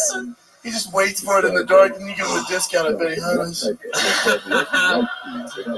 Yeah, the next girlfriend he gets, I'm gonna fuck her at his own Marriott. God damn it, you're a nice guy. You really are. Alex, what's the nicest thing about you? What's the nicest thing you've ever done? You ever like stop the car and help ducks cross the road or something like that? I saw that on Live PE the other day. That's what inspired that. I saw that episode. It's so funny. It's a fucking all-out Ask me a chase. question. I'm just kidding. Whoa. What the fuck just happened here? Bad joke. That wasn't even a joke, sir. That was a goddamn assassination attempt. You have brothers and sisters? I have one brother. You're older or younger? He's older. Has he ever fucked any of your girlfriends? Not that I know of. Yeah, he probably has. Man. Man, I hope you get a girl. times. Do you have a lot of sex with the girls when you get them? I mean, what's the deal? I mean, probably not, Alex. You're saying yeah. Like, how many times a week would you fuck your girlfriends that have cheated on you? Like 4 rounds a night. I mean, it's just That's a lie, sir. Yeah. No, yeah, you're lying. He calls it rounds. That is. All right, never. 4 rounds a night. Yes. 4 rounds. Yeah. So boxing ring. Ding ding. 4 rounds. So that means that you would come 4 different times. I have before. Is that what a round means to you? Like you would come and then recharge a little bit? And then the girls can't get enough. They went somewhere else. Yeah, exactly. Well, also when you let a girl live with you and she doesn't have a job, she's home all day, like just doing nothing while you're 12-hour shift. Yeah, it's worse than that, dude. It's worse than that. If you're fucking a girl 4 times a day and she's still cheating on you, every day, every time, that means the guy that was on Jeremiah's shoulders earlier probably has a bigger dick than you. That's what it really means. I agree with you. All right, we got to move on. We spent too much time with you, Alex, and I don't even like you. There he goes, Alex Garcia, everybody. You ask me a question. God. Unbelievable. I can't believe Brendan just shook your hand. Get off the stage. You just gave him his greatest life accomplishment right there. Look at, you know, he bragged about Phil Medina. You know how many people he's going to tell about shaking your hand? Everyone. Oh my God. That's going on his fucking. It's going on his Wikipedia tonight. Alex Garcia, known as the guy that shook Brendan Schaub's hand one night. I'll tell you, I've seen a lot of fun names on this fucking show. Will you take a peek at this right here? How excited am I right now? Here we fucking go. There's something's about to happen here because I don't think I've ever seen a name quite like this. I'm excited for this. This is definitely his first time on the show. Put your hands together for the Ryan. Yes! The Ryan is here, ladies and gentlemen. Yeah. The Ryan, you gotta be fucking kidding me. Is he the Ryan Neeson? Blacklisted. Are you fucking kidding me? Is that you? Why are you standing up, you fucking weirdo? Jesus. Just some dude named Ryan, like, I think I'm the Ryan. I did not sign up tonight, but perhaps God signed me up. The Ryan got scared, huh? Hell yeah, he did. He's out there somewhere regretting it. Who would guess that a guy that calls himself the Ryan would have security issues? Insecurity issues. Fuck. Security issues. What, would someone steal his identity? Oh, Jesus. All right, we've actually had this guy on the show quite a few times. You know him as the guy that quite often tweets directly to some girl in the middle of the country. He flirts with her aggressively, yet also pretty much gives himself no fucking shot with her at the same time. It's really incredible. He does stand-up comedy. His name is Manuel Herrera, ladies and gentlemen. He's back. It's been a while. Manuel Herrera. Yeah. How's it going, everybody? Good, all right? You guys are not going to believe this. A couple months ago, I actually hooked up with a girl, and I used no condom for the first time ever. Fucking crazy, dude. Dude, I got home, I was fucking shocked. My IP'd and it was tingly. Fuck, dude. It was sweet, you know? I thought she gave me diabetes. But no, man. I came back for seconds somehow. Twice. Yeah, dude. I added her on Snapchat. She stopped replying. And today I opened up a Snapchat and she took a selfie with a guy that looks like me. It was a sad day. Fuck yeah, Manuel Herrera. Not really a minute of comedy, sort of like a minute of sad bragging, I guess. It's really like I fucked a girl, but then it all went to shit. Yeah, dude, true story, man. Thank you for sharing that. That's good, man. Yeah, I believe that it is a true story. Yeah, dude. Yeah. So let's just get right into it. Where'd you meet this girl? Tinder. Tinder. Yeah. You on Tinder a lot? All of them. Tinder, bagel coffees, bagel coffee. Yeah, that sounds gross. What the fuck is that? Bagel and coffee? That's when you throw bagels at a woman, offer her coffee, and say, "Will you date me?" Oh, yeah, dude. Anthony Kiedis. Rumble, I'll go, dude. Rumble? Is that where you? Hey, fool, are you on Rumble, fool? Damn, I met some fine chicks on Rumble, fool. Yeah, dude. Hell yeah, dude. Hell yeah, dog. They put you on the chokehold and everything, dude. What about farmers only? No. My dad's a farmer, fool. So let's talk about the no condom girl. You met her on Tinder. What did that conversation go like? Do you have it on your phone still? No. Oh yeah, you got a picture of it? Yeah, you do. Grab your phone, pull up your Tinder app. I'm gonna read it for you. We're gonna find out how this thing went down. He's gonna have an embarrassing part. Welcome to a new segment called I got to put Raw dog. Yes. I don't know why I'm going along with you, but fuck it. Come here.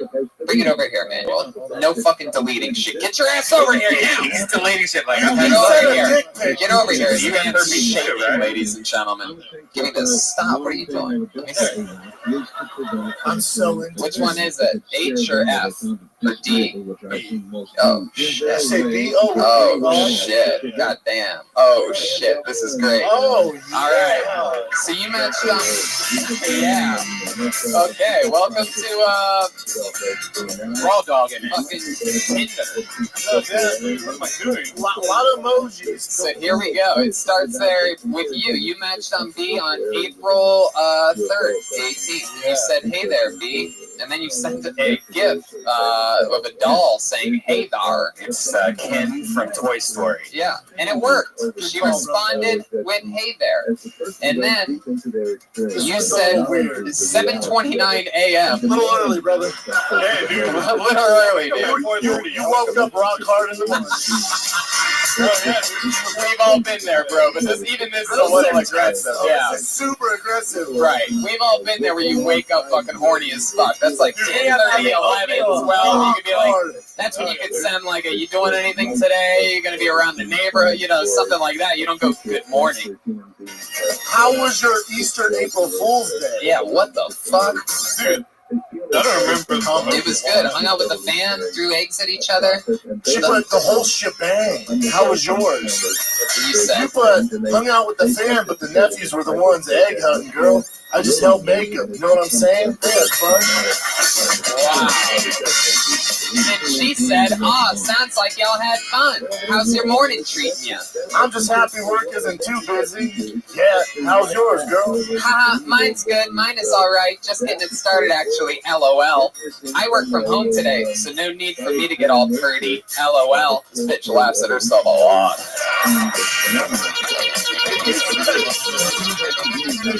He says, "Ooh, how comfy, girl. Sweats all day. Damn, that's the life." Oh no, Hunty. I don't own a pair of sweats. Booty hugging leggings with long shirts to hide the goods. Is where it's at. LOL. This is a good. Here we go. Here we go. It's fucking on after this. He puts, it's fucking about to go down. Yeah, here we go. Rock hard. All right. He puts, "Damn, that's sexy. I'm sure you look great." Minus the messy hair and no makeup. Ain't too shabby. LOL. So what do you do? Oh god, here we go. Here we go. This is true, by the way. So, what do you do for work? I drive a forklift at a warehouse and some stand-up comedy on the side. You, girl? You said stand-up comedy, you liar. Yeah. Oh, awesome. I did see you mention comedy. Lucky for you. I hate laughing. I work as an event coordinator for a live screen printing company. I also do voiceover on the side. Oh, really? You must have a lovely voice. Wait, you hate laughing, bitch? I threw in the bitch. I just felt like it was right. I felt like it was right. Oh my god. She says, fuck laughing. Like, what even is that noise? When I find something funny, I just say L-O-L. Dude, I don't know what you were thinking. I would have worn 2 condoms with this bitch. Oh my god. You gotta get it in. Man. Go to the good part. No, I'm trying to find it. Take it. Whoa, what I the think fuck this is happening? You just said something. No, let's just get to the end. They do. Wait. Yeah, no, this is. She gives him the phone number. Serious, Yeah, it gets too serious. You send a dick pic to her? You say laugh at this. Yeah, he did, and she was like, yeah, that's a nice two-tone right there. So let me ask you something. When you went on this date, where'd you go with this girl? Was this just straight up hookup? You guys just she came straight to your place or what? I took a lift to her house, and then we went to like an Alice in Wonderland themed bar. Oh, really? That sounds dope. That's a good date night. Where's that? Hollywood? No, Alhambra. Did you do drugs? Her? I don't know. No, she blazes it. Hell yeah. So let me ask you this: you're at the Alice in Wonderland bar. She smoked some pot. You guys are having drinks, right? Yeah. And was there at any point that you had felt like you said something funny? And she didn't laugh? Did she go LOL? Did she do that in front of you? Did you hear her say it? No. What kind of terrorist doesn't like to laugh? I think she was. No. She was just joking, I think. Yeah.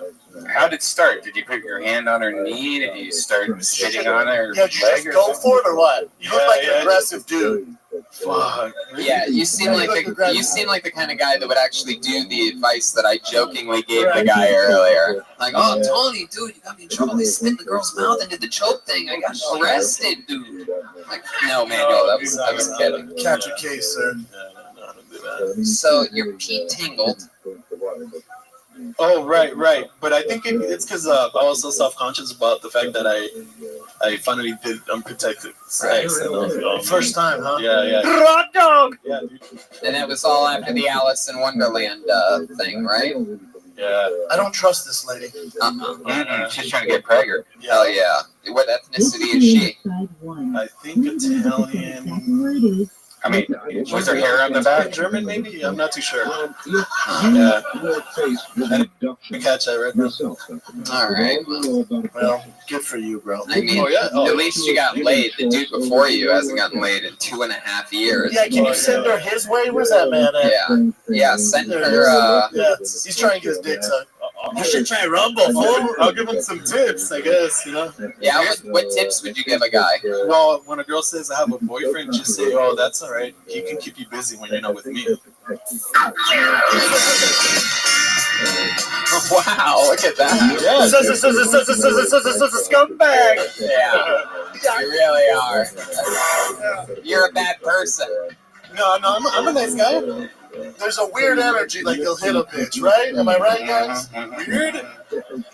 No, I'm just speaking from the bottom of my heart, dude. Yeah, dude. Fuck yeah. Well, there he goes, everybody. Manuel Herrera. Manuel likes to raw dog. Yeah. I am having so much fun during this episode, and just when I don't think it could get any better, why don't we just bring up our regular who does a brand new minute every single week, crushes every week. The guy's a goddamn anomaly, taking up the scene over by storm. He's the regular on Kill Tony. So many other fun things. The guy's a full-blooded career starting right now. Put your hands together for the great Malcolm Hatchet. Like myself speak, you let the kids talk. If I kill a nigga, it's gonna be alcohol. What's up, y'all? All right, cool. Man, did you notice that white women take pictures in front of anything? I was at a swamp and I seen a white girl taking a picture in front of a swamp. A swamp. Swamp water looked like dookie. She would have been better off taking a picture in front of a porta potty. It was crazy because she was a girl, so she took more than one picture. Okay. Man, the alligator came up from behind her, bro. Scooped her up by her front feet. Looked at me and said, "Don't forget to tag me, nigga." And jumped in the water. I was like, alligator.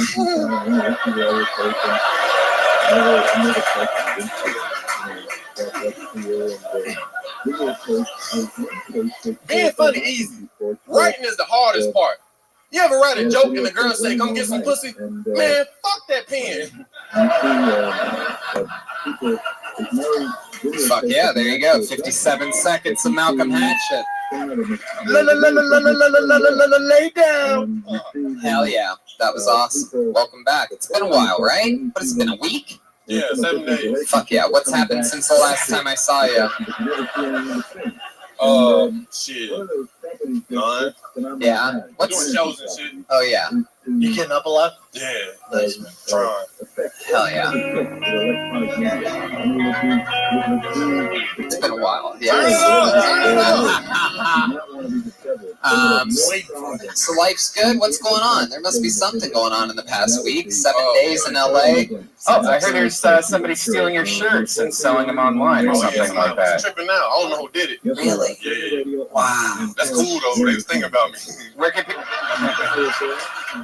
can people find your shirt though? Like, Oh, it's, I have a link in my bio. But I'm working on a better website, so I'll promote it. So it's in my bio. What are you selling on your website? T-shirts. Lay down shirts. It's like me in my older car with a notebook. Yeah, somebody actually stole one of his shirts recently and started selling it on his own. Yeah, they had little white babies modeling and shit. I know you made it, man. Yeah, I was like, oh, look, cute white baby. That's crazy. I had no idea that someone stole your shirt idea. That's fucking nuts. I met T out the other day, which I was cool. Oh yeah, that's right. I did get to meet T. Cool. Yeah, they cool as hell. What did he say to you? Because like, he was high. He was like, fuck it, let's work. Let's work. I said, say it again. And then this camera guy got my number. So maybe Was this girl with him, Tiny? Nah, he was with somebody who looked way better than Tiny. She's busted. Oh shit! Jesus She's Christ! so busted. Yeah. She's so busted. But shit, he was with her forever, so fuck it. That's a guy that can have whatever he likes. Hey, Jill. Wow. I bet Tiny smell good. If you that ugly, something. Yeah, I agree. There's some. Yeah. She might cook, suck a mean dick. There's something there. Yeah, like pieces. Yeah, she's definitely in the 25 percentile of women that give good blowjobs. Hell yeah. So Malcolm, that's fun. So you're coming up through here in LA, you know, we've been watching your progression and everything. And have you noticed that, like, you know, is everybody on the comedian side of things, like when you're out doing other shows or doing mics or things like that, do people ever like throw any shade your way or like jealousy or anything like that? Or is everybody pretty much, you know, nice? We be They want weed and shit. Hell yeah. You're cool with everybody. Yeah, they I love that. book me on shows. We be I love having it. family dinners and shit. Yeah, they cool. Y'all cool as fuck. Hell yeah. Yeah. Y'all ugly though, but y'all cool. Yeah, they cool. All of them cool. is there ever a day that you're not so happy and nice? Like, do you ever have a bad day? Yeah, I've but never I don't seen you be a. You won't see it. I don't bring myself. I see it every once in a great while on social media. There'll be like a little thing, like he gets like emotional. He'll be like, you don't know what it's like during the sad moments. And then it's like 2 hours later, the tweet will be deleted, and he'll be like, "What's up?" you have little dark windows, though. Yeah, little exactly, like little thunderstorms, scattered storms that come in. Yeah, that's true. Are you emotional? Hell yeah, I be crying like a motherfucker. You get homesick. You're a North Carolina. North Carolina. Right? Yeah, North Carolina. Hell yeah. Yeah. Miss your mom. Hell yeah. Her cooking too. What's your favorite thing that she cooks? Macaroni and chicken. Oh shit, macaroni. But it ain't no average shit though. It's like, it's good, bro. It don't make that noise either. That is the sound of macaroni. Alright, well, I mean, it's amazing to me. I just love what we're doing here, you know, all the years that we've had regulars on the show, and, you know, this is a whole different fun type of level and experiment that we're working with here, you coming out just crushing every week, and I fucking love it. We're all pushing each other to the moon, so here we go. Another week of Malcolm Hatchet, everybody. He's definitely going to be part of the October 12th super announcement coming next week. Yeah. I mean, my goodness, wait till you get fucking people. Wait till you find out what we're doing on October 12th. I understand. You guys want to go to the bucket one last time? This lady doesn't want to at all. This angry lady. Body. Hell yeah. All right, let's see what happens here. Okay, put your hands together for Arthur Martin. Wow, he's excited. I heard a loud woo, and then nobody got up. I think he may have heard himself. Oh, here he is, Arthur Martin. Music. I'm not a tough guy. I'm not tough. My dad's super tough. He's Russian. You know, he was in the Soviet Union military, hardcore. He would tell us when we were kids he would wrestle bears for training. He was like, Dad, you wrestle bears for training? He's like, oh, bear, not scary. It's basically just a giant wolf. What kind of fucked up Russian logic is that? Oh, you're scared of shark. It's basically just a giant crocodile. Don't worry about it. Fucking. Yeah, dude, but like trying to get tougher. People tell me to do jujitsu. Jujitsu, that's like the big thing now. I don't know how practical it is though, because it's all on the ground. Like, when was the last time you were about to get in a fight? Like, hey, yo, come on, you want to fight? Yeah? Meet me down here, come on. Just follow me, come on. Yeah. Meet me on the floor, right here. Yeah. Almost got in a fight a few weeks ago that I was walking down the street. These two dudes were like, hey, yo,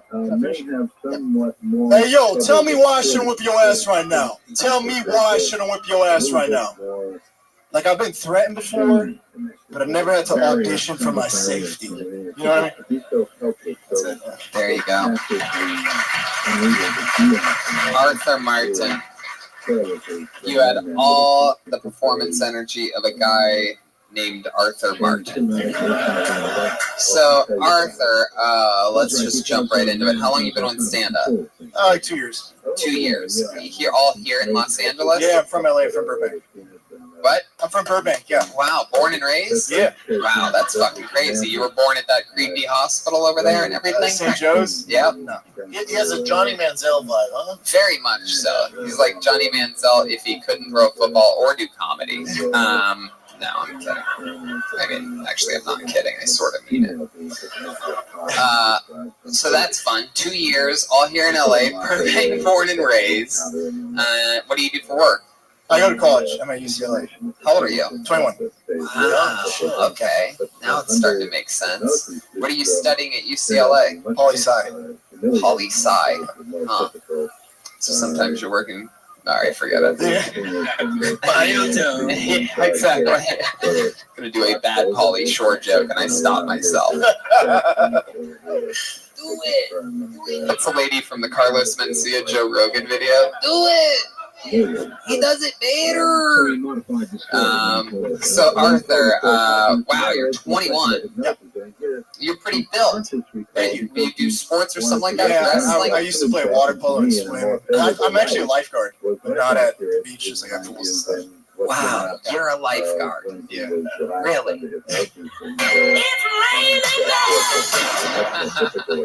Man, you ever save anybody's life?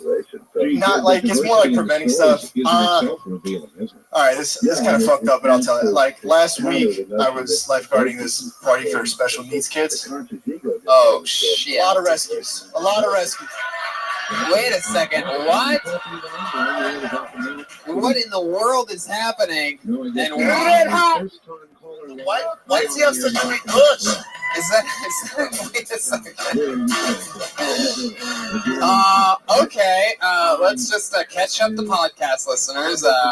Jeremiah and Joel disappeared for a few minutes, and we were all sort of wondering where they were when Arthur Martin didn't get played up to music, and they just walked out of the back, and they have socks on their penises, Mexican drum-off style, and for some reason, Jeremiah has the pubes of a 40-year-old woman with Down syndrome. I have no idea what is going on. Zero maintenance. There is a full-blown bush. Rockstar status. Wow. I mean, that is a bush. That's distracting. Yeah. Looks like a crab's breeding ground. God. That poor stool is. It's Jeremiah's butthole in that stool right now. Yeah. I know for a fact he flew in from Nashville today, so that is a right asshole just pressed deep against it. That's a dirty one. Wow, this is really interesting. You don't see this at Flappers, kids. They, the Red Hot Chili Peppers, like, did this for, like, a video or something, right? Or something? Yeah, it's what we're famous for. All right. Man, I pictured this a little bit differently.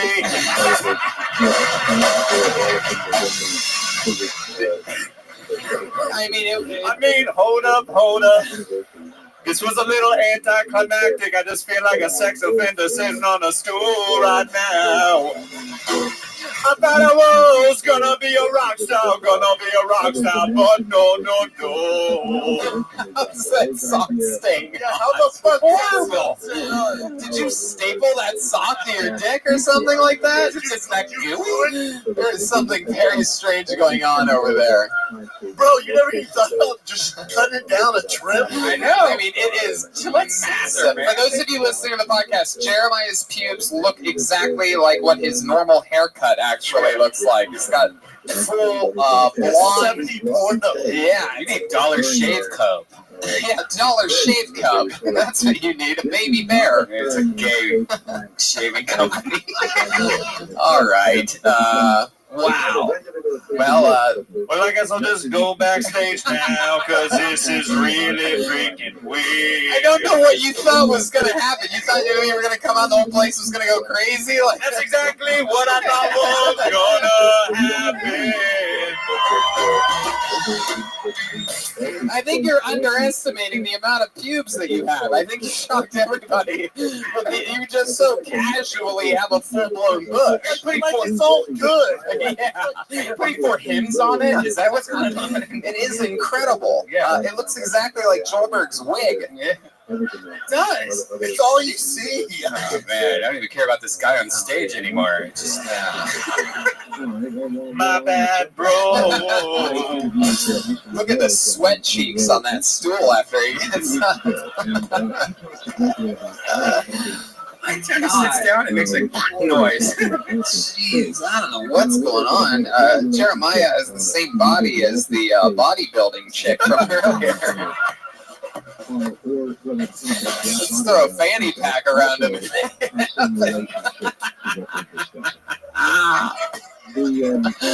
Welcome to the roast of Jeremiah's pubes. Wow. All right. It's an amazing thing. I don't even remember what he said anymore. Like, no, it doesn't matter. You're like, this is like, this reminds me of like Hillary Clinton. Well, no, that's the wrong fucking reference. God damn it, I had such a fucking good one, but I fucking blew it. Anyway, it's okay. No, it's not. I fucked it up. Anyway, Arthur, what's the most interesting thing about you? Try to be more interesting than Jeremiah's pubes right now. I don't know, dude. Shit. You live in the dorms? I live in the dorms. I moved out, dude. That shit was brutal. No, well, actually, I see. I'm not like a normal UCLA student, so I transferred in. From where? Yeah, I went to community college at Pasadena. Yeah, I must have pubes at community college. Yeah. The bush is still winning. It is. I'm gonna step backstage so the show can continue. No, come on. No, right. Oh man. Joel has to go too. Joel has normal trimmed pubes. You know what the bummer? I feel fine. This is comfortable for me. I'm just gonna go. They both have the flattest asses since they left. They do, man. Flat ass. You need to work on that. Oh my God. Hit the gym, fellas. Yeah. I don't know what Jeremiah is doing when he's not shaving his pubes, but it's definitely not squats. You know what I mean? All right, Arthur. Hell yeah.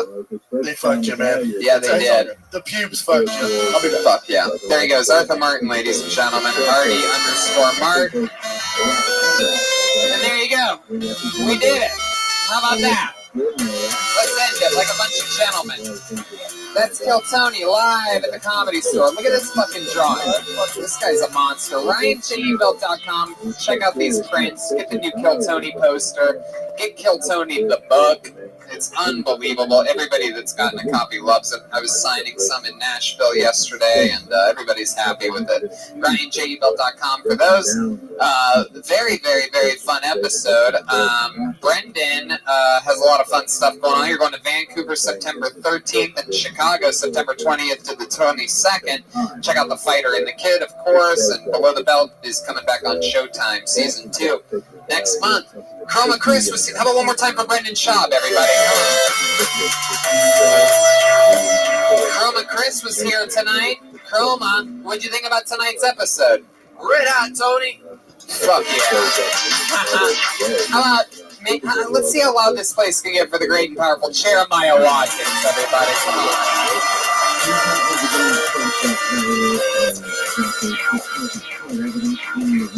Jeremiah stole the show tonight with his pubes in a close second place.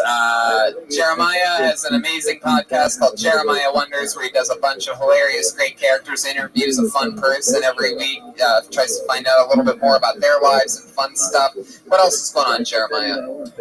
Check out Reagan and Watkins. Will be headlining Wednesday, August 16th with Joel Jimenez and Malcolm Hatchett in Huntington Beach, the Rec Room. And then August 26th, Sunday, we'll be in Phoenix headlining and bringing Joelberg as well. Yeah. Fuck yeah, we love Joelberg. How many make some noise for Joelberg? There he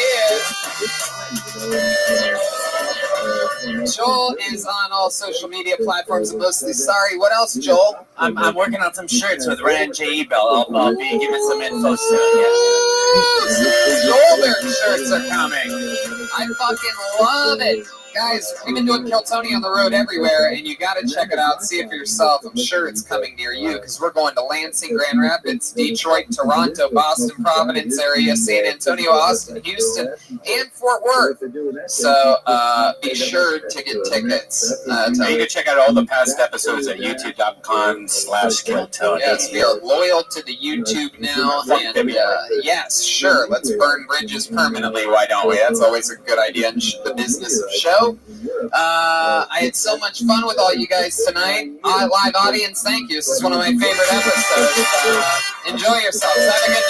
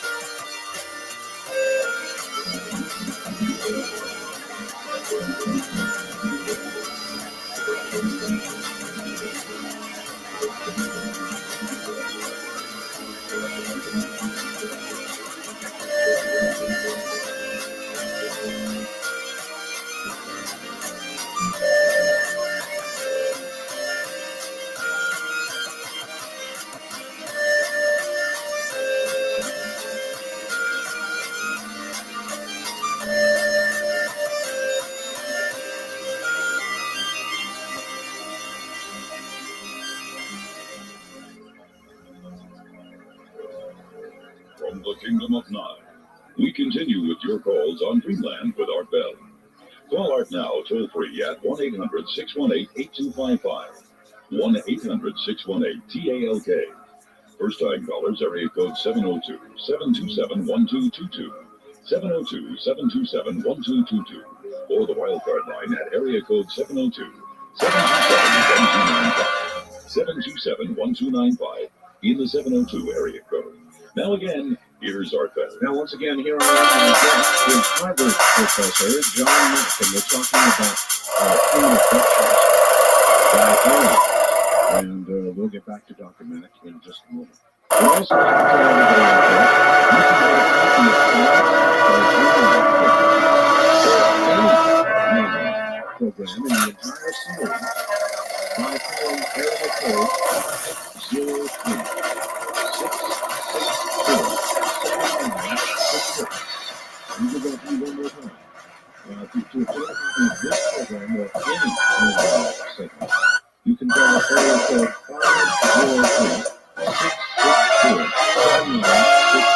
this is Rabbi coming to you live from the world famous Comedy Store main room for an episode of Kill Tony, Headquarters. What?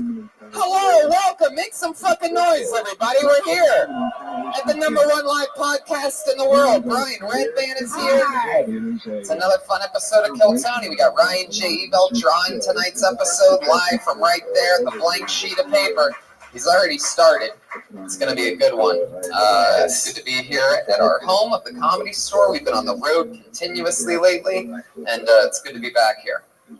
However, for you watching via live stream on YouTube right now, some good news. More dates coming at you. November 20th, Lansing, Michigan. We do a stand-up show and Kill Tony.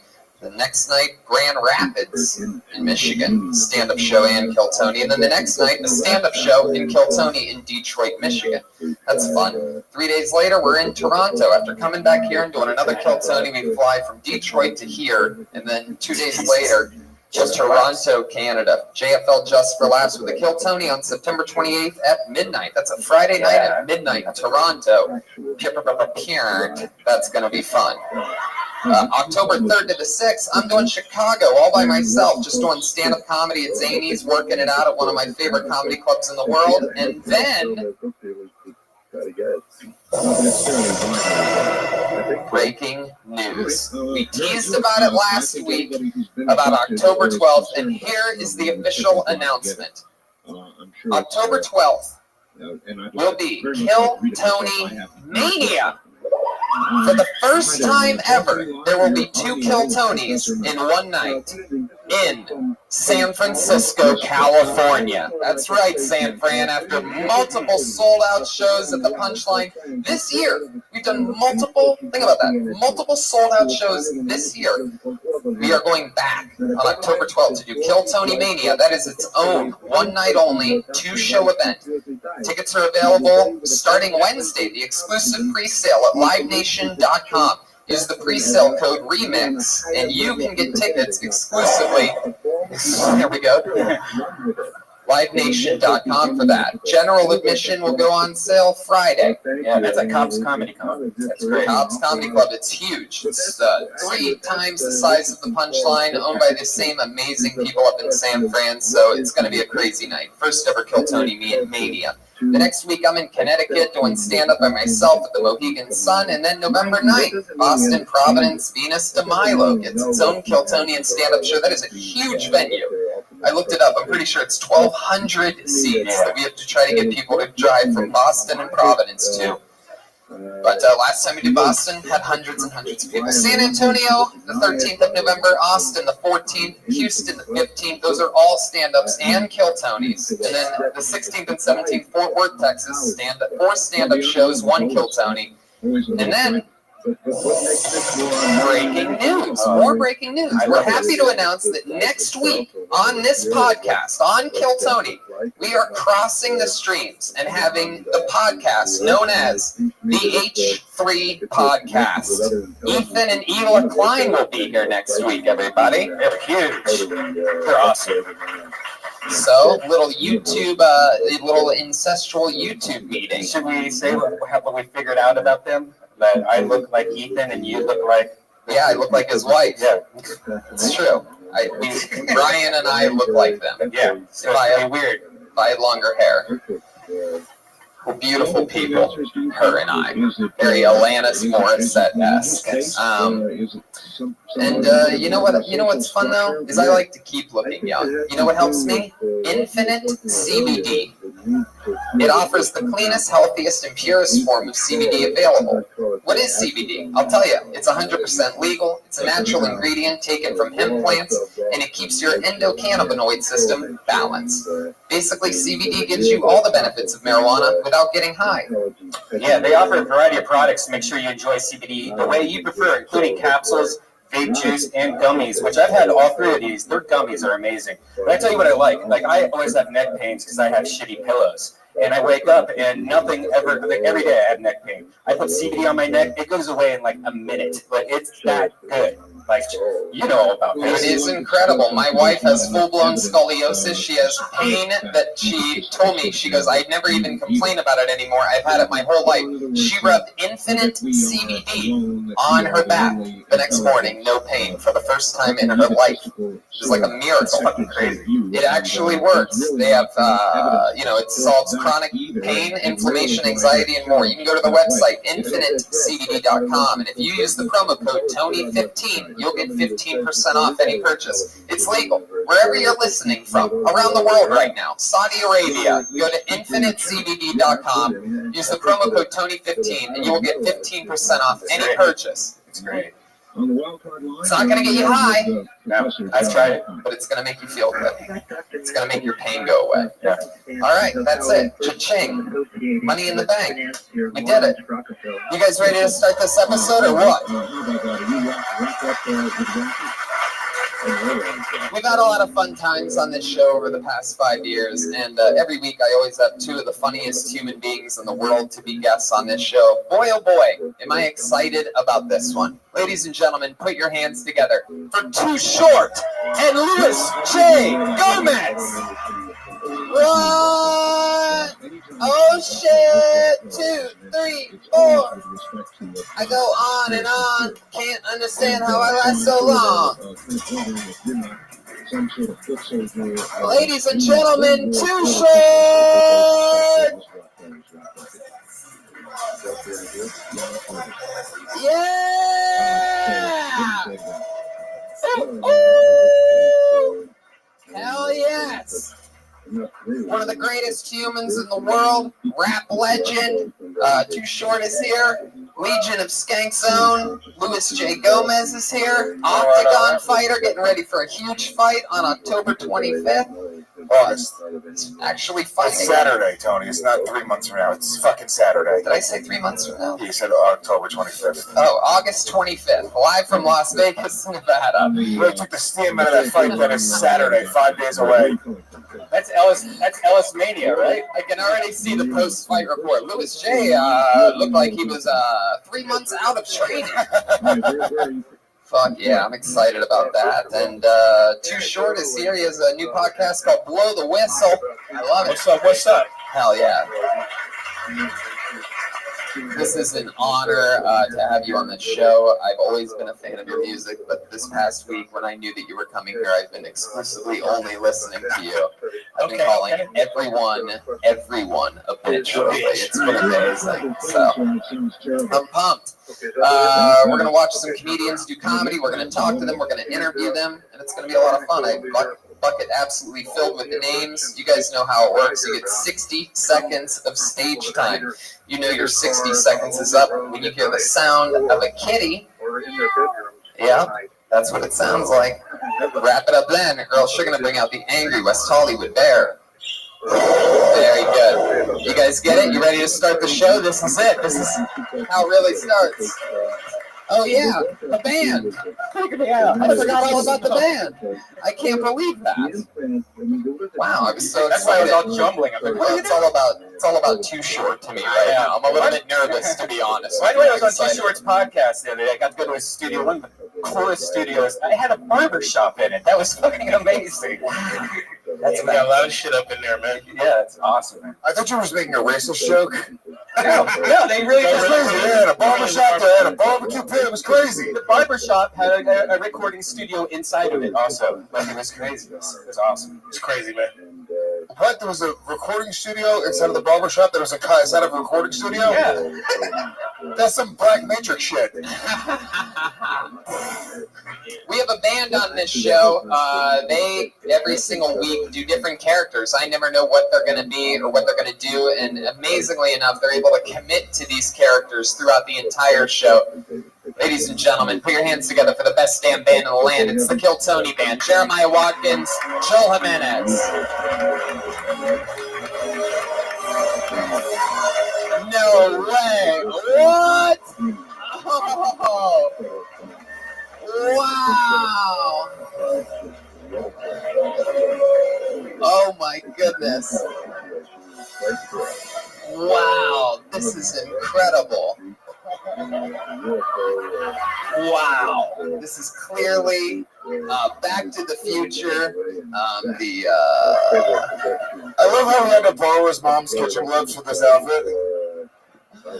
Hello, you are clearly the doctor from Back to the Future. Great Scott! I had a feeling you were going to say that. You're in Northern Nelly, don't you? And I traveled back to 1995. Is Too Short still the #1 rapper in the world?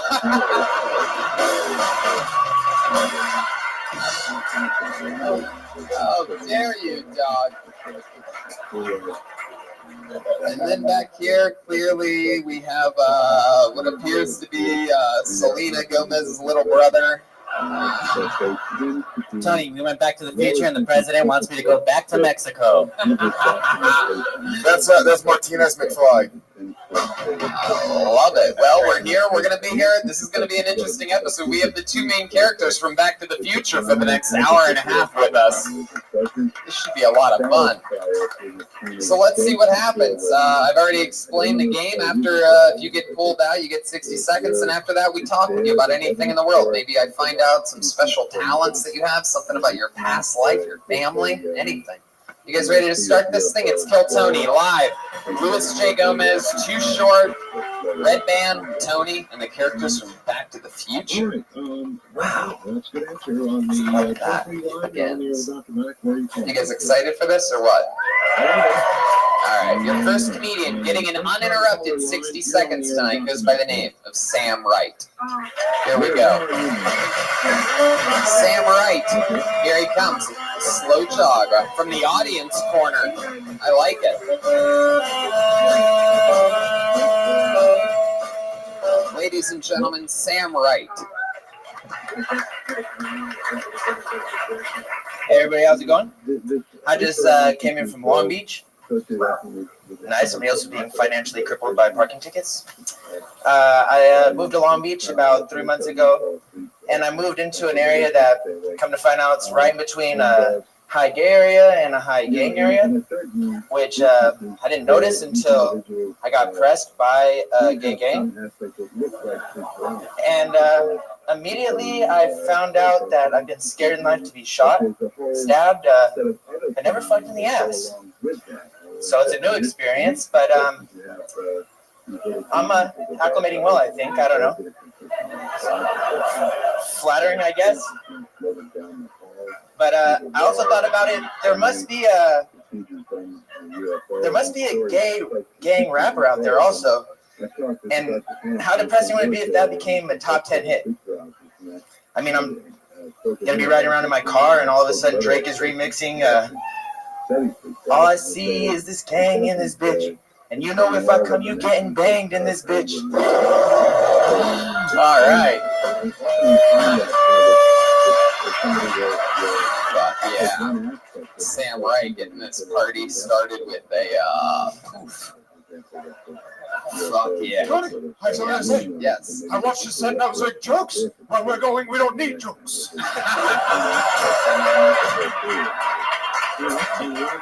Wow. We are off and running.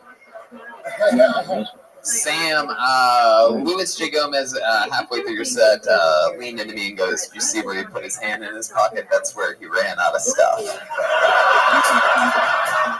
There's a moment when you go back and watch the video where his first punchline didn't hit, and he went, and he put his hand in his pocket. And that was a moment when you saw a man be defeated. And I don't know if anybody else noticed it, but I noticed it. I was literally looking for more jokes in my pocket. You did not find them. Did not. How long have you been doing stand-up? Actually, I've been coming here for 2 months trying to get called up, and so I could be my first time on stage here. Wow! First time ever on stage. Ever. Hell yeah. Look at that. Will you tell he gave up because he's wearing his Lakers sweatpants? He's like, he's never going to call me. I've been getting cozy here. I dressed up the first night, I said, 2 months later. This is the what? 2 months later. Oh, so you signed up every Monday for 2 months. 2 months straight. And you decided not to practice anything anywhere else. I mean, on the way over here in the car is about it, but yeah. You're like, if I'm gonna start stand-up, I'm gonna make sure I do it on the #1 live podcast in the world. If I'm gonna bomb, I'm gonna do it around the globe all at once. Keep a little something in my pocket to remind me about what my next joke is. Oh, paperclip. Paperclips are all bent out of shape here. So what were you trying to say, gay gang? Did you join it? Not yet, but you know the pressure. It's got a lot of bonuses to it. And how did you meet this gay gang? Is that a real thing? No, but I just moved over there and I live right in between the area they call it the gay ghetto. And then there's like a high gang area that I moved into. So it's just a fantasy for you, something that you want. At this point, you look in that creek. It's called the gay ghetto? Why do they call it that? Why don't they just call it the ghetto? Like right next to the hood, the neighborhood, the gay ghetto. Damn, that's interesting. Where's that area so that I know to avoid it? No, I mean, gay ghetto are two of my favorite search words, so I knew you'd like that one. Let's listen to your hateful giggle. All right. So Sam, what do you do for work? I work with developmentally disabled, and That's so nice that you let them. Wow, that's interesting. You're a commissioner? You work with the disabled and you sell weed. Do you get people retarded high? Just myself. Man, I think it's so great that you let the disabled people you work with write your jokes for you. That is the coolest thing, man. It's such a nice thing for you to do. I actually thought about when I took the job, I was like, I'm gonna get some material out of this. So hopefully next time I get a call, jokes would have been special. Wow, Too Short. What do you think of Sam Wright's style? This is his first time ever on stage. All I can think is, let me get some weed, bro. Alrighty. Cool. Hell yeah, there you go. So Sam, what is this something that you've always wanted to do, or is it just something that sparked up 2 months ago? No, really. You always wanted to bomb in front of a room of 200 people? No, it's a new goal for me. I've been listening to your show a little bit. My buddy got me into it, and so since I saw that, I thought it'd be a good way right down the road. So I live on Long Beach, so I figured to try it out. Right? Yes, Doc. How long have you looked like a hipster Mr. Clean? Just look at him! I was going to say he looks like Jason Gatham. For you podcast listeners, he's a skinny, clean head shaven, a little bit of a beard. You have a lot of tattoos. I see an anchor with a girl above it. What's that? Some Sailor Jerry tattoos. Oh. You drink a lot? Once upon a time. But I know better now. You don't drink anymore? Not as much. Right. Man, besides here, actually, every Monday. How much do you have to drink to get a Sailor Jerry tattoo down your forearm like that? Enough. All right, well, you are one of my favorite interviews I've ever had on the show, Sam. You really know how to keep the momentum going. You seem very, how nervous, because describe that, I always feel like people don't know what it's like to go up on stage the first time. It's fucking, dude, it's terrifying. It's terrifying, especially when you're not funny. Like, another level of scary. I mean, could you imagine? I mean, Sam, what's some other stuff about your life that you could talk about, other than the fact that you work with special needs people, right? You sell weed. What else? Any other fun facts about Sam Wright? Do you have any special talents? I sew. You sew? I sew. Wow. Like you sew with like a needle and thread? Or machine. You have a quilt? You have a sewing machine. A sewing machine. You have a sewing machine. Absolutely. You like an actual machine and you go like that and shit? Very slowly. Yeah. Wow. How does that happen? How do you end up with a sewing machine? How did you learn how to sew? Goodwill. Went to school. You went to school for sewing? Yeah. You did? Yeah. I went back in time and visited his father. His father is also a pussy.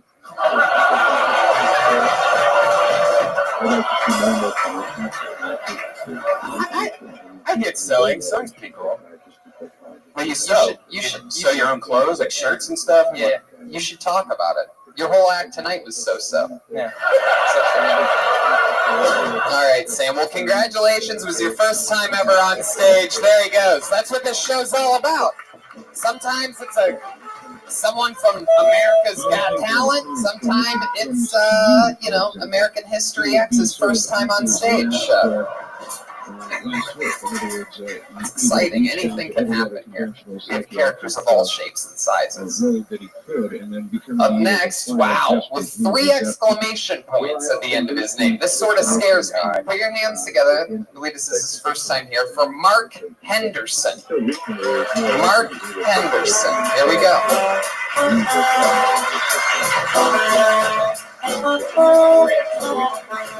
It's 3 exclamation points. Mark Henderson. What's up, tall people? If you're a person that's out here driving around illegally, let people know that before they get in the car with you. My boy got put off the illegal tip that was on his windows. This dude driving, I'm in a passenger seat. He gonna turn to me like, "So see me real fast. My license suspended." I'm like, "So I can go to jail? My license suspended too." When the police officer came to the window, we was both in the back seats with our seatbelts on. Like, is there a problem, officer? You're listening to Dreamland.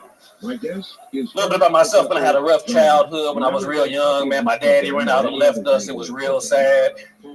Had to replace my daddy with an imaginary daddy. And my imaginary daddy left us too. For the same reason my real daddy did. Because we stopped believing in him. Wow, look at that. That was awesome. That's how you do it in the pros right there. Mark Henderson, ladies and gentlemen. Live on Kill Tony. Mark Henderson. Or as I call him, Too Shorter. Mark, that was fucking awesome, dude. How long have you been doing stand-up? A very long time. I say that because I ain't made it yet. And, just moved out here to LA trying to make it, so. That's all good. How long have you been doing stand-up? Maybe like 15 years. 15 years? No. Hello, the clock tower. Where at? Where you been doing it for 15 years? Chicago, Atlanta. I was in New York for a minute. Wow. All over. Well, you know what they say about New York. If you can't make it there, you can't. I'm going to make it, though, trust me. No, I love it. Absolutely, Mark. There's no doubt about it. This audience doesn't bullshit. I don't know if you saw the guy before you, but this audience doesn't bullshit. Wow, I love it. You put 3 exclamation points after your name, and Redman made a point. He whispered to me when you were on your way up because this guy does not look like he needs 3 exclamation points. You were walking slow. You didn't seem excited at all. It was like the exact opposite of it. Oh, it really caught me off guard. I didn't expect to go up, so I love it. I don't know. I feel like he's so short that he needs the exclamation point. It's like, bam, up here. Look at me. Yeah, definitely overcompensating or something. It's his version of driving a Ferrari. You just can't afford the Ferrari. So, Mark, this is incredible. You've been doing it, we'll say, 15 plus years. And no, stop. Oh, no.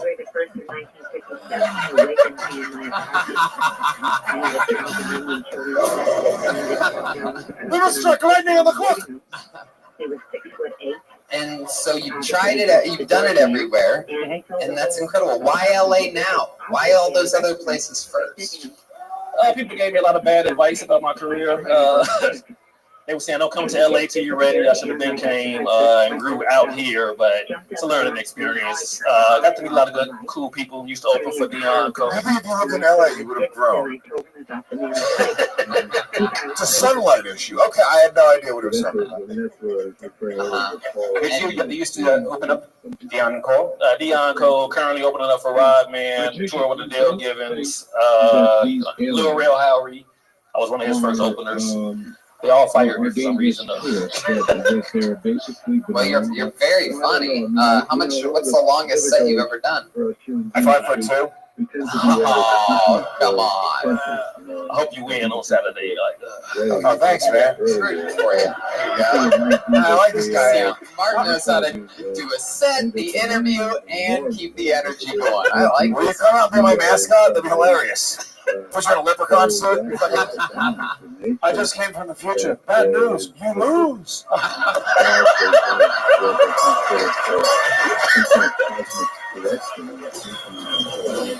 Jeremiah Watkins is in full destroyer mode again. Wow, coming off that Red Hot Chili Peppers last week. I mean, this guy is on fire. So, Mark, other than the fact that Jeremiah is going to make it way before you did, how long have you been in LA? It'll be a year in September. A year. And how's that gone for you so far? LA is very different. It's hard to get up out here. It's like if you're not friends with the person that's over the bucket. Too short. You're laughing over there. Is there something you want to say to Mark? Do you have any advice for him? Yeah, I do have advice. You said DC, Atlanta, where were you? Atlanta, Chicago. Chicago's my home city, but Chicago, Atlanta, New York. It just seemed like, to me, it just seemed like a lot. I don't have nothing negative to say. So I'm like, I feel like I've seen a lot of comedy shows, and you probably should like fix it up a little bit, come out and your comedy's closed the night you're gonna perform, because you're funny. Like, I'm trying to figure out what the fuck is wrong. No, I do dress up. How are you funny and you don't fucking make it? What happens? What are you doing? Why did everybody fire you? Something's going on. You some kind of asshole or something? Like, what? I just want to know what's going on. Like, is something wrong, man? If you're funny, I can't answer that question. I cannot answer that question. I would like to know myself. Go hard and hard. Can't understand how it lasts so long.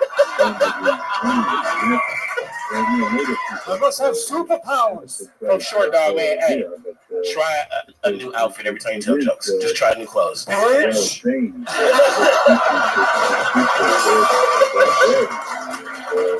I literally do agree with Too Short's advice. There is like a lot going on here. You really need those glasses? Yes, I do need the glasses. I cannot see without them. He's not, but I do dress up better, like when I'm on stage, when I'm on tour and stuff like that. I'm just doing open mics out here, so I don't agree with any of these guys right now. Listen, dude, you're a fucking nerd. That's what you are, okay? You need to be the fucking nerd that you are. Dude, you don't need to fucking dress up and fucking try to be what you aren't.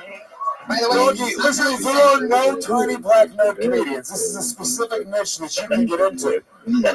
I'm not even saying dress up. I'm just saying don't wear that shirt again. all right. Anything but that. Don't go with that jacket though. Mark, I got good news for you, dude. You're absolutely fucking hilarious. He's on Instagram at comedian Mark Henderson with C at the end of the mark. Anything else you want to promote or anything like that? Is there any other way people can find you? Yeah, I got sketches on my Instagram, my Facebook, YouTube, all of that. Comedian Mark Henderson, clean comedy and TV. I do clean comedy. So I love that.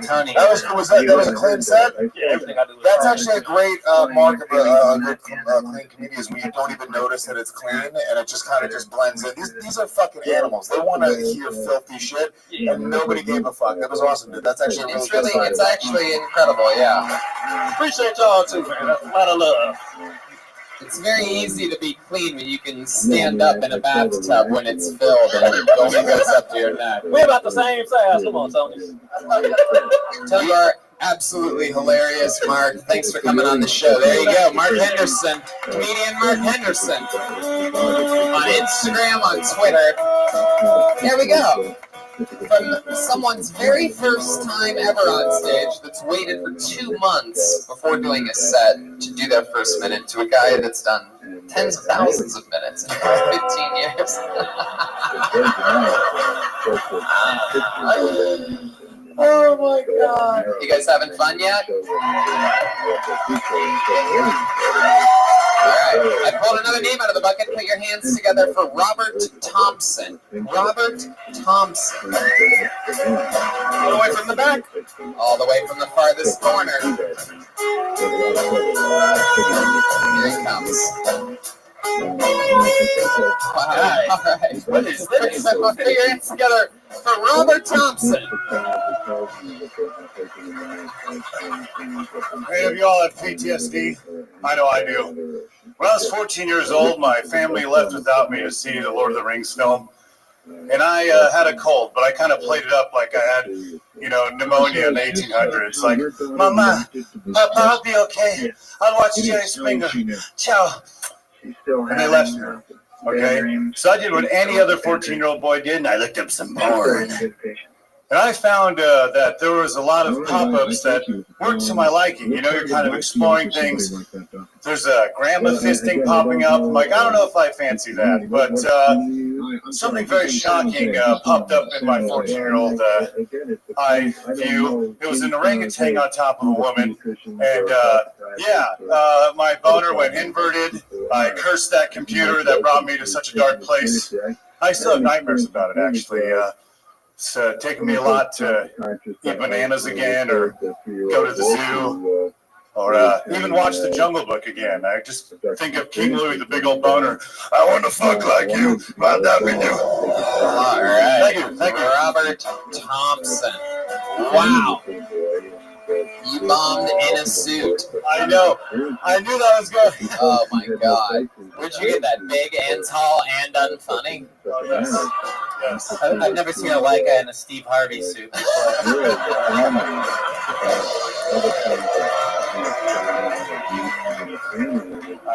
Grimace had a yard sale. I don't know. Wow. That thing. Steve Harvey had a yard sale? No. Grimace, the purple guy from McDonald's. Oh, wow. You're dressed how Too Short thought the last comic should be dressed. I actually took it. Now, this is a nice outfit. This is some shit right here. This guy's gonna make it. I don't know nothing about comedy, but this motherfucker's gonna make it. Hell yeah. I took his advice real quick, man. Robert, you have incredible luck on this show. You've gotten pulled out of the bucket 3 or 4 times in the past couple months. We know quite a bit about you. Why are you wearing that? What happened? I don't know. I think, maybe it was a premonition from Mr. Short here. I don't know, man. I felt like this was just a fabulous night. I got Luis J. Gomez, Too Short. I felt like. Let me ask you something. Did you buy that for tonight? No, I had it. What did you wear that to before this? Halloween Joker costume, something like that. Did you go to a Grape's funeral or something? You look like you showed up to audition as the bucket. It was for something, man, for a bar mitzvah. I don't know. I found it at McDonald's. What? Whose bar mitzvah are you going to? It was for a show. My band was playing, I think. So I like to wear. It's Dick Neptune. Yes. So I wear suits. Yes, a lot of fun suits. There will never be any hard evidence. Dick Neptune. Yes. Is the name. No. Yeah. We're given a grant of $100,000. That was the funniest thing you said so far. You lost all the confidence in it. I know. To me, it sounds as though. I kept telling my buddies here, I'm like, dude, I'm like a Too Short, Luis J. Gomez. I wore a purple suit and bomb. I just know it, and I had that premonition. Yeah, you were correct. You were wearing a purple suit. I knew it, man. It feels good, though. You did that. You made it all come true. Oaktown, man. My badass lesbian aunt lives in Oaktown. I have fond memories of that place, man. That's her suit, isn't it?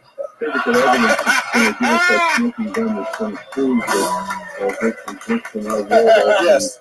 Wow. Robert, tell us something honest and real about you. Tell us something that scares you or that. Oh, dude. Actually, I just found out I have pre-diabetes because my I have the palate of a fuck yeah. Bring that shit, man. Too many big gulps, dude. It's I have the palate of a 5th grader, so I don't know. It's just taking a toll on me. What did they tell you? Was it like, what did they do? Was it scary? They're like, you need to sit down. Oh, yeah, they broke it down. Like, I thought it was going to be way worse. But, yeah, it was. So why, sir, first of all, you're going to need to take that suit off. We can't take you seriously. Wow. What did they prescribe to you? Oh, just to eat, not like a second grader, take care of yourself, stuff. I drink way too much soda. I don't drink beer. It's like my vice, man. I don't know. I'm visiting Dr. Pepper too much, Yeah. So you have pre-diabetes. What else is going on? How's your love life? Oh, it's You good. getting laid wearing a suit like that? Oh, you know it, man. You have a girlfriend? Yeah. How long you been with her? 2 years. Yeah. Do you think she's going to leave you because of the diabetes thing? Dude, if I don't change, man, I don't know. I might be leaving her soon. I might be wearing this to my funeral, Fuck. So it's, I didn't mean to bring it down, guys. Christ, Robert. It's a realization I'm trying to live with, but oh my God. Yeah. Can't you just go keto or something and reverse it? I've heard that actually. Yeah, we're saying, dude, go keto and reverse that jacket, please. It's disgusting. That thing is incredible. Yeah. My God. All right, Robert. Well, what scares you? Oh, diabetes. Yeah, other than diabetes. Bombing in a giant purple suit. Have you worn that suit to do comedy in before? In Brea, so it's okay. It's all right. Wow, Robert, you are completely out of touch tonight. You are cracking yourself up, and you keep looking at them, and they're just staring right back at you. It's amazing. You thought he was going to connect with the crowd on that one? It was in Brea. You know what I'm talking about? Just one chick, his girlfriend, fake laughing. Thank you. All right, Robert. Well, I mean, there's nothing that can change what happened here tonight. No. You live and you learn. Doc, what do you got? If you keep this up, you're going to disappear from human existence. All right. Well, anything else for Robert, guys? What do you think? Keep it moving? Robert Thompson, ladies and gentlemen. Rob T. Comedy 1. Let him know. Some people on YouTube, I bet they'll say that they love this suit. Let him know soon. Might not have much time. Yes, it's pre-diabetes. And imagine how many sodas he's going to have to drink tonight to calm the nerves. This looks like a new name. Put your hands together for Gerardo Alcaron. Wow, he's got a pop from the open micers, from the comedians. This guy must be liked on the circuit. That's my guess. He has a full table going crazy right now. Here he is. Gerardo Alcaron. Yeah. Hey, what's up? How's it going? What's up? How's it going? I'm Gerardo. I'm a French Mexican. Yeah, feast your eyes. Yeah. Mexicans call me Gerardo. French people call me Gerardo. Saying I'm French Mexican is like saying I'm an average thief. You know what I mean? Like French people, they're great thieves. Ooh la la. But the Mexican dude's always speaking Spanish and saying what they're about to steal in English. You know what I mean? Mira, compa, vamos acá y chingarnos este pinche Dodge Charger, ¿ok? Después entramos a la tienda y salimos con, ¿cómo se dice? That old lady's purse right there. I need money, bro. I'm a pot smoker. You guys like smoking pot? I had a job interview recently for Amazon. But when I got there, it felt like an orientation, like a bunch of people looking at the PowerPoint. I was like, I got this shit. How's it going, guys? Go ahead. Finish it. Oh, yeah, I felt like I got it. I got really fucking confident. Took out my phone, took selfies and shit, like Amazon life, Like, this is what it's like and shit. But then this lady came out and was like, time for the drug test. So it's like, fuck. Yeah, that was long. Gerardo Alcaron, yeah, Gerardo. This is your first time on the show? First time on the show. Yeah, it's nerve-wracking. Sorry. It's crazy. Why did you step back so far? I don't know. That was kind of weird for me, bro. Yeah, I know. You made me get away. Gerardo, can you move up a little bit? We're going to the bathroom or something. Fuck. Too close. Too close, my bad. Yeah, too short, too close. Gerardo, so you clearly just had a meltdown as a UPS driver today, signed up, stormed in here and said, I'm French Mexican and I'm going in to steal this fucking show. Oh, yeah. And then you slowly migrated towards Joelberg thinking he would protect you. No. Oh, yeah. Gerardo, how long have you been on stand-up? 4 years in December. Wow. All here in Los Angeles? In the IE, Inland Empire. Oh, okay. Wow, there's a whole carpool of you guys here. Yeah. I lived out here for like 3 years in Sherman Oaks. And what made you move back to the Inland Empire?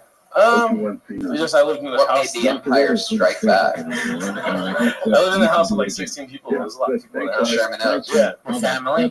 No. And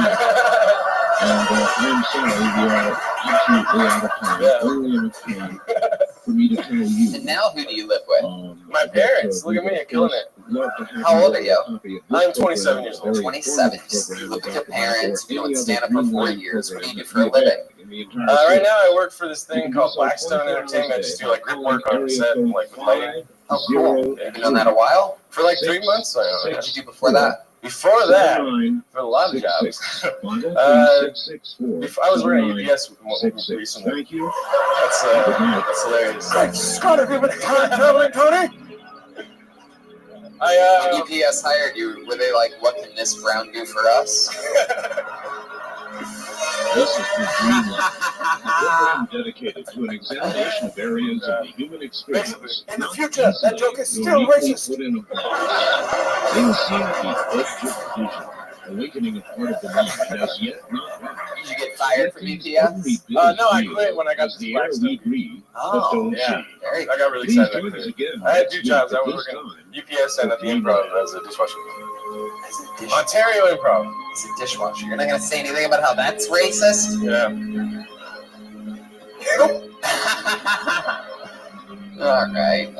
So what else is your life like, Gerardo? What's it like living with which one's French, which one's Mexican? French mom? My mom is French. Yeah. My great grandpa was French. Great grandpa. He's a fucking Mexican. Yeah, you're clearly just a Mexican. Are you ready to fuck? You can't claim you're French Mexican if your great grandfather was French.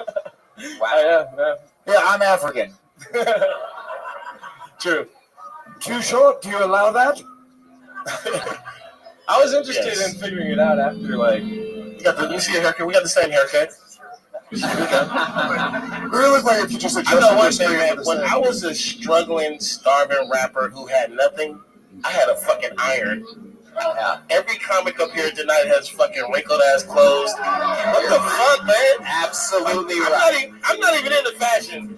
And everybody's fucking like wrinkled as fuck. What the fuck? Yep. And this guy's got a Mexican mom at home. He probably has 7 irons. He's not using any of them. It's absolutely true. That's something I've noticed tonight as well. Even a guy with a felt suit somehow was wrinkled.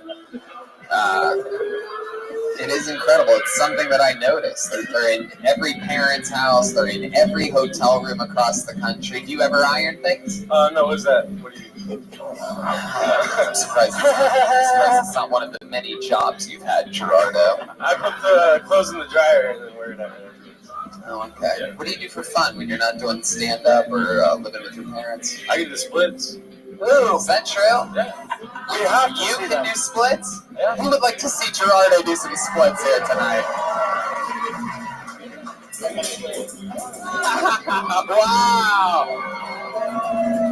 Wow, that's incredible.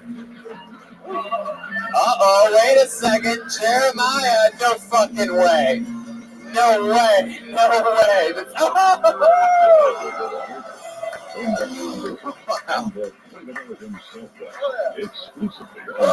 Damn.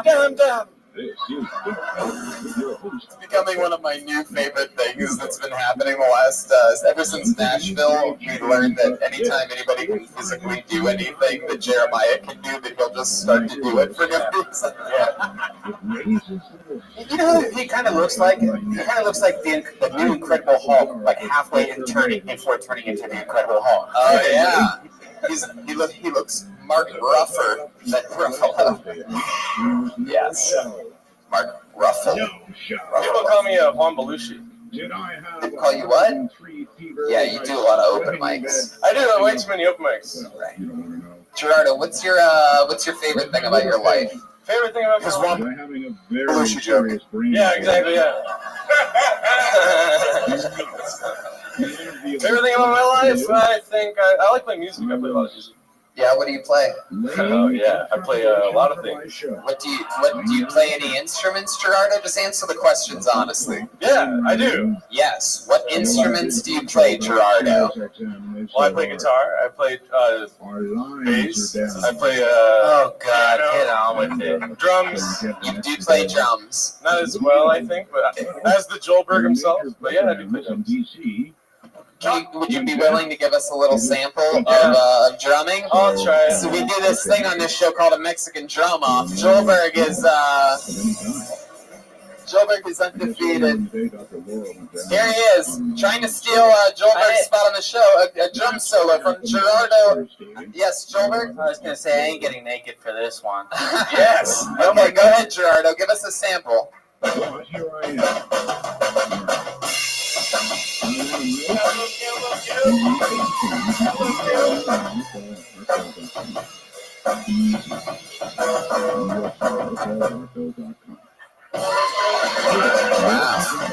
All right, defending his throne.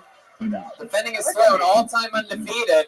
Let's see if Joelberg can top that. Joelberg?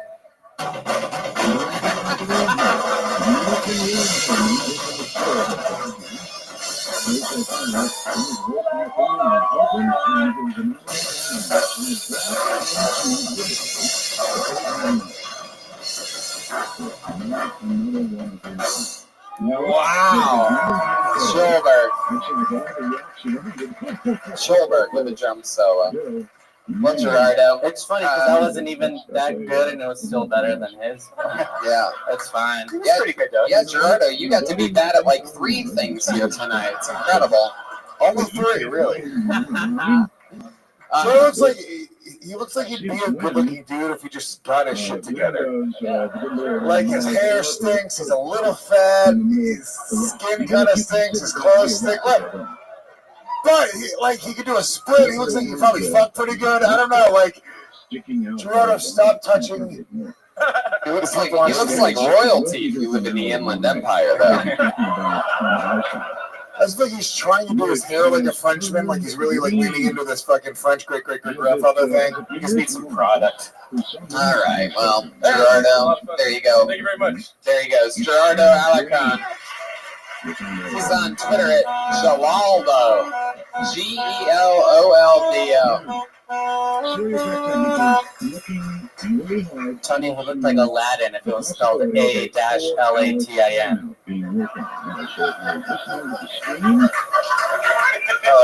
Say it again. He looks like Aladdin if it was spelled A-Latin. There you go. Thank you. That is a good one. Wait a second. Latin. Say it again. All right, I pulled another name out of the bucket. Let's see what happens. Put your hands together for Charlie Adams. Charlie Adams. I'm not seeing any movement here. Charlie Adams. Blacklisted. It's a shame. Charlie Adams. There was a guy last week who was stuck on the toilet when his name was called, and he was very, very sad and disappointed. After the show, he's like, I was on the toilet. Dude, I've been having stomach issues for 4 weeks. I'm like, can I shake your hand? No. He goes, I've had serious stomach issues for 4 weeks. You think maybe I could just get a spot? And I go, show business is tough, dude. Whoa, I pulled a name out of the bucket. I actually met this lady outside the back door. I specifically saw her and made a point to ask her if she signed up for this show. I am excited to meet her. Put your hands together for the first time on this show for Valentine, everybody. Valentine. Wow, this is going to be great. I've never seen her before. She was sitting on the stool out back. Keep coming. You're doing a great job. She's only been in town for 3 days. She's from Las Vegas, Nevada. That's all I know about her. Let's all meet her together. It's Valentine.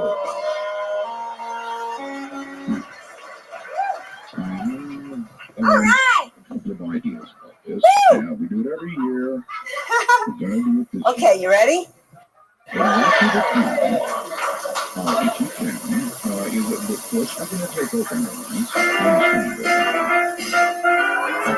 I haven't had sex since '86. I haven't seen pics or sucked on dicks. I'm glad I'm not young anymore.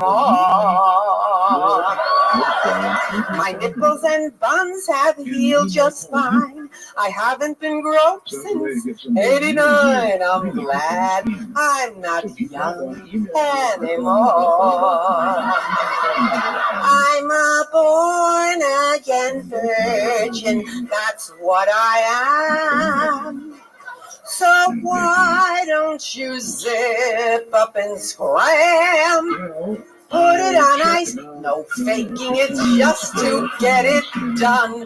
Pretending what's boring's lots of fun. I've won the Oscar for Best Leading Whore. And I'm so glad that I'm not young anymore.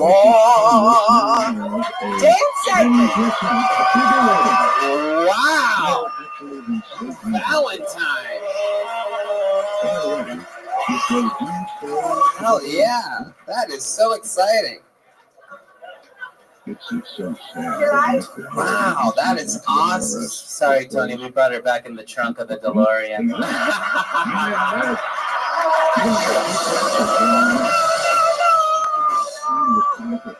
Tony, we might have to hook up my boner to the clock tower.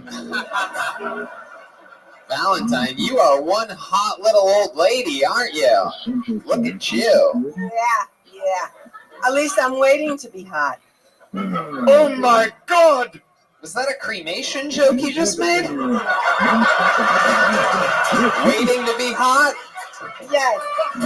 Wow.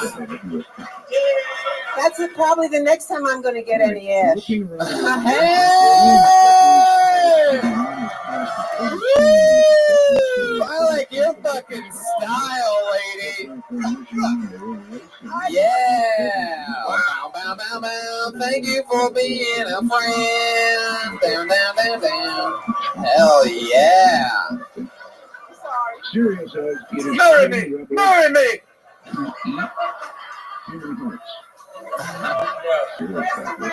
You are one hot little old lady. Her and Doc are flirting with each other over there. Valentine, so I met you. I'd like to put it in your Doc Brown. I'm sorry! It just shot out of me! Valentine. So that's a true story. I met you at the back door, asked you if you'd signed up. You're from Vegas. You've been here a few days. I didn't ask you how long are you in town for? 3 more days. 3 more days. What are you doing here?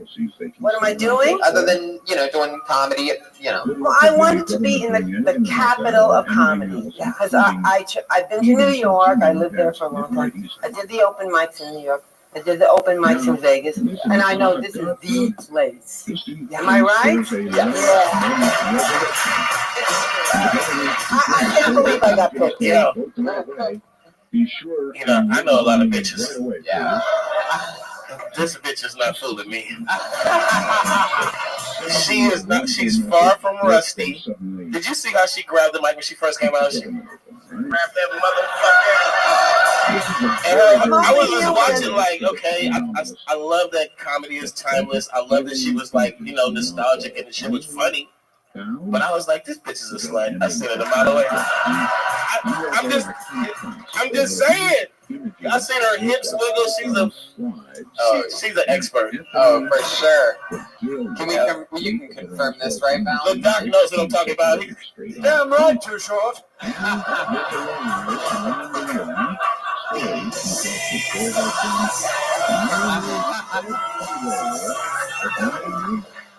Valentine, can you confirm this? You've been around the block a couple times with some guys. You know how to. You look like you know what I mean. You more of a Blanche. Well, if I can remember, because it's been since 1986. Really, 1986? Wait, since the last time you had sex? It's military time.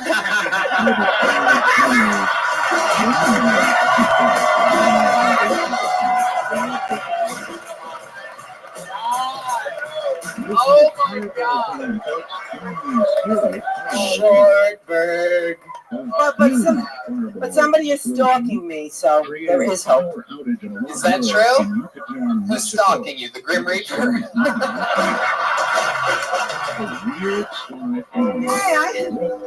Hey, I had everything lifted, you know?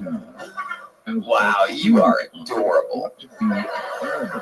So Las Vegas, you ever think about doing like America's Got Talent or something? I think you would destroy. They wouldn't even know what to do with you. They'd give you that fucking little bumper. Oh, we've had it before. We've had people on this show that we told would kill on that show, and they got straight the pass. Jeremiah? Reacher Lawson. He was like in the top 3 or 5 or something. Yeah, like that guy does theaters now. Yeah. And he has a full-blown career. Valentine, you ever think about doing anything like that? Why'd you give it? What do you think? Well, I did. I went on. I auditioned for America's Got You Talent. did? Yeah. You did. And what happened? You waited out in the heat and passed out? I was. Yeah. No, I was a little too smutty for them. Really? Is that true? Now, I see that you have an entire bag there. What else is in that bag? Can you show us any of your, her memories.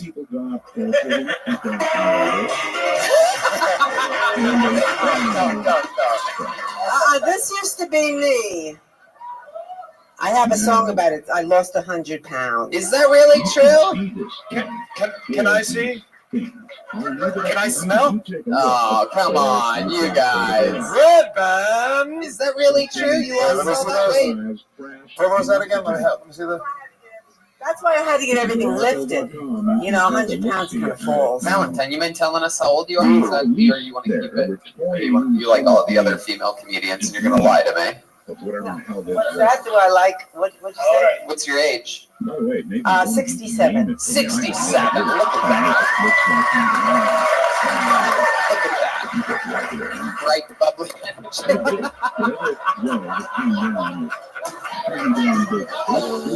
67. What do you think about that, Doc Brown? 2 more years to the golden age. The picture of a human right. Valentine, what's the craziest thing? What's the craziest thing you've ever done sexually? Do I have to say it? Oh. Yeah. All right. Okay. I was cheating on my husband because he was cheating on me. I figure, well, you know, that's even, right? 2 wrongs don't make a right. Yeah. Hold on. Go ahead, Valentine. So I went out with my boyfriend, and then I went back home to pretend I'd been there, and I waited for my husband to go to sleep, and then I met my boyfriend again. Wow, that's it. Look at you. I thought you were gonna make your husband like eat your boyfriend's jizz out of your pussy. Yeah, that's what I honest to God thought that's where this was going to. That was pathetic. That's the craziest thing about. I've done crazier things sexually today. That's all I have. I'm a Catholic girl, so I mean, me and Too Short are gonna double G this later tonight. Hell yeah. Is that your real name, Valentine? You're so cute. You have little hearts all over you. Is that a real tattoo? Yeah. Man, you are so cool, Valentine. That's amazing. So you're in town for 6 more days. Any other crazy plans while you're here? Just do every open mic I can. God, you are adorable. I love your spirit. This is a good example for a lot of the younger people to see. Look how good of an interview that was. Just being honest with the questions, smiling, and having fun. There she goes, Valentine, everybody.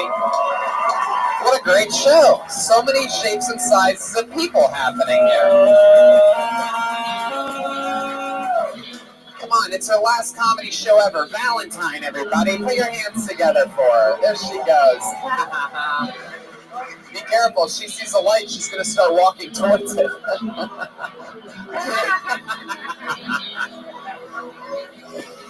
All right, we're having fun. I pulled another name out of the bucket. Put your hands together for Antonio Montello. Here we go. Again, from the deepest corner. We got a yellow hat coming at us. All right. It's a long walk. Hell yeah. One more time for Antonio Montello. Damn, what's up, you guys? You guys all look like really good people. Man, and I like to talk to good people, especially good people that can keep a good conversation about me. Anyway, oh fuck that. Okay, I just got real nervous. I'm a big fan of Too Short. I just kept like putting the songs on repeat in my head, but whatever. I'm 23 years old, you guys. I got married when I was 19 years old, and I'm really excited because me and my wife just got all settled into my mom's house. And like living with my mom and my wife is like living with lesbian parents. But they're both Mexican, so I can never tell which one's yelling at me. Like, Antonio, take out the trash. Antonio, come do the dishes. Hey, Antonio, come eat this pussy. There you go, Antonio Montello. You've been on this show before, right? Yeah. Remind me of what happened last time. Last time I was on it was in the belly room and I bombed. Yeah. Yeah. Well, you did that again for the first 30 seconds here tonight, and then somehow you pulled out of the tailspin there towards the end. Yeah, I just breathed. Yeah, that helps. Yeah. Breathing's a pretty important thing. So is that true? You live with your wife and your mom? Yes. Under one roof. How long has that been going on for? Maybe like a year and a half now. We lived in Santa Monica before, and Sherman Oaks too. And so your mom moved from Santa Monica to Sherman Oaks? No. Me and my wife lived in Santa Monica, and then we lived in Sherman Oaks, and then I wanted to move in with my mom. It's more comfortable. You did not want to move in with your mom. What the fuck? You skipped a bunch in that story, okay? The part about you losing your job, not having any future or career, your wife screaming at you a bunch. Why do we get married, Antonio? What are you doing to me? You didn't promise me this life, Antonio. Mother has the best pussy. Nah, he knows what's up. Mom's got the best pussy. I heard it.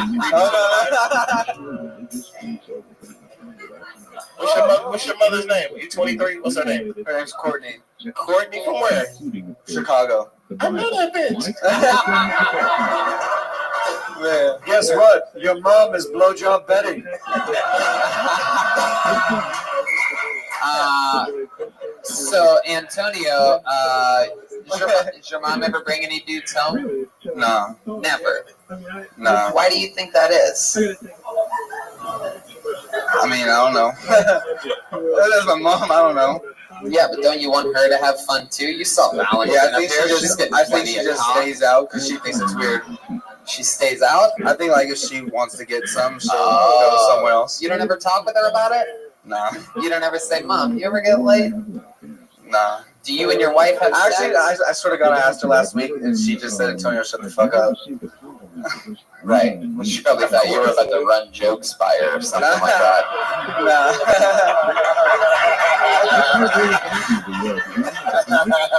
So, Antonio, do you and your wife have sex when your mom is home? I mean, usually not, but yeah. Usually not, but yeah. How is your sex life? Is it good? How long have you been married for? I've been married for 4 years. I got married when I was 19. I'm 23. 4 years. Yeah. Don't applaud that. That's not good. Just clapping. Very unhappy people in the crowd. And my sex life's really good. The fuck was the music? How often do you have sex? Probably every day. Every day? Yeah. Every day. And is that your wife over there? Because she acted like she was getting the next. She's like, hell yeah, he does! Hell yeah, he does! Get that pussy, Antonio! And your mom never hears anything? What, you quiet in the bedroom? Just tell the truth, Antonio. His mom is deaf, Tony. She usually has the TV pretty loud, so. Yeah, what does she watch? Other comedians. Antonio, so far you've had trouble with every question I've asked. No, my mom is rewatching ER right now. ER? So she's in the doctors. Yeah, she's a nurse. She's a nurse? Yeah. At like a hospital or something like that?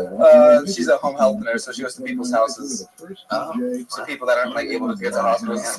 Wonder how many houses she goes to where the kids all live with the mom still. How old are you? I'm 23. I've said it 3 times. Oh shit, Tony! Oh wow! Oh wow! Wow! Wow! God!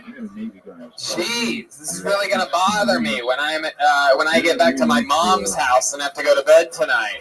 You fucking little pussy!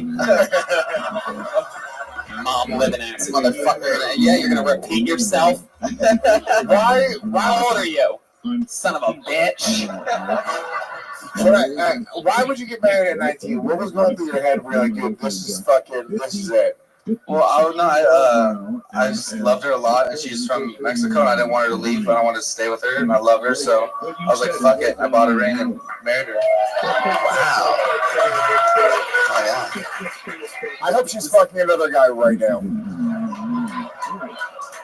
I hope she's getting double teamed by and your mom's just sitting in the corner fingering herself like a cup. Yeah. How old are you again? Hey, 23. Already told you, asked me 3 times, Tony. What the heck? Wow. This guy. You got her a ring, huh? You got the Mexican girl a ring. Is there ice on that ring? There is. You better hope there's not ice at your mom's house, so she's probably getting deported. She's a U.S. citizen now? Yeah. Yeah. How does that make you feel? Good? Sure, yeah. It's a lot of power. Yeah. I got jokes about it, I guess. She can do anything now. Yeah. She could for someone that doesn't live with their mother. Yeah, she wanted to, she could. Yeah, if she wanted to, she could. What does she do for work?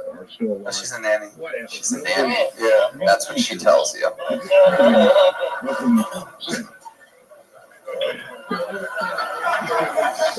Awkward. Are you guys about to stab each other down and have sex? What's happening right now? You talking to me? No, Not he's even 23. He's 23. Not even looking at it, though. All right, Antonio.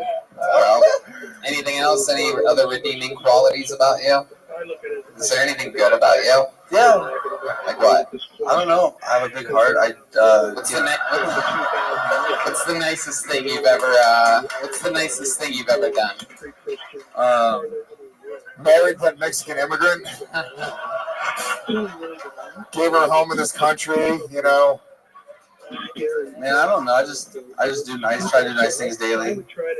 Like even if I don't have a lot of money, I'll give like what I have left. I hate you so fucking much. I don't give a fuck. I don't like how all the girls' hearts are melting in here right now. Fuck all you two. Anybody who's going, oh, he's a phony. This guy's a date rapist.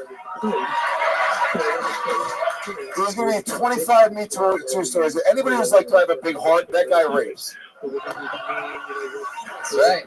He's right. That's just a fact. Yeah, there he goes. Rapist Antonio Montello, everybody. 23-year-old, 25-year-old. He's not a rapist. Right. Just to clarify, he's not a rapist. Tony Hinchcliffe is a professional comedian making a road stroke right now. Yes, he's definitely not a rapist. He has a big heart. Too Short made a great point. There is a redeeming quality about him. He is the only comedian that ironed his shirt before coming out tonight. There he goes. Antonio Montello, everybody, not a rapist. He's on Twitter at the only. We don't know that he's not a rapist. We're trying to stay. It's not guaranteed that he's not a rapist. We are keeping our stream going live on YouTube, and he's not a rapist. He kind of did admit that he ate his mother's pussy. Yeah. I heard that. And did she say yes? We don't know if she had given consent to that, Tony. So God bless Antonio, and I hope he's not out there hurting more women. One of the cool things on this show, we're going to take a break from the bucket for just 1 second, because one of the cool things on this show is we have a regular on it. This young man writes and performs a brand new minute every single week to put out there in front of everyone, and then we talk to him about his week. He's everybody's favorite young top rising comedian. Make some noise for the great and powerful Malcolm Hatchett. Yes.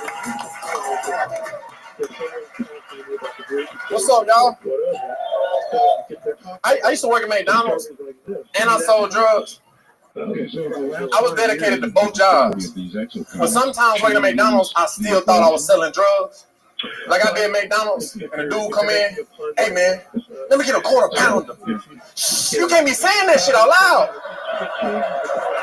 My boss right there, now get some chicken nuggets.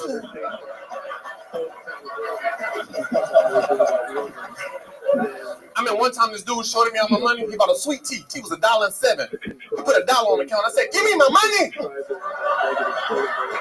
Wait, this is spatula. Give me my money. I hate whenever I go to girls' homes and shit, they be all over me. Why you on me? Because I'm cold. Go get a blanket. I want to be on you. Girl, I'm 90 pounds. My back hurt. I got scoliosis. But I care about you. Care about your thermostat, bitch. It's cold in here. You really have Malcolm Hatchet, ladies and gentlemen. Hell yeah. You really have scoliosis? I was going to say infinitecbd.com. Tony15, you can save 15% from anywhere around the country right now. You can still order it. I got a little bag. Put it on your feet. Heck yeah. Malcolm, that was another hilarious brand new minute. Is that true? You worked at McDonald's? Hell yeah, that's my first job out of high school. Damn. You were what, 16? No. Out of high school? 22. I was 19.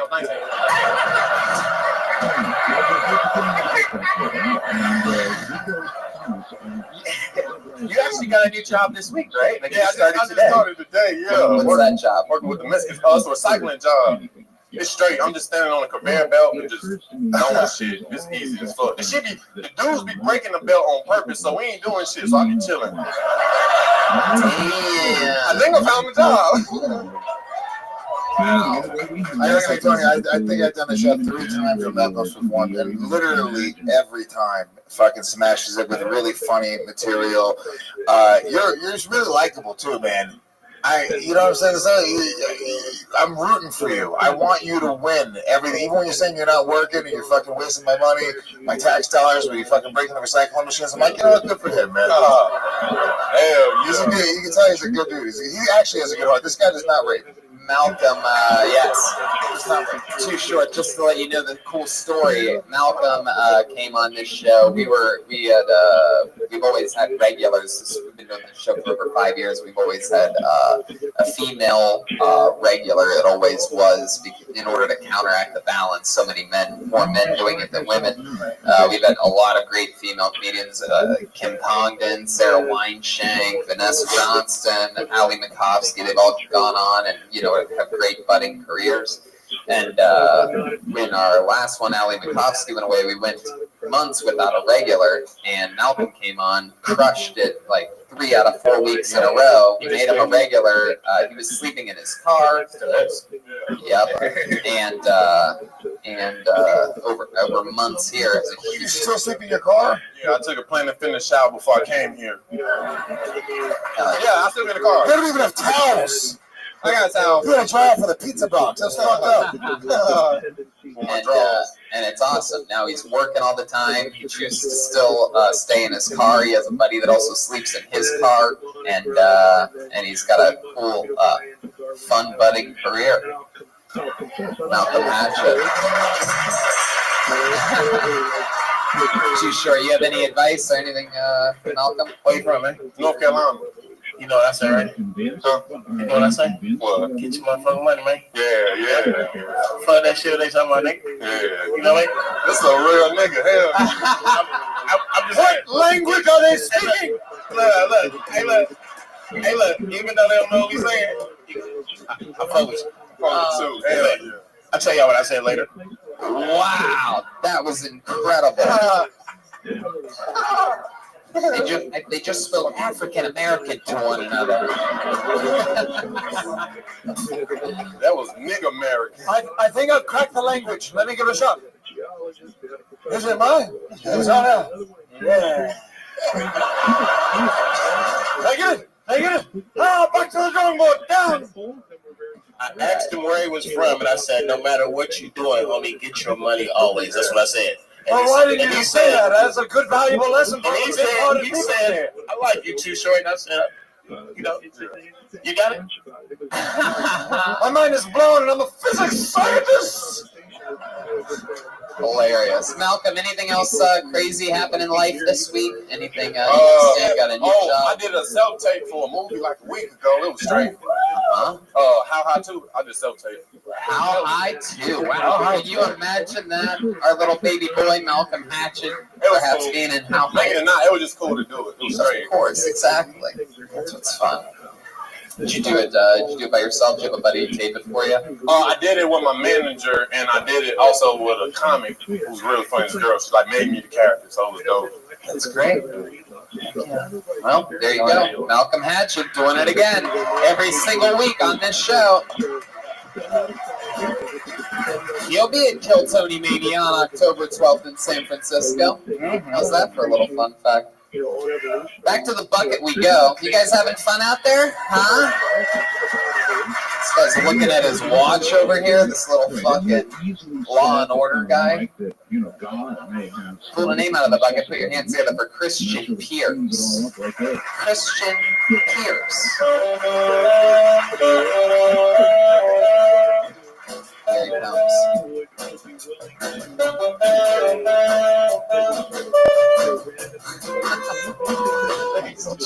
Christian Pierce.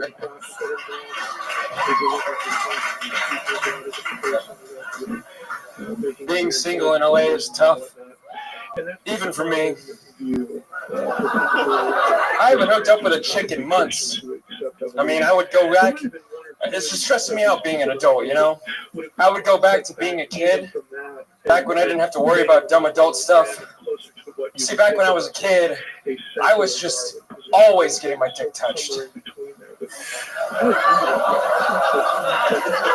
Kind of a big change in mood.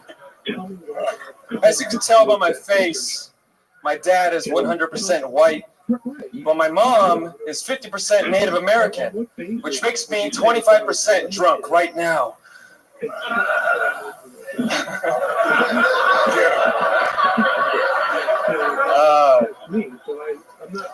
The Oedipus complex, I just learned what that is. It's one of Sigmund Freud's theories. You know what that is? Want to finish it? Wow, look at that. At least he has the wherewithal to know it wasn't going well.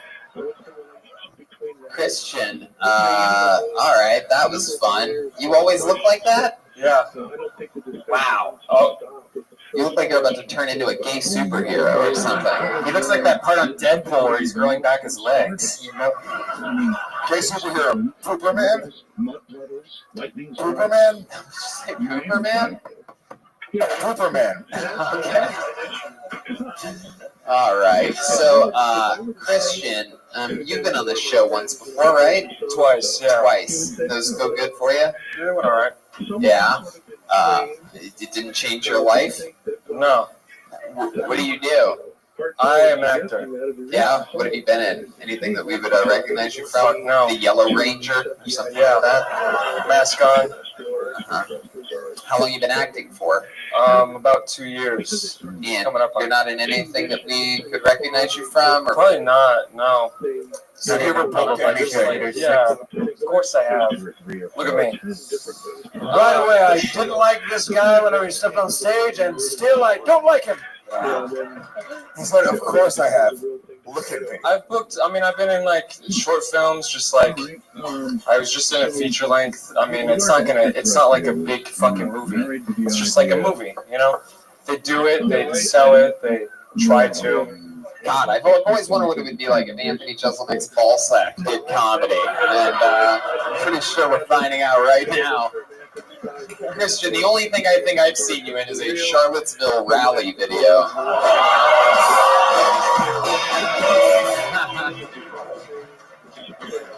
He's a rapist, you're racist, how funny, huh? You know what? I'm going to blame you for my Pooper Man bombing joke. That was really your fault, dude. If it would have worked with anybody else. Christian, we have a clip from one of his movies right here. Okay, it's a porno. Brian, all right. Wait a second. So Christian, we've all unanimously agreed that you seem unlikable. Can you change our minds? What's something that'll make us like you? Is there anything nice that you do? You ever what do you do? You honestly, you look like you go puppy hunting. Yeah. How would you describe the size of your heart? Oh, it's not giant, like that. Not that big. All right, good. Thank you. Yeah. Likable thing? What is your most likable quality? That's a great question because he's having a tough time with it. Yeah, what is it? Come on, you Fuck. Can't think of anything. My positivity, my friends. Hey, let's try another thing. What tribe is your mother's family from? She's never. She's Too short.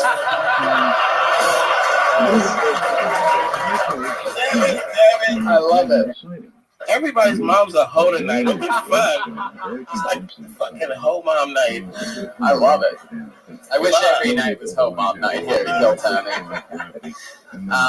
Christian, try again. Let's try to think. Like, what's the nicest thing you think you've ever done for anyone ever in your fucking life? Yeah, I started about a year ago. I started making like short videos, just dumb, and that kind of made my friends also want to start creating shit for themselves. But he's not saying shit.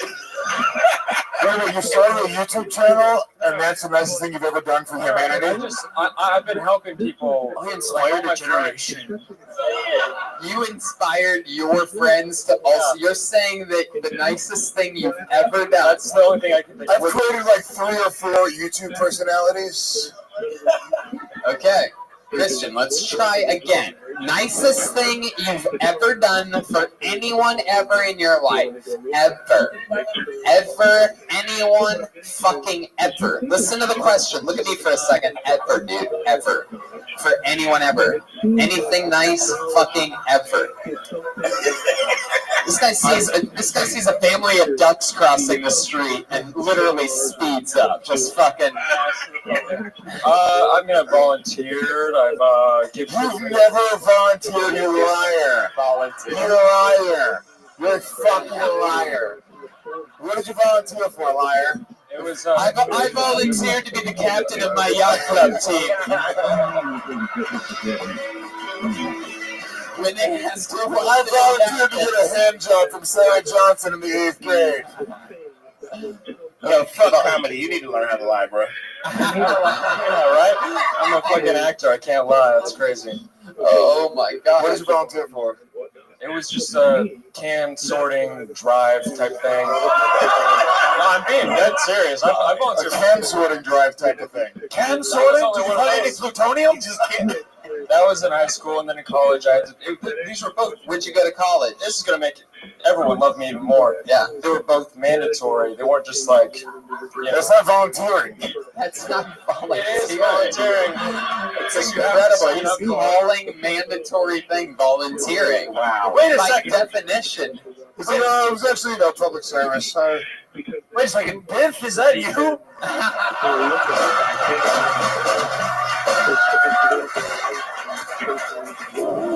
Wow. You've been told a bunch of times, take your damn hands off her. Christian, let's figure out how you got this way. Your parents have a lot of money. They're successful. Your dad's like a surgeon or a lawyer or something like that. He looks like Val Kilmer's pre-cup.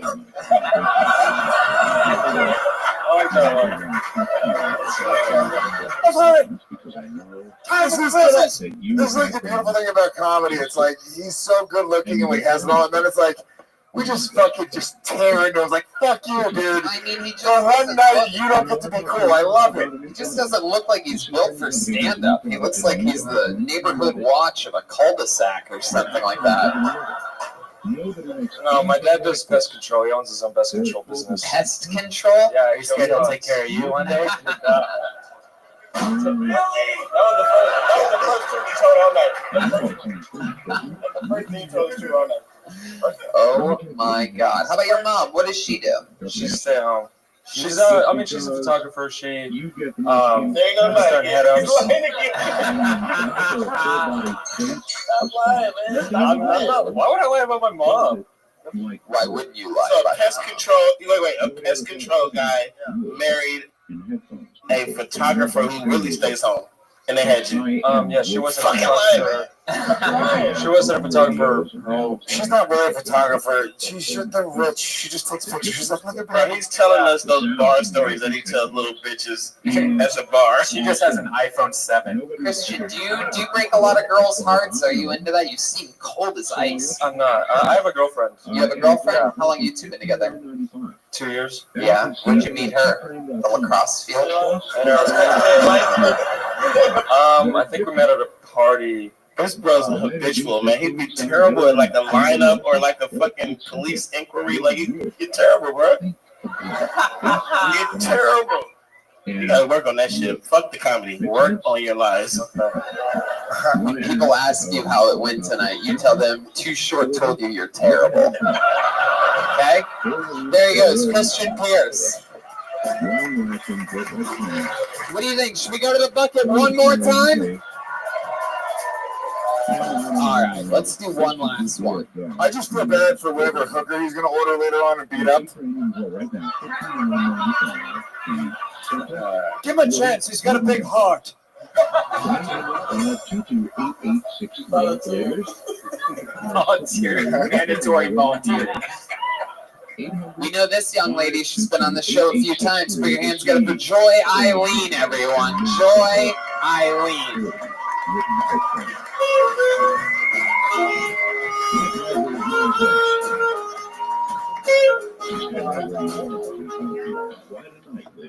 Hi. So last week I found out that I was going to be an aunt to twins. Today I found out that the babies didn't have heartbeats. Yeah, and I heard somebody told me like the term for miscarried babies is angel babies. I call them quitters.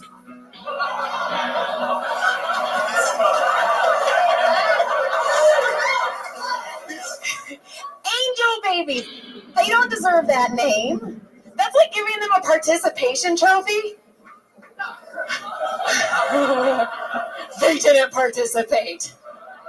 Like they didn't even get to the hard part. They didn't get to life. Like life is hard. They are the closest to a fish that a human will ever be. Like they're in water and they get to do this. Sorry, fucking quitters. There you go, Joy Eileen. Nice. Is that true? It is true. Wow. Today you found out? No, I found out last week, but Is it worth giving up the relationship with your family for that minute? yes. Yes. My God, did you make those jokes in front of them yet? No. No, I did my mom, yes. No. And she laughed. Tough womb. Tough womb. Double, so one could call that a double miscarriage. Yes. Wow. Yeah. And who did this happen to again? My brother's girlfriend. Your brother's girlfriend. Oh, it's not real family. But they were gonna be mine. They were mine. Are the babies still in there?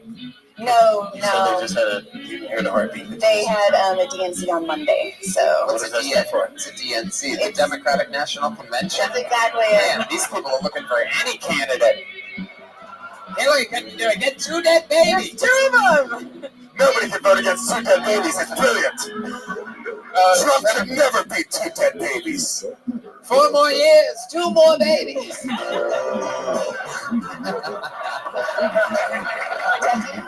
Good, man. Which one? The black one or the? Goodness, what is your brother do for work? He is a security guard at a casino. Wow, it's a shame he couldn't protect his babies. You know what I'm saying? How about the mom? What does she do? She's a nurse. Oh, really? Jesus. Wow. Too bad she couldn't nurse her babies. Nurse them back to life. Wow. My goodness. You're gonna have a lot of problems with this material in the future if you try to do this again. I know. Do you ever invite your brother and maybe you should invite them out? Maybe perhaps do a show in the belly room sometime. I lost that show. Oh my God. Well, they say laughter is the best medicine. But anyway, so a DNC, explain to me what that is. It's basically they go in and like clean it out. Oh. And that is the scientific term. Turn them into angel dust. You know what I'm saying? Angel babies. That's incredible. Is that true? They call them angel babies? Yeah. Yeah. Wow. When I wrote the joke, I thought it was rainbow babies, but John was like, "No, it's angel babies." So I changed it. Now let me ask you something. Let's be honest here. All right. You know, there's nobody watching or anything. Oh, we have your dead baby. Oh man, they're calling in from heaven right now. Oh. Can I just say I do not support what is happening right this second? Doc Brown, will you please stop throwing us under the bus? My God, you are a cast member on the show, sir. I love it. Hell yeah. So, let's be honest here, right? You've never really liked your brother's girlfriend to begin with. Do you think she did anything? Like maybe drank a Red Bull? You know? She drank a Red Bull. Steam room. She drank a Red Bull, gave those angel babies its wings. Did you do it? No, I wanted them because we're done having kids. So like this was my way of having babies again. Oh, did they let you keep the jar? They did. Yeah. Wait, is that true? It's in my no. Right. I was just trying to play. What you guys do to those babies? Wow. What was that? My goodness. So, Joy, anything else interesting happening in life? I'm working on the 4th Jack Holes book, so that's going to be coming out That's right. soon. Joy Eileen is a writer. Yes, and If you like that material, there's more. Yeah, trickling down her sister-in-law's leg. Fuck off! No. God. and then I just started a podcast, so. Are your brother and his girlfriend married? No. Oh, no, so one could call her a miscarriage? All right. Anyway, not a Mrs. Carriage. It'd be a Mrs. All right, forget it. I think I would call it beating a dead horse, but it's 2 babies, so I can't really call it that. If it was funny, I would have ended up laughing in the fetal position. Those babies are like a pair of shoes because they have 2 souls as well. Does that make sense? All right, we're done. We ended on a roll. Let's move on. Sorry, Doc. I got a few more I got to get through here. It's very rare that we have a double miscarriage, and when in Rome, take the miscarriage. I've seen the future, damn it. Don't do it. What can happen? We're on YouTube. The babies are in a tube, too, for those of you paying attention. They're also streaming right now. They're also being uploaded. To the cloud? That's so messed up. She is Joy is a professional writer. She has a series of books, and she does stand-up comedy as well. But she's literally a professional writer. Do you have like a pen name or something? Let's go to archive website. What? I just Joy Eileen. Joy Eileen. The Jack Holes is a fictitious band. So I write rock and roll romance, so you go with the rock and roll. Awesome. I once knew a pimp named Jack. Did you? He had Was he an asshole? He had a lot of hoes. I was just wondering where you affiliated. Yeah. Where you on the Jack's hoes? I don't know. I didn't know Jack hoes. That sounds crazy. All right. Joy, you did it again. That was an interesting minute. I'm glad that you're writing about what's happening to you. It's a pretty depressing topic, but we were able to get through it all together. And there you go. Joy Eileen, ladies and gentlemen. I'm going to be honest with you, and maybe I'm crazy, if something just doesn't feel right about ending it on 2 dead babies, should we get one more person up here? All right, let's go one last time. We're going to make it quick interview. Oh my God, it's the 2 dead babies! They're hilarious.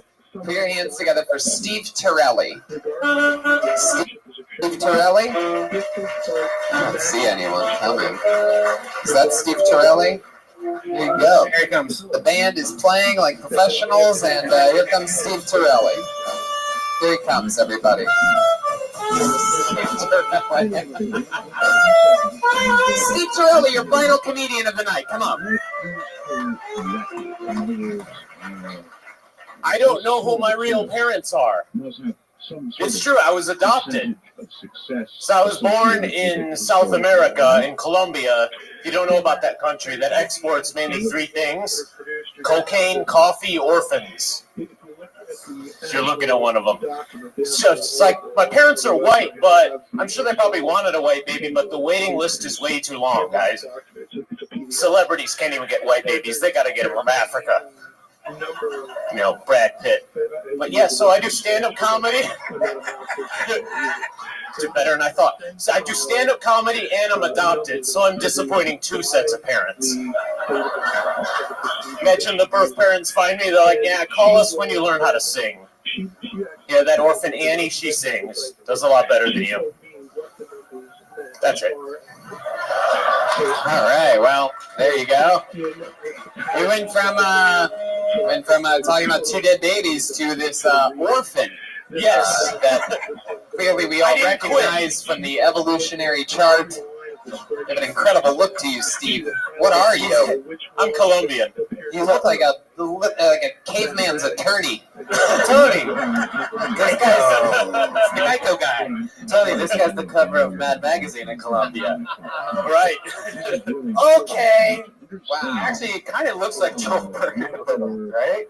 He looks like they tried, like him and his twin were aborted 30 years ago, but he survived and climbed out of the sewers. Right. Steve, could happen. I don't know. How long you done stand-up comedy for? It'll be 4 years real soon. About 4 years now. 4 years? Yeah. Real soon. Yeah. All right. How do you survive? I work in a retirement home. You do? In the cafeteria. Yeah, I serve food. You serve food? That sounds depressing. How long? Thank you, Louis Shakeout Nights. I'm going to contribute to the interview. That seems depressing. It does. It really fucking does. I mean, you seem like you probably have a lot of sadness inside of you because of what you have to deal with day in, day out. Oh, definitely. Yeah. What's the best thing on the menu? Best thing on the menu. Oh, they got good food on there. They got like chicken marsala's good. They got good enough to live with. All kinds of stuff. Really? Valentine, what's your favorite thing that you eat? Remember Valentine from earlier? Yeah. The good old days. Steve, I'm going to be honest with you. I'm interested to find out, you ever flirt with any of the ladies at the retirement home? No, not really. Not really? No. Hell yeah, what does that mean? You ever put a little, a little something in the meatloaf? No. You know what I mean? Well, they're really old, so their time's running out, so they'll flirt with me, mainly. Like, if they see a guy they like, they'll flirt with them. Is that true? Yeah. You ever show them a little? You have like the head of your dick or anything? Yeah. No, never. Why not? No. What's the kinkiest thing you ever did working as a lunch lady in a retirement home? It's like push your dick through the bottom of a Jello cup. Like, here you go. No, nothing kinky happens at work. You want some of this warm milk? Can I change your diaper? Man. So how long have you been doing that for? I've been doing that job for 7 years. 7 years. Yeah. Serving food to elderly people. Yeah. Wow, Steve. God damn. Do you ever get sad when they die? Yeah. I do miss them. Now that was depressing. Who was the person you were most attached to?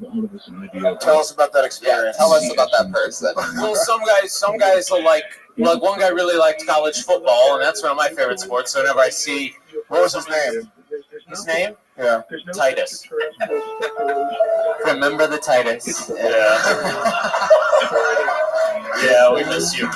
Wow. And Titus loved college football. And every Saturday, you would do what?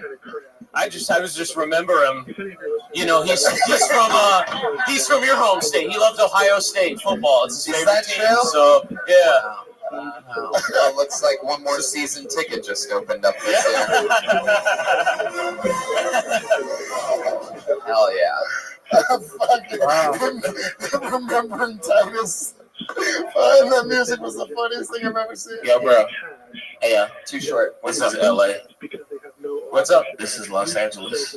Yeah. You probably could make a lot more money with your cocaine connections. Yeah, Too Short with some good advice. Go back to your Colombian roots. Yeah. Go back to the family business. Cut the bullshit, bro. Yeah. Go back to it. Cocaine.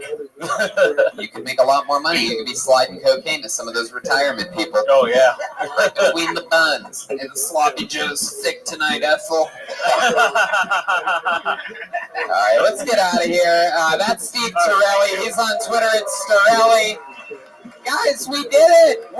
Louis J. Gomez and Too Short. Make some fucking noise.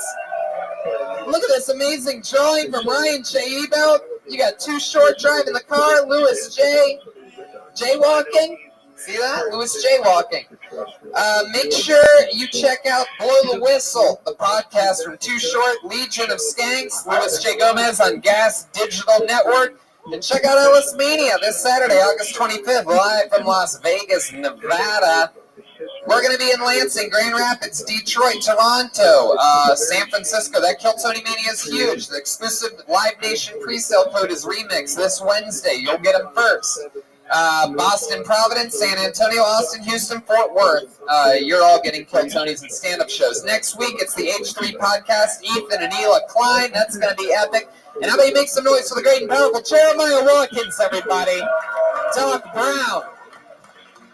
He has an unbelievable podcast called Jeremiah Wonders. Go ahead. Sunday, August 26th, Phoenix, Arizona. Myself, Joe Berg, and Pat Reagan are going down there to headline. So come on up to Phoenix Valley Bar this Sunday, August 26th, and listen to Jeremiah Wonders. Thank you. Make some noise for Joel Berg, Joel Jimenez, the backbone. Joelberg's on social media, mostly sorry. Anything else, Joelberg? My mom and brother are here. Hi, guys. Hey, special shout out to the mom, the brother, the Jimenezes are here. Should be very proud of this little boy. Momberg.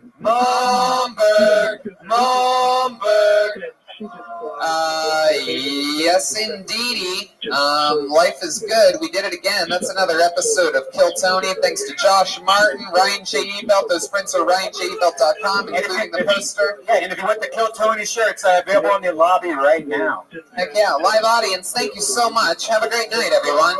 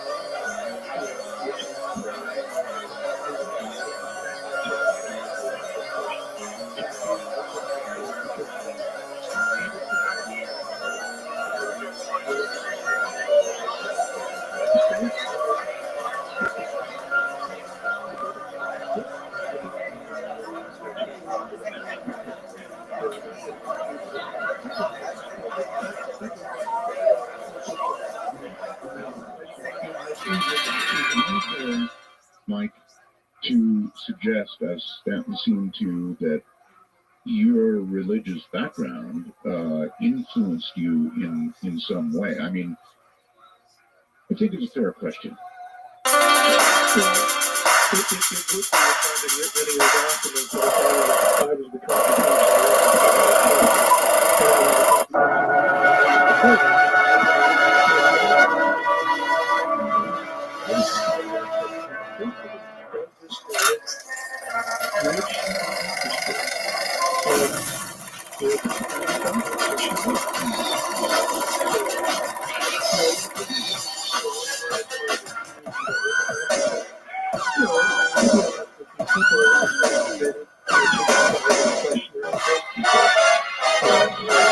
this is Rabbi coming to you live from the world famous Comedy Store main room for a brand new episode of Kill Tony. Get up for Tony Hinchcliffe. What the hell? What's up, everybody? Make some noise. You're here at the Comedy Store for the #1 live podcast in the world.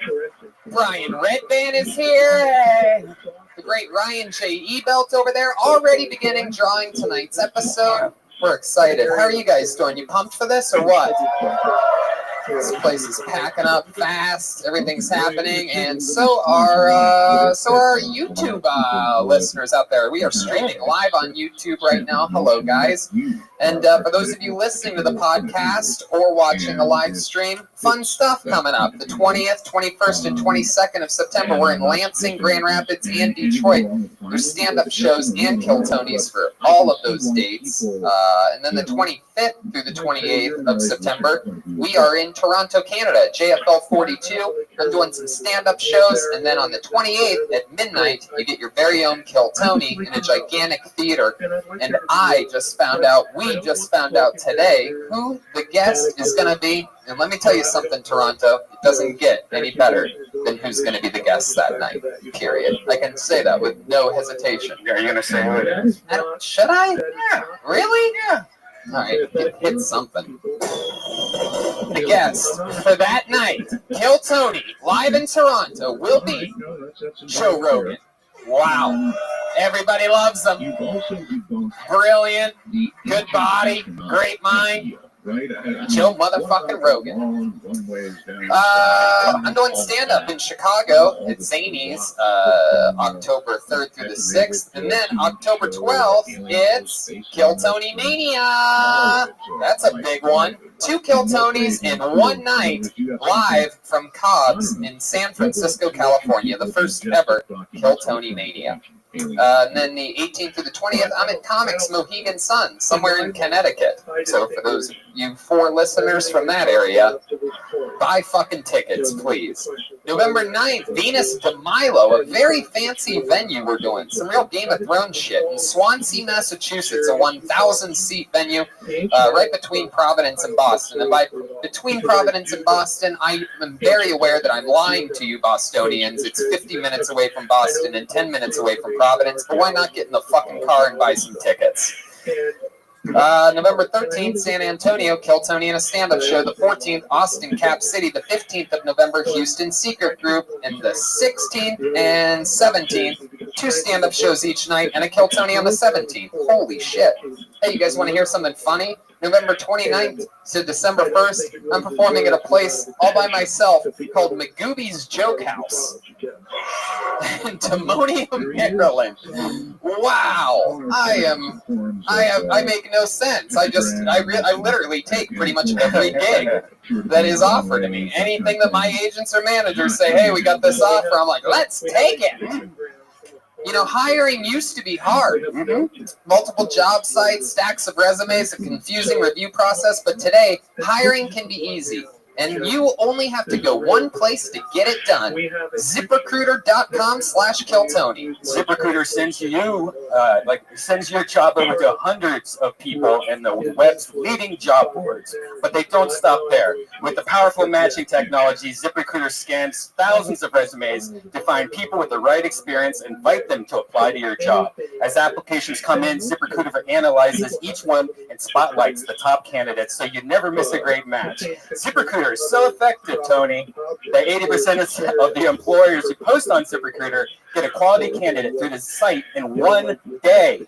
Wow, they find a quality candidate through the site within one day? With results like that, it's no wonder that ZipRecruiter is the highest rated hiring site in America.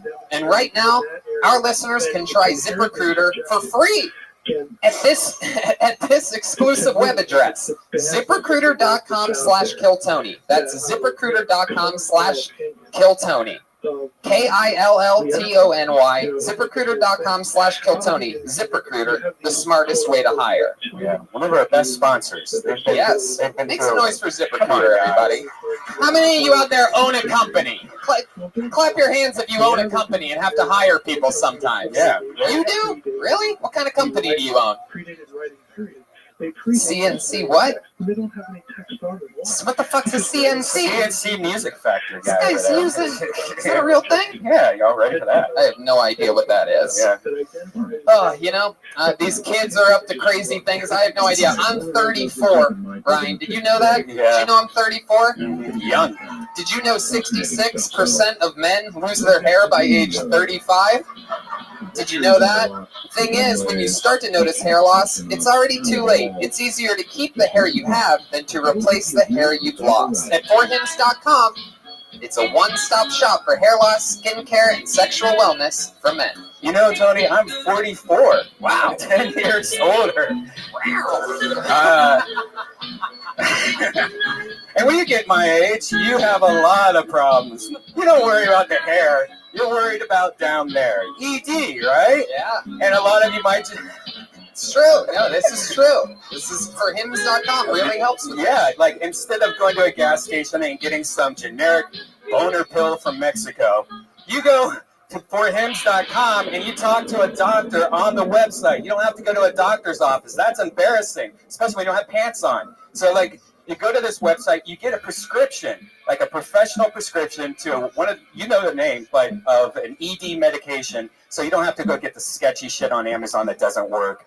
You can just go to forhims.com. No waiting room, no awkward in-person doctor visits. Save hours by going to forhims.com. And our listeners get a whole month free trial. No, it's not free. Fuck. My listeners get a month's trial for Hims for just $5 today. $5 today. Right now while supplies last. See website for full details. This would cost hundreds if you went to a doctor or pharmacy. Go to forhims.com/KillTony. That's forhims.com/KillTony. Forhims.com/KillTony. You know what else is legal and fun? Infinite CBD. Yes. InfiniteCBD.com has capsules, vape juice, gummies. It helps with back problems, anything, headaches, and anxiety. If you use the promo code TONY15, you get 15% off any purchase. You guys ready to start this show or what? It's a real podcast, people. I'm sorry for that, but, you know. Ka-ching. Without sponsors, this wouldn't be true. We couldn't do this without sponsors. It's true. Without sponsors, we would never be able to do this. Yeah. Ka-ching. Ka-ching. So let's just jump right into it. Every week we have two of the funniest human beings on this podcast. I am so freaking excited about this. I love these two. I love their podcast. You know them. You love them. It's their first time ever on Kill Tony, so let's give them a big comedy store welcome for the great Ethan and Ela Klein, everybody. The H3 Podcast. Stereo speaker. Yeah. Here we go. I am so excited about this. I think you guys are the coolest. I love everything about you. Really? Yes. I'm so pumped. Thank you. I love your guys' chemistry. Yeah. You guys sometimes remind me of me and my Australian wife. I have an Australian wife. Exotic. And yes, indeed. And I think you guys are awesome. Thank you. Appreciate it. I think you guys are great too. You're waiting for me to reciprocate, it looks like. Oh, no, I'll take it. I'll absolutely take it. You guys show. You guys are great. This is great. A lot of fans are excited about this. This is like a podcast clashing, if you will. How many of you are podcast fans out there, huh? Hey, all right. God bless. God bless all of you. Thank you. I always love it when we have new guests on the show, and I'm pumped to have you guys here. We're going to see a lot of crazy stuff tonight. We're going to meet some wild people. Maybe we're going to meet some normal people. Maybe we're going to meet some of the future talent of the world. You know, who knows? Anything can happen. One of my favorite parts of this show is that we have a band. And every week, the band plays different characters. They commit to the characters throughout the entire show. They're absolutely hysterical. I never know what they're going to do. Nobody knows what they're going to do. They've been in the back hiding all night. Put your hands together for the best damn band in the land. It's the Kill Tony Band. Jeremiah Watkins, Joel Jimenez, and Chroma Chris. Let's see, what's it gonna be tonight? Oh my goodness, you gotta be kidding me. Looking. Wow, it's definitely pregnant women. Wow. Jeremiah is pregnant with a tub of ice cream. Joel has pickles. Chroma Chris. This is incredible. Wow. Jeremiah really having to dig deep into his character to eat ice cream on stage. He's just trying to, we've never seen this before. He's just trying to find an excuse. Wow. Jeremiah, what are you, 17 months pregnant right now? Are you okay, pregnant Jeremiah? What should I call you? Oh, Felicity. Oh my God, this is my 7th kid. Oh my God. Felicity, why do you have the same haircut as Gary Shandling?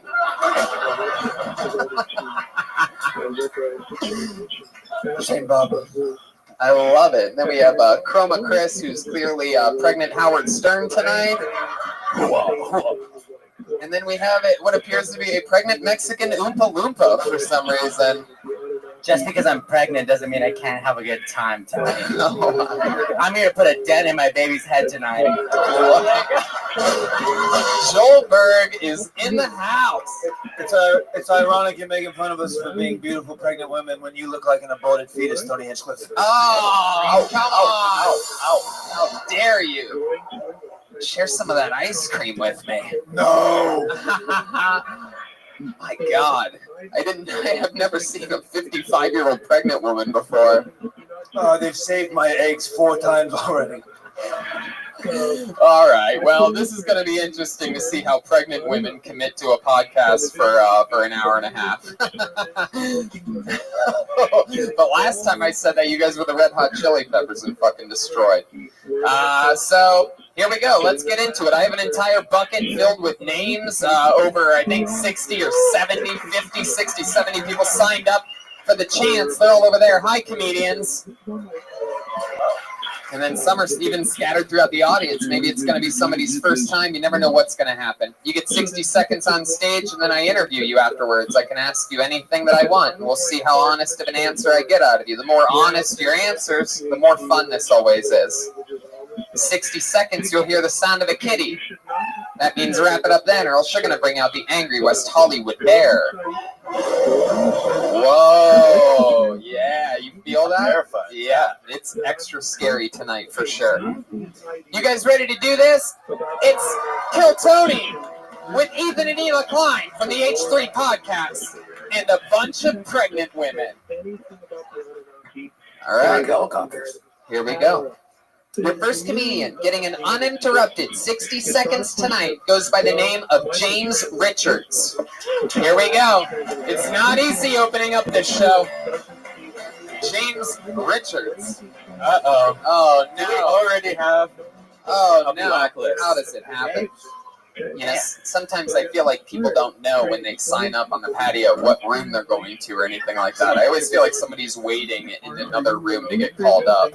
That was his one shot. Wow, he left just like the father of my baby. What else is new?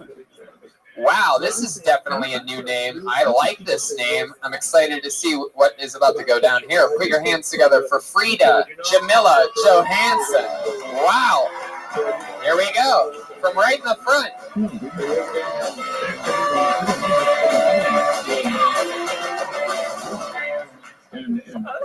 And just to make it clear, it's Frida. Yeah. So, hi, I'm Frida Johansson. I'm from Norway, and I love America. But, yes, I do. Thank you. But what I really, really hate the most, there's just one thing that I really, really, really hate about America. Sales tax. Not that we have it, but the fact that they add it after. When I go to a fucking store, I want to know what the fuck I'm going to buy. Like, what do I have to pay? I want to see the fucking label on the shelf.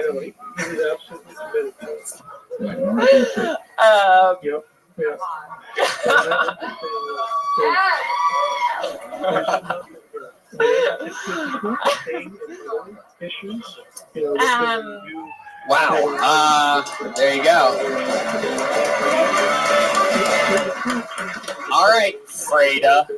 Yeah. Oh my god, at least get that set to full term. Oh my god. Freda, this was your first time on the show, correct? First time, yes. First time doing stand-up? Yes. Wow. Wow. Very cool. Nice. So it's no secret you hate America. I hate sales tax. You hate the what? I hate sales tax. I'm actually looking for a green card if anyone's available. I like men from prison and druggies. Wow. So, when you say you what? What was that last part? I like men from prison and druggies. You like men from prison? Wow, you'd like the father of my baby then. I know, right? Joel.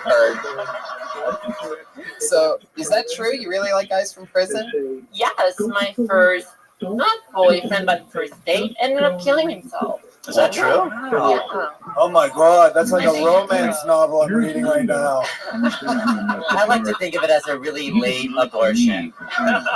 Oh my god. How did he kill himself? He was a druggie. Yeah. Yeah. He overdosed. No. Tylenol? What was that? Shitty person, though. He was a shitty person. But it sounds like you're into that. And you said that he didn't overdose. How did he kill himself? Honestly, I still don't know. Wow. He didn't tell you how he killed himself? No. Shitty, right? How did you find out that he killed? How did you find out that your ex-boyfriend killed himself? Instagram. R.E.P. R.E.P. Such a good guy. Did you say R.E.P.?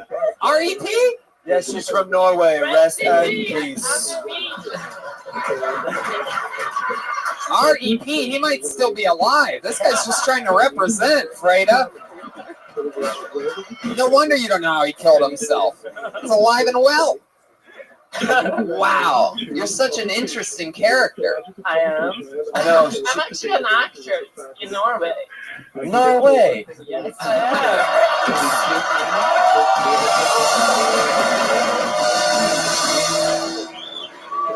And we are off and running. Joelberg is already hitting full stride. His baby just fell out. This is incredible. Now, Freda, how long have you been here in America? On and off for 3.5 years. On and off. We talking about drugs or America? America. 3.5 years back and forth. Right. And you keep going back to Norway. Yes. Do you use drugs? No. No, not at all. You just like guys on drugs. Yes. No drugs, no drinking, no sex, no anything. You don't have sex. I'm a virgin. You're a virgin. Yes, I am. Yeah, and I haven't had 19 kids. Why is it that you like guys that do drugs? I don't know. You don't know? No idea. Huh. That's interesting. It's a specific taste, but for no reason at all. I find that so intriguing about you. I guess I'm so good that I need something bad. Right, sure. So good that you need something bad. Oh my god, somebody put a bullet in this one. Is there a reason why you maintain your virginity? Is it just you haven't found the right guy, or is it like religious beliefs? No, I'm scared of it. You're scared of it. Yes. What are you afraid of? Being fucked and dumped. By the way, the butt counts. I don't do butt stuff. I don't do anything. I barely fuck. And have you had sex with your ex-boyfriend who is REP? No. Never did. Are you sure you guys were dating, by the way? Because you found out about suicide on Instagram. Well, it was brief.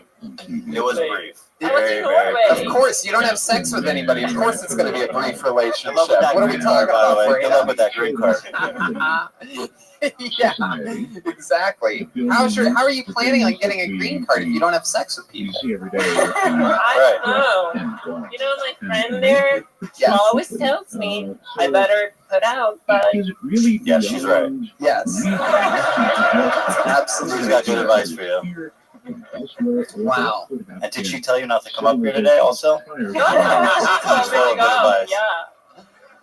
I got fucked and dumped and I'm still a slut. Did you always want to do stand-up? Oh yes, always. Really? Yeah, Say it it's like my passion. Your accent makes you sound like you're lying. It's been my passion since 3 weeks. Absolutely. Oh, always. Since I was a kid. Oh my God. I'm actually funny in my country though. Just What? We don't understand Norwegian. Repeat it. I'm actually funny in my country. Are you? Can you give us an example of a joke you would do in Norway that would kill? It doesn't have to get a laugh here. Just give us an example. Oh, the waters are so choppy. Am I right? Like that? What'd you just? What? Whoa. What? Could somebody please get subtitles for this woman? Say it again. Say it again. Freda, up I here. actually speak 5 languages. Wow. None of them are fine. You sound like you're speaking all 5 at once sometimes when you're answering these questions. Yeah, you're that funny. Wow.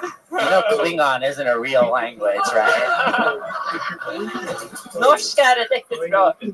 Whoa, she just told you to suck a dick. I fucking wish.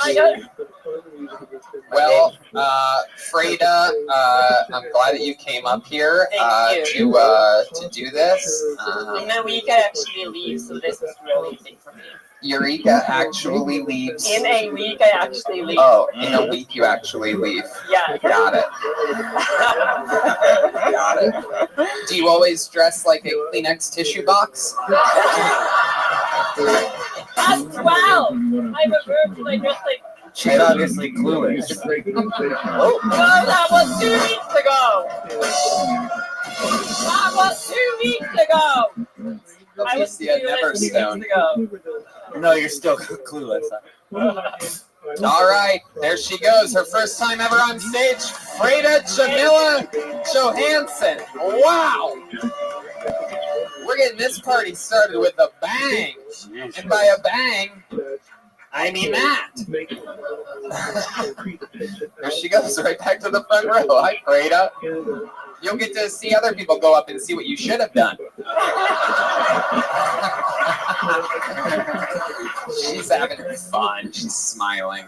All right, stop talking, you two. You're in the fucking front. Have some respect. All right, I pulled another name out of the bucket. Put your hands together for Willie Yum. Willie What's up? Yum. Yummy. Wow, this should be interesting. Hello. Here he goes. Willie Yum, everybody. What's up, guys? All right, have you guys seen the movie Crazy Rich Asians? All right, I'm not it. Yeah, but a little bit about me. I am 80% Christian. The other 20% is aggression, so I'm 100% passive aggressive. That makes me a Prius driver. And so since we were talking about suicide, do you guys know Anthony Bourdain? Yeah, so I didn't know him until he killed himself, right? And so he hosts this show called the Earth on something. What's it called? The Earth Unknown or something?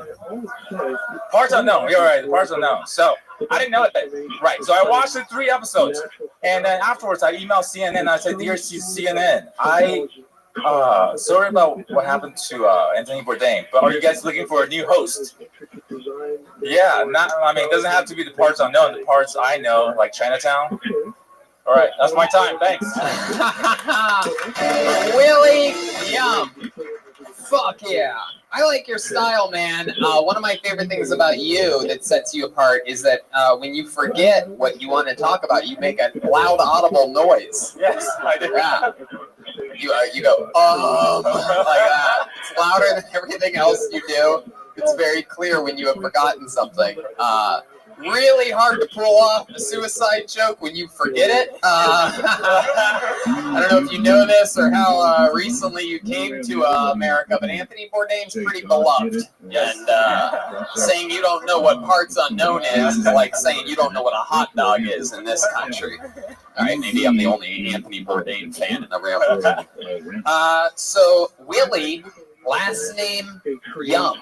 No, it's actually. My God, it's William, but I just spell it differently. My last name is Chang, C-H-A-N-G, but I didn't put it on there. Wow. That's way less Asian. Yeah. Somehow it's more Asian. Willie, how long have you been on stand-up? A year and 3 months. Year and 3 months. Yeah, 3 months. Is everybody on the show tonight going to speak poor English? This is pretty incredible. A year and 3 months. Man, you sure did it rise to the occasion tonight. So stupid. One day we're going to have to put together all of Joelberg's rhymes with the word rice every time some Asian person. That's a compilation. Joelberg, I'm a horny pregnant bitch. All right, Willie. So you've been doing a year and 3 months. How's it going for you? I guess so far so good. Right, you only forget things every 25 seconds, so obviously you're sharpening your sword. That's right, nice. absolutely. Not because you're Asian. What do you do for work? I work at Equinox as a personal trainer. Really? Yeah. Really? I gotta say, for a personal trainer, I mean, you're not out of shape, but I don't know. I don't see I tell people what to do. So. What, Tai Chi? Really? You're a personal trainer at Equinox? Yeah, Beverly Hills. Whoa! What's your rate? Yeah, good. He teaches my Lamaze class. What's your rate? $100 per hour. Per session, per Per hour? session, yeah. Do you ever forget on that job too? Are you ever spotting somebody on the bench and you're just like, oh, what was I going? Well, Earth unknown. Earth unknown. My God, how dare you? How dare you, sir? So Willie, what? Is this yours, by the way? I saw What is that? That's a samurai sword, and I thought he may have left it here. People did they request you as their personal trainer? Like, how does that happen? Never. Never. No, I don't know. So far, no. Do you have a lot of clients? Huh? Are you booked? Do you have a lot of clients? No, I just started 2 months ago, so I don't have any clients so far. No. So are you? Huh? Yeah. Does that make you a personal trainer or a guy that wants to be a personal trainer? I guess trying to be. Literally a personal trainer. He keeps it all to himself. It's very personal. Yeah, exactly. Hell yeah. I would be furious if they assigned you to me. I'd be like, I'm here to strengthen my body, not my mind. Wow. So, Willie, how long have you been in America? 28 years. 28 years. How old are you? 39. All right. Moved here at Like with 11. physics, it is. You all do much better at math than me, Willie. You didn't have to beat me to it. So, what was that like? Where'd you come from? Taiwan. Taiwan. Yeah.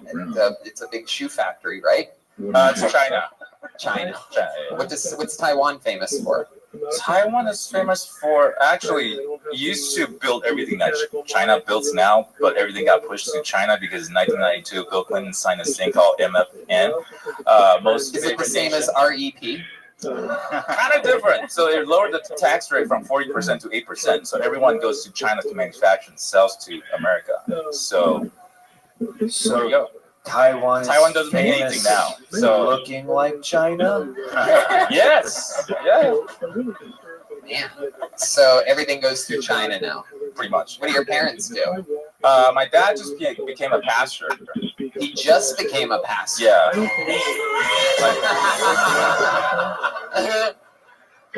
I think his dad was going to be a pastor. Personal trainer at Equinox. I had it already loaded up. A little fun guy. Oh, okay. That makes sense. A little fun fact, for all these years, Red Band's D-shape mechanism only has 2 possible loads at once. So, I mean, it's funny because I'm looking at what the other one is right now, and I don't know what you're waiting for. Wow. But it's all right. I feel like it makes it that much crazier for the diehard fans of the show to know that sometimes when those timing things happen with Red Band, there's only 2 possibilities. Like, it's hard work to load up one of those things. Yeah. You pretend like you have like a bunch of buttons, like, and one's like a dick and balls, and you're like, it's raining man. That would be a lot easier. So what was your dad doing before he was a pastor? So he was in the military for about almost 20 years. Which side? In Taiwan. Taiwan, yeah. Yeah, and then he went from there into sales. I don't know what he was selling, but he was doing sales, and then he became a pastor afterwards. So how recently did he become a pastor? 4 years ago. 4 years ago. What do you think made him make this change in his life? You ever ask him? Did you find out over Instagram? Yeah, Jesus. Jesus? Yeah, well, he was a different person before. Like, he was very militant. So growing up, everything has to go his way or just get out of the house, basically. Like what? What was the most strict about with you? With me? So I was telling my friend, I lived with my grandparents until when I was 3. And when I moved to live with my parents, I ran away when I was 8 because everything was so different. And he's telling me to do this, do that. So I just ran away. Yeah. Dad Pai Mei from Kill Bill? Pretty much. Sounds like a real tough guy. He was. Jesus talks to your dad every day. Nice. Yeah. Do you know what he said to him? Do you know what he said to him that got him into the biz? Yeah. Be better to your son. Oh, that wasn't it. You ran away when you were 8. Like, what did you do? Where did you go? I just remember, so my grandparents, they live 4 hours away by train. So I remember how to get back to their house. Their place. Yeah, so I just went to the train station, and then when I was there, I guess I was kind of tall. So they asked me, where are you going? So I said, I'm going to parts unknown. Yeah, exactly. What? Oh, yeah. Are we listening to books on tape right now? What's happening? Yeah. Oh my God. Very interesting. Happening? So you took a 4-hour. I feel like he's been on stage for 9 months and I'm about to give birth right now.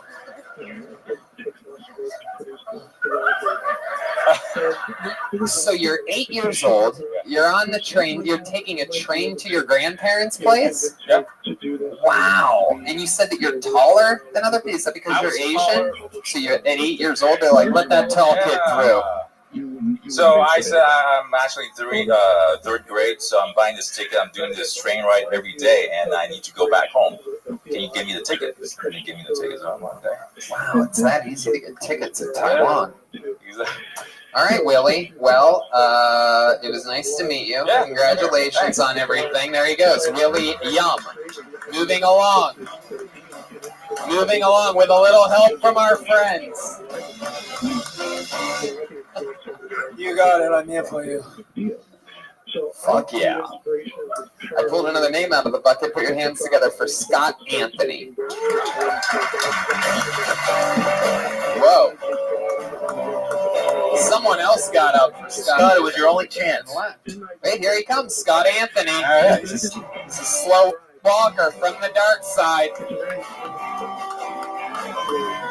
Come on, everybody. Put your hands together for Scott Anthony.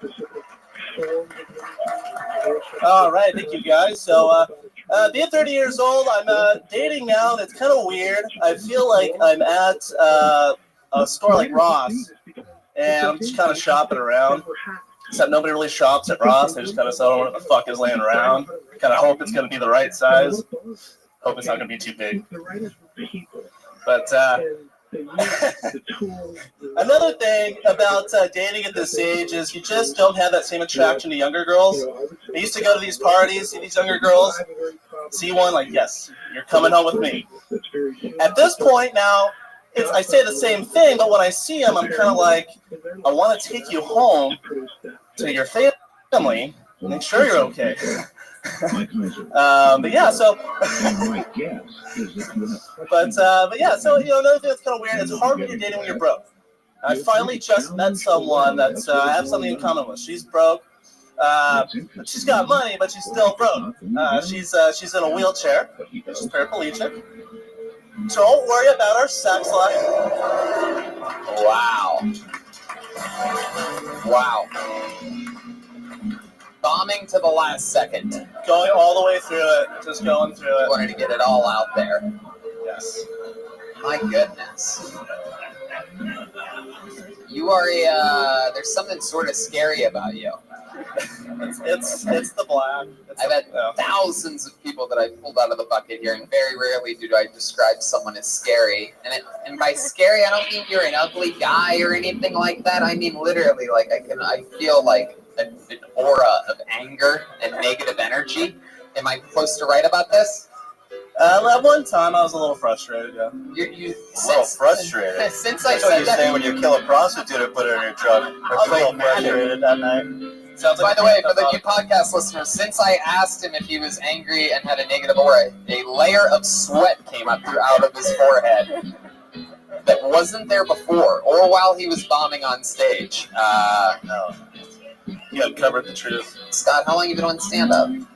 Actually, this will be my second time on the show. I was the dog trainer guy. We talked about dog trainer stuff. And so I think this got to be my 8th time. I did a couple mics. I'm from San Diego. So after I got on episode 279, and that one went way better. Your answers are short and to the point. I think you're the only one that remembers that, Scott. I'm sure of it, too. I think so. Episode 279. Not only are you a participant, but you're also a fan. Yes. So, Scott, what's going on with life? Are you still walking dogs? We're still walking dogs. We're still training them. None of that aggressive stuff. I still have my Michael Vick jersey in the closet. So yeah, it's been pretty positive. What? What's in your closet? See, it's part of what Tony had mentioned before about some of that anger and frustration. So what is in your closet? I actually didn't hear what you said. Me neither. I'm interested now. I was just talking about you just doing dog training, and that he's not telling us what's in his closet. What the fuck did he say in your closet? He said he had a Michael Vick jersey in his closet. Right. There we go. Wow. Is that true? Do you really have a Michael Vick jersey in your closet? I do. It's deep in the. Why do you have a Michael Vick jersey? In case some of the dogs got a little out of line. I thought maybe it might set the tone. Oh God! Wait, you train dogs that watch football and read English? Awful. Scott, what's the creepiest thing you've ever done? Let's just get right to the point. Tell the truth. There's a boy inside the closet wearing the Michael Vick jersey.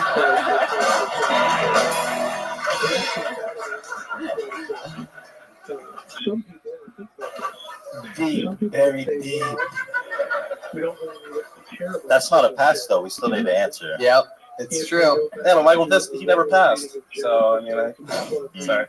I'm just going to continue bombing. Like I said, we're going all over. No, you're not. Scott, answer the question I asked you honestly. What's the creepiest thing you've ever done? I don't think I can tell it. Damn, If I tell you, the police are going to be here real quick. I can hear the All right, what's the 17th creepiest thing you've ever done? Give me something here, Scott. Fucking anything. All right, give us 20. Give us 20. And don't try to make a joke about it. By the way, he's gripping the microphone so hard that it looks like he's churning butter. That's just the 99th creepiest thing he's done. My last name is Smith, so churning butter, it's in the DNA somewhere. Wow, you actually tried to be funny again. It's unbelievable. It's like just something. It reminds me of like the boxers that get knocked out, or in the UFC fight, you see somebody get knocked the fuck out, and then when they come to, they start like throwing punches, but they don't know that they're out and on the mat already, and that the fight's been over for 25 seconds. Tony, I may be pregnant, but he's bombing for 2. Yeah, hopefully your delivery doesn't end up as bad as his is. We love you. Please don't hurt us. Yeah, definitely don't. You don't own any guns, do you, Scott? No, Very good. No, I'm going to stop you there before you try to make a shitty joke.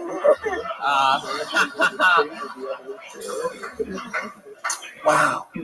Scott, what is the most likable thing about you? What's something like a redeemable quality that might change all of our minds about you? Like something good that you've done? I can say that I have held more puppies than anyone in this room right now. I can say that confidently. Everything just goes back to dog walking. I feel like this is one of those guys that like only finds any solace in dogs. You know what I mean? And fucking hates humans. The second part of that sentence is, I have also strangled the most puppies in this world. Wow. That. Why? All right, Scott. Well, I'm not getting much out of you. Is there anything you guys want to know about Scott? You curious about anything? Well, you said it's your second time on stage? Second time on Kill Tony, 8th time on stage altogether. 8th time? I thought you had a good stage presence. You walked around, you strutted your thing, and you shook your dick a little bit out there. It wasn't funny what you said, but like you convinced me in the body language, so you're half the way there. We'll take it. Yeah, that's pretty good. There you go. There's a little advice. A little positive reinforcement. There he goes, Scott Anthony, everybody. He's on Instagram at santhony21.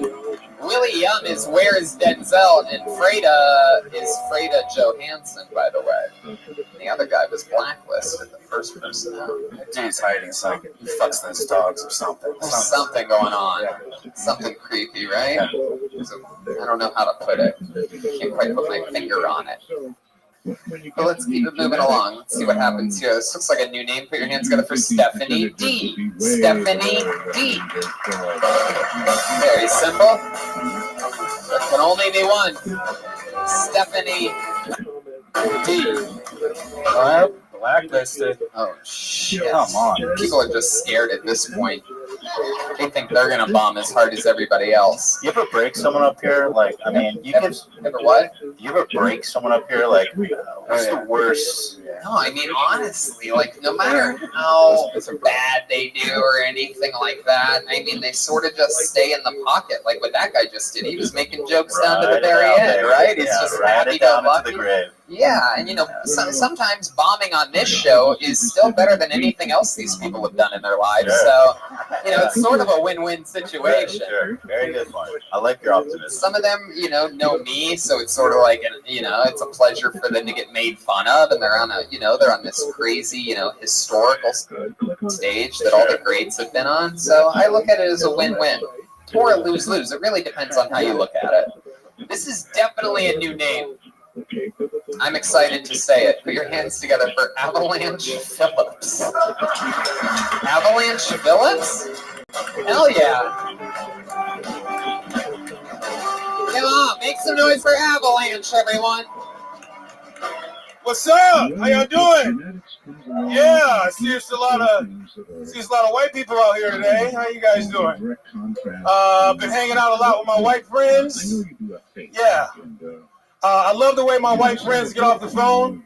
I was talking to my white friend the other day, and white people got the best excuse to get off the phone. Talking to my white friend the other day, he was like, Avalanche, bro, it's freaking almost 8 o'clock. I have to walk my cat. Shit. I have to finish laundry, bro. I have to call you tomorrow. I was like, all right, bro. Talk to you later. Cool. My black friends black people get off the phone a little bit different. I was talking to my black friends the other day. I was like, hey, bro, what's going on? He was like, hey, bro, I'm about to walk up these stairs. We're going to hit you back. Like, hold on. How is walking up the stairs? He's like, yeah, bro, I'm about to open up this door real quick. I got to call you tomorrow. I'm like, hey, we talking about taxes and shit.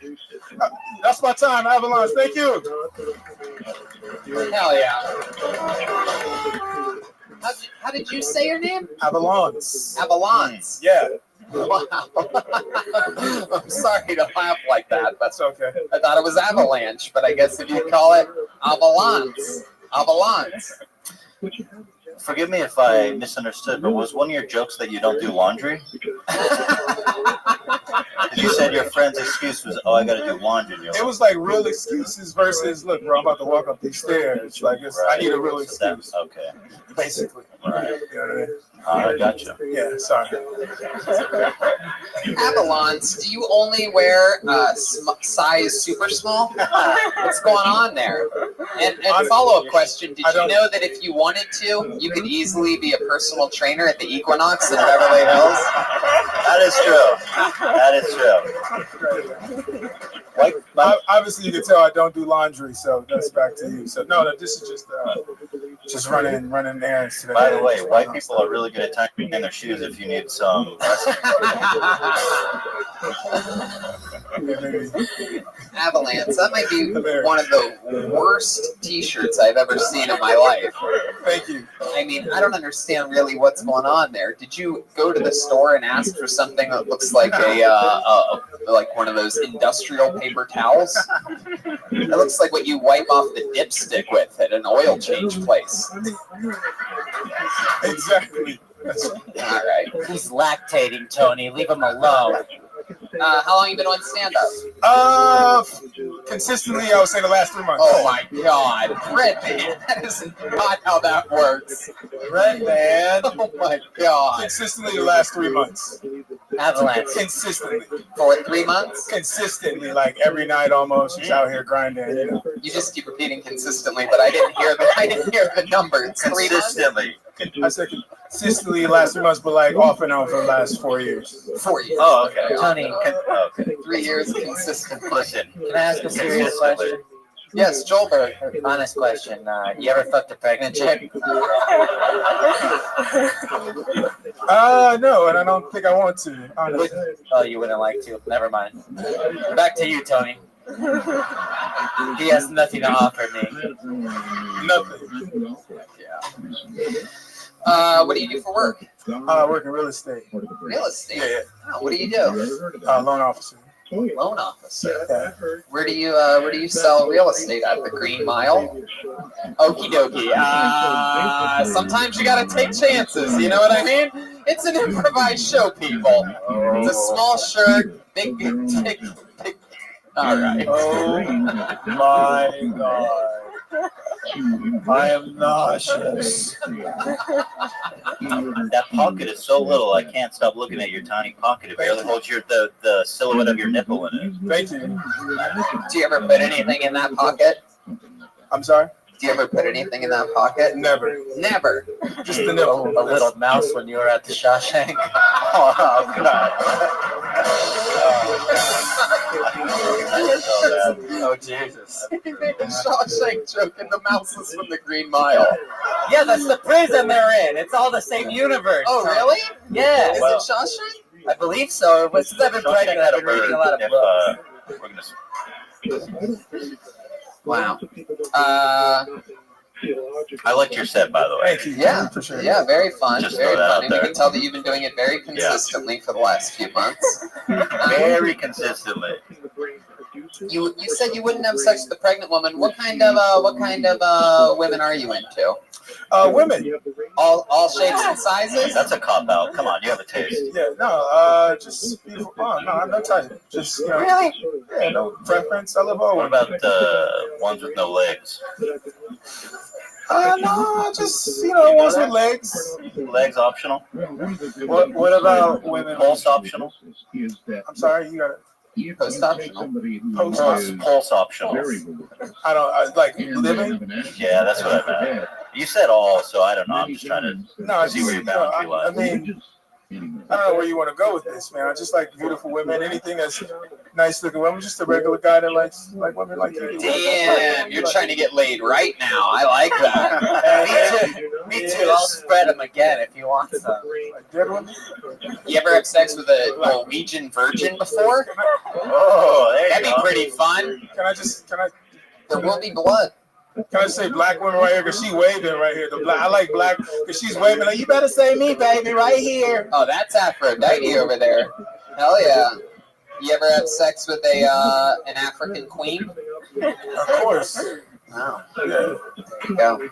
What do you like to do for fun? Play ping pong.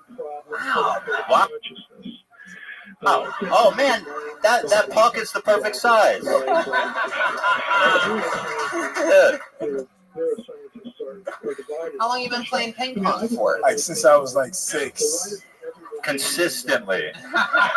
Since 6. Wow. Are you like Forrest Gump style, like that? Good. Literally, like, more like Bubba.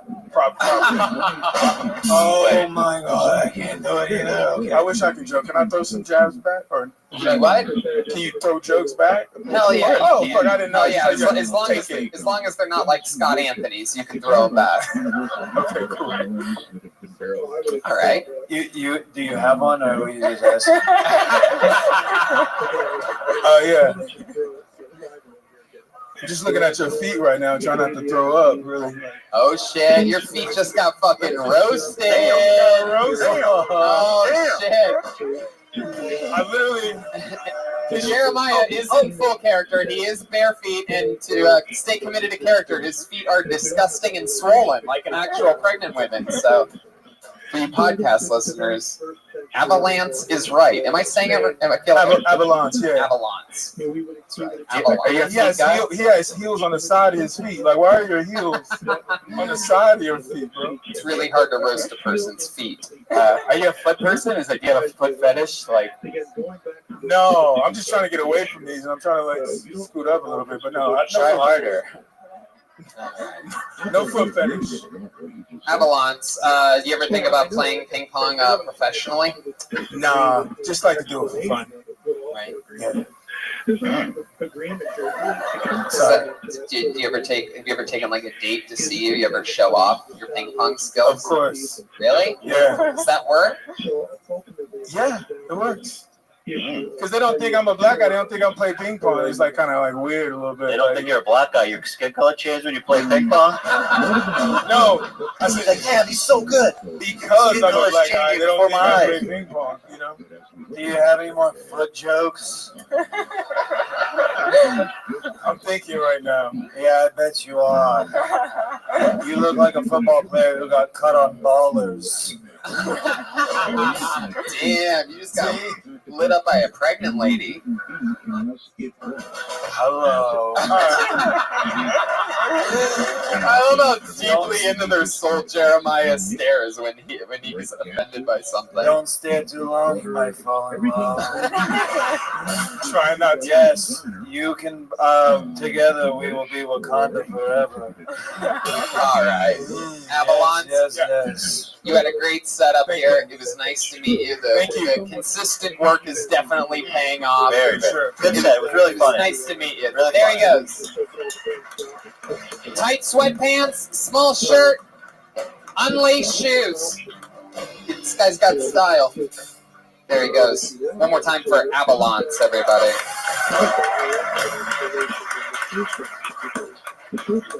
It's all happening. Man, look at that pregnant woman. She is fully committed. I love it. You guys having fun out there? You get it? All right, this is a one-word name. We love one-word names on this show. Let's see what happens. It's Seth. Seth. Seth, everyone. Boy, that looks like Seth if I've ever seen one. Hello, everybody. I want to talk to you a little bit about perspective. All right. So when I was dating, I called up this girl to go out with me, and she told me over the phone, "I won't go out with you, period," which kind of hurt my feelings. But I thought about it because she said it, right? So it wasn't in text. I didn't have any punctuation. So I thought about it, and here are the two options I came up with. All right. Okay, so I'll give you a minute. I hope everybody can see it. But it says, "I won't go out with you, comma, period." That's the hurtful one. And the other is, "I won't go out with you, colon, period," which is an excuse. And I appreciated that. Yeah, I appreciated that. So it all depends on how you look at it, right? I'm married now. I've been married for 8 years. Yeah, married for 8 years. Not to this woman, to a different one. And I realized after we've been married that she got into the relationship for very different reasons, right? She got into it because she looks at me as a group project. And fuck yeah. It's cool. You know, Seth, some people are going to tell you that you did bad here tonight. Sure. They're going to tell you that they're going to be on the internet, the comments, they're going to tell you that. The audience, they're going to tell you that. Yeah. Me, I'm not going to tell you that. I fucking loved what you did here tonight. I appreciate that. Can I say I this? appreciate that. I've never met a person more named Seth in my life. Yeah. You're the Sethest person alive. By the way, tax season is coming up. I appreciate you taking time out of your CPA gig to come here. You look like I googled stock photo of white guy. Also, you guys, I didn't know Drew Carey lost so much weight. The price is right. Is this not a gag? Do you dress like this? Are you goofing on us with this outfit? No, this is day-to-day Kinko's, right? No, this is what I wear when I perform. I was an attorney in North Carolina before moving out here. So I got to put these. What's that? Did Seth come with the outfit, or was that your real name? That is my real name.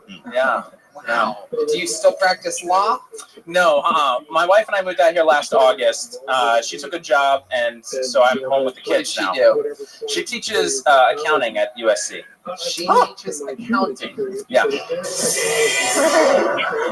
And you stay at home with the kids? Yeah, we got 3. Wow. Yeah, we just had one actually last week. Congratulations. Look at you. Very, very cool. Yeah. I can't believe your balls are operational. Did the dog give your wife an extra stitch? No, actually, no tearing. No tearing. Little small baby. Yeah, it's actually a very big vagina. Yeah, well, it's third baby. So it all works out. She actually had it in our living room. It was unplanned. Wow. Whoa. I didn't know that. It was unplanned? What did she? The pregnancy was planned. Oh. The delivery was unplanned. You put a tarp under there? How do you handle that? On your Nintendo Switch? Yeah, she yelled Yahtzee and the kind of thing just happened. Yeah, basically. What made My her? blankets and towels. What made that happen? What'd she do? Hook up with Avalance right before? Yeah. His dick's so big he broke her water. Get it, people? All right. But I am genuinely curious. Was there a cleanup process? Yeah, a lot of laundry. Yeah, Stanley steamer. Yeah. This is actually Stanley steamer right here. There was a dog. Never mind. I'm not exactly sure which one of the Pet Boys you remind me of, Seth, but it's definitely one of them. Sure. Yeah. So, my God, that is incredible. You gave up law. Now you just keep making babies. Yeah. And your wife teaches accounting. What kind of law were you doing? Transactional work. Transactional work. Small businesses, family-owned. Now, do you have to do that in its own bathroom, or how does that work? No, I had an office. Okay. Seth, you're the first person in Kill Tony history to take the mic out of the mic stand at 57 seconds. Yes. I you were realized really that. ready to get down to business. It was a risk with the poster board. I understand that. So huge risk. Yeah. Huge risk. But you have to take them, right? Yeah, I mean, some risks you have to take. Yeah. But yeah, no, I understand that. I didn't really understand the joke. That's part of the catch with if you're going to do something that elaborate, you got to make sure it's clear. Yeah. But do you understand punctuation? No. Yeah. I understood what you were trying to do, but you lost me a little bit on the setup. Got it. Does that make sense? Wow. I imagine, like in parentheses after he said that, the word dummy. Wait, did you say this was your first time? Yeah, the tone of that was very condescending. Of the punctuation thing? Yeah. Yeah, no, I agree. Yeah. You feel it? Well, yes, I understand punctuation. It's beautiful. I'm in the goddamn Writers Guild. I know. And I'm in the Dig Writers Guild. Did he say, have you done stand-up before? Yeah, I've been doing this for 8 months. 8 months. And have you ever done the poster board thing on stage before? Yeah. And has anyone ever given you, like, a clap for it? Yeah. Has it ever worked? Yeah, it's worked. It's worked every time. Worked, yeah. Every time. Yeah. I only done it 2 other times, but it worked. Where'd you do it at? Your guys' favorite club, Flappers. And at the Ice House once. I hate it when people call that place a club. It's so funny. So once at Flappers, but once at the Ice House. I did the Dave McNary variety show on a Sunday evening, and it worked. Yeah. Dave McNary variety show. Well, you know, that's where it happened. All right. Yes. Do you have any questions? It feels like a boys' club up here. Have you thought about a new wardrobe? I am not, but I'm open to suggestions. Anything. Well, anything else? All right. Yeah. All right. Yeah, you seem very stiff. I mean, your material is very stiff, but you seem very stiff on stage. You don't see a lot of comics, dressed like that. Most comics are dressed like down. They're actually wearing hoodies and shirts and stuff. They don't. I mean, it's overkill. You're dressed already what your face looks like. Sure. Does that make sense? All right. You know what? It could work, but you put yourself at it. You set the expectation high with that outfit. You know what I mean? Well, you have to be good. This guy needs to kill, or that outfit is kill with me. Yeah. Oh. Okay. Hermsman. Yeah, you gotta maybe practice a little more, and then you can don the Clark Kent. Have you ever shot an AR-15? I didn't. What was that? Have you ever shot an AR-15? No, actually. Have you ever shot a gun? A BB gun. What's the toughest thing gun. what's the toughest In a Christmas Story many years ago. Wow. Yes. Wow. Mrs. Watkins. Felicity. That is good. What is the toughest thing about you, Seth? We're making jokes about what a soft. Yeah, there's really not much. Come on, there's got to be something. What's like? Lawyer is pretty tough. Yeah, he did have more Calidula. Yeah. He's not a lawyer anymore. I mean, I've shot crows with the pellet gun to keep them off of my You killed in-laws' Brandon yard. Lee? You son of a bitch! But no, I'm not a very tough person. I don't try. You ever break the law? You ever jaywalk? I've sped and jaywalked, sure. You admit that? Yeah, I admit that. I know. Are you ticklish as fuck? Do you want to tickle me? I mean, are you ticklish? Generally, that question's followed by an actual tickle attempt. So, Seth, no. answer the question. I'm not that ticklish. You're not I that am ticklish, but not. Do you have a Vespa? I feel like you're a Vespa guy. No? So when your wife's What's your car? pregnant you, What car do you drive? Good question.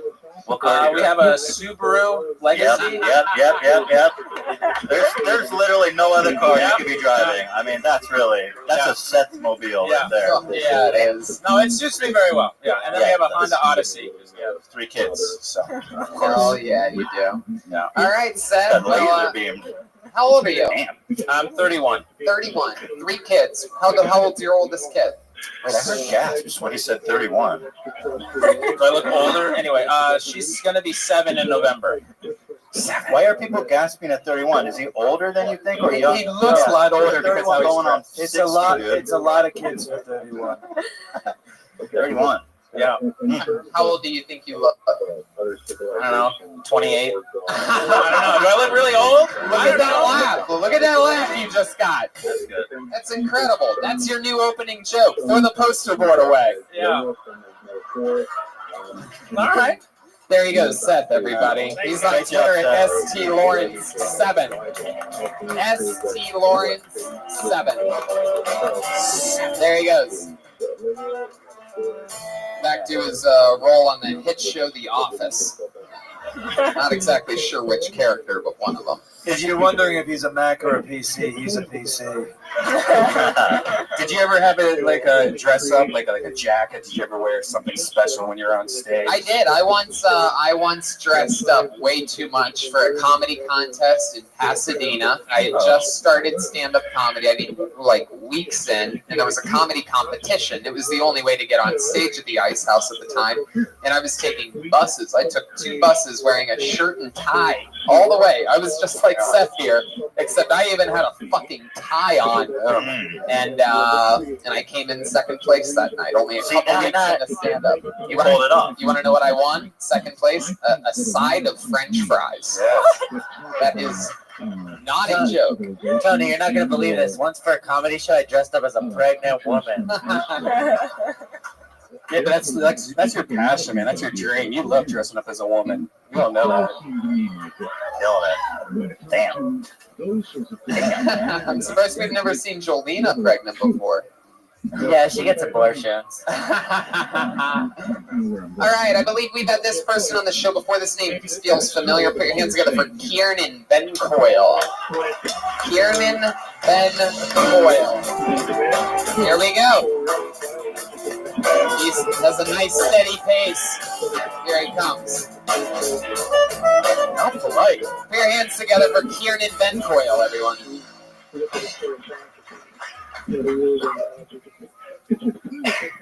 So oh God. I recently found out I'm attractive. Yeah, I found out because a stripper told me.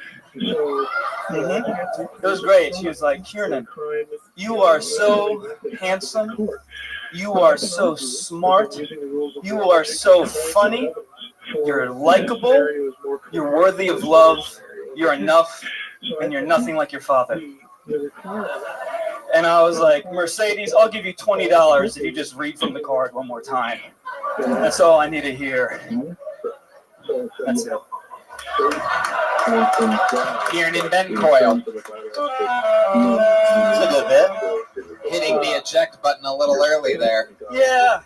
How long do you think a minute is? I timed it out, and it was a minute, and then I had my... That's a minute right My voice was all weird in the beginning, and I was... And even so I cut it down a little bit. I was gonna say, even that cough couldn't really help you reach the. No. Should have It coughed was, a lot. That was the best part of your bit. Yeah. It wasn't really, yeah. All right. That wasn't planned, the cough? No, it wasn't. No. Wow, I'm surprised. I would write it in. I would write it in. Right in the cough? Yeah. Definitely. You could just write it all coughing. I'm gonna put that in my notes right now. Just cough. I love the oh God that happened after the cough too. That was a good tag. That was great. Oh God.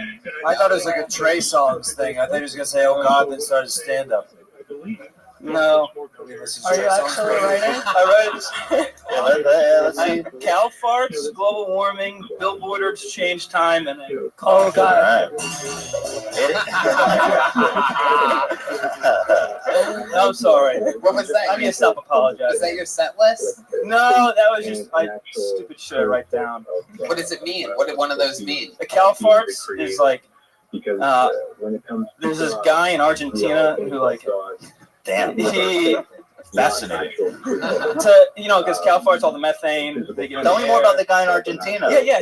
He created a cow fart backpack that turns cow farts into energy, and I thought that was funny. Love that. That's a wonderful anecdote. So I just wrote it down. That was it. Kiernan, I feel like you're if the last guy went into a time machine back a few years. I know.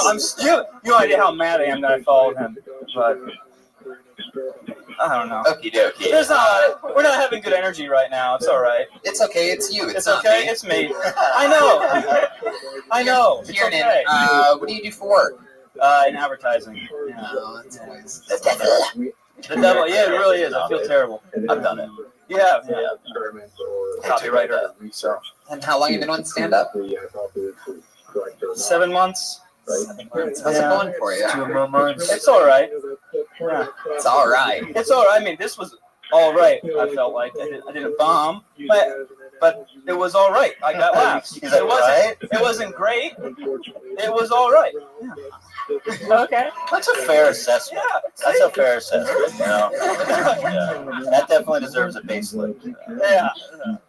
God damn it. I'm sorry. I'm me, not you. Yeah. I got it. Okay. Thanks for the record. Tony looks so angry right now. No, look at how you look angry, man. That's just what Tony looks like. Like he looks so angry. No, you're wrong. You're wrong, Kiernan. Hey. You don't know me at all, so the look on my face means less than nothing to you. Look at me. All right. All right. You're doing great. I love you. Okay. All right. Thank you. You gotta keep doing this, okay? Great. Do you go to strip joints? What? Do you go to strip joints? I have been before, only twice. How much money you spent? Like $12 the first time. Whoa! Somebody got his dick sucked.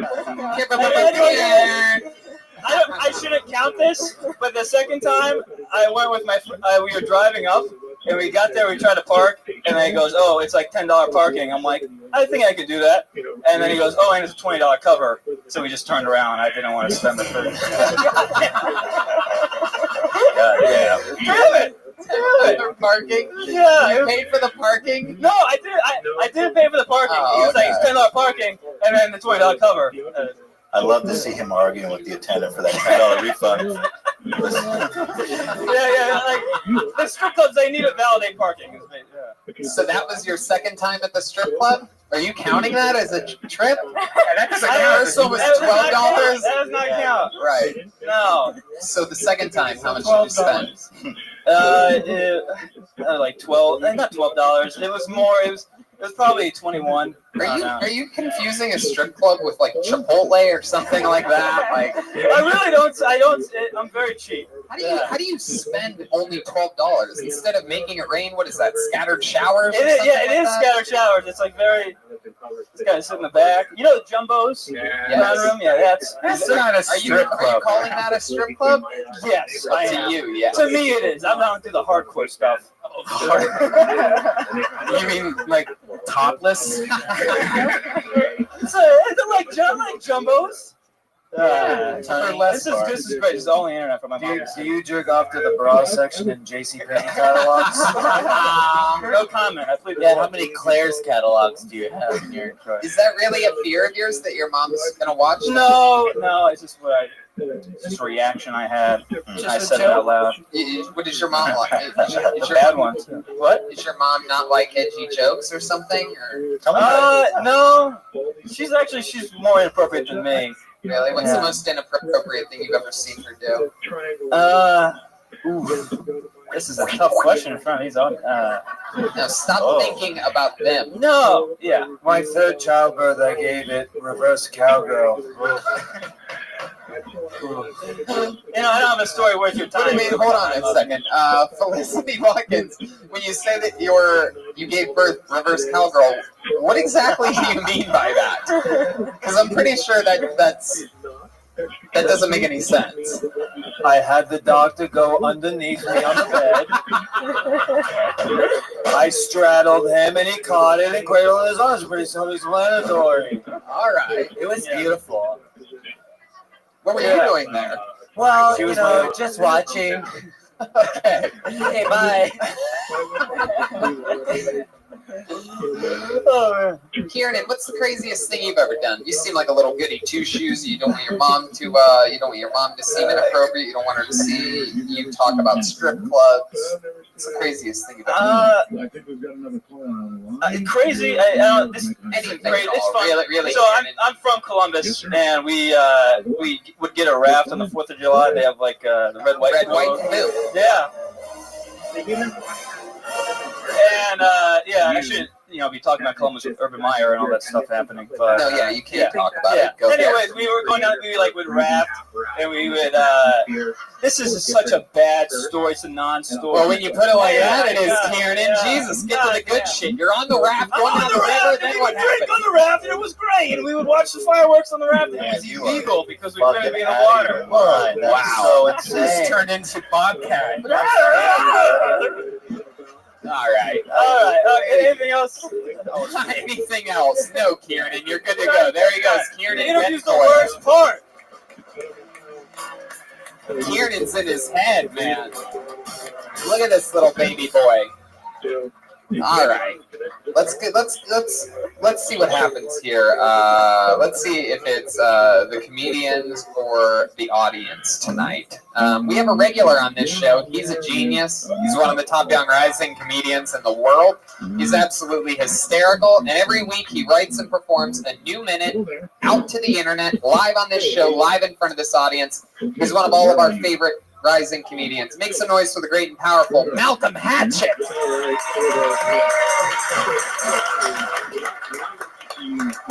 What's up, y'all? The first time I got with a girl, I think she enjoyed my car more than me. Cause we was in the car and we was making out and shit. And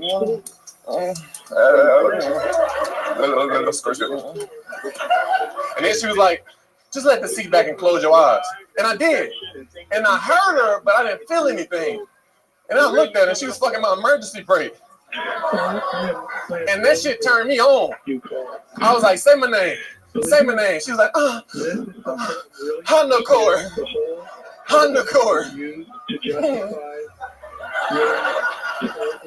And then she called me the next day and said she was pregnant. I was like, hello? Well, you're pregnant. Let's get Jake from State Farm on the other line. I quit jobs because I don't really need the money. Like, you guys got to pay rent. I just got to have enough gas money to move my car on the other side of the street. When they come around with street cleaning. Malcolm Hatchet. Fuck yeah. Is that a true story? Some chick had sex with an e-brake? Well, we was fucking, but she put it in there too. Wow. Damn. It was a long time ago. How thick was the e-brake? Just out of Oh, curiosity. it was It was a little one. Dog, big. One of those How little thick ones, was the girl? Big girl. Yes, she was. Yeah. My knee was all in there. Shit, damn. Car sex is not easy. You were sitting shotgun or driver's seat? Driver's seat. I like when they hit it and the horn be beeping and shit. Wow. I like to fuck white people though when they be walking the dog and shit. When they're walking their dog and Yeah, shit? at nighttime and shit. Damn, I think that's called rape, Malcolm. No.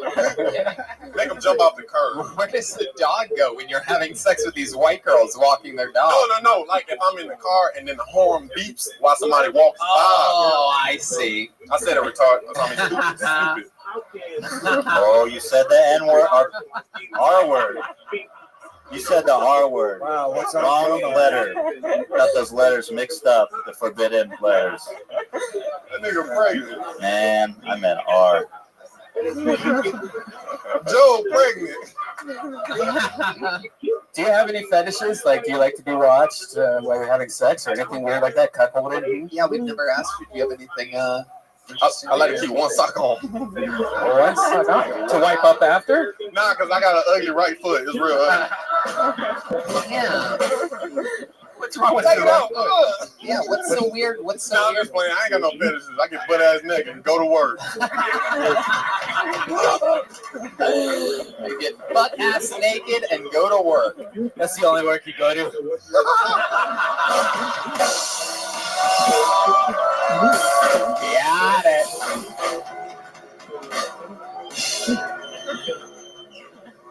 I hope you have an abortion.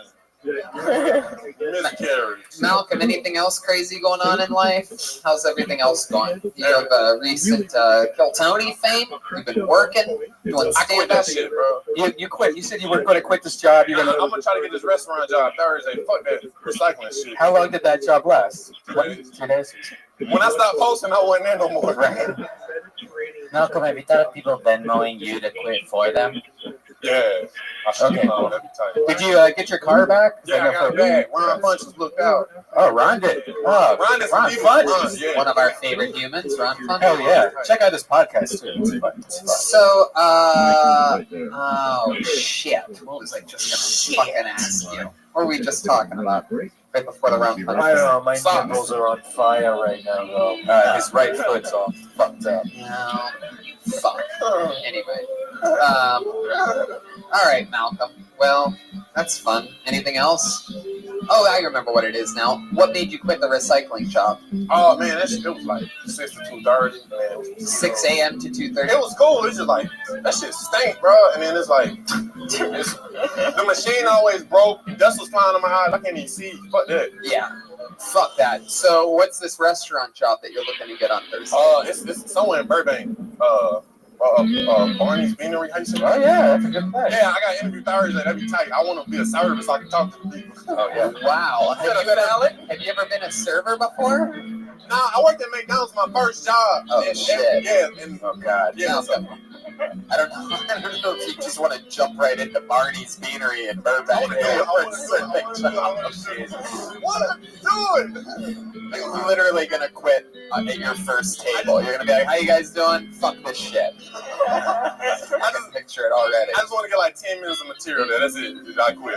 That makes sense. I work for material. You guys don't have to pay me, man. I'm here for the bits. Yeah. I love it. Well, bunch of fun stuff happening. I mean, you're working a lot, and I'm excited. Why don't we get some breaking news right now while Malcolm's up here? Why don't we do it? Let's break this shit. And it will go like this. Little fun fact, we got information today. Flights have been bought, and joining us in Lansing, Grand Rapids, and Detroit, Malcolm Hatchett, everybody. Yes. Yeah. Stand-up shows and Kill Tonys. Wow, Danny Brown. With Danny Brown as Danny well. Brown. And also, Jeremiah Watkins and Joel Jimenez will be here. What? Michigan's getting the full regime. Damn. 5 dudes in an SUV, 3 days around the state of Michigan. Hell yeah, that's tight. Hell yeah. There he goes, Malcolm Hatchett, everybody. A brand new minute from Malcolm Hatchett. Let's get back to this bucket. We're gonna have a awesome. Yeah, it's gonna be fun. It's gonna be a crazy 3 days. We'd like to thank Spirit Airlines for making it all possible. You know, the only flights direct with no stops to Detroit is Spirit. No, we're going Spirit. Yeah, no, we really are. Oh my god. No, yeah, absolutely. If you want to go United, you can feel free to take a layover and an extra $300 per flight. It's unbelievable. There's no direct flights into Detroit from LAX. I don't know if you guys have ever flown Spirit. Last time I was on Spirit Airlines, you know, the little booklet that shows you if you guys in a plane crash. I opened it up and spaghetti just falls out of it. I'm like, I'm never going. That's what you're gonna look like if the plane crashes. Yeah. Jesus. I'm checking 9 bags, and they're about $900 a piece. So it's gonna equalize to the United flight. So here we go. You're gonna be fine. Pack light. I pulled a name out of the bucket. Put your hands together for Karina Sagan. Sagoon? Karina, here she comes from the farthest possible corner. The hot corner. Karina Sagan. Oh, we know this young lady. One more time for Karina, everyone. Fuck that mic stand. All right. My family is from Sri Lanka, which is this country below India. And us Sri Lankans, we hate to be called Indian, even though we're the same people. We eat the same food. We practice the same religion. According to all white people, we're Mexican. My grandpa was born there. And last month he had a heart attack, but he still went to church. Because no amount of chest pain is worth to keep me from praising Jesus. So, bro, you got to praise Jesus with Jesus. Go to the hospital. He waited till the next day to call the doctor. Doctor, I'm still having these bloody chest pains. Doctor says, you need to come into the ER right away. He says, okay, but I just made a cup of tea, and I'll have my breakfast, and then I'll go. Doctor's like, if you don't come in now, you could die. My grandpa says, okay, well, I will not die on an empty stomach. Even Jesus had a Last Supper. That's my time. Thanks. Karina Sagan. Hi. Hello, welcome back. How are you? You were on a few weeks ago. I was. You and your boyfriend from the OC, right? Inland Empire. Inland Empire, that's what it is. Yeah. Now, sort of coach me through what that joke was about. Is the doctor the Indian guy, or is your dad the Indian guy? My grandpa was born in Sri Lanka. Sri Lanka. Yeah, he's the Sri Lanka. Wait, I thought you were Mexican. According to Tony, I'm Latina. Is what he called me last time. What are you? Sri Lankan. Really? Yeah. No Mexican, no Latina. Not at all. What part of Mexico is Sri Lanka? Is that in DJ? And I'm Filipino as well. Oh, okay. Yeah. And you live in the Inland Empire. Yeah, That's perhaps the most Latina thing about you. Pretty much. Yeah. All right. Well, how's life been going, Karina? Life is great. Yeah. Life is awesome. Uh-huh. Been going hard with comedy and working. What do you work? What do you do? I work at Chili's. I'm the bartender. Oh, That's shaped like the bar. That's what you said last time. No, I didn't say that. I don't even get that. I didn't say that. No, Joel said it. Oh, that makes more and sense. And he got booed. Yeah. Wow. So, what else in life? Any fun facts about Karina? There was a book called Karina Sagan. What would be some interesting chapters? Oh my gosh. My struggle to gain weight. That I can relate with you on. All you need is cum.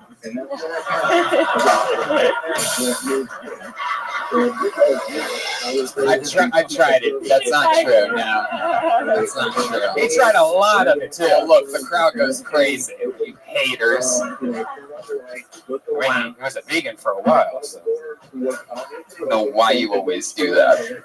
Brian loves making fun of veganism. Me too. Right, sure. That makes sense. I like steak. Yeah. Oh yeah. Tell us more. Is your boyfriend here tonight? He's here tonight. Oh, yeah, wow. We've been coming every week. Karina, you might be one of the first comedians I've ever seen up here wearing a pillowcase. It's really an interesting choice.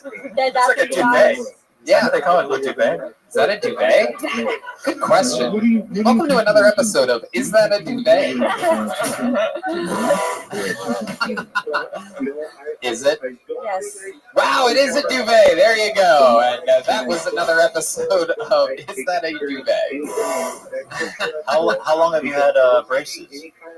I've had it for a year and 6 months. I have 6 months left. How old are you? 28. Why the late braces? I couldn't afford them before. Yeah. It was that or a boot job, and I thought teeth are probably. Yeah, that's really the wrong choice. Are you ever like, hey, my braces are up here?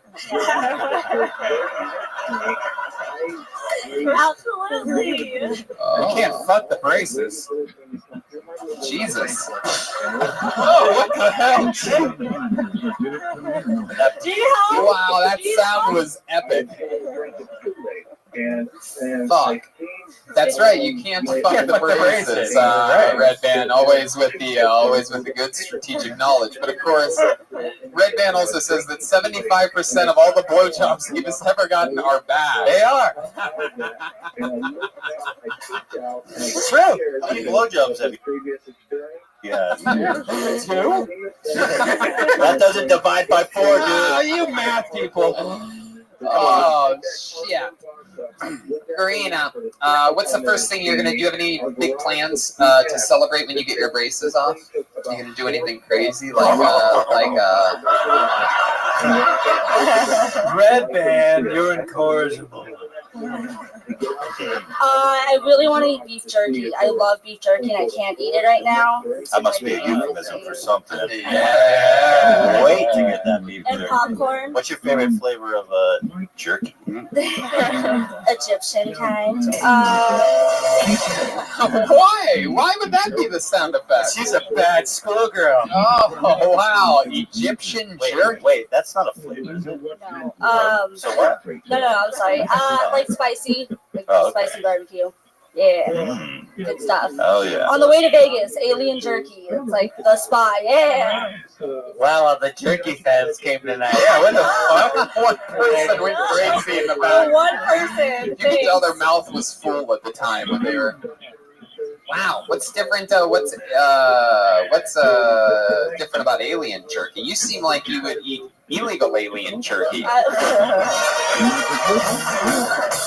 Still Latina to me, damn it. I did live in Downey for a while, so I kind of had to like get in with the cholitas a little bit. Got to fit in. Heck yeah. Chalupas? Get in with the chalupas. Heck yeah, the old soft tortilla on the outside of a hard shell. My favorite. What are these bugs that are up here? You really are Sri Lankan. Ever since you came up here, there's little fruit flies. That's insane. I don't know what's going on. Sorry, I opened my legs for a second. All right. Well, Karina, you were up a few weeks ago. Another fun one here tonight. Congratulations. Thank There you. she goes. Yeah. One of the funniest people that wear duvets, Karina Sagan. She's on Twitter at Rina Deans, RINADEANZ. Oh, what do you guys think? Should we go to the bucket one more time? All right. Let's do it. Let's see what happens here. Okay. Put your hands together for Laura Santa Cruz. Laura Santa Cruz. Laura Santa Cruz. Here she comes. Hey. Oh, hell yeah. From the audience. Your own kind. Your final comedian of the night, Laura Santa Cruz, everyone. Hi, guys. Whew. So I've been in a relationship for a while.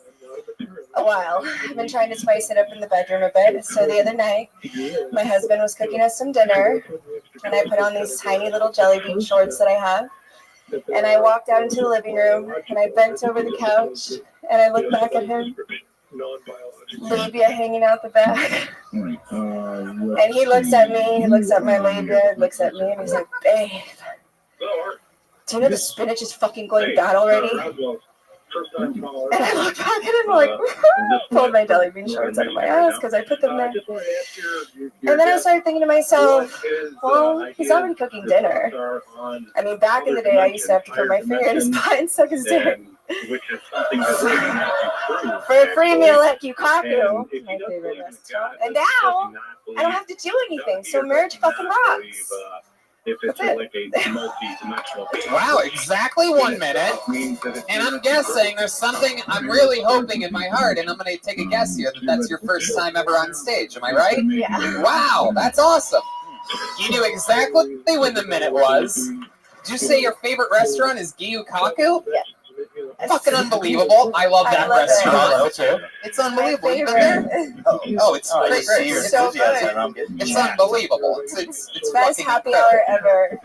Yeah, I don't day drink, but that's okay. I go there for the food. I like your style. And you got some real, genuine laughs talking about real, honest shit, because I think you do have a big labia. I believe you.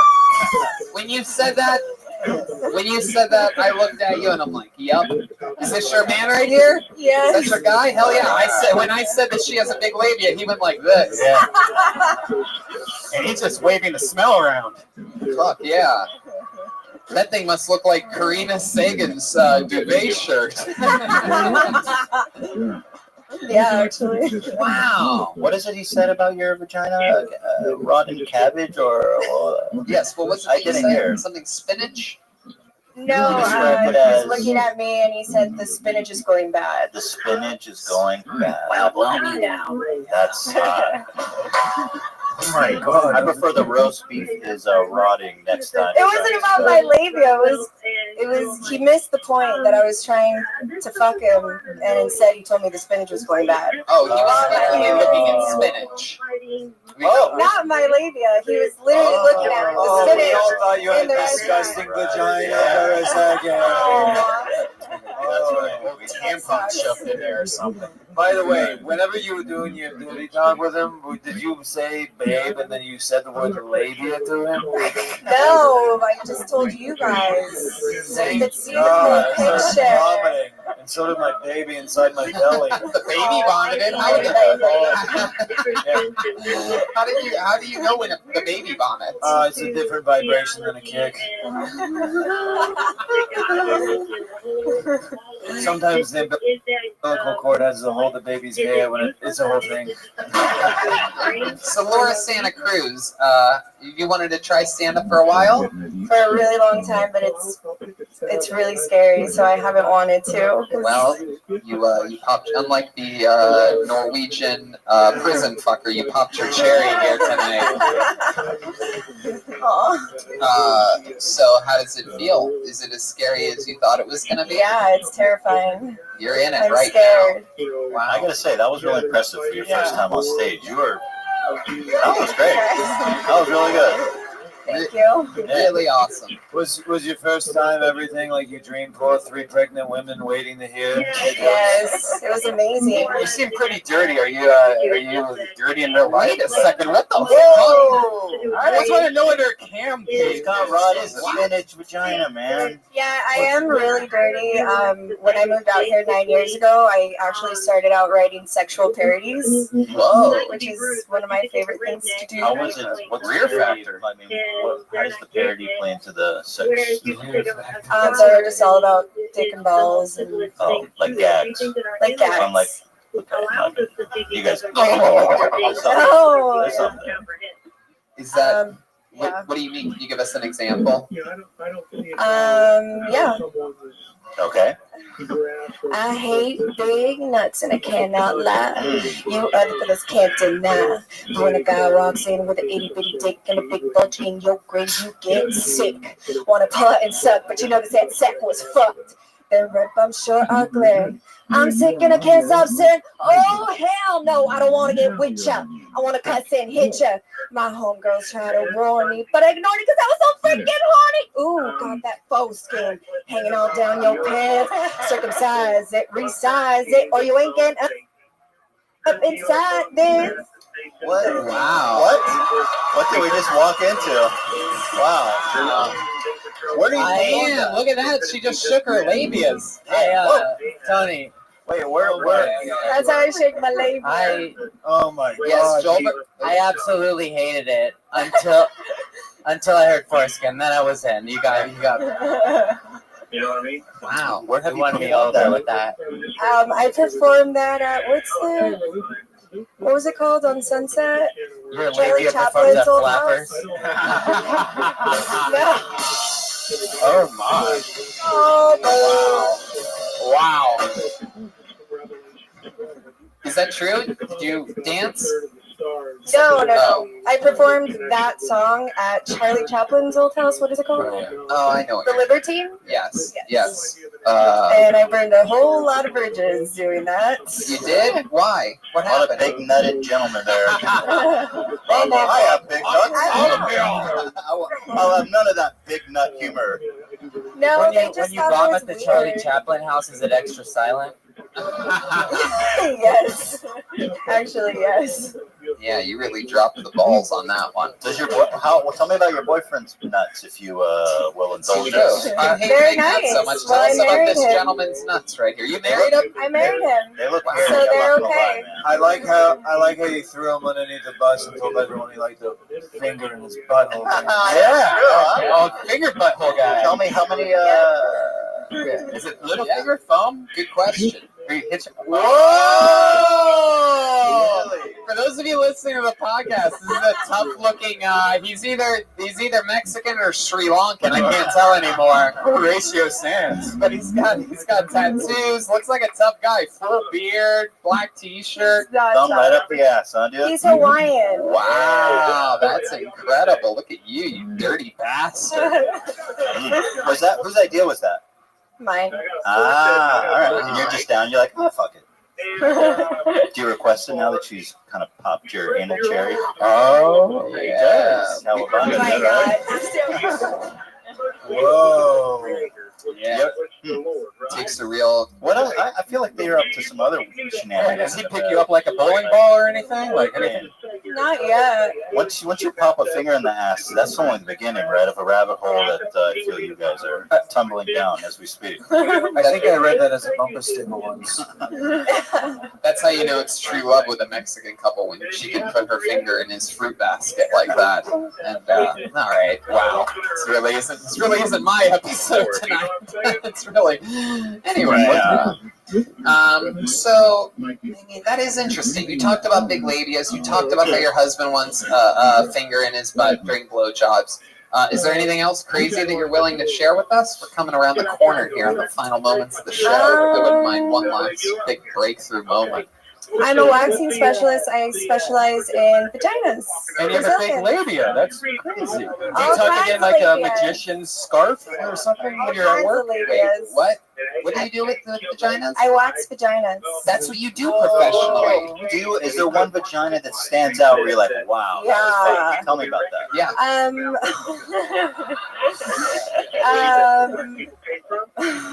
Go ahead. Well, you guys had a show, I think it was from where you were from, Tony, and some guy was talking about toilet paper in the vagina. That was Cleveland, Ohio, yep. I can relate with that guy as well. Because a lot of people don't shower before they come and fucking get their vaginas waxed. So we're Ladies, please take a fucking shower before you come get your vagina waxed and have somebody's face in there like this. It's ridiculous. When it stinks that bad, can you tell when you enter the room? I just put powder all over their vagina, just like sprinkling that One shit time all I got over. my vagina waxed while I was pregnant, ripped the baby right out.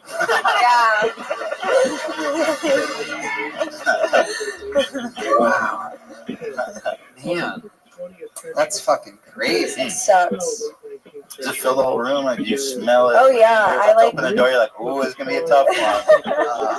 You're like, Yeah, I've like almost passed out beef. I don't know before. why. Can they tell? Can they tell that you're suffering? Or I'm you like, sure. Damn, lady, your vagina's I will know. I just tell them now, like, next time, can you please exfoliate? Meaning, can you please take a shower before you come? That translates to, listen, you dirty bitch. Exactly. Are they offended when? No, they're really embarrassed. So I try to be very sensitive about it. I hate to bring this up, but your vagina is the worst fucking thing I've ever encountered in my life. You ever had any husbands thank you? Yes, After actually. that, Really? A lot of husbands come in with their ladies. Boyfriend. Okay, bye. And they drop them off. They're like, take this beast off my head. Yeah. A lot of Jeremiah's men. pubes are so long that they got us kicked off YouTube a couple weeks ago. Yeah. Would you be willing to wax Jeremiah's pubes maybe next week on the show? Yeah. I don't think that's gonna help with YouTube, by the way. Oh no, we'll have a little curtain, you know. Yeah, we'll use what's her name's shirt.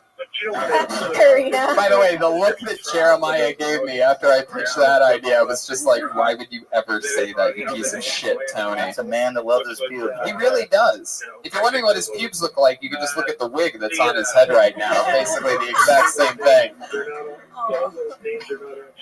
I'll let somebody wax my pubes. I don't care. Oh! I can do that for you. Oh, the neons are going crazy.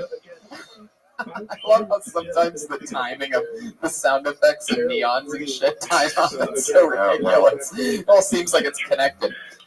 I'll tell you this.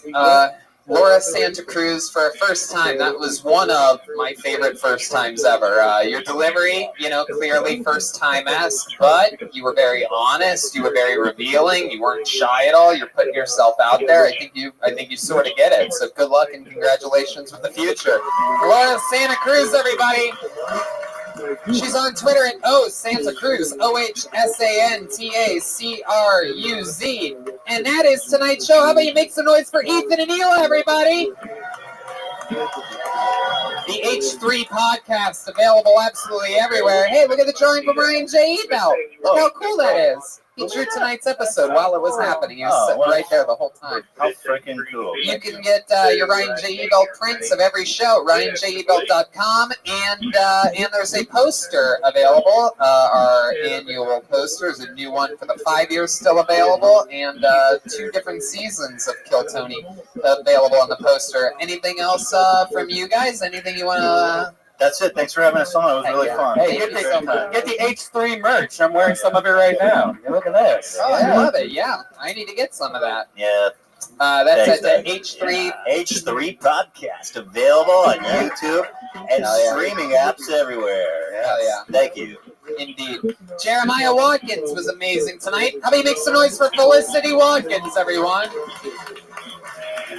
So much fun stuff. He's got a great podcast called Jeremiah Wonders. Yes, Brody Stevens is the guest this week, ladies and gentlemen. Follow me on social media at Jeremiah Stand Up, and there's some new Reagan and Watkins music videos dropping very soon. Hey, wait, are we in one of those videos? Maybe? Well, we'll tell them now, yeah. Wow. Red Band, the leak master tonight. Chroma Chris was here tonight, silent but deadly. Chroma, what do you think about tonight's episode? I think you really delivered tonight, Tony. There you go. Oh my God, how does he come up with these? How about some noise for Joelberg, Joel Jimenez, everyone?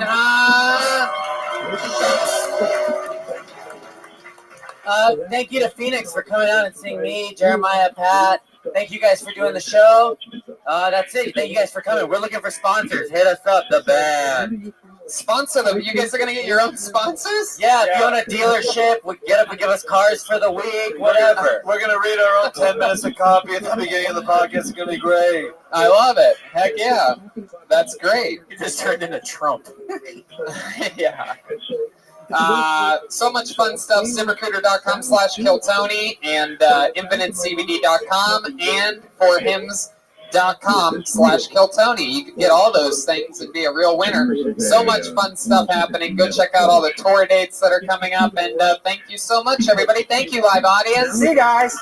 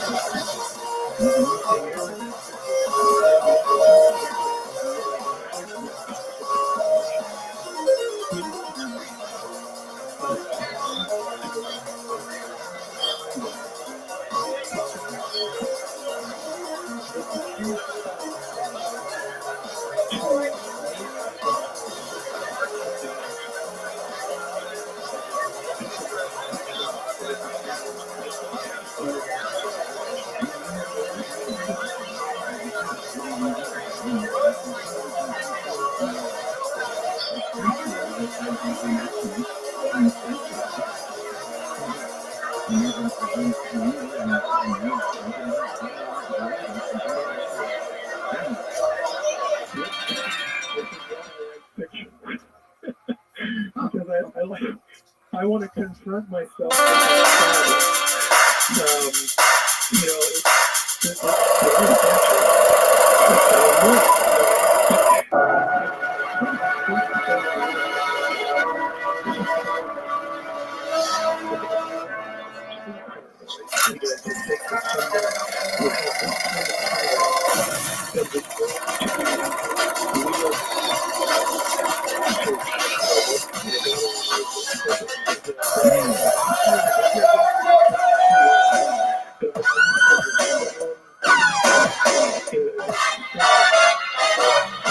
Hey, this is Rabbi coming to you live from the world famous comedy store main room for a brand new episode of Kill Tony. Give it up for Tony Henchler.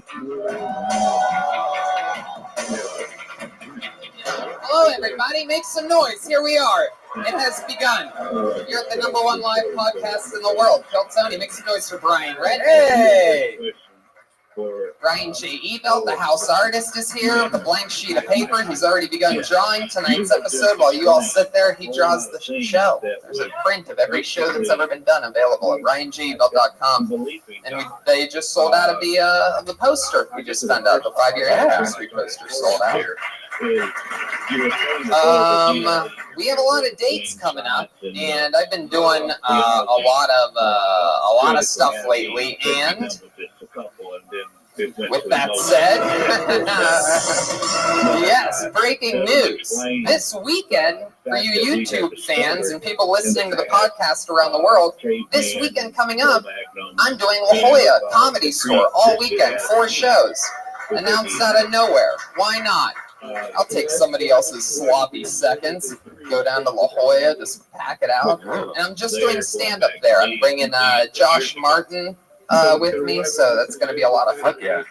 And the great Malcolm Hatchett will be opening those shows, so good for him.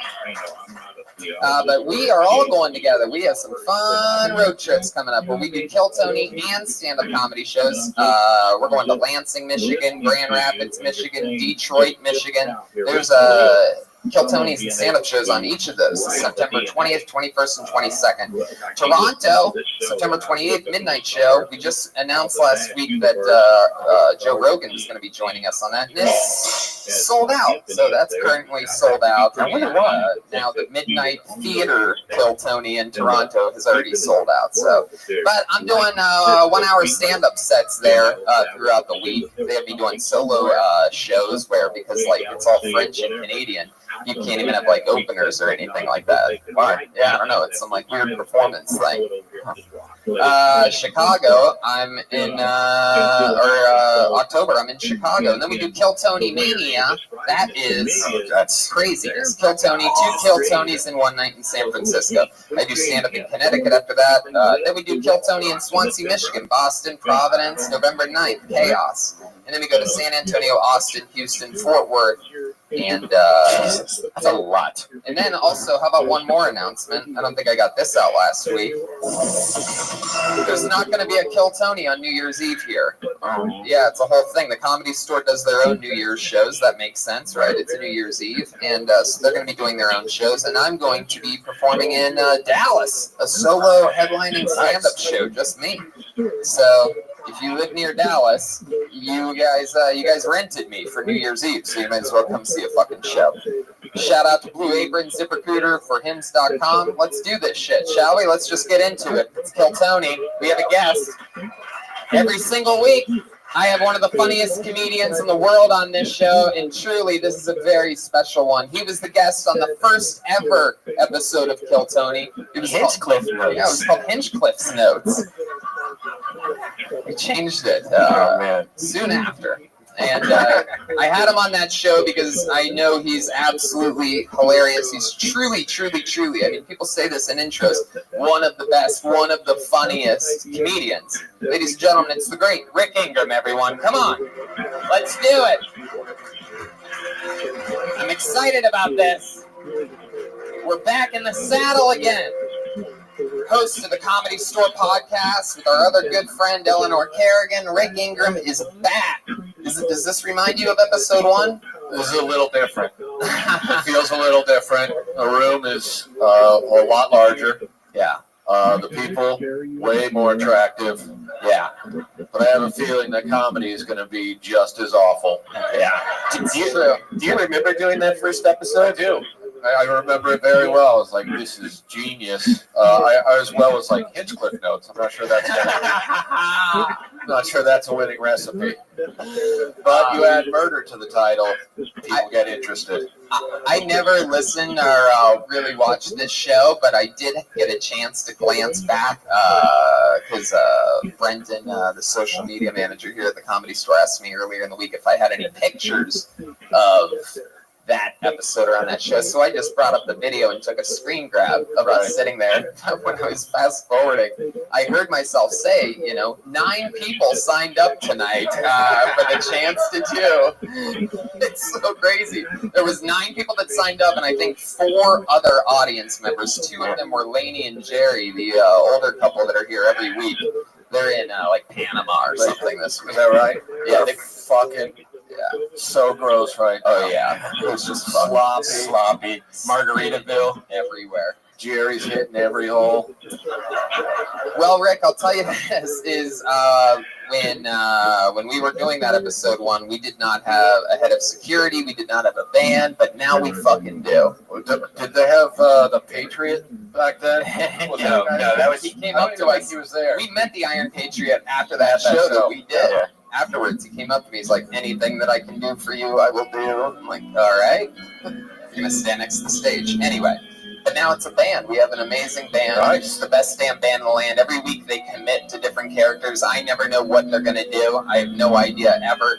And so let's see what happens, ladies and gentlemen. It is the Kill Tony Band. Jeremiah Watkins, Joel Jimenez, and Chroma Chris. All right.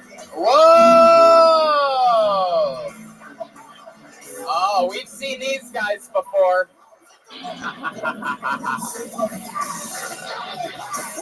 Wow. We've seen these guys before. I do believe this is white trash. Jeans, a tank top. Hell yeah, we are. Wow. Man, one man's white trash is another man's white treasure. That's the strangest white look trash at that. I've ever seen. I haven't been able to get Theo Vaughn on in the last few months, but I guess I'll settle for what we got here. Wow, we got Jeremiah. That mullet is fucking. Going back to his Kansas roots. Oh yeah, man. How you feeling tonight? Hell yeah. Last time you saw us in San Francisco, we were there, but we didn't realize a lot of gay people were there, so that's why we came back to LA. That's right. Your last appearance was in San Fran. You spent a lot of time there, though. Yeah. Yeah, a lot of creepers out there, man. We're going to be back there, all of us, for 2 shows on October 12th, Kill Tony Mania in San Francisco. Anything crazy happen to you up there? Shit my pants. And then we have, look at this little adorable princess. No matter what he does lately, the last couple months, no matter what character Joel tries to be, it's definitely always a female, I feel like. Like, you look like a weird, like, hot chick or something. You're like a weird, like, if Ariana Grande wore a blonde wig or something like that. Yeah, I think that's more on you. You got a weird taste in women, dude. More attractive than Hannah Gatsby, I'll give him that. Nanette. So everybody's with us. We have the band. We have Rick. Everything's exciting. You guys know how it works. I think about 60 or 70 comedians, or maybe it's just someone who hasn't done it before. They all signed up earlier, long before the show, on the patio to get a chance on this stage. If I pull your name out of the bucket, you get 60 seconds uninterrupted. You know your 60 seconds is up when you hear the sound of a kitten. Oh, you can barely hear it. Let it out of the cage. There it is. Wrap it up then, or else you're going to bring out the angry West Hollywood bear. Wow. Furious tonight. You guys ready to start this shit? It's Kill Tony live. Yeah. Can you blast off the, you can turn off the side neons.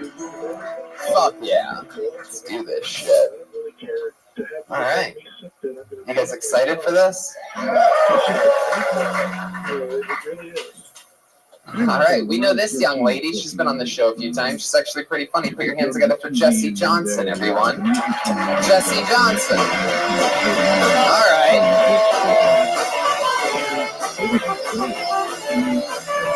And we have the gun. Listen to that white trash guy play that fucking saxophone. Come on. Jessie Johnson, everyone.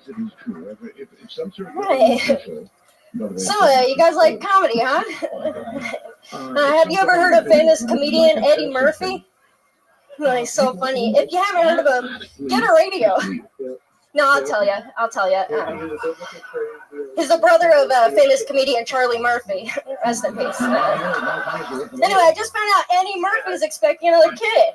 That means he's going to have 10 kids. Yeah, 10 kids.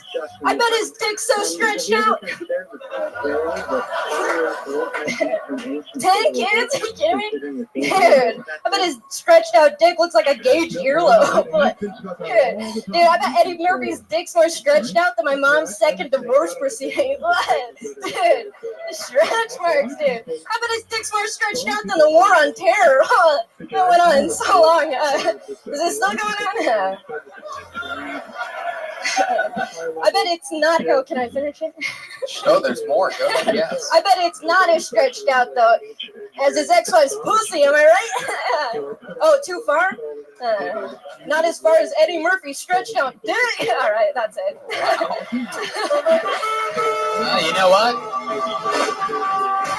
Sometimes destiny happens for a reason. I think that capped me out at exactly 60 seconds to let you know that that's where the bit should end. Right.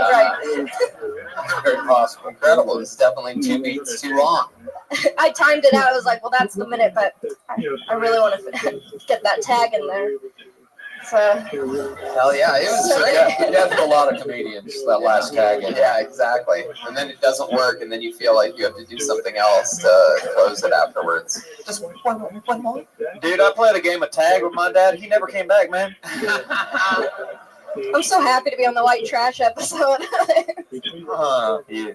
Hell yeah. So, Jessie, that was a really fun set. How's life been? You've always had fun, goofy sets on this show. Thank you. I'm glad to be back. Everything's been going great. I think it was back in February. It was the last time I was here. Working a lot. Worst month of the year. Wait, why is that? Pretty racist. Oh, fairly racist. Oh, wow.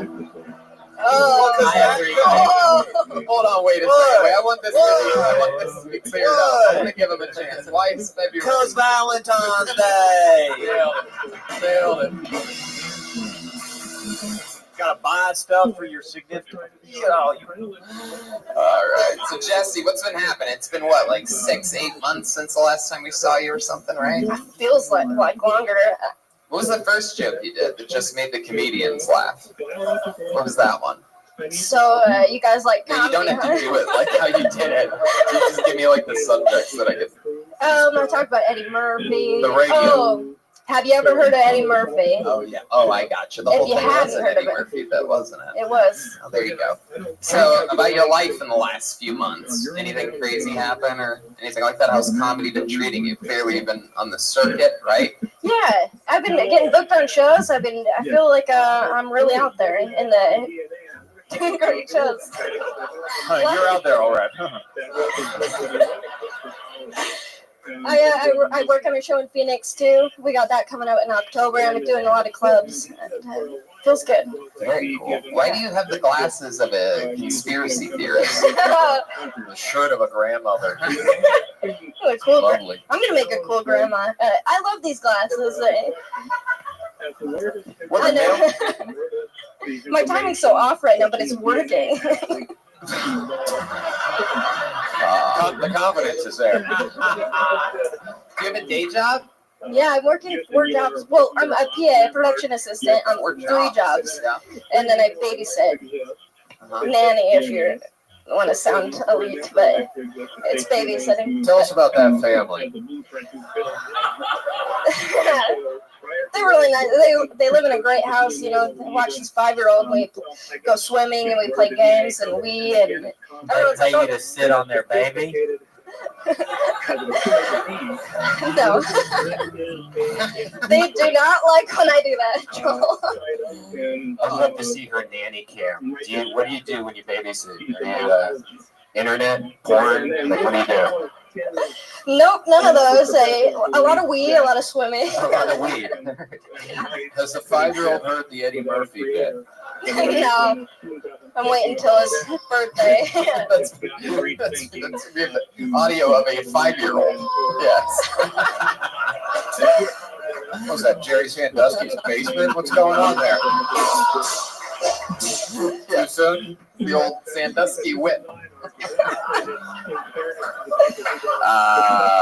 Jesse, anything else crazy in life? You have any hobbies or fun talents or anything like that? I play the trumpet. I've been playing a lot more lately.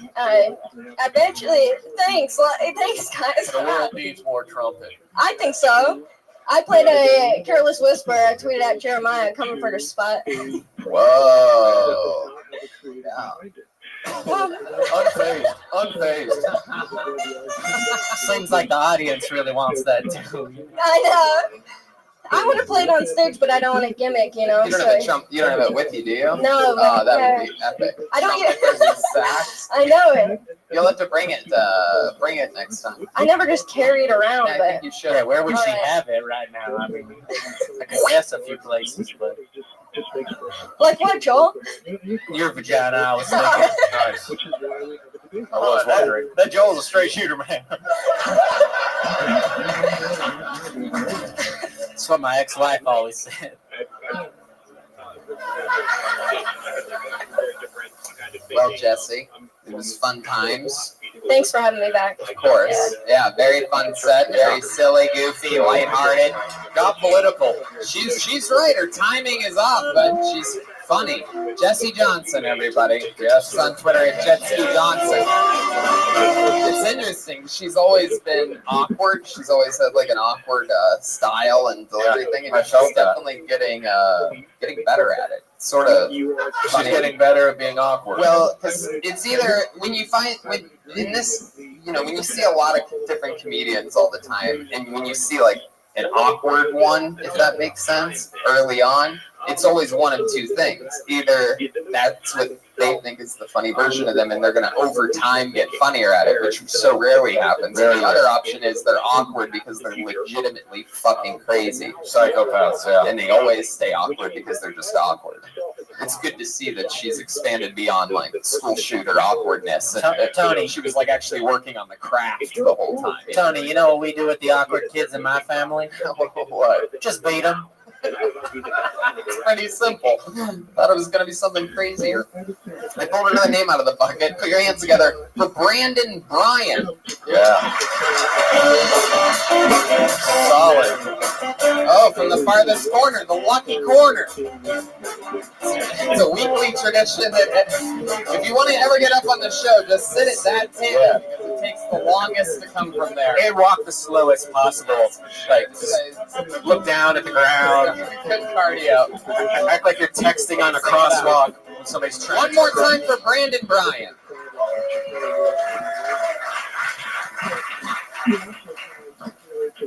What's up, Comedy Store? Oh shit! I just started comedy a couple months ago, and comedy actually gave me it taught me that white privilege truly exists. I'm 2 for 2 on this show, 100%. Every mic I go to, it's a lottery mic. I don't even put my name in. They just they're like, oh shit, Brandon, all right, you're up there. A couple of my other friends, they're not white, and they're always with me, and they're waiting like 2 or 3 hours to get up, and they never get up. So I guess it pays to be white.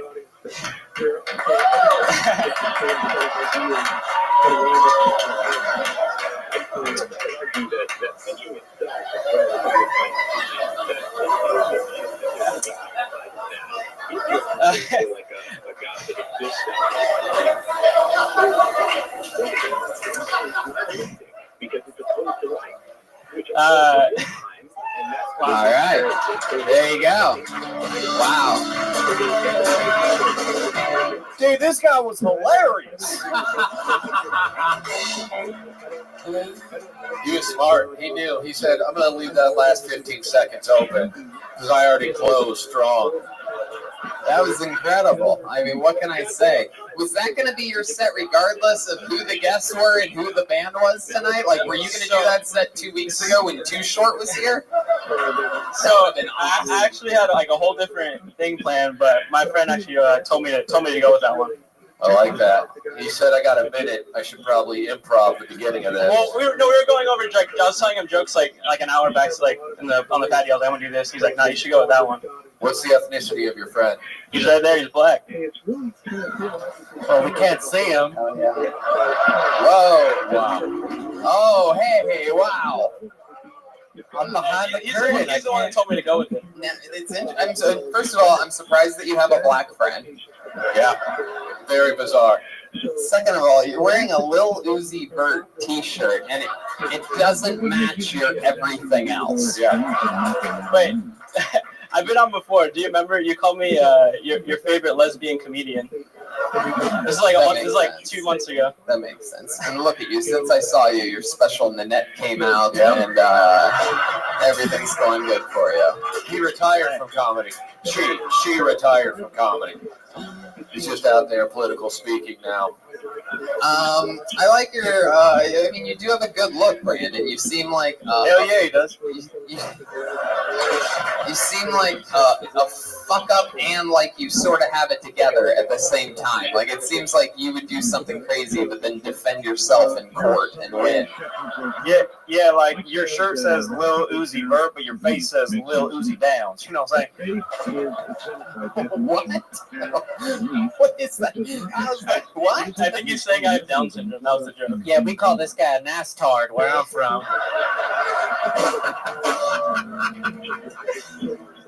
Dude, you gotta get some not queer pants up, bro. What's going on in those pants, man? What is your thing, man? Where are you from?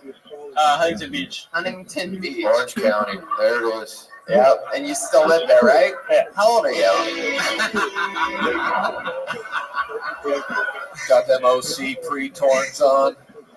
He's coming off as a real Huntington Screech, you know what I'm saying? What did the pants pre-torn cost you? What did they cost? Yeah. I think like $30. You bought them already torn, right? Yeah. I can't imagine a scenario where they would naturally tear that way. Yeah. Nothing that he does. I mean, aside from like an aggressive blowjob that he didn't want. A Me Too movement. Trying to write out math problems on his thigh. To answer your question, I'm 21. Whoa. You said how old are you? When people say they're 21, I tend to believe that they're not yet 21. Should have said 22. When I started comedy, I wanted to drink at the comedy club in Kansas City, and I wasn't old enough, so I just did bits about being 21. That's fucking brilliant, dude. Yeah. That is so brilliant. My son always said, I just turned 21 2 months ago, and then some really lame joke, and then I would just buy beers. Did you ever get caught? No, I never got caught. Well, they figured it out on my actual 21st birthday. Wow. But their problem. So, Brandon, you're from Huntington Beach. You got holes in your pants. You got fucking, you do your taxes ahead of time face. Explain it. Like, what are you into? Do you have a job? Yeah. What do you do? I work at a restaurant. Yeah, it's not like what restaurant? Hooters? What came first, the Lil Uzi shirt or the Black Friends?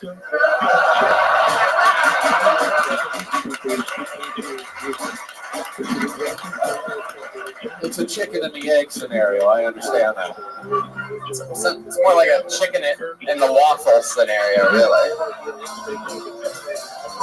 So which one was it? The shirt or the Black Friend? You go ahead whenever you're ready. You have up until the end of the chip. The shirt. The shirt? There we go. That's what we thought. All right. So, Brandon, you're 21. What's your big plan? You really been doing this for a couple months? Oh, yeah, I started in June. You started in June. All right.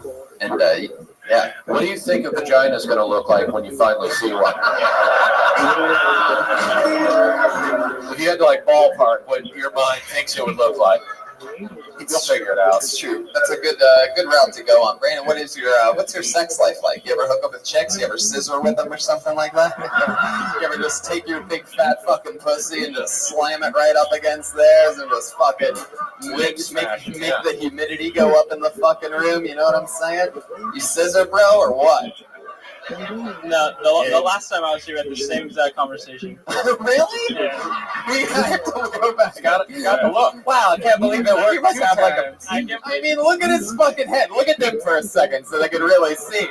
I mean, very rarely do I see somebody and just like the roasting part of me is like. Like I could do this for hours with you. I could just sit in a room with you and be like, "Oh, what was that, bitch?" It's not really roasting, but he looks like the nerdy kid from Honey, I Shrunk the Kids, all grown up. Yeah.